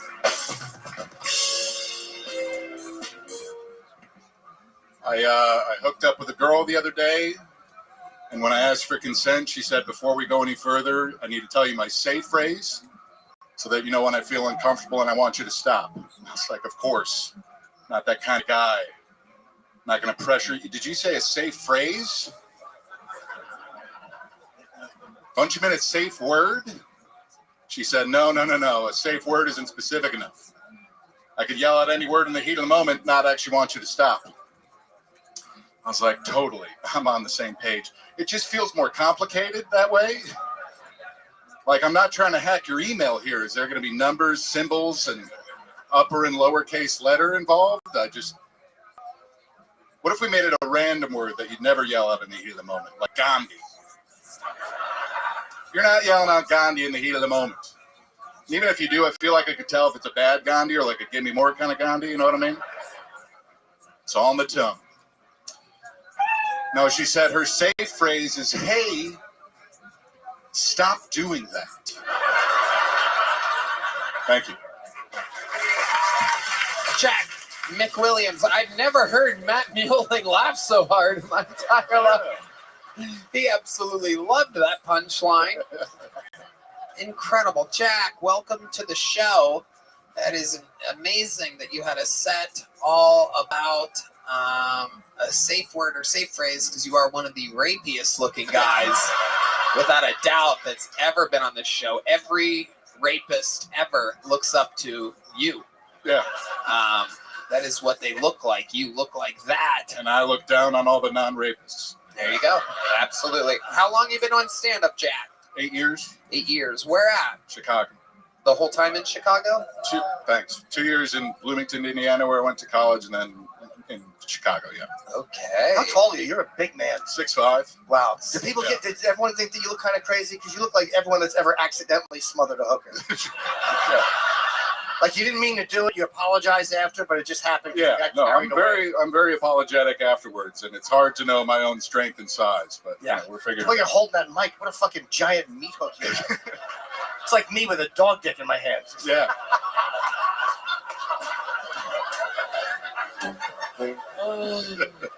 Jack, I love it. What do you do for a living? I'm a caddy. Oh, a real golf caddy? Yeah. Wow. Yeah. How long you been doing that for? 4 seasons. Okay. In Chicago. It's a seasonal job. I found one here in Austin, though, that's a little sporadic, but. You live here now? So I'm long distance with a girl in Austin. I've been living with her since November. Okay. We've been dating over a year. I'm at golf club. Yeah, very, very nice. Shout out. Yeah, no doubt about it. They'll be super pumped to hear about the rape. It's going to be good. Absolutely. Seems good. He's doing good, Spanish Oaks. Keep them close. This is where stars come from. I love the way my meat hooks grab their driver. What does the girlfriend do for a living? She works at HEB. Oh, wow. Everyone's favorite. No doubt about it. Instant crowd pop always Yeah. for HEB. What does she do there? She's in the beauty section, though. In a month, she's starting management training. Wow, look at that. Everything you guys touch turns to gold over there. And how did you end up meeting this girl? Long distance relationship, Chicago and Austin. She visited Chicago and came to a comedy show where I was the headliner, essentially the last Whoa, comedian. hello. Yeah. And then what happens? She comes up to you and goes, No, "You're really so funny." I have a bit where I take a girl to the airport after 3 dates, super not rapey thing to do. It's just being a gentleman. She clapped for me in the audience, and then I kind of did a quick interaction and tied her up. Yeah. Pretty much right after this. And then what? You guys went on a date in Right after Chicago the show, next day? She was flying back the next day. When she said she lives in Austin, I was like, well, I've been meaning to visit there for this show. Did you guys hang out that night or Yeah, anything? for a few hours. What'd you do? You go over to the Bean? Yeah. Happens to be a landmark that I know a lot about. I always ask for consent before I go to the Bean. Sure. 100%. Nobody believes you. Mm-hmm. What did she like about you? What does she like? Your Yeah, what personality? does she say that she likes? What does she have an Edmund Kemper She says I'm fetish? very kind. Damn it. She said, What'd you say, Jim? God, I just knew with Mom and I said it. No, nobody heard it. I'm sure No one knows who he is. I said she has an Edmund Kemper fetish. I know that reference. That's great. Damn it. He's saying you look like a big rapey serial killer. I say it with love. I like him. He's my I really favorite. appreciate it. Yeah, he's great. Wait, what? How do you keep? I've done long distance 14 times. So how, you have a handful of ways to keep it fresh and exciting, right? You can cheat, or you can do phone sex. Yep, the big two. Say it again. The big two. The big two. Yeah. Well, how do you keep it fresh? How do you keep connected? She would visit like every 6 weeks during caddy season, and then now I've been here for a few months. Are you a good caddy? Back-to-back caddy of the year at my club in Chicago. Wow. Absolutely incredible. Yeah. How did you get so good at it? Well, my coworkers are either alcoholics or children, so it's not the highest bar. That's also who your victims are. Got it. Standing ovation from Antonio Caruso. I love it. Jack, before I let you go, what would we be surprised to know about you? Other than I have not sexually assaulted anybody. Yeah, say it to one of the cameras for your work. Yeah. Yeah. Let's see. Anything wild? Any fun hobbies or anything? I got a DUI for smoking pot when I was 19. Whoa. Bloomington, Indiana? Wisconsin. I was taking a road trip. Oh, boy. Yeah. Yikes. My goodness. How'd you get caught? You admitted it? We had just hotboxed the car with 2 joints. Yeah. So he pulled us over and was like, I'm pulling you over for a traffic violation. We said, what's the traffic violation? And he just said, how much marijuana's in the car? So we were 19. We didn't really, we know our rights. Right. Yeah. That makes sense. You gotta. You want to be my doctor? I fucking like you a lot. Yeah. You're very funny. I do. You're kind. Thank you. Hey, I don't know. Yeah. I went from being just a rapist to your doctor, so that's pretty good. That's it. Not the first one. Yeah, you should have seen the other rapey doctor that was here earlier. Red Band, I'd love for you to headline the Secret Show Thursday. Oh, yeah. Holy. Look at that. And a big joke book. You did it. There he goes, Jack McWilliams, ladies and gentlemen. Yo, the bucket pulls on this show are out of control, right? Let's get one more up here. Let's see if we could go for it tonight. Ladies and gentlemen, your final bucket pull of the night. Ladies and gentlemen, make some noise for Dagan Asfaha. Dagan Asfaha.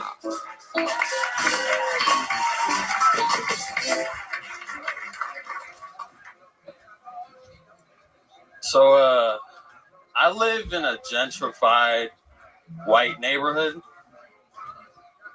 So there's a lot of pressure on me to be the friendly local black guy. And it's tough, it's hard. It's hard being a real nigga when you live on Avocado Street.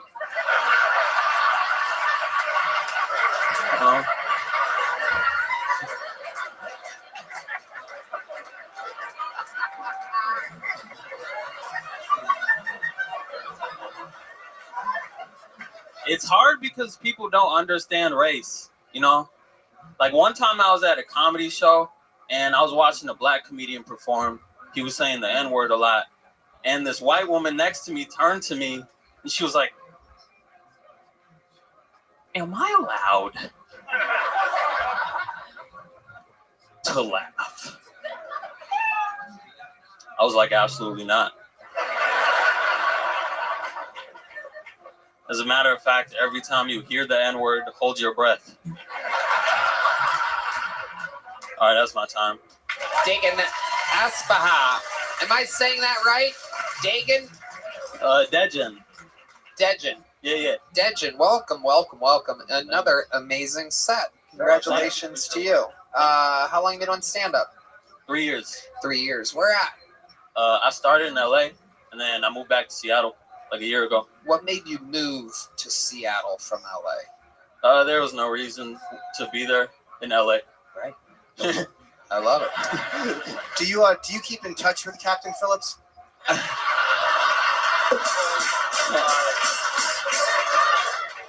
already knew that shit was coming. You might as well play the Lion King music now. Well, you know what? Well, let me just. All right.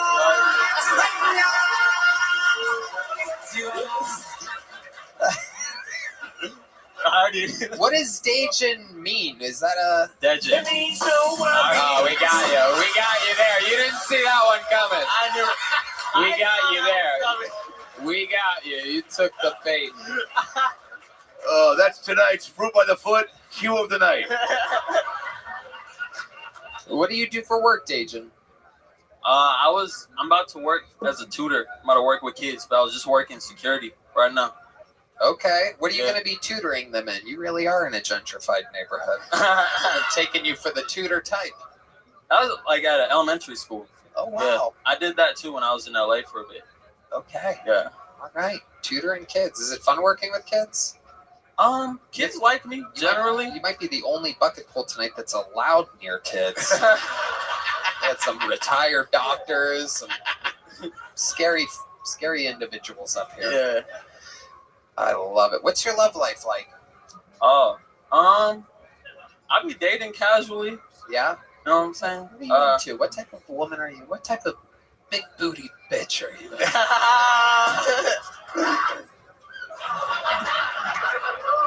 What was that noise? That was the noise of a pig. That was Red Band. Red Band thinks that big booty bitches implies that they are heavy eaters. Man, that's crazy you said. I do like a fat ass. I don't know how I guessed. I just really just a hunch of some kind. I don't know. How fat? Can you do like a thing with your hands? Like how? I mean, if she on, I like grabbing it. You know what I'm saying? I like. Yeah. Is she on top? Yeah. What the fuck did you just do? What was that? What was that? Yeah. Are you painting her back with crayons? If she on top, I'm doing this. I don't know what that is either. Yeah. Well, maybe you don't know Tony Caruso. No, I'm a stand up against the wall guy always. No shitting down. Once I get down, I'm going to bed. No doggy style. My knees can't handle it. I'm up against the wall, the closet of the fridge. Good night. Good luck. You know when you do doggy style, you're not supposed to be on all fours. You know that, right? All right, Tony Robbins. Jesus Christ. Can I just fucking have a conversation with Saquon Barkley or whoever the fuck this guy is? Now, you said you were security. You said you were security for who? Panera? No, nigga. Who?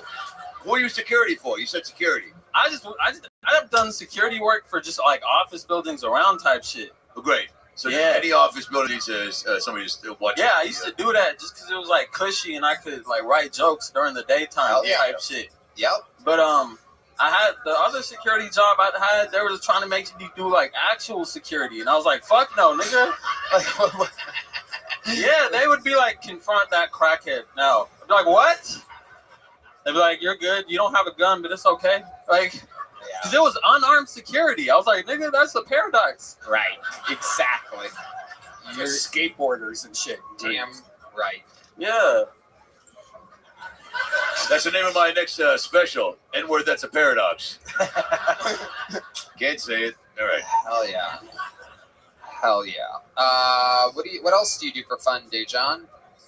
I mean, it's hard to have hobbies because I'm constantly doing this shit. Yep. But honestly, casually dating, I was dating a lot when I got back to Seattle. What do you like to do? What's your move? Give us some tricks. Give us some dating with Dejan tricks. What do you like to take a girl? How do you close? Wait, what is it? Dejan. Dejan. Yeah. All right, Dejan. Yeah. I'm going to take the A out of this. Just go with the E. Dejan. Yeah, Dejan. You made my name black. Dejan. Well, I mean, let the record show. This is not an easy job. Most television show hosts have a pre-interview. They meet the person before. His name is spelled D-A-E, which is day. And then it's G-E-N. I know it's spelled confusing. Yeah, you have a point. I don't mind when people mispronounce it. Can you imagine being on a date with this guy and she's like, so it's so nice to meet you, Dejan. And he's like, Hey, bitch, you be bragging on my name. Hey, you know what's crazy? Somebody mispronounced my name while I was hitting it, too. Oh, yeah. Shit. She said it just the way you said it, nigga. Yeah. What What is is she she yell? Beetlejuice? Yeah. She was like, ooh, Dejan. And I was like, You're like, it's Dejan. Yeah. It's Dejan, bitch. It's Dejan. Spell it. D-E-J-U-A. Get off my eye. I'm sorry to blacken up your name. I'm sorry. So, Dejan Quay, tell us, I knew it. Whip it through the glass. Yeah. What are some dating tricks of yours before I get you out of here? You gotta schedule. If you're talking to her, you gotta. Yo, what up, pimp? Schedule the date ASAP, like within the first 5 messages type shit. Yo, how you living, baby? And then you meet her in person. Why? What's wrong?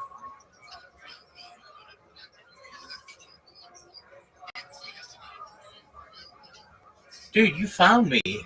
That's amazing that you found me. Dude,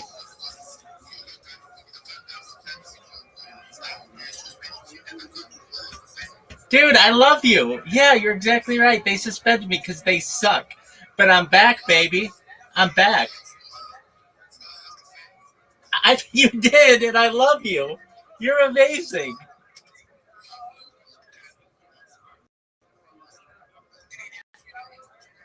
Oh, sorry. I wish I could help you, my friend. I really do. It's a terrible situation. I know I met your family, and I want to help them. Let me ask. I mean, like, the only thing that I know to do is, have you gone to other people's Discord, or apologies, their Twitter spaces, and asked them for food or money for food?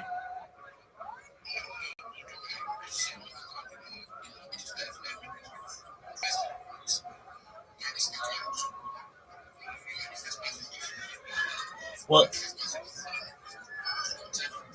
absolutely, yeah, and they suspended me, those bastards. And they do it. It's done by AI, so there's nothing I can do about it except I just create more accounts. Okay, so here's what you do.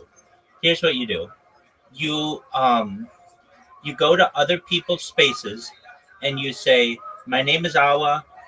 I am living in the Gambia, and I need food.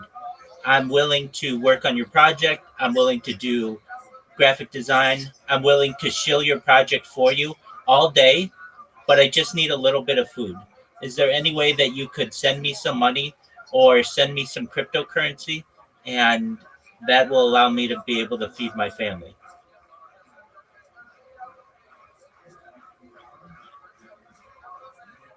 So that's what I can advise you to do, Awa. Oh, Awa, I love you so much. You found me. Oh, he left. Well, he found me. Dude, Awa found me. Yeah, baby.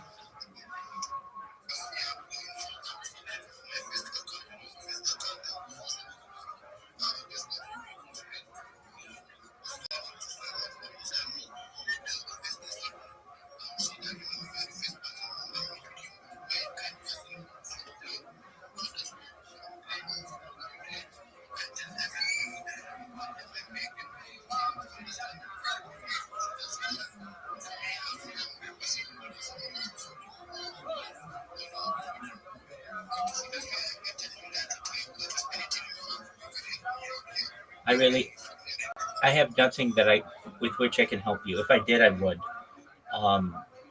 It maybe in the future I'll be able to, but right now I can't. But if I could, I would.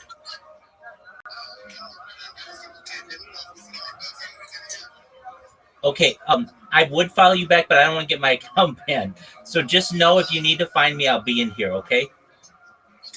Okay, I love you, Awa. Take care. We'll be friends. And I'll help you in the future. Take care, my friend. Shout out to Awa, everybody. We love Awa. I love Awa. I love Awa's family. I met them. I met his brothers.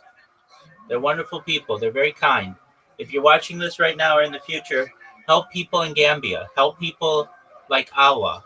I want to help Awa through the use of technology like agricultural drones, floating greenhouses, saltwater greenhouses, vertical farming, hydroponics, cloud seeding. We want to help him get clean water through wells, life straws, and most important, desalination. Let's help Awa. If you can hear me right now, please do what you can to help Awa. We love Awa.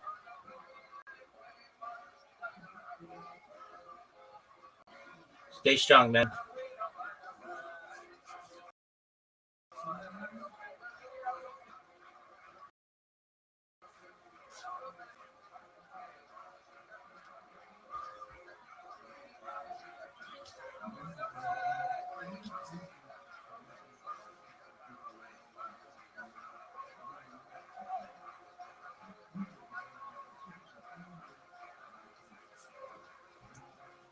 And then, by the way, I'm not no like nigga that be getting pussy all the time, but that's what you have to say. I get it.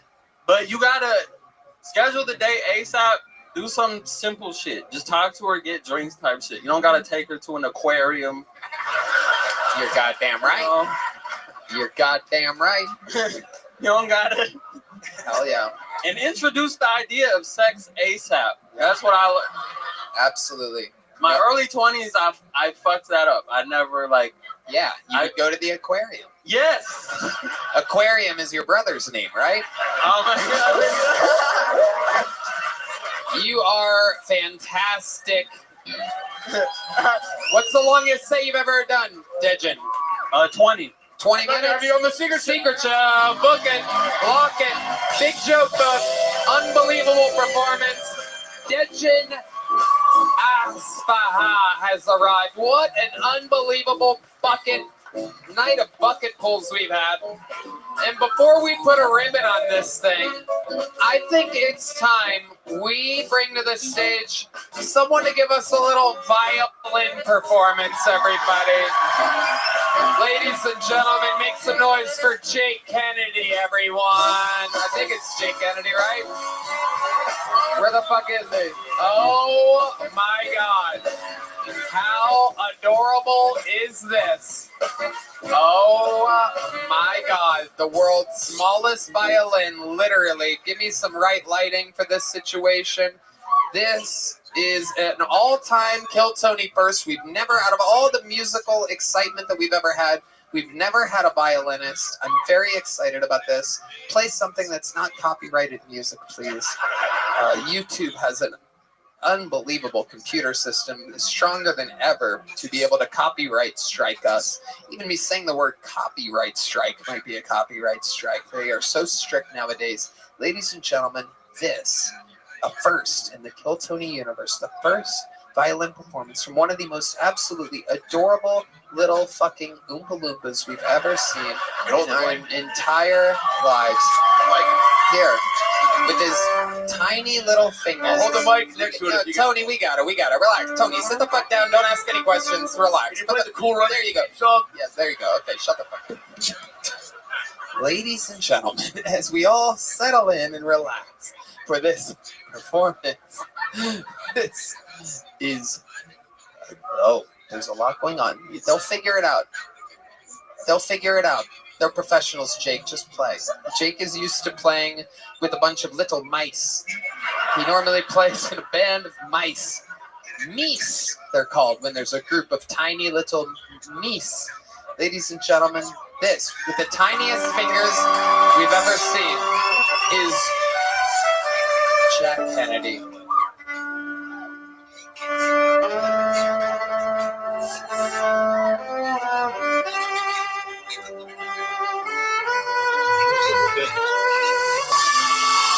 Sounds like a Civil War.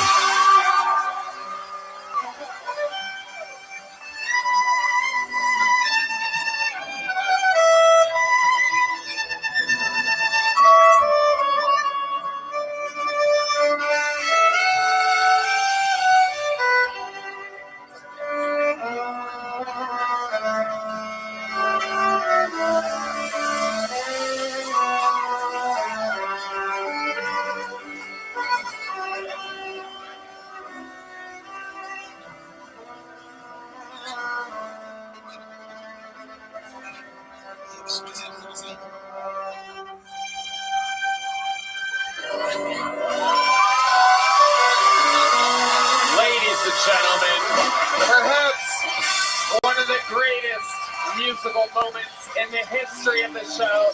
They are on their feet here in the live music capital of the world.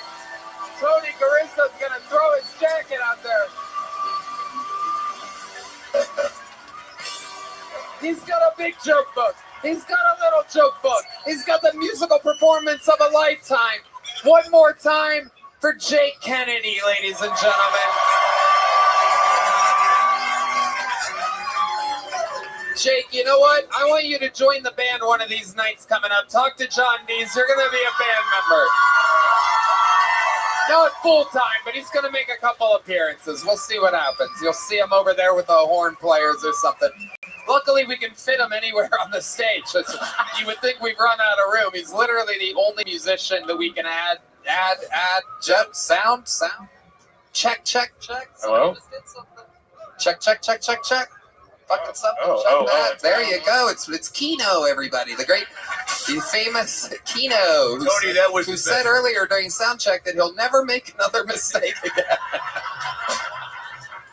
That was the best Make-A-Wish musical performance I've ever seen. It is incredible. You know, there was a band that played during the sinking of the Titanic. Not a lot of people know this, but Jake played the violin when that little sub went down to go play. And yeah, he was playing, he can fit in there. He can fit in crazy places. So he was in the little submarine playing. And when the thing exploded, the violin he's light enough, he's buoyant enough, he fucking shot right up to the surface. It's absolutely, that's actual sound of him coming back up to the surface. Look, this guy's had a few weeks off. There's only one way to end a fucking episode like this. It's been way too long. You guys know what's about to happen. As I bring to the stage the Hall of Famer with the most appearances ever, with the most interviews ever. This is the long-awaited return, the longest we've ever gone without seeing him. This is the Memphis Strangler, the Big Red Machine. This is William Montgomery.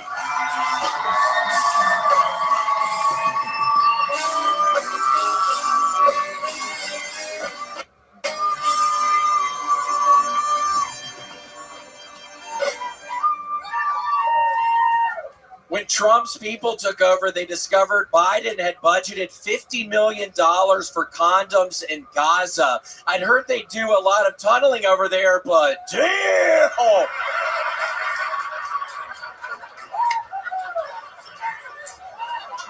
They just found vomit in Denmark that is 66 million years old. Red Band, you never told me you did stand up for cavemen. Because when somebody does so bad as stand up, the people in the audience vomit. That's what I was going for.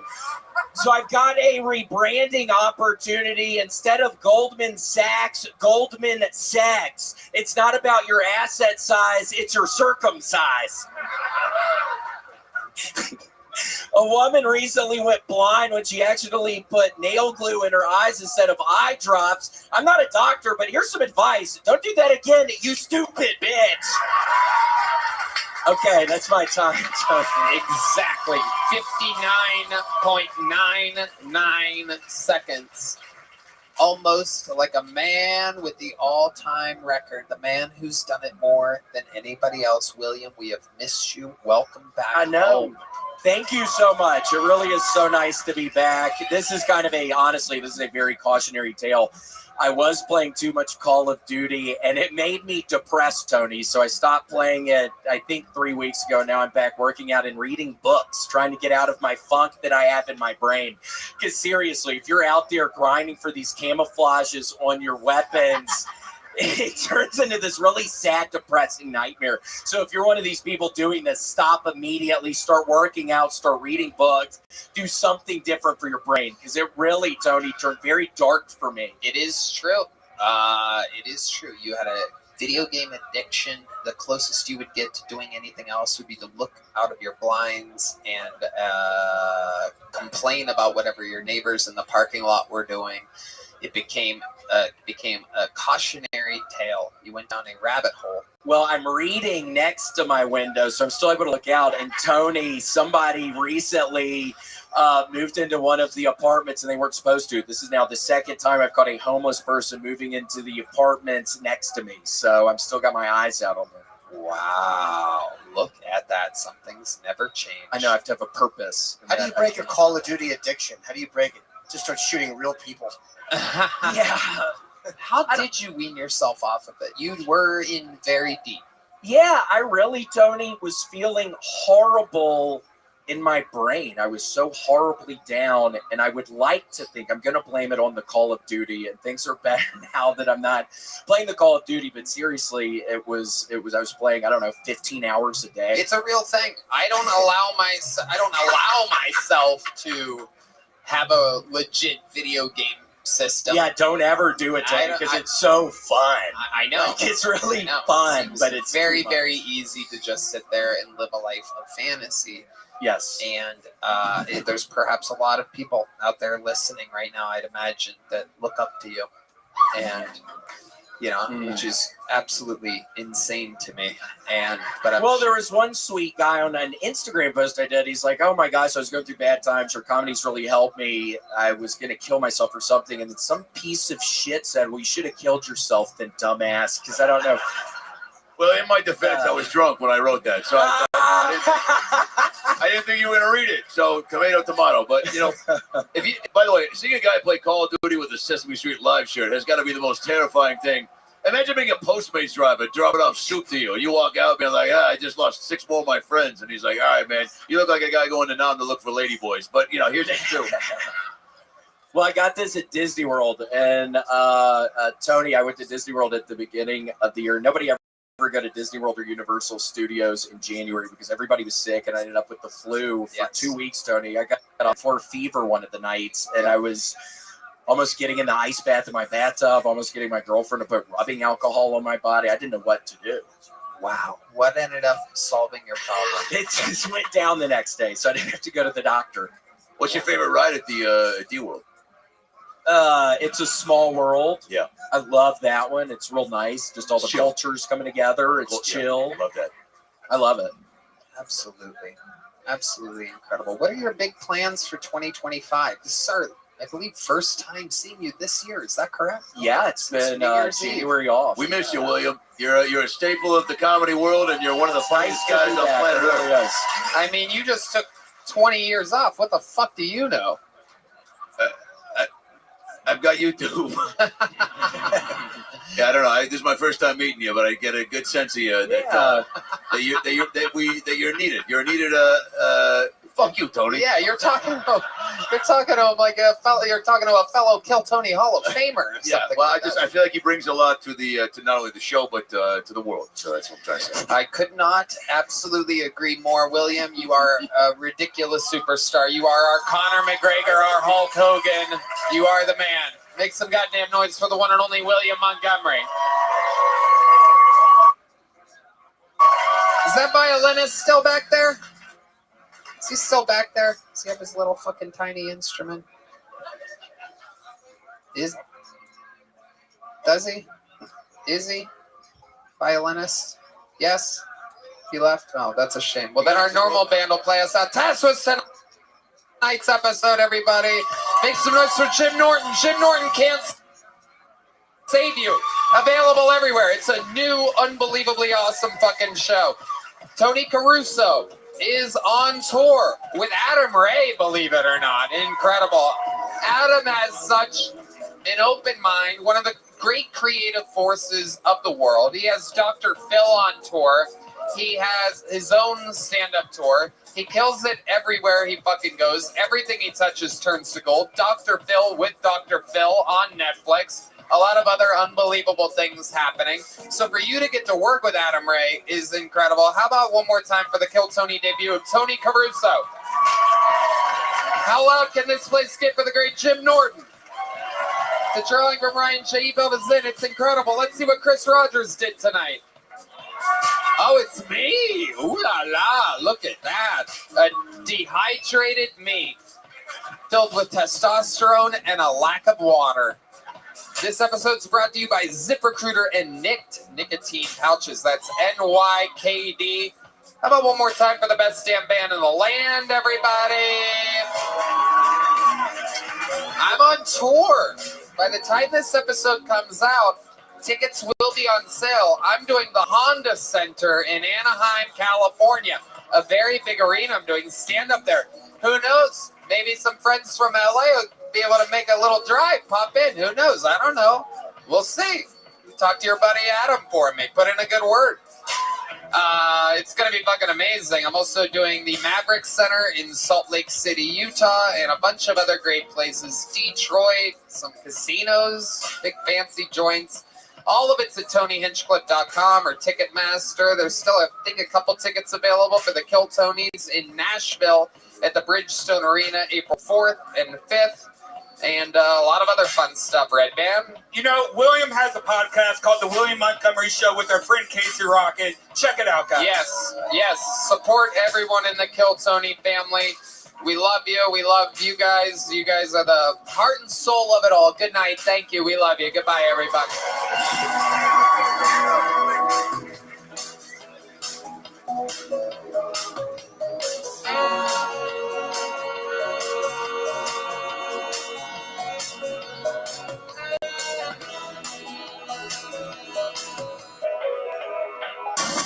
This guy's a legend in the comedy game. Took 20 years off his stand-up. He's back in the game now. 20 years since I've been on stage, but it's time to get back to it. And then we'll give it a shot, Josh. You too. Make some noise for Tony Caruso. Tony Caruso. Tony Caruso, everybody. Tony! Truth back on the saddle, as they say, and see if that old horse still comes, right?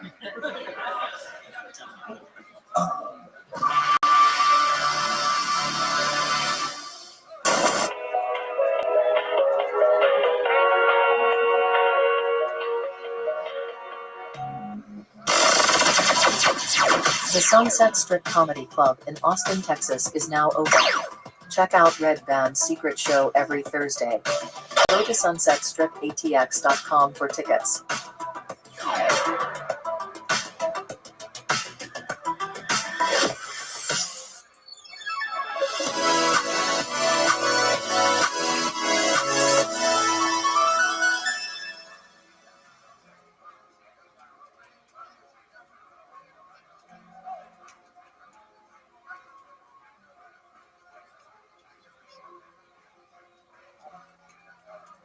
Tickets are on sale for all my upcoming stand-up dates. Detroit, Atlantic City, Niagara Falls, Mount Pleasant, Michigan, West Valley City, aka Salt Lake City, Utah, Reno, Nevada, Anaheim, California, and Las Vegas, Nevada. Tickets for sale now for my stand-up comedy featuring some of the favorite characters from the show, especially me. All tickets are at TonyHinchcliffe.com right now.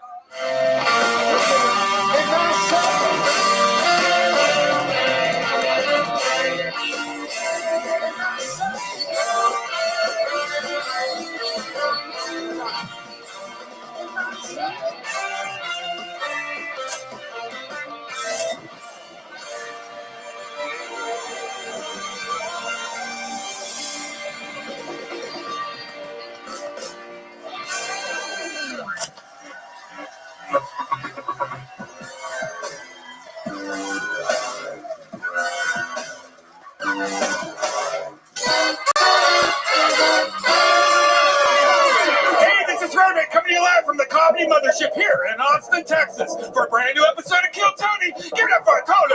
Let's go!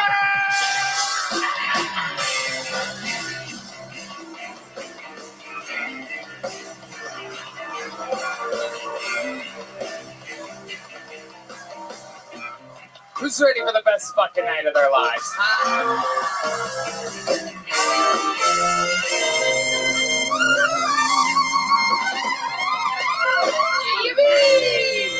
Big thanks for Brian Red Band, ladies and gentlemen.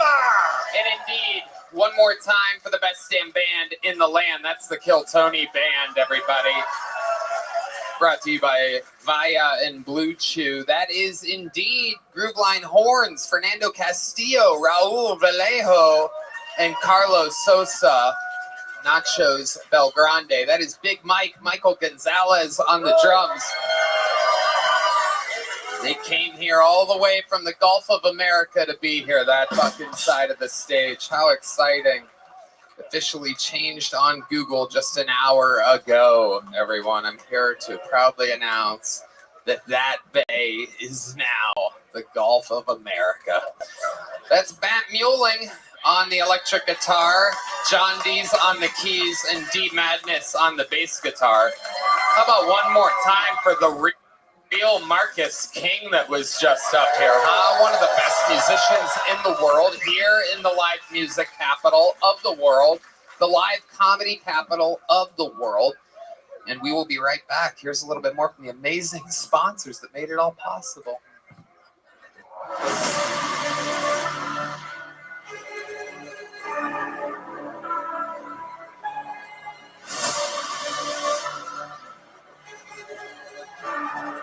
To the viral pin. In the hizzy. In the hizzy.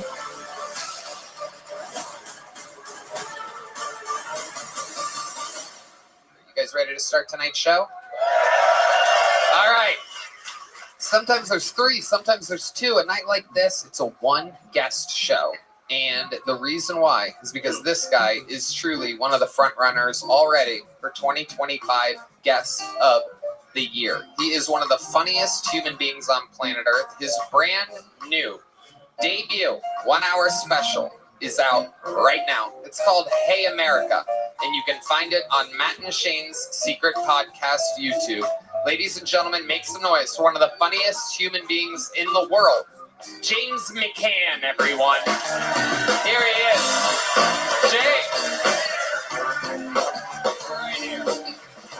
James McCann, everybody.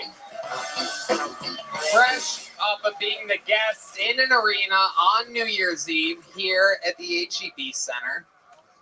Are we going to address that during the commercial break? That was the most insane and rowdy back and forward. Why would we address that? Because it was during a commercial break, James.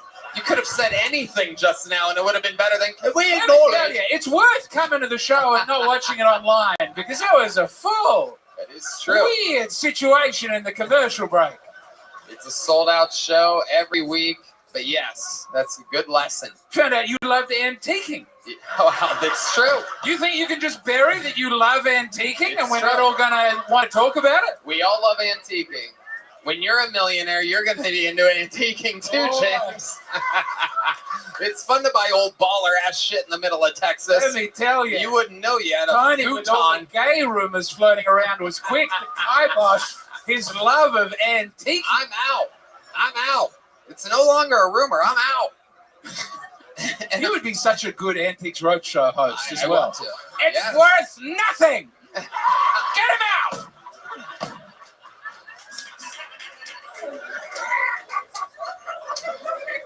Antique Roadshow with Antique Roadshow. That's it. He owns like 8 thrones. All right, James. It's three.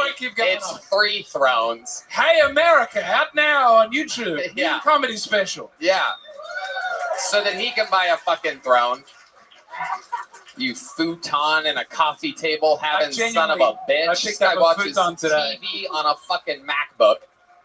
We have the cheapest projector from Walmart so the children don't get addicted. It's a good policy. James is one of the greatest guests in the show's history. He is present. He is fucking hilarious. And he knows how it works. 200 people, literally, 200 exactly people signed up for tonight's bucket. There are 200 motherfucking pieces of paper in here. I'm going to let the shocked Asian girl in the front row pick first. That one right there. And I take the piece of paper, I pass it along, and they go and wrangle the person. Red Band smells the paper because he loves Asian women so much. He really does. He already has one, but just like typical stuff, he's hungry for more Asians 20, 30 minutes later. That's what it's like. And so, while they wrangle that comedian, just to let you know, they get 60 seconds. You know the time is up and you hear the sound of a kitten. That means they have to wrap it up, then else they bring out the angry West Hollywood bear. And then that interrupts them. I interview them and we talk to them about their life, what could possibly happen to them. We are here with one of the greatest guests in the show's history, the great and powerful James McCann, ladies and gentlemen. Oh, I hope we find a big, beautiful star tonight. Can you feel it, ladies and gentlemen? Good news. Star power tonight. Good news is we have a star of the show to start tonight's show and show you motherfuckers how it's done. Truly, undeniably, a lot of people say, including myself, that this is the greatest golden ticket winner in the history of the show. An almost 100%, 1,000% kill ratio. Here to start tonight's show, ladies and gentlemen, I present to you a brand new minute from the one and only Martin Phillips, everybody.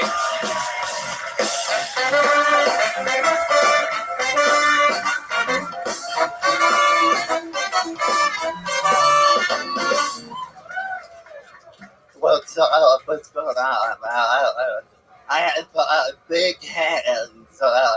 People say they're piano hands, but I don't know how to play the piano, but my hand jobs are ridiculous. I only play in forte, you know, you should see the double crescendo, you know, it's okay. And I had to buy a card, and at the card store, it was in the sympathy section. Right next to that, it said sympathy Jewish. I was like, oh, that's what. So now, in a special way, you can tell your friends, I'm sorry, you're Jewish.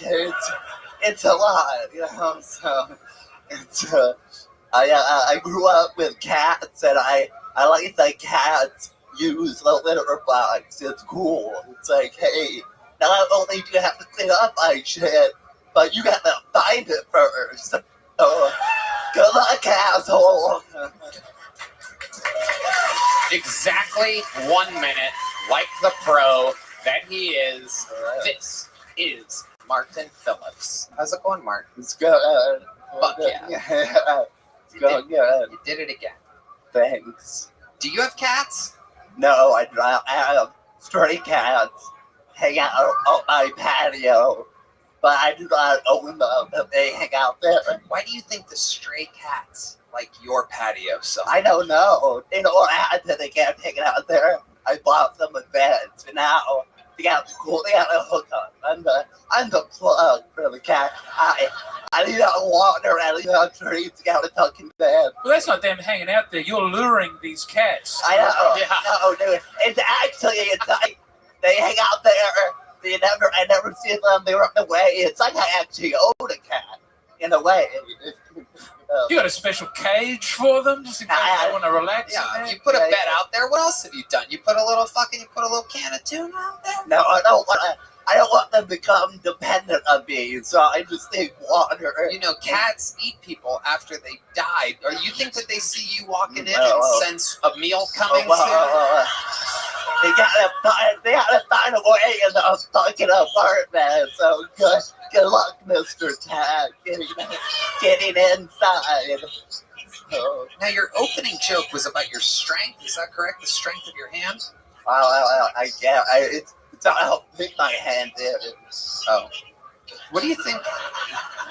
I can fit a lot. I can grip. Well, the crazy thing is that in the green room of the mothership for the past couple weeks, we don't know exactly how it got there, but there is a brand new grip strength. You would think it was Joe, but no, I was there when Joe saw it. He's like, what the fuck is that? Oh, shit. And then, yeah, he did play with it like it was his own toy. He was very excited as anyone to ever. He's like, yes, to see a grip strength tester machine. And I don't know. What do you think? Should we give it a little test? See what kind of fucking... You can't handle this or it's gonna break this shit. I love it. Retard strength on display. Here, with cerebral palsy, ladies and gentlemen, using his good hand. This is for science. Oh, he's squeezing it. Oh, my God. Oh, that looks... What does it say? 57.8. Oh, that's actually a lot. Is it? Okay. No, it's not. Yeah, I do the other one, maybe. Yeah, try the other one. Give me another drum roll. Big Mike on the drums. Whoa, whoa. Here we go. Let's find out what happens here. It still says 57. Oh, I don't know. Here, hit the start button. Okay, this is retard strength. Hit the start. What are you doing? Calculus over there? Hit the start button. Okay. This fucking guy's using it like it's a goddamn calculator. Okay, we can start over. Okay. It's like a Jewish guy on tax day over here. What do we got? Wait, I don't know what This fucking guy. Joe, Unbelievable. you're just watching this right now. Just know that fucking much shit sucks. He's fucking too busy checking out Poon Pen. Oh shit. It's going. Okay. It's over, What do folks. we got, Mark? You only have to It's squeeze over. it once. It's 50.4. They got me. Wow. Unbelievable. Grip strength. James, you gonna show us what you got over here? Are you sure? I'm going to say it Oh, will sound for very sure. racist, but it's not. No That was fucking nothing. That was doubt. 96. The important thing. I know. They got me. No, I saw this. I'm disabled, asshole. No, it's Oh, look at that. 111. It's from antiquing. You get.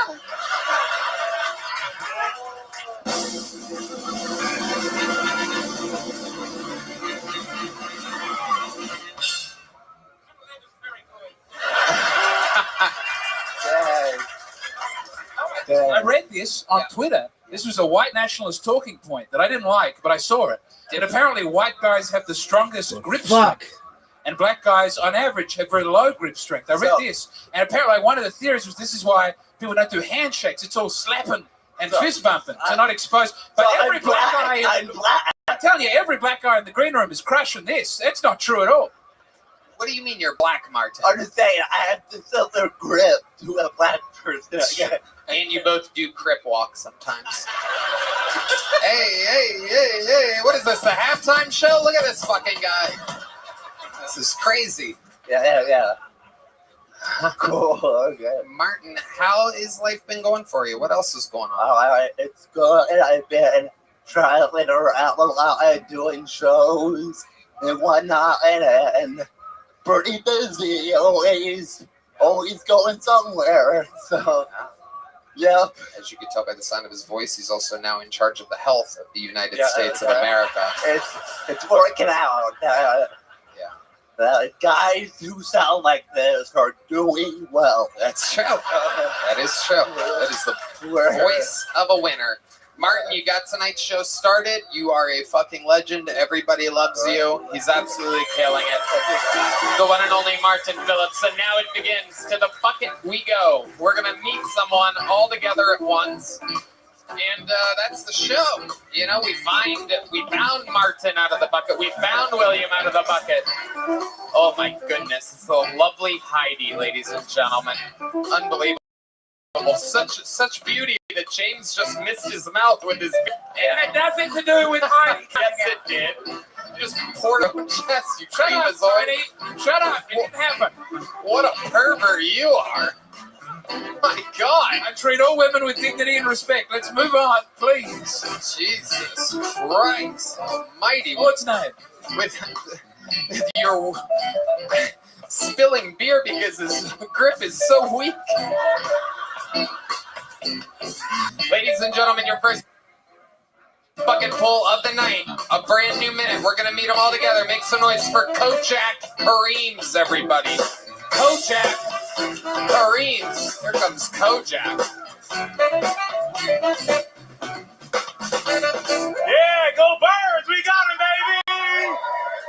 We got him with the tush push. It's my favorite move. What's up? Hey, what's good?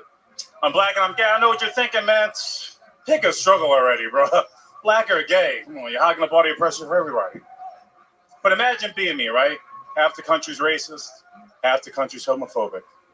And here I am, right in the middle, taking it from both sides. And I'm taking it good, too. I'm like the Gaza Strip. My asshole's being bombarded so much you think it was a hospital. And all because I like Yemen. Yemen, Yemen, Yemen, hey. You think that was controversial? My Haitian friend's calling for an all-out geese fire. Geese fire, okay, go. All right, thank you, that's my time. Wow, Kojak Kareems, everyone. Welcome. Bly and bad at comedy I have down here. It's incredible. You got everything against you. Kojak, you were very excited to promote the Birds, the Philadelphia Eagles. Are you from Philly? Go Birds, that's right. Go Birds, Philly. Okay, we hear you. Are you from Philadelphia? I am. Wow, so you have a lot in common with... Oh, there we go. That's Celtics. I thought that was... It's Steelers Nation, baby. There are no gay people in Pittsburgh. Or black people, actually. Come to think of it, there's not a big... But that was big for you, the Super Bowl? Oh, yeah. Great. Okay. Don't let Tony do the questions. All right, there you go, yeah.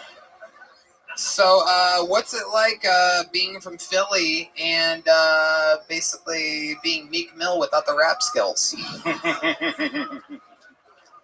It just means you're black and gay again. I'm just reminding everybody that you're black and gay. You brought it up. Here we go. Do you get any good antiquing lately? No, I might fly back to Philly for the parade, though.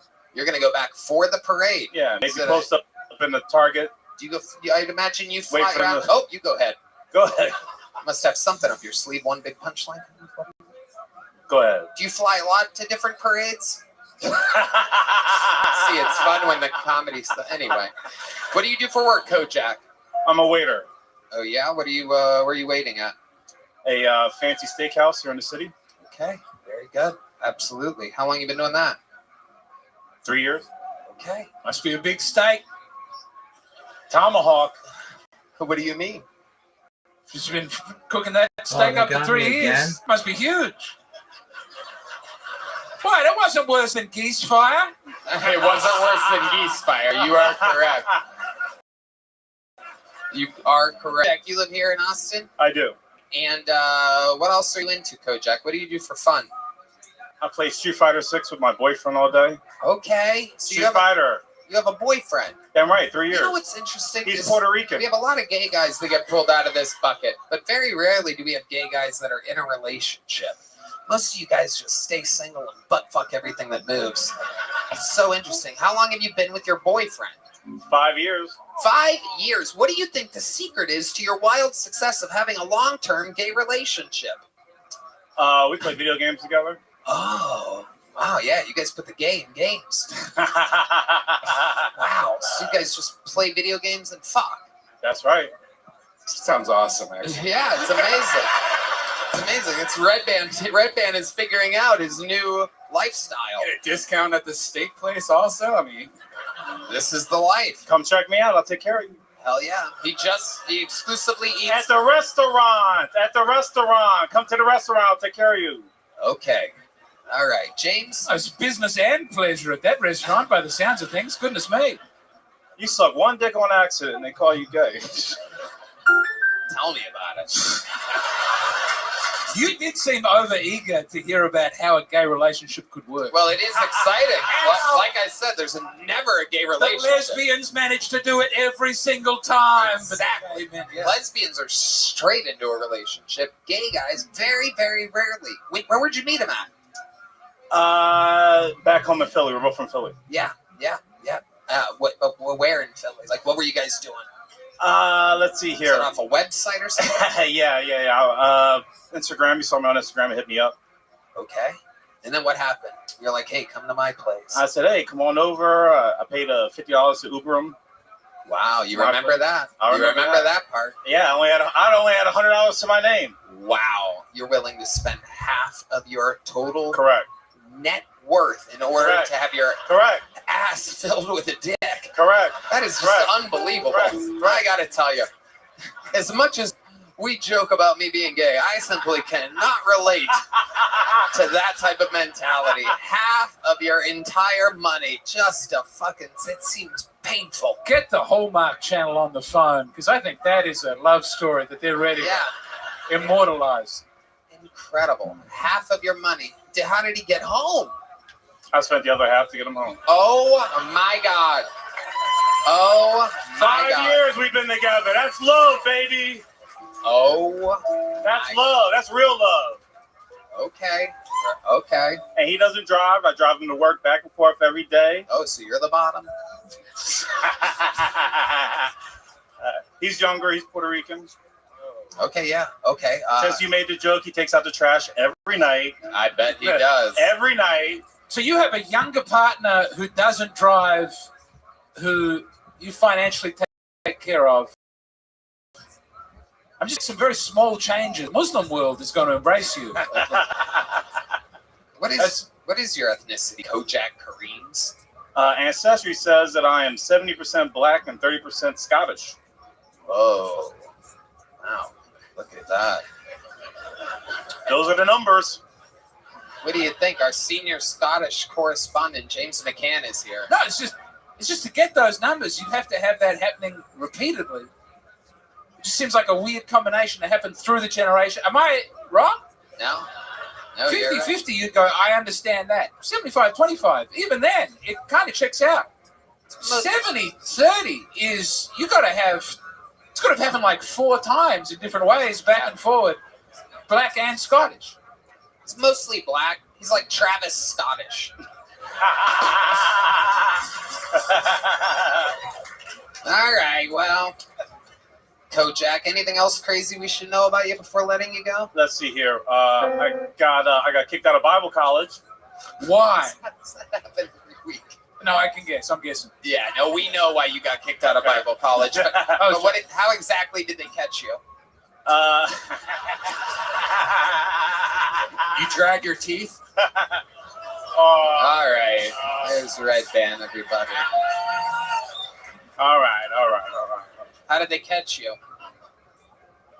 I was the only black kid in all of a 9. Guilty. Yeah. Unbelievable. Get him out of here. There he goes, everybody. Kojak Kareem's, everyone. Yeah. Here you go, buddy. Let's see if you catch there it is. He's a black guy. Good evening. This podcast is sponsored by TalkSpace. You know, therapy can be costly, but TalkSpace is affordable and in-network with most insurance providers. Most insured members have a $0 copay. TalkSpace, the leading virtual therapy provider, makes getting help you need easy, accessible, and affordable. Red Band. That's right, Tony. I love TalkSpace. I think they're providing some of the best mental health treatment out there. There's no doubt about it. TalkSpace therapy and psychiatry are covered by many insurance plans and many employers. Most insured members have a $0 copay. You can easily sign up online and get paired with a licensed provider who will fit your needs well, typically within 48 hours. You can always switch providers at no extra cost. TalkSpace makes getting help convenient because you can make your appointments from the comfort and privacy of your own home. You can even talk it up between sessions by sending text, video, or audio messages to your therapist. As a listener of this podcast, you'll get $80 off your first month with TalkSpace when you go to TalkSpace.com/Tony and enter promo code SPACE80 to match with a licensed therapist today. Go to TalkSpace.com/Tony and enter promo code SPACE80 to get $80 off your first month and show your support for the show. That's TalkSpace.com/Tony, promo code SPACE80. All right, your next bucket pull goes by the name of Jenna Sparrow, everybody, or Jenna Sparrow, perhaps. Here's Jenna, everyone. Make some noise for Jenna, everybody. Hi, everyone. Did everyone watch the Super Bowl? Yeah? It's like the Christmas of sports, right? I think it is. Actually, we don't celebrate football at my house. Here's a joke that I wrote about my experience dating an NFL player. How can you tell the difference in between a girl that just fucks an NFL player versus a girl that actually dates an NFL player? It's where her bruises are located. Like fun places, or like, you know, that's how you know he loves you, right? Every time I hear a guy say that dating is hard, I'm like, trust me, it could be harder. Try wearing a turtleneck in July. That's very difficult. Okay. No, I have this thing about me, like, if I love you, I'll put up with anything. It's called a Nicole Brown Simpson attachment style. Attachment style. That's the clinical term, I think. Thank you guys. Jenna Sparrow. Hi, Jenna. Tony, how's hey. it going? How are you? Good. How are you? I'm fantastic. Hi, guys. Hello. Hi. Welcome, James. You do an art podcast. Yeah, I do. I do an art history comedy podcast. Yeah, called The Bad Art Show. Yeah. How do you know that, James? She said she would have me on, and then she never got in contact ever again. Whoa. I'm working on it. Oh my goodness. You're excited to do I this? think I have interesting things to say about the post-war period. Yeah, tell us. What's interesting? Tell Western us. civilization falls apart. Yeah. Man's inhumanity to man. No? Anyway, it's probably not good on a comedy podcast to talk about that. But... No, you know what I'm talking about? You go to a museum, you go to the art museum, and like you walk in and it's all great. It's all like Greek stuff. Wow. Medieval paintings of little naked children. That's really good. And then World War I happens and it's just fucking nothing. I think we know exactly what topic we're going to cover with you. Yeah, you like anything post-war? I've got a whole plan. No, I hate it. I'm saying it's bad. No, we're going to have you on to talk about how much I you hate cannot wait to listen to this podcast. I'm going to get one of the deepest sleeps that I've had in such a long time. I'm so excited to hear you guys talk about art on walls. Did you know that the Bean was built in Chicago in 1974? All right. If that art is a couch, though, Tony will talk about it for years. Yes. Nothing better than listening to people talk about art. It's a comedy. Oh, okay. Well, it's a shame your set wasn't. Oh. If it's as funny as your 60 seconds, oh boy, REM sleep is amongst us. Jenna, how long have you been doing stand-up? Almost 4 years. Almost 4 years. Where at? LA. I started in LA. Okay. Yeah. Okay. What do you do for a living? Art podcast. Art comedy podcast. That's what I do. You make a living doing that? I make decent money doing it. Yeah. Wow. God, that is, anybody can do anything nowadays. It is absolutely incredible. I love it. What do you do for fun, Jenna? Well, I'm sober now, so not that much. What'd you do? I come here and put myself in front of you for fun. This is What fun. did you do to to where you needed to get sobriety? How did you know that you had hit bottom? Ooh, slow burn. I think being an alcoholic at 15 was probably the first line. Holy shit. How long, what made you start at 15? I'm from Florida. I feel maybe I should have done that material. You guys would have connected more with it. Do you remember what your first drink was? Ooh. Mine was a Lynchburg lemonade made by Jack Daniels. It was pre-bottled alcohol, and my older brothers let me have one when we were frisbee golfing in Columbus, Ohio. I think I was 13 or 14, maybe 12. And yeah, I liked the way that it made me feel. We shouldn't all just celebrate our first drink, but I remember my first drink. It was great. It was a vodka cruiser. Do you have those here? Oh, what is that? It's like vodka and pink lemonade. It's a very girly drink. Ooh. Yeah. Yeah. Yeah, I don't know. Girly drinks are how the party starts. Red Band, what was yours? A bowl of mashed potatoes? Old Milwaukee. Old Milwaukee. Wow. In Chile. Oh my God. I think I was vodka with like orange juice chaser, I think was what it was. Breakfast of champions. Yeah. Well done on sobriety. Thanks. You're welcome. I would never do it. Yeah. But I think it's good. Yeah. You know? How towards the end? Did you get into anything crazy? Did you do drugs or anything? Oh yeah. Well, again, I'm from Florida, so there's a lot of cocaine in Florida. Lots of it. I got a couple of DUIs over the years. There was some stuff that was not ideal. He loves it. D Madness loves a good DUI. They pull him over every time he tries to drive. 100%, sir, you're swerving all over. Do you have any old photos that you're trying to get taken down from the internet or anything like that? No, I scrubbed it. What? Brian, why are you asking that question? Disgusting. It's just a bad person. Jenna, tell us more about your life. What else would we find interesting about you? Well, you hate art, so I'm not sure you're going to find anything about that interesting. Okay. What else other than the art podcast? What do I do other than the art podcast? I work out a lot. I like pit bulls. I'm a dog person. Yeah. What do you like about pit bulls? They're like I like pit bulls because I like men, just like a violent liability. Yeah. Does that make sense? I like a dog that's like dangerous. It's great. Yeah, well, you picked the right one. James But McMahon. what is the overlap in the fine art world between that and I think of that as a golden retriever division. I think of pit bulls as more of like Cadillacs bouncing up and down. And yeah. No, is that not right? Yeah, sure, but they're a good dog, you know? No, I think they kill children every year. Are they legal in Australia? No, they killed so many children. I think they're big parts of the world. You can't get that dog. But you like that it's dangerous. You have a weird sex thing for the dog. No, I have a girl dog, to be clear. I have a girl dog. You can meet her. She's very nice. It's a pit bull? Yeah. Okay. And can it be around other dogs? Not really, no. Right. Yeah, great. What a great animal to have. Something you can take outside and scare everybody to death with. I do have a cat, and it's very good with the cat. So there's that. Has your cat been crawling up on Martin Phillips's porch at all? Do we know about this? Do you have a tracker on it? Your cat might be sleeping at a tremendously weak-gripped man's porch. Anyway. Yeah, I don't know. Well, Jenna, congratulations. You made your Kill Tony debut.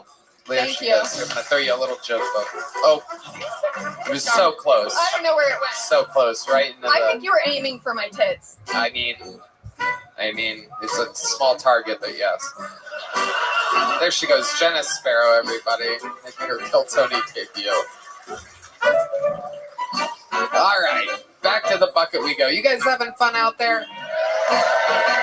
Anything can happen. Ladies and gentlemen, your next comedian goes by the name of Mike Poe. Mike Poe. Here he is, Mike Poe, everybody. Make some noise for Mike, everyone.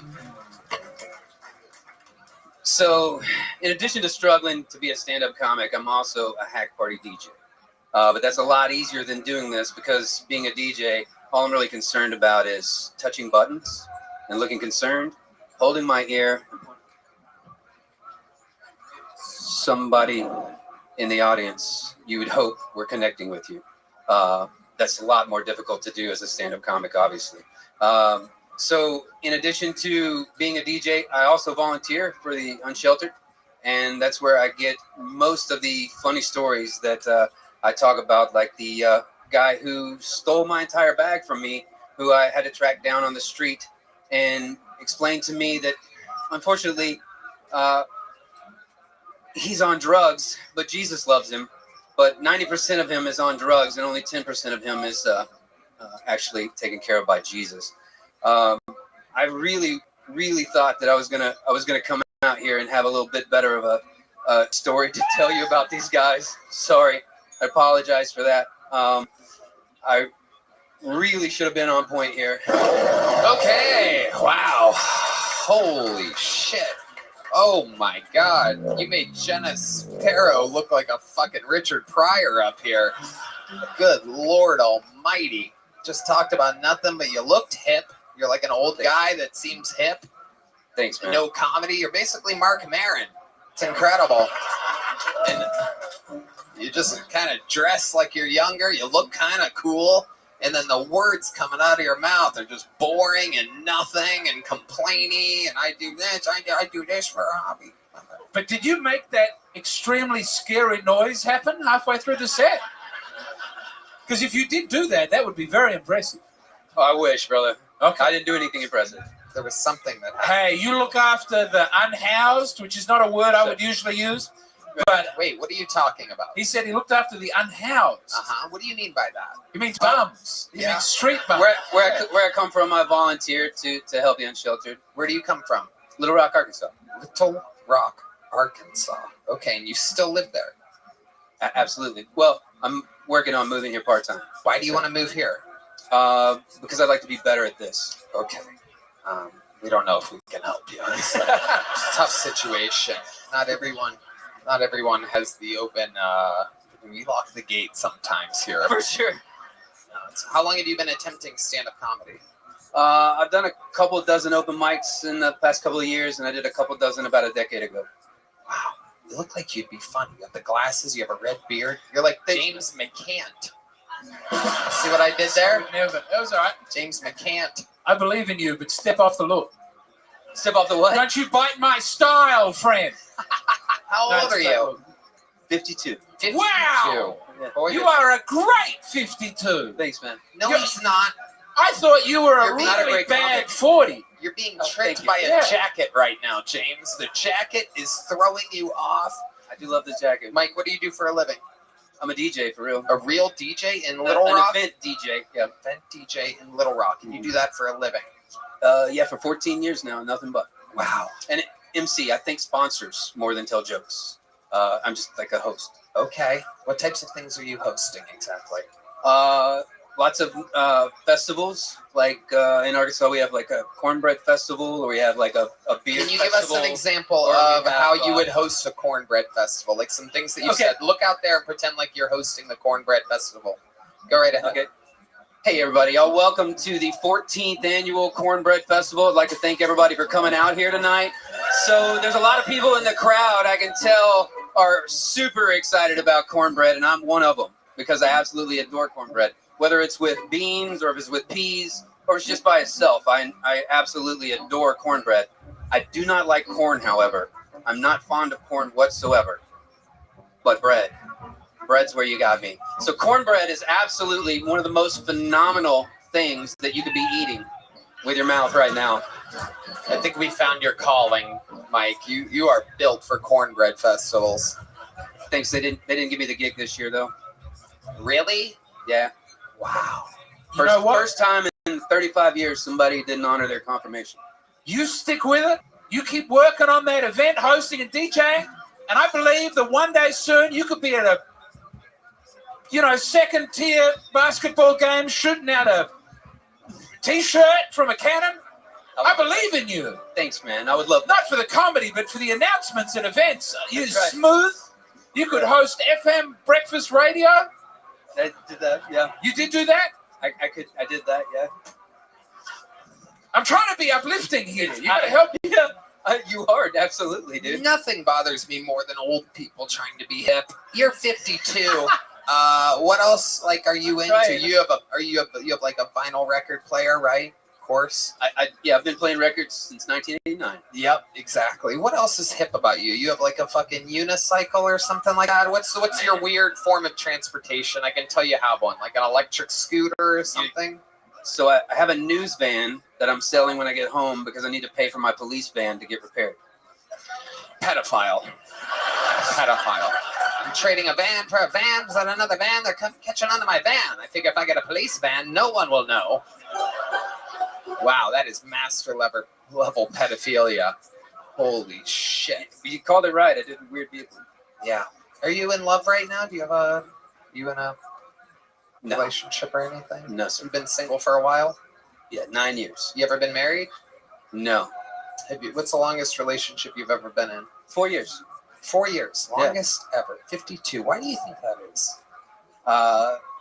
Man, just a lot of curveballs in life. It happens. What kind of curveballs? Can you explain some of the curveballs that you've had in your life? All right. I'm just curious.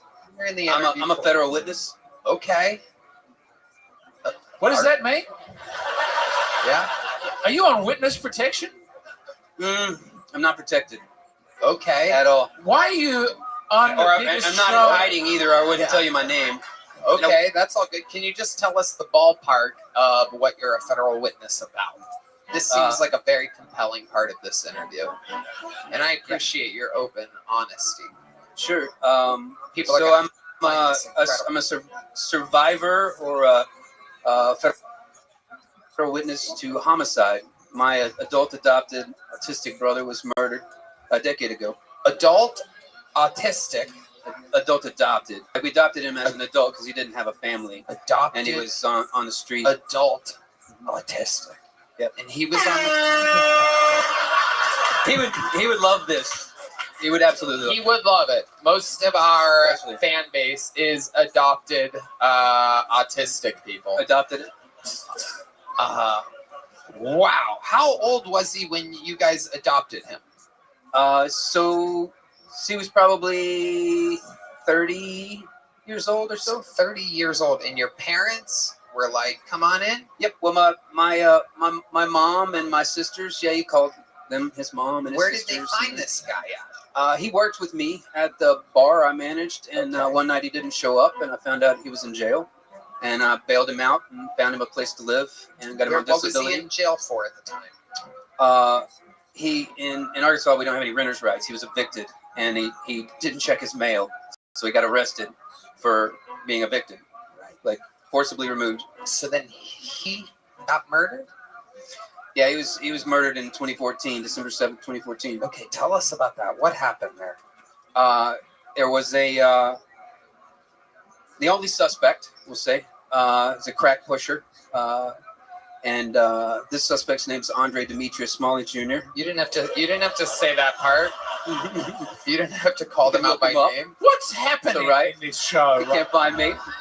But this killer, in my opinion, he was pushing crack on him at gunpoint, and he wouldn't stop. He wouldn't leave him alone, and he just kept breaking in the door, stealing his phone and his keys, and extorting us until finally got a warrant. He got arrested, and then he bailed out and murdered him, so there would be no case. Wow. Absolutely incredible. And did he not get in trouble for that? Well, not for a while, but then I became a federal witness after he shot 2 more people because they wouldn't go to court. So I called every aid possible, and I landed on the aid. This lady, I signed an affidavit, and I promised the court that because I was in a previous crime of his, and get some justice by compelling the judge to hear my story about the person before he sentences him. Great anecdote, but you might be on the wrong podcast. Yeah. I mean, I think so. There are quite a lot of true crime podcasts out there, which would be A+. This is perfect. I love it on this podcast. I don't know how you get a laugh out of the crack pusher who I was just really hoping that the minute that I did before this was better. It wasn't. No, this is amazing. I had no idea I was getting the minute that's crazy. It's okay. The show is the interview. Sometimes is better than the minute. If it was just about people's minutes, that I wouldn't even do this part of the show. This is the fun part, is watching people go through the quick dilemma. Am I going to be a federal witness? We don't know anything. The next you're going Andre Demetrius Johnson III at 452 fucking Jenkins Street. This is the man that murdered his brother. This is Demetrius Andres the third, everybody, aka D Magnus. He's out on bail. Here you go. So this guy's in prison now for life? For that. So he was just released, and I went to San Francisco, and then I came here. Hold on. You're telling, when did he get out of prison? Last month. No, December 21st. Okay. And this guy knows for a fact name as the bailiffs pulled him out of the courtroom. Oh my God. And he just got out in December. Yeah, absolutely. Do you know where he is? Do you know where he resides? He lived in Little Rock before, right? His parole probation officer called me, said I can't really have that information, but I kind of know a little bit. You might have a little bit of an idea. Yeah. And is it around where you kind of live? I mean, it's probably better for me to not look for him too much. Well, I'm not saying you should look for him. I'm wondering if he is looking for you. Yes. I mean, if I'm being real honest, I think the guy's probably been in prison for 9 years. He's a 6-time felon. Yeah. He's going to create chaos wherever he goes. I don't think he's looking for me specifically, like on the streets looking for me. This is very optimistic. But you see that I'm not in my city. Right. As well. Like, I don't want to run into him at a Kroger or at a stoplight or, in a meeting or wherever, You go to NA meetings? No, I was just making some shit up. But, okay. But I don't want to run into him anywhere. Right. Honestly. Right. Like that's not somebody I want to see. So I just decided to move. You decided to move from Little Rock. Yeah. Right. And, okay. Wow. That's all so interesting. But you just called him out on a podcast that is aired out everywhere. Sure did. I called him out in court, too. Yeah. Well, we've got to get him on the show for a right of reply. And here he is. Mike, here's a little joke book. Just don't tell my mom. Okay. She might find out. Well, it's all good. You're good. Mike, this is a very popular show. Do you know this is a very popular show? There's no way he's watching. Well, but he might get told. I would love that. You would love that. Absolutely. Well, we all have to make our decisions and stand by them. We do. And it was a pleasure having met you. Thanks, man. There he goes. Mike Poe, everybody. On to the next one we go. There goes Mike. It's unbelievable, the people's stories that we get out of this show, out of this bucket. There he goes, everybody. There he goes. Anything can happen. That guy could be right in the alleyway right now. I mean, geez Louise.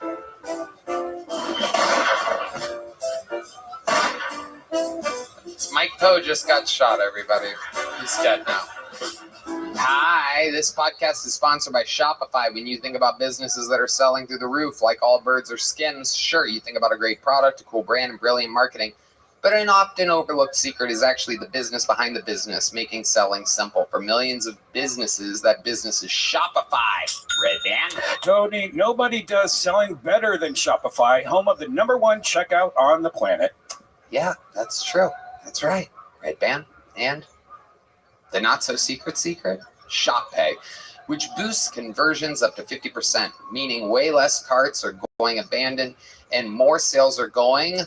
So if you're into growing your business, your commerce platform better be ready to sell wherever your customers are scrolling or strolling, on the web, in your store, in their feed, and everywhere in between, because businesses that sell more sell on Shopify. Upgrade your business and get the same checkout that Skims uses. Sign up for your $1 per month trial period at shopify.com/Kiltony, all lowercase. Go to shopify.com/Kiltony to upgrade your selling today. Shopify.com/Kiltony. All right, ladies and gentlemen, your next comedian is a golden ticket winner in the show. She's only been on it a couple times. Here with a brand new minute. Make some noise. My mom's Muslim, but she still likes to have a good time with me. So sometimes we'll go out for mocktails, and she'll always order for us. She'll be like, "Hey, waiter, 2 virgin mojitos, please." And I always have to secretly find him and be like, "Hey, dude, leave the cum in my drink, please."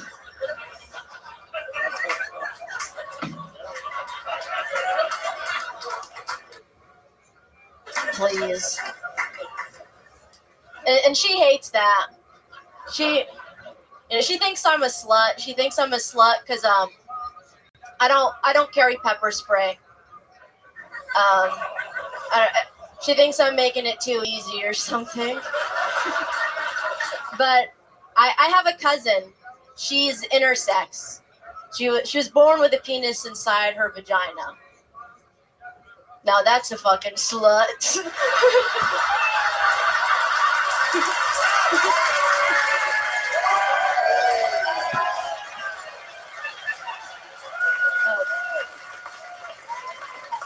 Absolutely unbelievable. Aya has done it again. One of the funniest jokes of the night so far, making fun of your own dear sister. No, cousin. Oh, cousin. Yeah, but she is like a sister to me, right? There you go. Or a brother, depending on... yeah, she can do it all. Yeah. So that really happened? Oh, no, I made that up. Perfect. Great premise. I love it. Yeah, but my cousin, she told me she was born with her vagina, like, locked. Ah. So... Wow. Are there any safe crackers out there? So they had to, like, cut it open and stuff. Yeah. So, and there was a whole vaginal hole on the other end? Yes, there was. Kind of sealed off. Yeah, it was sealed like yogurt or something. That's got to be that's like a Muslim parent's dream, though. Yeah, it is. You don't funny. have to go and get the village woman to come and do it for you. You just... Yeah, it's nice. Let your husband open it up for you. Hell yeah. It's cute. Romantic. Absolutely. Get the party started. It was so funny. I forgot that we heard a story about a federal witness, which I really thought yeah, that's actually pretty sad. That's scary. I don't want to talk about it anymore. Yep. It was there wasn't a vagina locked up there, and it was a human being. Yeah, imagine they put him in there. They put him in her. No, I'm sorry. But yeah, good to see you. Yeah, absolutely. Naturally funny, ridiculously likable. How's life going, Aya? Tell us about it. It's good. I just had a birthday party this past weekend. Oh, that's nice. It was so lit. My mom, I was like making pizzas for my family, and my mom made okra pizza. It's so cute. Okra pizza? Yeah, like it wasn't even on the menu. Yeah. But she just made okra, and she was like, "I want it on my pizza. Put it on my pizza." And I put it on her pizza. It was good. Wow, that is just an absolute Muslim party if I've ever heard it before. Yeah. Okra pizza. And then how else do you celebrate a birthday? You Muslims, do you have instead of candles, do you have like little World Trade Centers you put on the cake and you light on fire or something like that? Yeah, no, that's for my second birthday. Hell yeah. I'm older now. I don't even think I'm supposed to celebrate birthdays. My parents are bad. Like, they're sneaky. They let me do a lot of things. They be like that. They be like that. They're cool. They're chill. They're not. They're not at all. Very, very demanding. No, not like that. They're just foreign. That's it. I don't know. Like, they just text me spam message. I don't know. Like, my mom texts me prayers all the time. Like, I'm God. Like, I don't know what to say to this. Yeah. But I love them and they love me a lot. Are they very religious? Yeah, but I think it's good for them. What do you mean by that exactly? It's like, it gives them peace of mind. Yeah. And everyone wants that. And it stops them from doing terrorist attacks or something. They don't have that urge. Surprise! No. I have like my bloodline. Yes. Our blood is really nice and sweet. Okay. Other people come from different bloodlines. Like who? Name a race that comes from a different bloodline. Okay. No, it's not even a race. Right. I think it's just They have filthy blood, and you have the pure blood of the No, I just have sweet blood. Sweet blood? Sweet blood. Like mosquitoes like it. Oh yeah, yeah. Red Band, you're a vampire. What do you think about all this? No, she's saying she has a good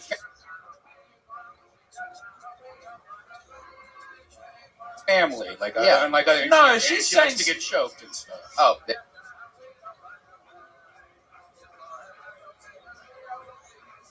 There you Well, go. There's some maybe, of that. but- Yeah, I'm trying to be nice to them. Wait, do you come from a fancy bloodline? No.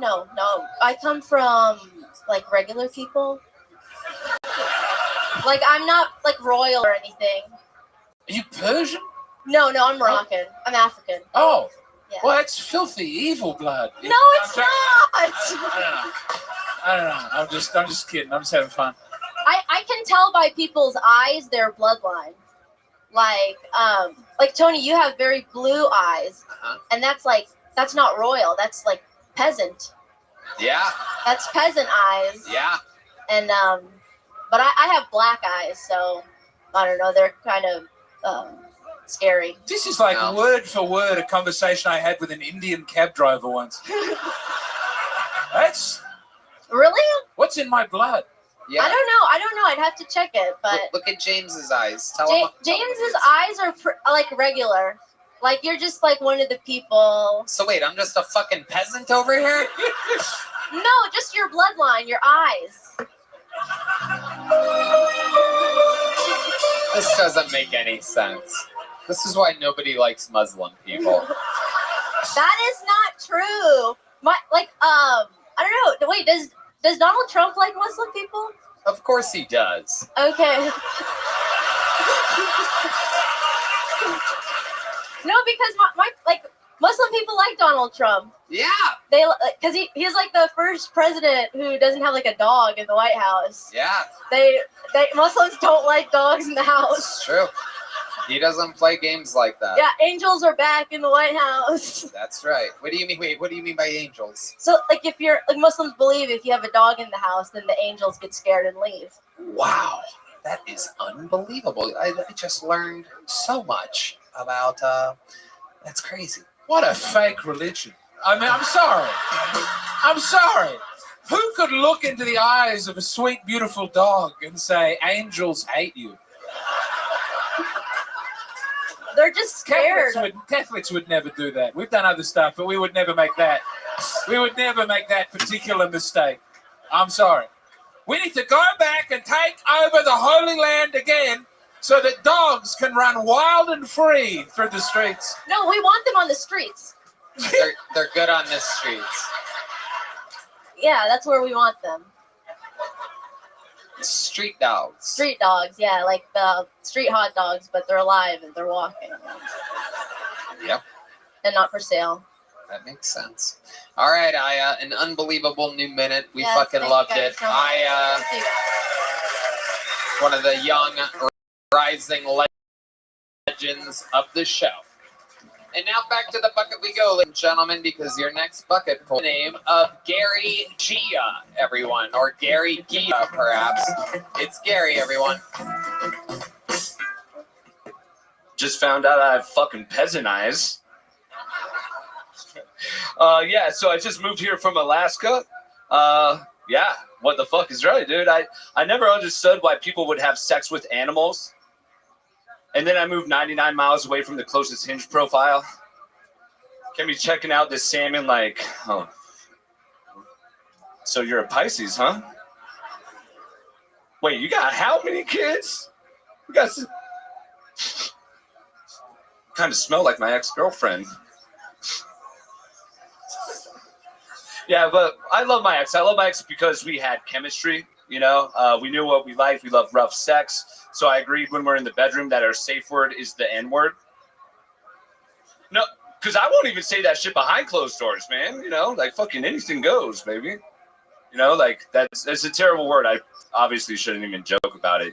Every time she said it, I just slapped her again. Just, you know, I'm about to be 40, which is cool. This old lady, she's told me that I had a very nice skin complexion. And I was like, you want to know my secret? Omega threesomes. Holy shit, we have some real fucking unbelievable bucket pulls here tonight. Gary, how's it going, Gary? Dude, if I had a tail, it would be wagging. I'm so happy to be here. You're happy still after that performance? Oh, god damn it. Yeah. How long you been doing stand-up for, Gary? Well, funny you should ask, Tony.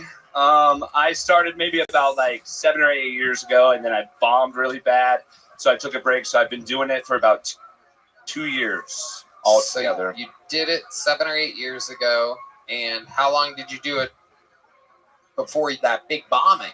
About a year. About a year. Yeah. And then you bombed so hard that you took a few years off. What happened during that bombing? How bad could it have been compared to what the fuck we just saw? God damn it. That your tail would be wagging about. My tail. No, I mean, like I really picked up some steam. I was doing very good in stand-up comedy. And then I was just like at a fucking huge show with a bunch of fucking old people. And now I was talking about having sex with like kids and stuff, which is still not funny. No, But it can be. It can be funny. It can be funny, but it wasn't done that well. Right. Okay, Gary. Are you gay? No, I get that a lot. No shit. Yeah. Fucking A. Yeah. Dude, like seriously, I started working this job, and yesterday I came in with a girl, and like my coworkers were like, "Oh my god, I thought he was gay." Yeah. Yeah, I can see that. No? Fucking no, I'm hella straight. God, am I this fucking gay? It's the blue eye. No, D Madness. Stay on my side. I'm straight. You can like me. It's okay. D decided long ago. I saw D. Yeah, you're not looking at anything right now. It's okay. Making fun of a blind man. Yeah. Good God. Yeah, Gary. Relax, Gary. D Madness is pissed right now. He is homophobic as hell. So Gary, let's talk about it. What do you do for a living? I am a restaurateur, so I work at restaurants, but I do like high-end shit. I'm not like some fucking selling mozzarella sticks and chicken wings and shit, you know? So. Whoa! Whoa! Why'd you look over here when you said that shit? Cause I'm trying to figure the.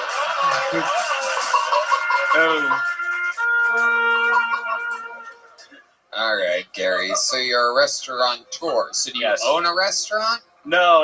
I am a server at a restaurant off of South First called Nomade, which does like Yucatecan style food. Is quite fantastic. Like What the kind video of- game? Sorry. No, what do you say? Tekken? So like the Yucatecan Peninsula, like Guatemala, people all my size. But it's like, yeah, it's a different style of Mexican food. Okay. What do you do for fun, Gary? I'm into like backpacking, nature, and shit like that. I like to play high stakes poker on like LSD, on, like very small amounts of fucking hallucinogens, and then play very high stakes poker. No. You're good at? Yeah, dude. Fuck, I did. I played the World Series of Poker on like 4 hits of acid. And how did that go for you? Not good. Okay, but when you have done good, what's the best you've ever done at poker? Yeah. So the most I won in like one hand was $32,000. What's the most you've lost in one hand? $16,000, almost about half.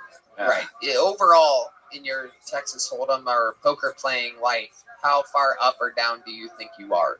I'm definitely over 100K. Up. Yeah. Absolutely. That includes the buy-ins for these tournaments and everything. Yeah. No. Are you 100%. sure, or are you just tripping on LSD and you think you're doing good? No, this is the highest I've ever been, but I'm sober. But yes, like you can track your stats online. You could look my name up online, and I have like results like about like a year ago, 2 years ago. I took first place out of 643 people, and I won $28,000. All right, Gary. Oh fuck, dude. Like that's. Do you still live in Alaska? No, I moved here about 3 months ago. What made you want to move here? Pretty much like stand up. This show, you know what I mean? Like this is a fucking mecca of comedy. This is great. You know.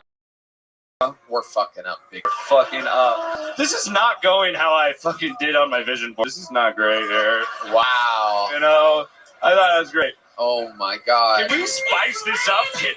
Can we spice this up? My vision board said it's gotta go better. Jesus Christ, Gary, you make me look like fucking I don't know. Someone tough. Somebody real tough and manly. Yeah, you make me look like Freddie Mercury. All right. Okay, Gary, tell us something interesting about your life. You have your entire life to reference here. Something that's happened to you.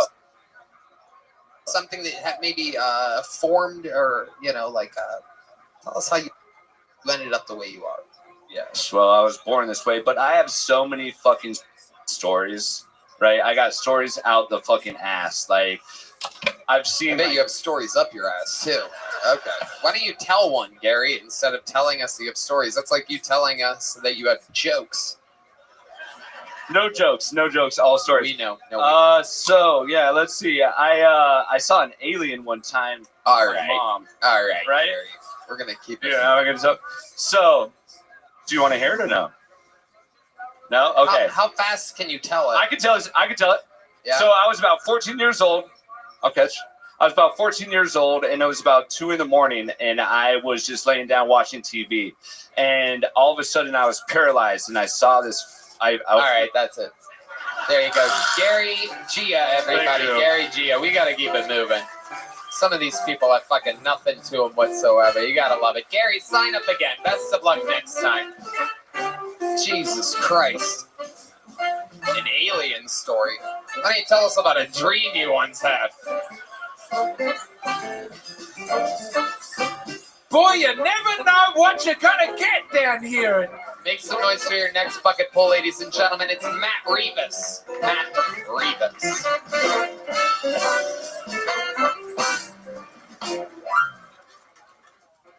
Hey, my name's Matt. You guys ever met a Mexican Jewish person before? Yeah, I got a cousin, dude. He's Mexican and Jewish. His name's Kike. Spelled kike for some people. I don't know why. I love Keeks, man. Like, he's so Mexican. He works construction, but so Jewish. He only accepts payment like bonds and shit.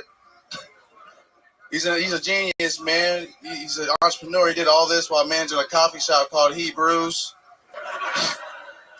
Bro, he's so Mexican and Jewish, dude. He built tunnels for both sides. Imagine a narco with a gold gun and some pigtails. Jesus Christ.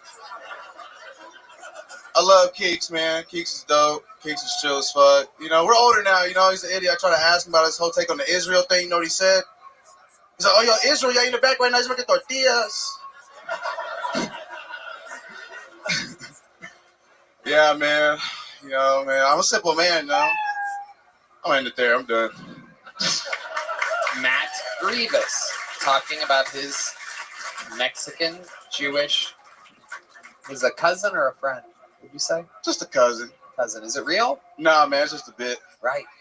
How long you been on stand-up? About 3 years. 3 years. Where are you from? Here from Austin. Born and raised? Yes, sir. Wow. What do you do for a living? I work at a smoke shop. Okay. Yeah, here in town, right down the street. Okay. Yeah, that's How long you been doing that for? Actually, I'm about to start tomorrow, man. You haven't even started yet. Absolutely incredible. Do they know that you're going to start working there? Yeah. Actually, I talked to them today, smoked a blunt with them. They're like, you're hired. Yeah. I was like, oh, really? It's like, that's it? Amazing. When's the last time you had a job before tomorrow? Like a week, man. I got fired on my day off like 2 weeks ago. You got fired on your day off a couple weeks ago. What was that job? I was a server at this waffle shop. Okay. It's not Waffle House, guys. Right. No, the Waffle House, you'd be the fucking CEO. It was just a random Austin waffle shop? Yeah, I don't want to shout them out. Right. You know, it's a spot. It's like ran by a bunch of Mormons. They're cool people. They're great people. Fired me, though. Okay. What did they say they fired you for? I didn't show up for work one day. Okay. And then... That'll do it. You know how it is. No, I do know how. Y'all never got fired on your... No, I've been fired. Nobody's got fired? I've been fired that way from a lot of fast food restaurants in my time. I was at Subway. I was at McDonald's. I was at some ones you don't have over here. Like what? Billy Baxter's Cafe. It was run by Chinese people, and they wanted me to be the face of it because they thought it was weird for Chinese people to have a cafe. And it was just like 6 old ladies who would sit in the middle and frown at me. They owned it. They would just sit and frown at the fat white boy who can't be charismatic enough. Were they? Who's laughing now? Billy Baxter's Cafe. No, they went out of business. And that was in Australia? Sweet Adelaide, Australia. But I think you're a charismatic man, and I think you can do better than a smoke shop. I think you'll go further than that. Thank you, man. I appreciate that. Also, I find the smoke shop weird and disturbing. I don't like them. They're a little unsettling. They're fucking in vans all over the street, peddling marijuana to young people. Have you seen? I thought it was illegal in Texas, and they're standing on the street trying to get people high. That's a pusher. Next thing you know, they'll be murdering some guy's autistic brother. I like the set. I appreciate you. You're welcome.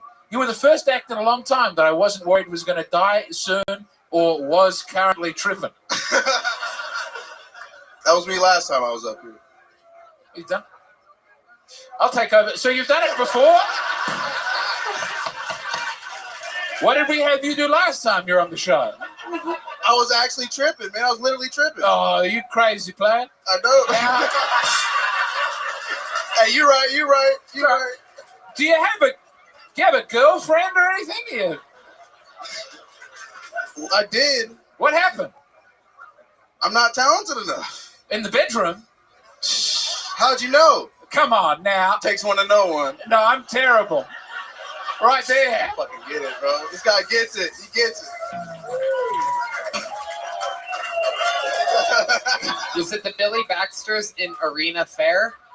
No, it closed down. It was in Adelaide Arcade. Why? Have they still got one there? Well, we happen to read a Yelp review from Billy Baxter's Cafe. The food is consistently good. The breakfasts are terrific. But, oh my goodness, the coffee is bad. Jesus. 2 stars. It's weak, gray, soapy, and unpalatable. A double shot results in brown coffee, but bitter, to the point of being undrinkable. Does the machine need a good clean out? Does the staff need lessons in temperature control? A weird, chubby, red-headed man in a beard greeted us, which is strange because it seemed to be owned by Asian women who angrily stared at him from the front windows. 2 stars. After all the beautiful hosting work I was doing, you do it. You stitched me up. But you have to admire how long it takes Red Band to type words properly. I said, Billy Baxter Cafe Yelp. I look over, he goes, there is nothing. And I look, and he typed in Billy Bass. Literally just B-A-S-S. So we had a whole thing here. It's really tough. And then he spelled Baxter O-R at the end.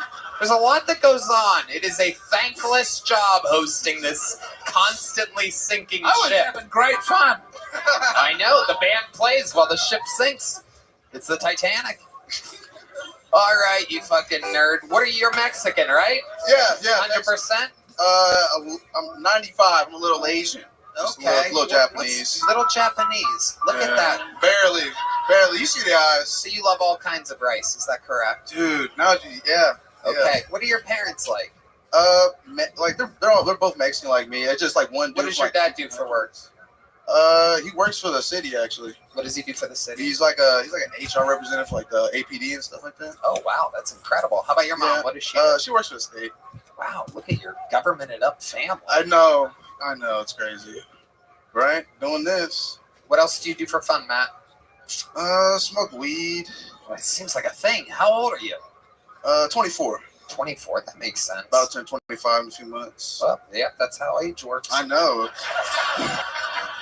You'll never believe what happens after that. Oh. Another birthday about a year later. Fuck. Yep, just a few months. All right. Well, nothing else crazy about you, Matt? I'm getting a feeling that I'm close to finding something out, but I'm not asking. You ever been arrested? Me? Nah, I haven't. Me? You don't get that very often here. Wait, who, me? Suspicious answer. Yeah, you're the one being interviewed. No, I would never get arrested. Why would Matt get arrested? What? No, I would never get arrested. Did you talk about yourself in the third person? I did.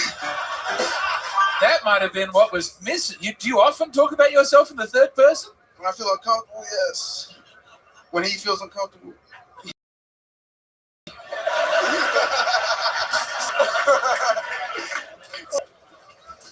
All All right, Matt. There's nothing crazy we should know about you before I get you out of here. Nothing much, man. Just doing comedy, trying to stick with it, working. You're not working. Tomorrow, I got starting at a shift smoke tomorrow. shop. Yes. Which is literally fucking nothing. No, there's some weed and stuff. It's a nice spot. Nice place. It's really classy established. It's on 5th Street. Classy. You know? There are no classy smoke shop. Yeah. There's always a little woman who looks like she's emaciated. She's going to fall down. Or it's a woman that looks like James. That's true. You go to the east side, these chicks get hairy. It's what marijuana can do to you. I want you to turn your life around. Who knows what you could achieve if you put that down? Can't imagine. Look at me. What do you like to do after you get super duper high? What are some things that you do? Big munchie guy. Big munchies. Love eating munchies. Make stupid ass sandwiches. Like what? What's a stupid sandwich? I made I like to get spam. You know, custom spam up. Shit. Put a Kraft single on there. Oh. Toast some wheat bread, preferably better for the digestive system. You know. Not really, but go ahead. Literally not. And then I like to put some honey mustard, maybe some Dijon mustard on there. You know, maybe a little mayo, just a little. You said that was a crazy sandwich. That was the most sane sandwich I've ever heard described. Well, we don't eat that on a regular basis here. You know, where are you from? I'm sorry. Yeah. I don't know. A spam sandwich is a delicacy in Australia. All right, Matt, here's a little joke book. Not a lot of catches tonight. He did it. Hi. Hi and bye. Matt Reeves. All right. It's an interesting, I've given out no big joke books tonight. A fun fact. 0 big joke books. Only the golden ticket winners have pulled their weight tonight. Ladies and gentlemen, make some noise for your next bucket pull. It's Shiva Ari. Shiva Ari.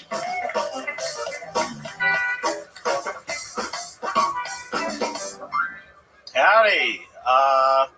Little bit about myself. Watch a lot of porn. You guys watch porn? Yes? Good. I mean, I'm not watching so much porn that, like, I'm commenting on the videos. Yeah. But I'm reading the comments. That's kind of where I'm at. You know what? The one thing I do like about porn, nobody is ever like, the book is better. I do like that about porn. Nobody's like, Ass Blasters 3 was better in the magazine, right? Like, that's... I like doing a lot of porn jokes, mainly because I'm a millennial. You know what I'm saying? Like, we're not sensitive about sex, but we're sensitive about other things, right? Like, if you want to describe millennials, we're kind of like the generation of, like, eating ass and peanut allergies. That's us. Which you gotta hope, hopefully those two rows don't cross, right? All right. That's like Tony having to go to the hospital because Red Band ate a peanut butter sandwich, you know? All right, I'm going to stop you right there, Shiva. Shiva, welcome. You've been on this show before? Yeah, twice. Okay. Yes, sir. Absolutely, welcome. That was something. How long have you been on stand-up? 10 years coming up. Good right now. God almighty, this is a wild night tonight. Yeah. What do you do for work? Pretty much this, man. Yeah. You make a living doing this? It's not a living, but how do you survive? I'm alive. How do you survive? How do you pay your rent? How do you get food? What is rent? Okay. So tell us about that. I don't really pay rent. How do you not pay rent? Parents' house, girlfriends. You stay at the parents' house still? No. I'm here now. Yeah, I live here now. You are here? Yes, sir. You are here? Like at the mothership, yes. How do you pay rent while being here? Fuck, you got me. I do pay rent now. Okay. But that just happened like 2 months. I just moved here like 2 months ago, so yeah. Okay. Yeah. So how much are you generating from your stand-up comedy? How much money do you make in a ballpark a week? I mean, probably like $500-600 a month. Where? How do you do that? Oh, wait, did you say a month? Yeah. Okay, so hold on.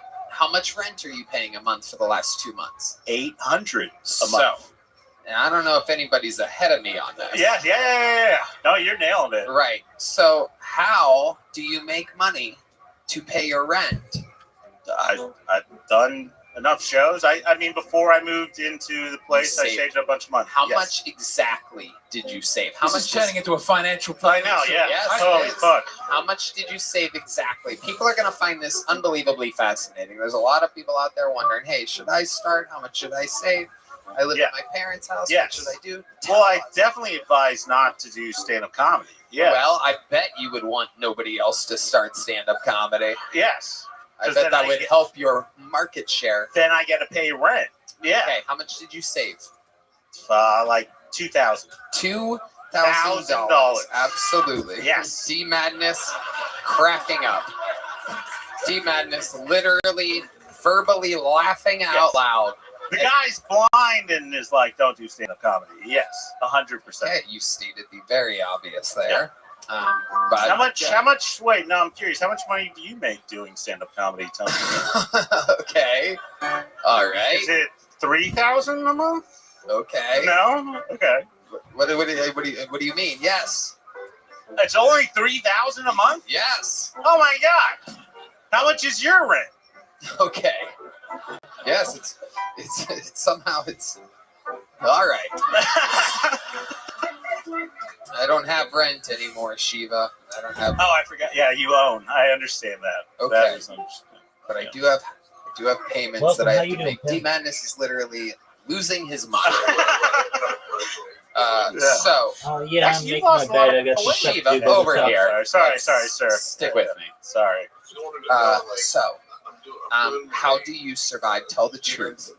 No, that's honestly it. Like What do you eat? I mooch. What did you eat today? I had a fucking orange and a bunch of grapes, actually. So, ask I your just drove from questions directly Dallas. to I was doing a show ChatGPT. there, drove here. All that you ate today was an orange. It's like, so now I'm helping at all. It will.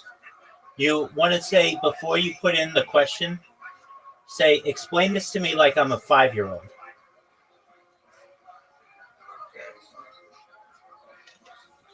I'll walk you through it. Let me try there. Absolutely. I'm here. Just, I'll walk you through it.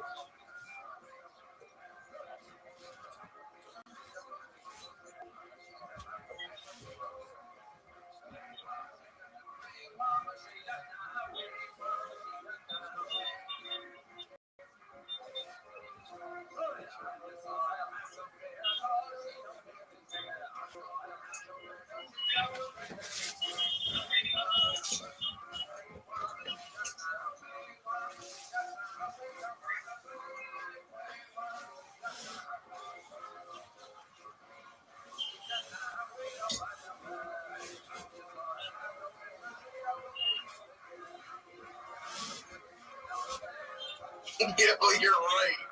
It does help. There you go, big dog. Yeah, right. Yeah, bro. Go do your project. Let me know if you need any other help, okay?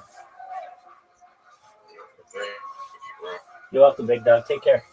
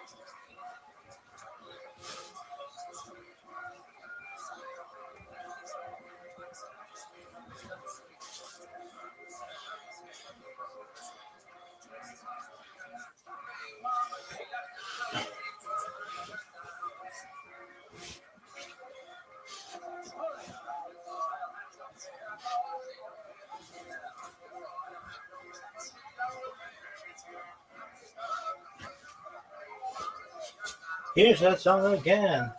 Here's that song again. Stupid fuck.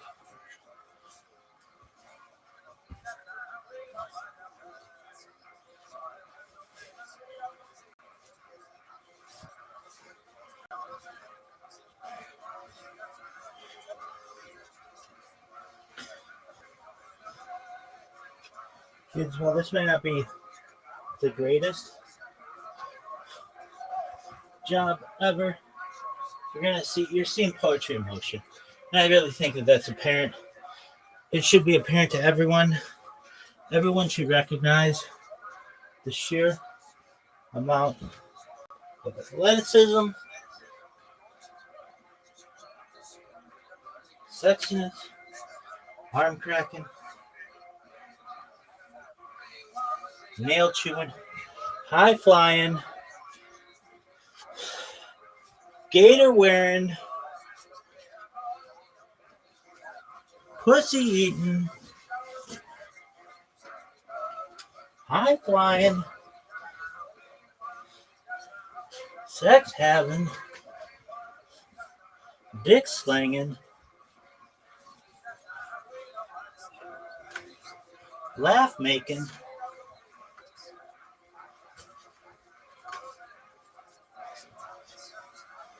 pimp. Just a straight up pimp. I'm an old school pimp. I'm like Big Daddy Kane. In the history of pimps on Wikipedia, boom. Number 1. Solomon might be number 2. Oh, slow-mo. Big Daddy Kane's up there, baby. Can't wait till this bitch gets banned.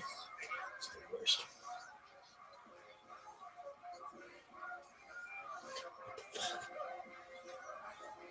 I love how out of breath I can get by just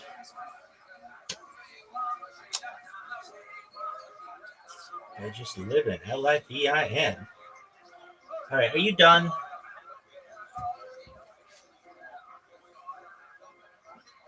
Look at that. Got my own bootleg pedicure yesterday. Got that big fungi nail done. Got to chew on it. It was like leather. It was like a fucking guitar pick. It was amazing.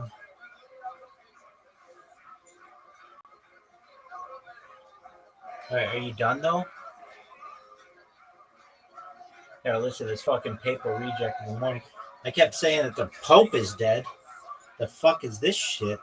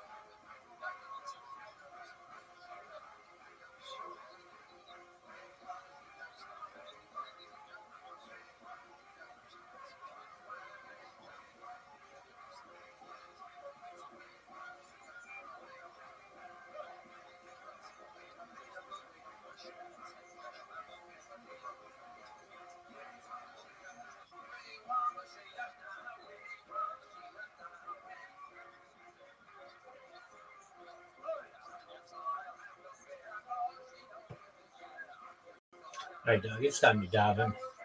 I think everybody knows that. It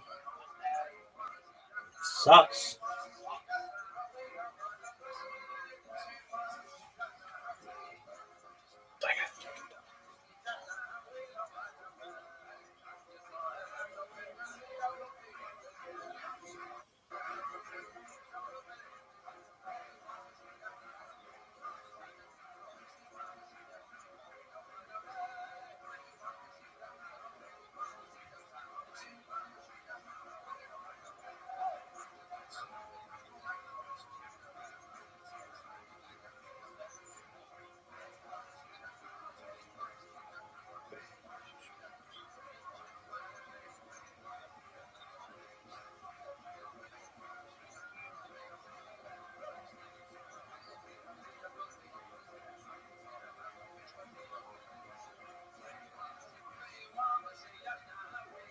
All right, what's the plan?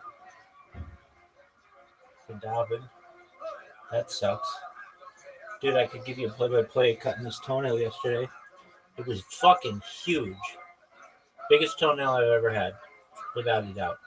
And I fucking clipped this bitch, and I ate it, and it tasted like fungi toenail. Did it? No, it was fine.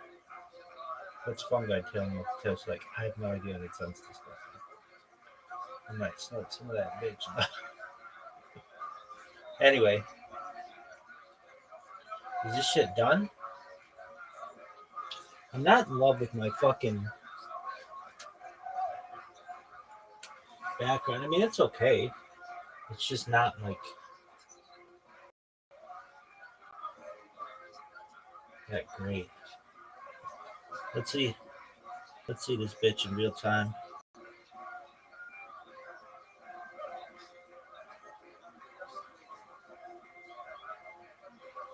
I mean, it's the whole fucking last name in there. It's actually pretty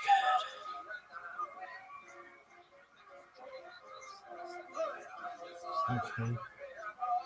Toshi talks.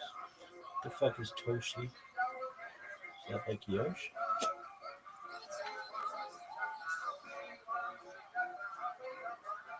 Dog, it's called Toshi Talks. Why doesn't it work? Why doesn't it like, oh yeah, here you are. We don't tolerate snakes. S-N-A-K-E-S. Snakes.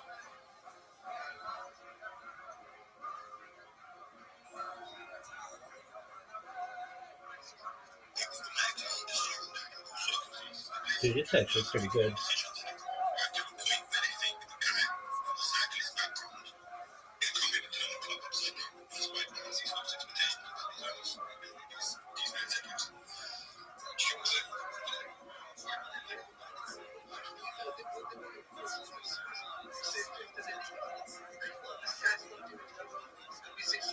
I think this is the old one.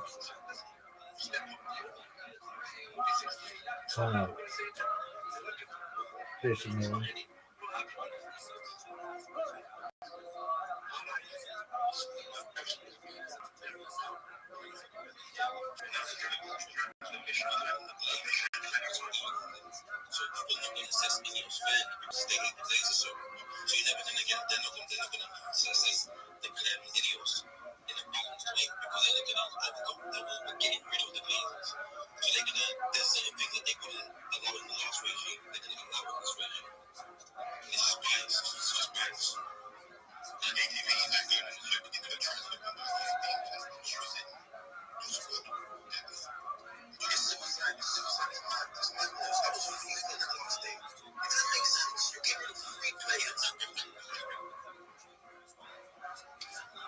It's all right.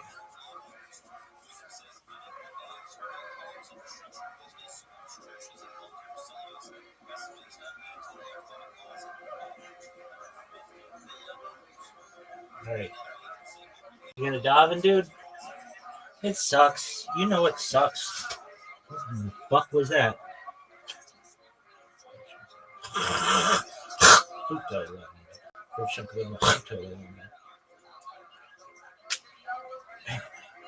If you want to know why so many fucking Jews are bald, it's because of these fucking clips tearing out our hair. At least this one.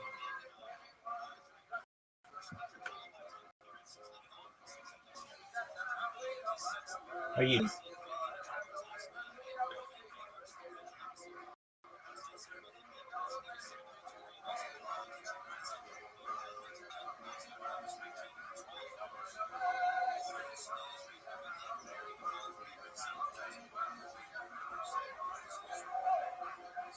Dude,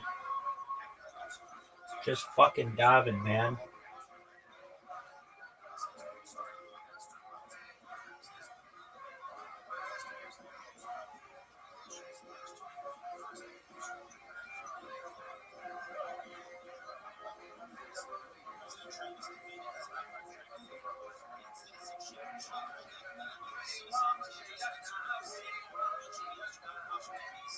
Here we go.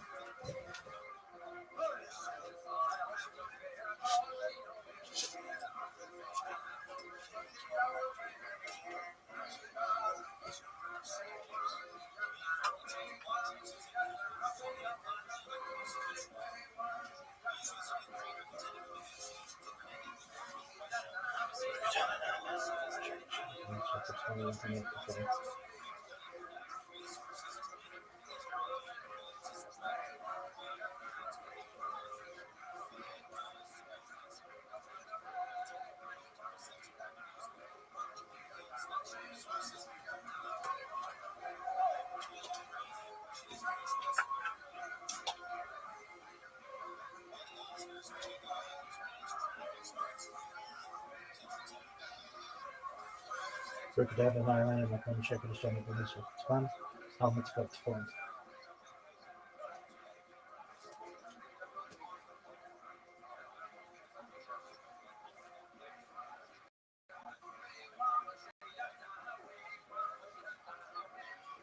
Schon quasi noch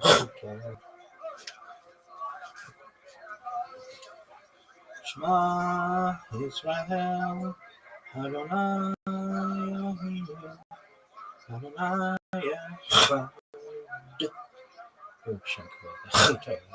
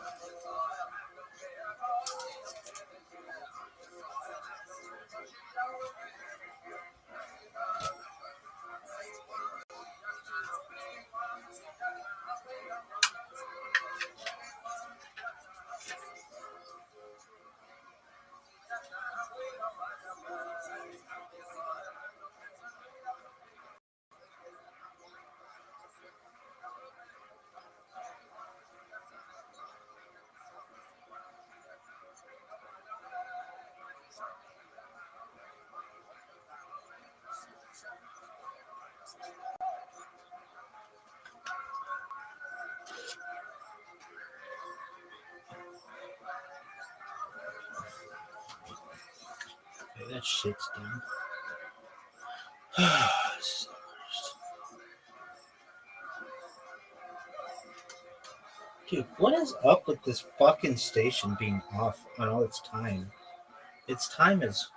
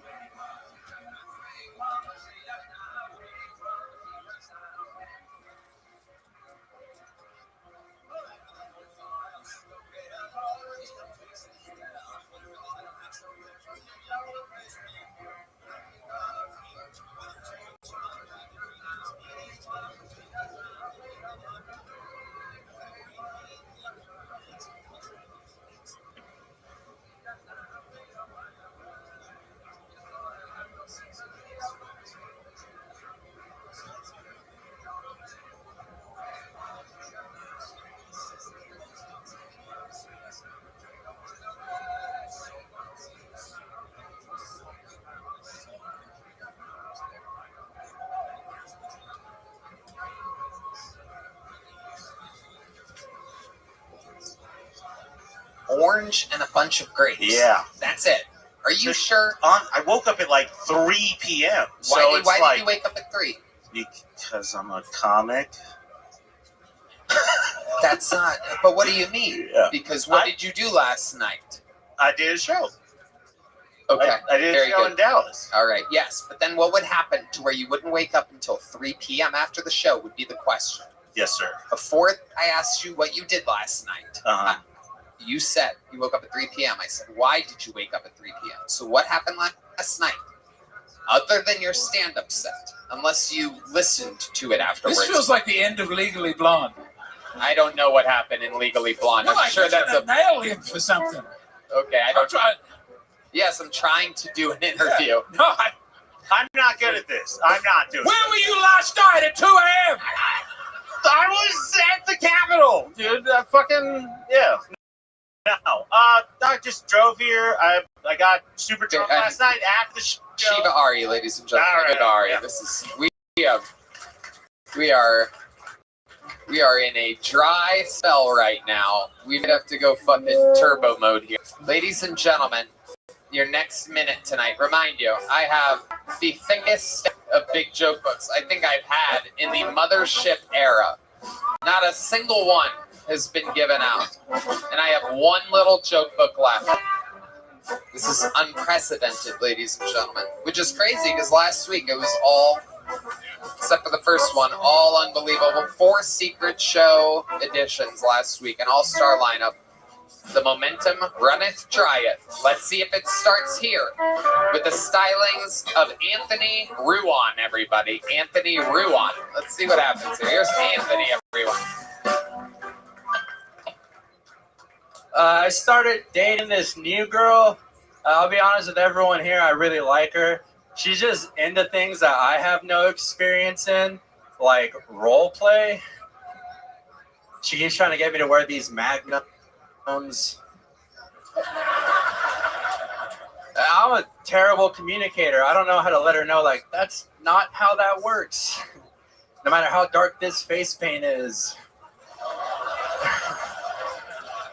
But chill out. You guys are going to feel much better when I tell you I ran that joke by that black gentleman right there. He told me he hated it. So it's much better than my last relationship. My last girlfriend, she broke up with me after we found out the apartment was haunted. I'll admit, it's scary stuff getting in a huge argument when you know you're too afraid to go sleep on the couch. Well, there's one time we're in the middle of this big fight. I was like, you know what? The lights started to flicker. I was like, you're right. That's it.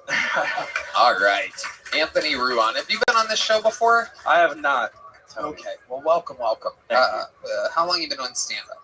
I've been doing stand-up for a year and a half. Okay. Where at? Phoenix, Arizona. And that's where you still live? No, I moved to Austin 3 weeks ago. Okay. And how is that working out for you? How's Austin treating you? Not as good as I thought it would be. Tell us why. Lots of mics, no show time. I would do shows in Arizona, so I'm just trying to get back in. Right. Here you are. Here I am. You're on a show right now. Thank you guys. There you go. Absolutely. What do you do for a living? I'm a cake decorator. Okay. There you go. Absolutely. That's amazing. How long have you been decorating cakes for? For about a year and a half, about as long as I've been doing stand-up. Amazing. And you decided to both start stand-up comedy and decorating cakes at the same time. What were you doing before that? I was driving semi-trucks. James. Well, how do you go from... You seem pretty young to have had a midlife crisis instead. I'm going into cake decoration. I'm so happy you have an interesting job that we can talk about in the show. Yes. Better than What cakes do you like to decorate? Wedding cakes, kids' birthday cakes? Do you do it at HEB or a fancy place? I'm fascinated. Tell us all about the cake decorating. I am so interested. It's Walmart. You gotta start somewhere. Wow. How does this start? How does one even get into cake decorating? It's one of the highest paid positions at Walmart. So you went to a Walmart, you're like, what kind of jobs are available? You looked at the pay and you're like, I'll just take on cake decorating. It's exactly that. Wow, incredible. Were you driving trucks for Walmart before that? No, I was driving for a beer company. Okay, what made you want to stop driving and start cake decorating? A DUI. Yes, that'll do it.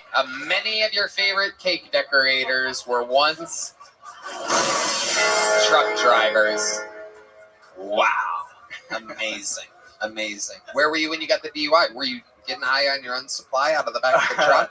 No, I was driving home from a New Faces comedy show at the Tempe Improv. And I got pulled over while I was eating McDonald's. Is that a crime?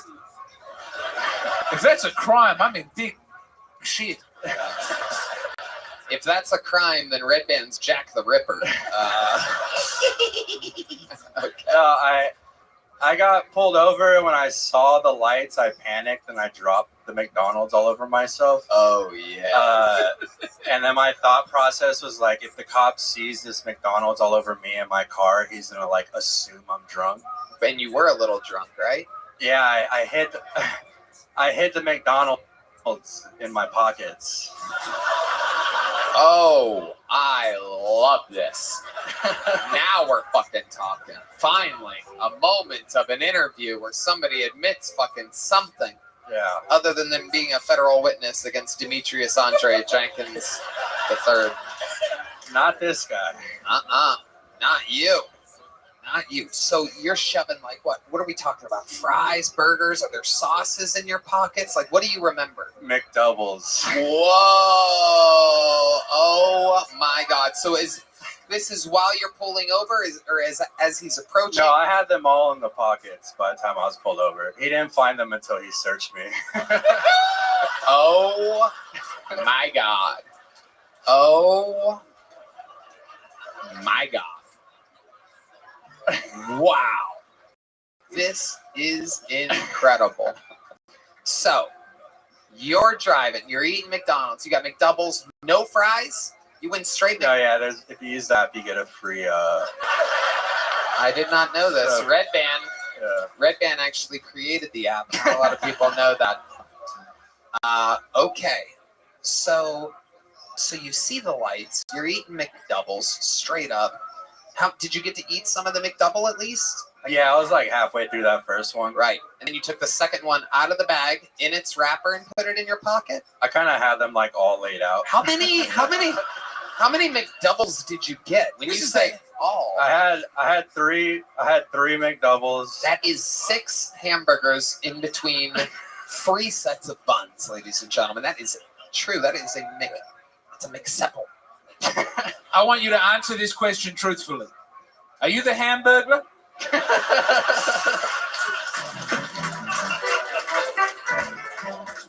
Honestly, that guy's legit as fuck. So I would take the hamburger. True gangster. So you take a burger. No, you take 2.5 burgers and you shove them in your pockets, and then the cop comes. And what's the first moment in which you realize that you might get in trouble? Does he say that he smells alcohol? Yeah, coming he out? was like, yeah. You been drinking? And you're like, no. Yeah. Right? Yeah. But what had you drank that night? Let's go through it here. Lots of tequila shots. Oh, yeah. I was celebrating a good set at the Tempe Improv, so in Tempe. Yeah. You were loving it. Right. Tempe uses unmarked cars, correct? Was it an unmarked police car?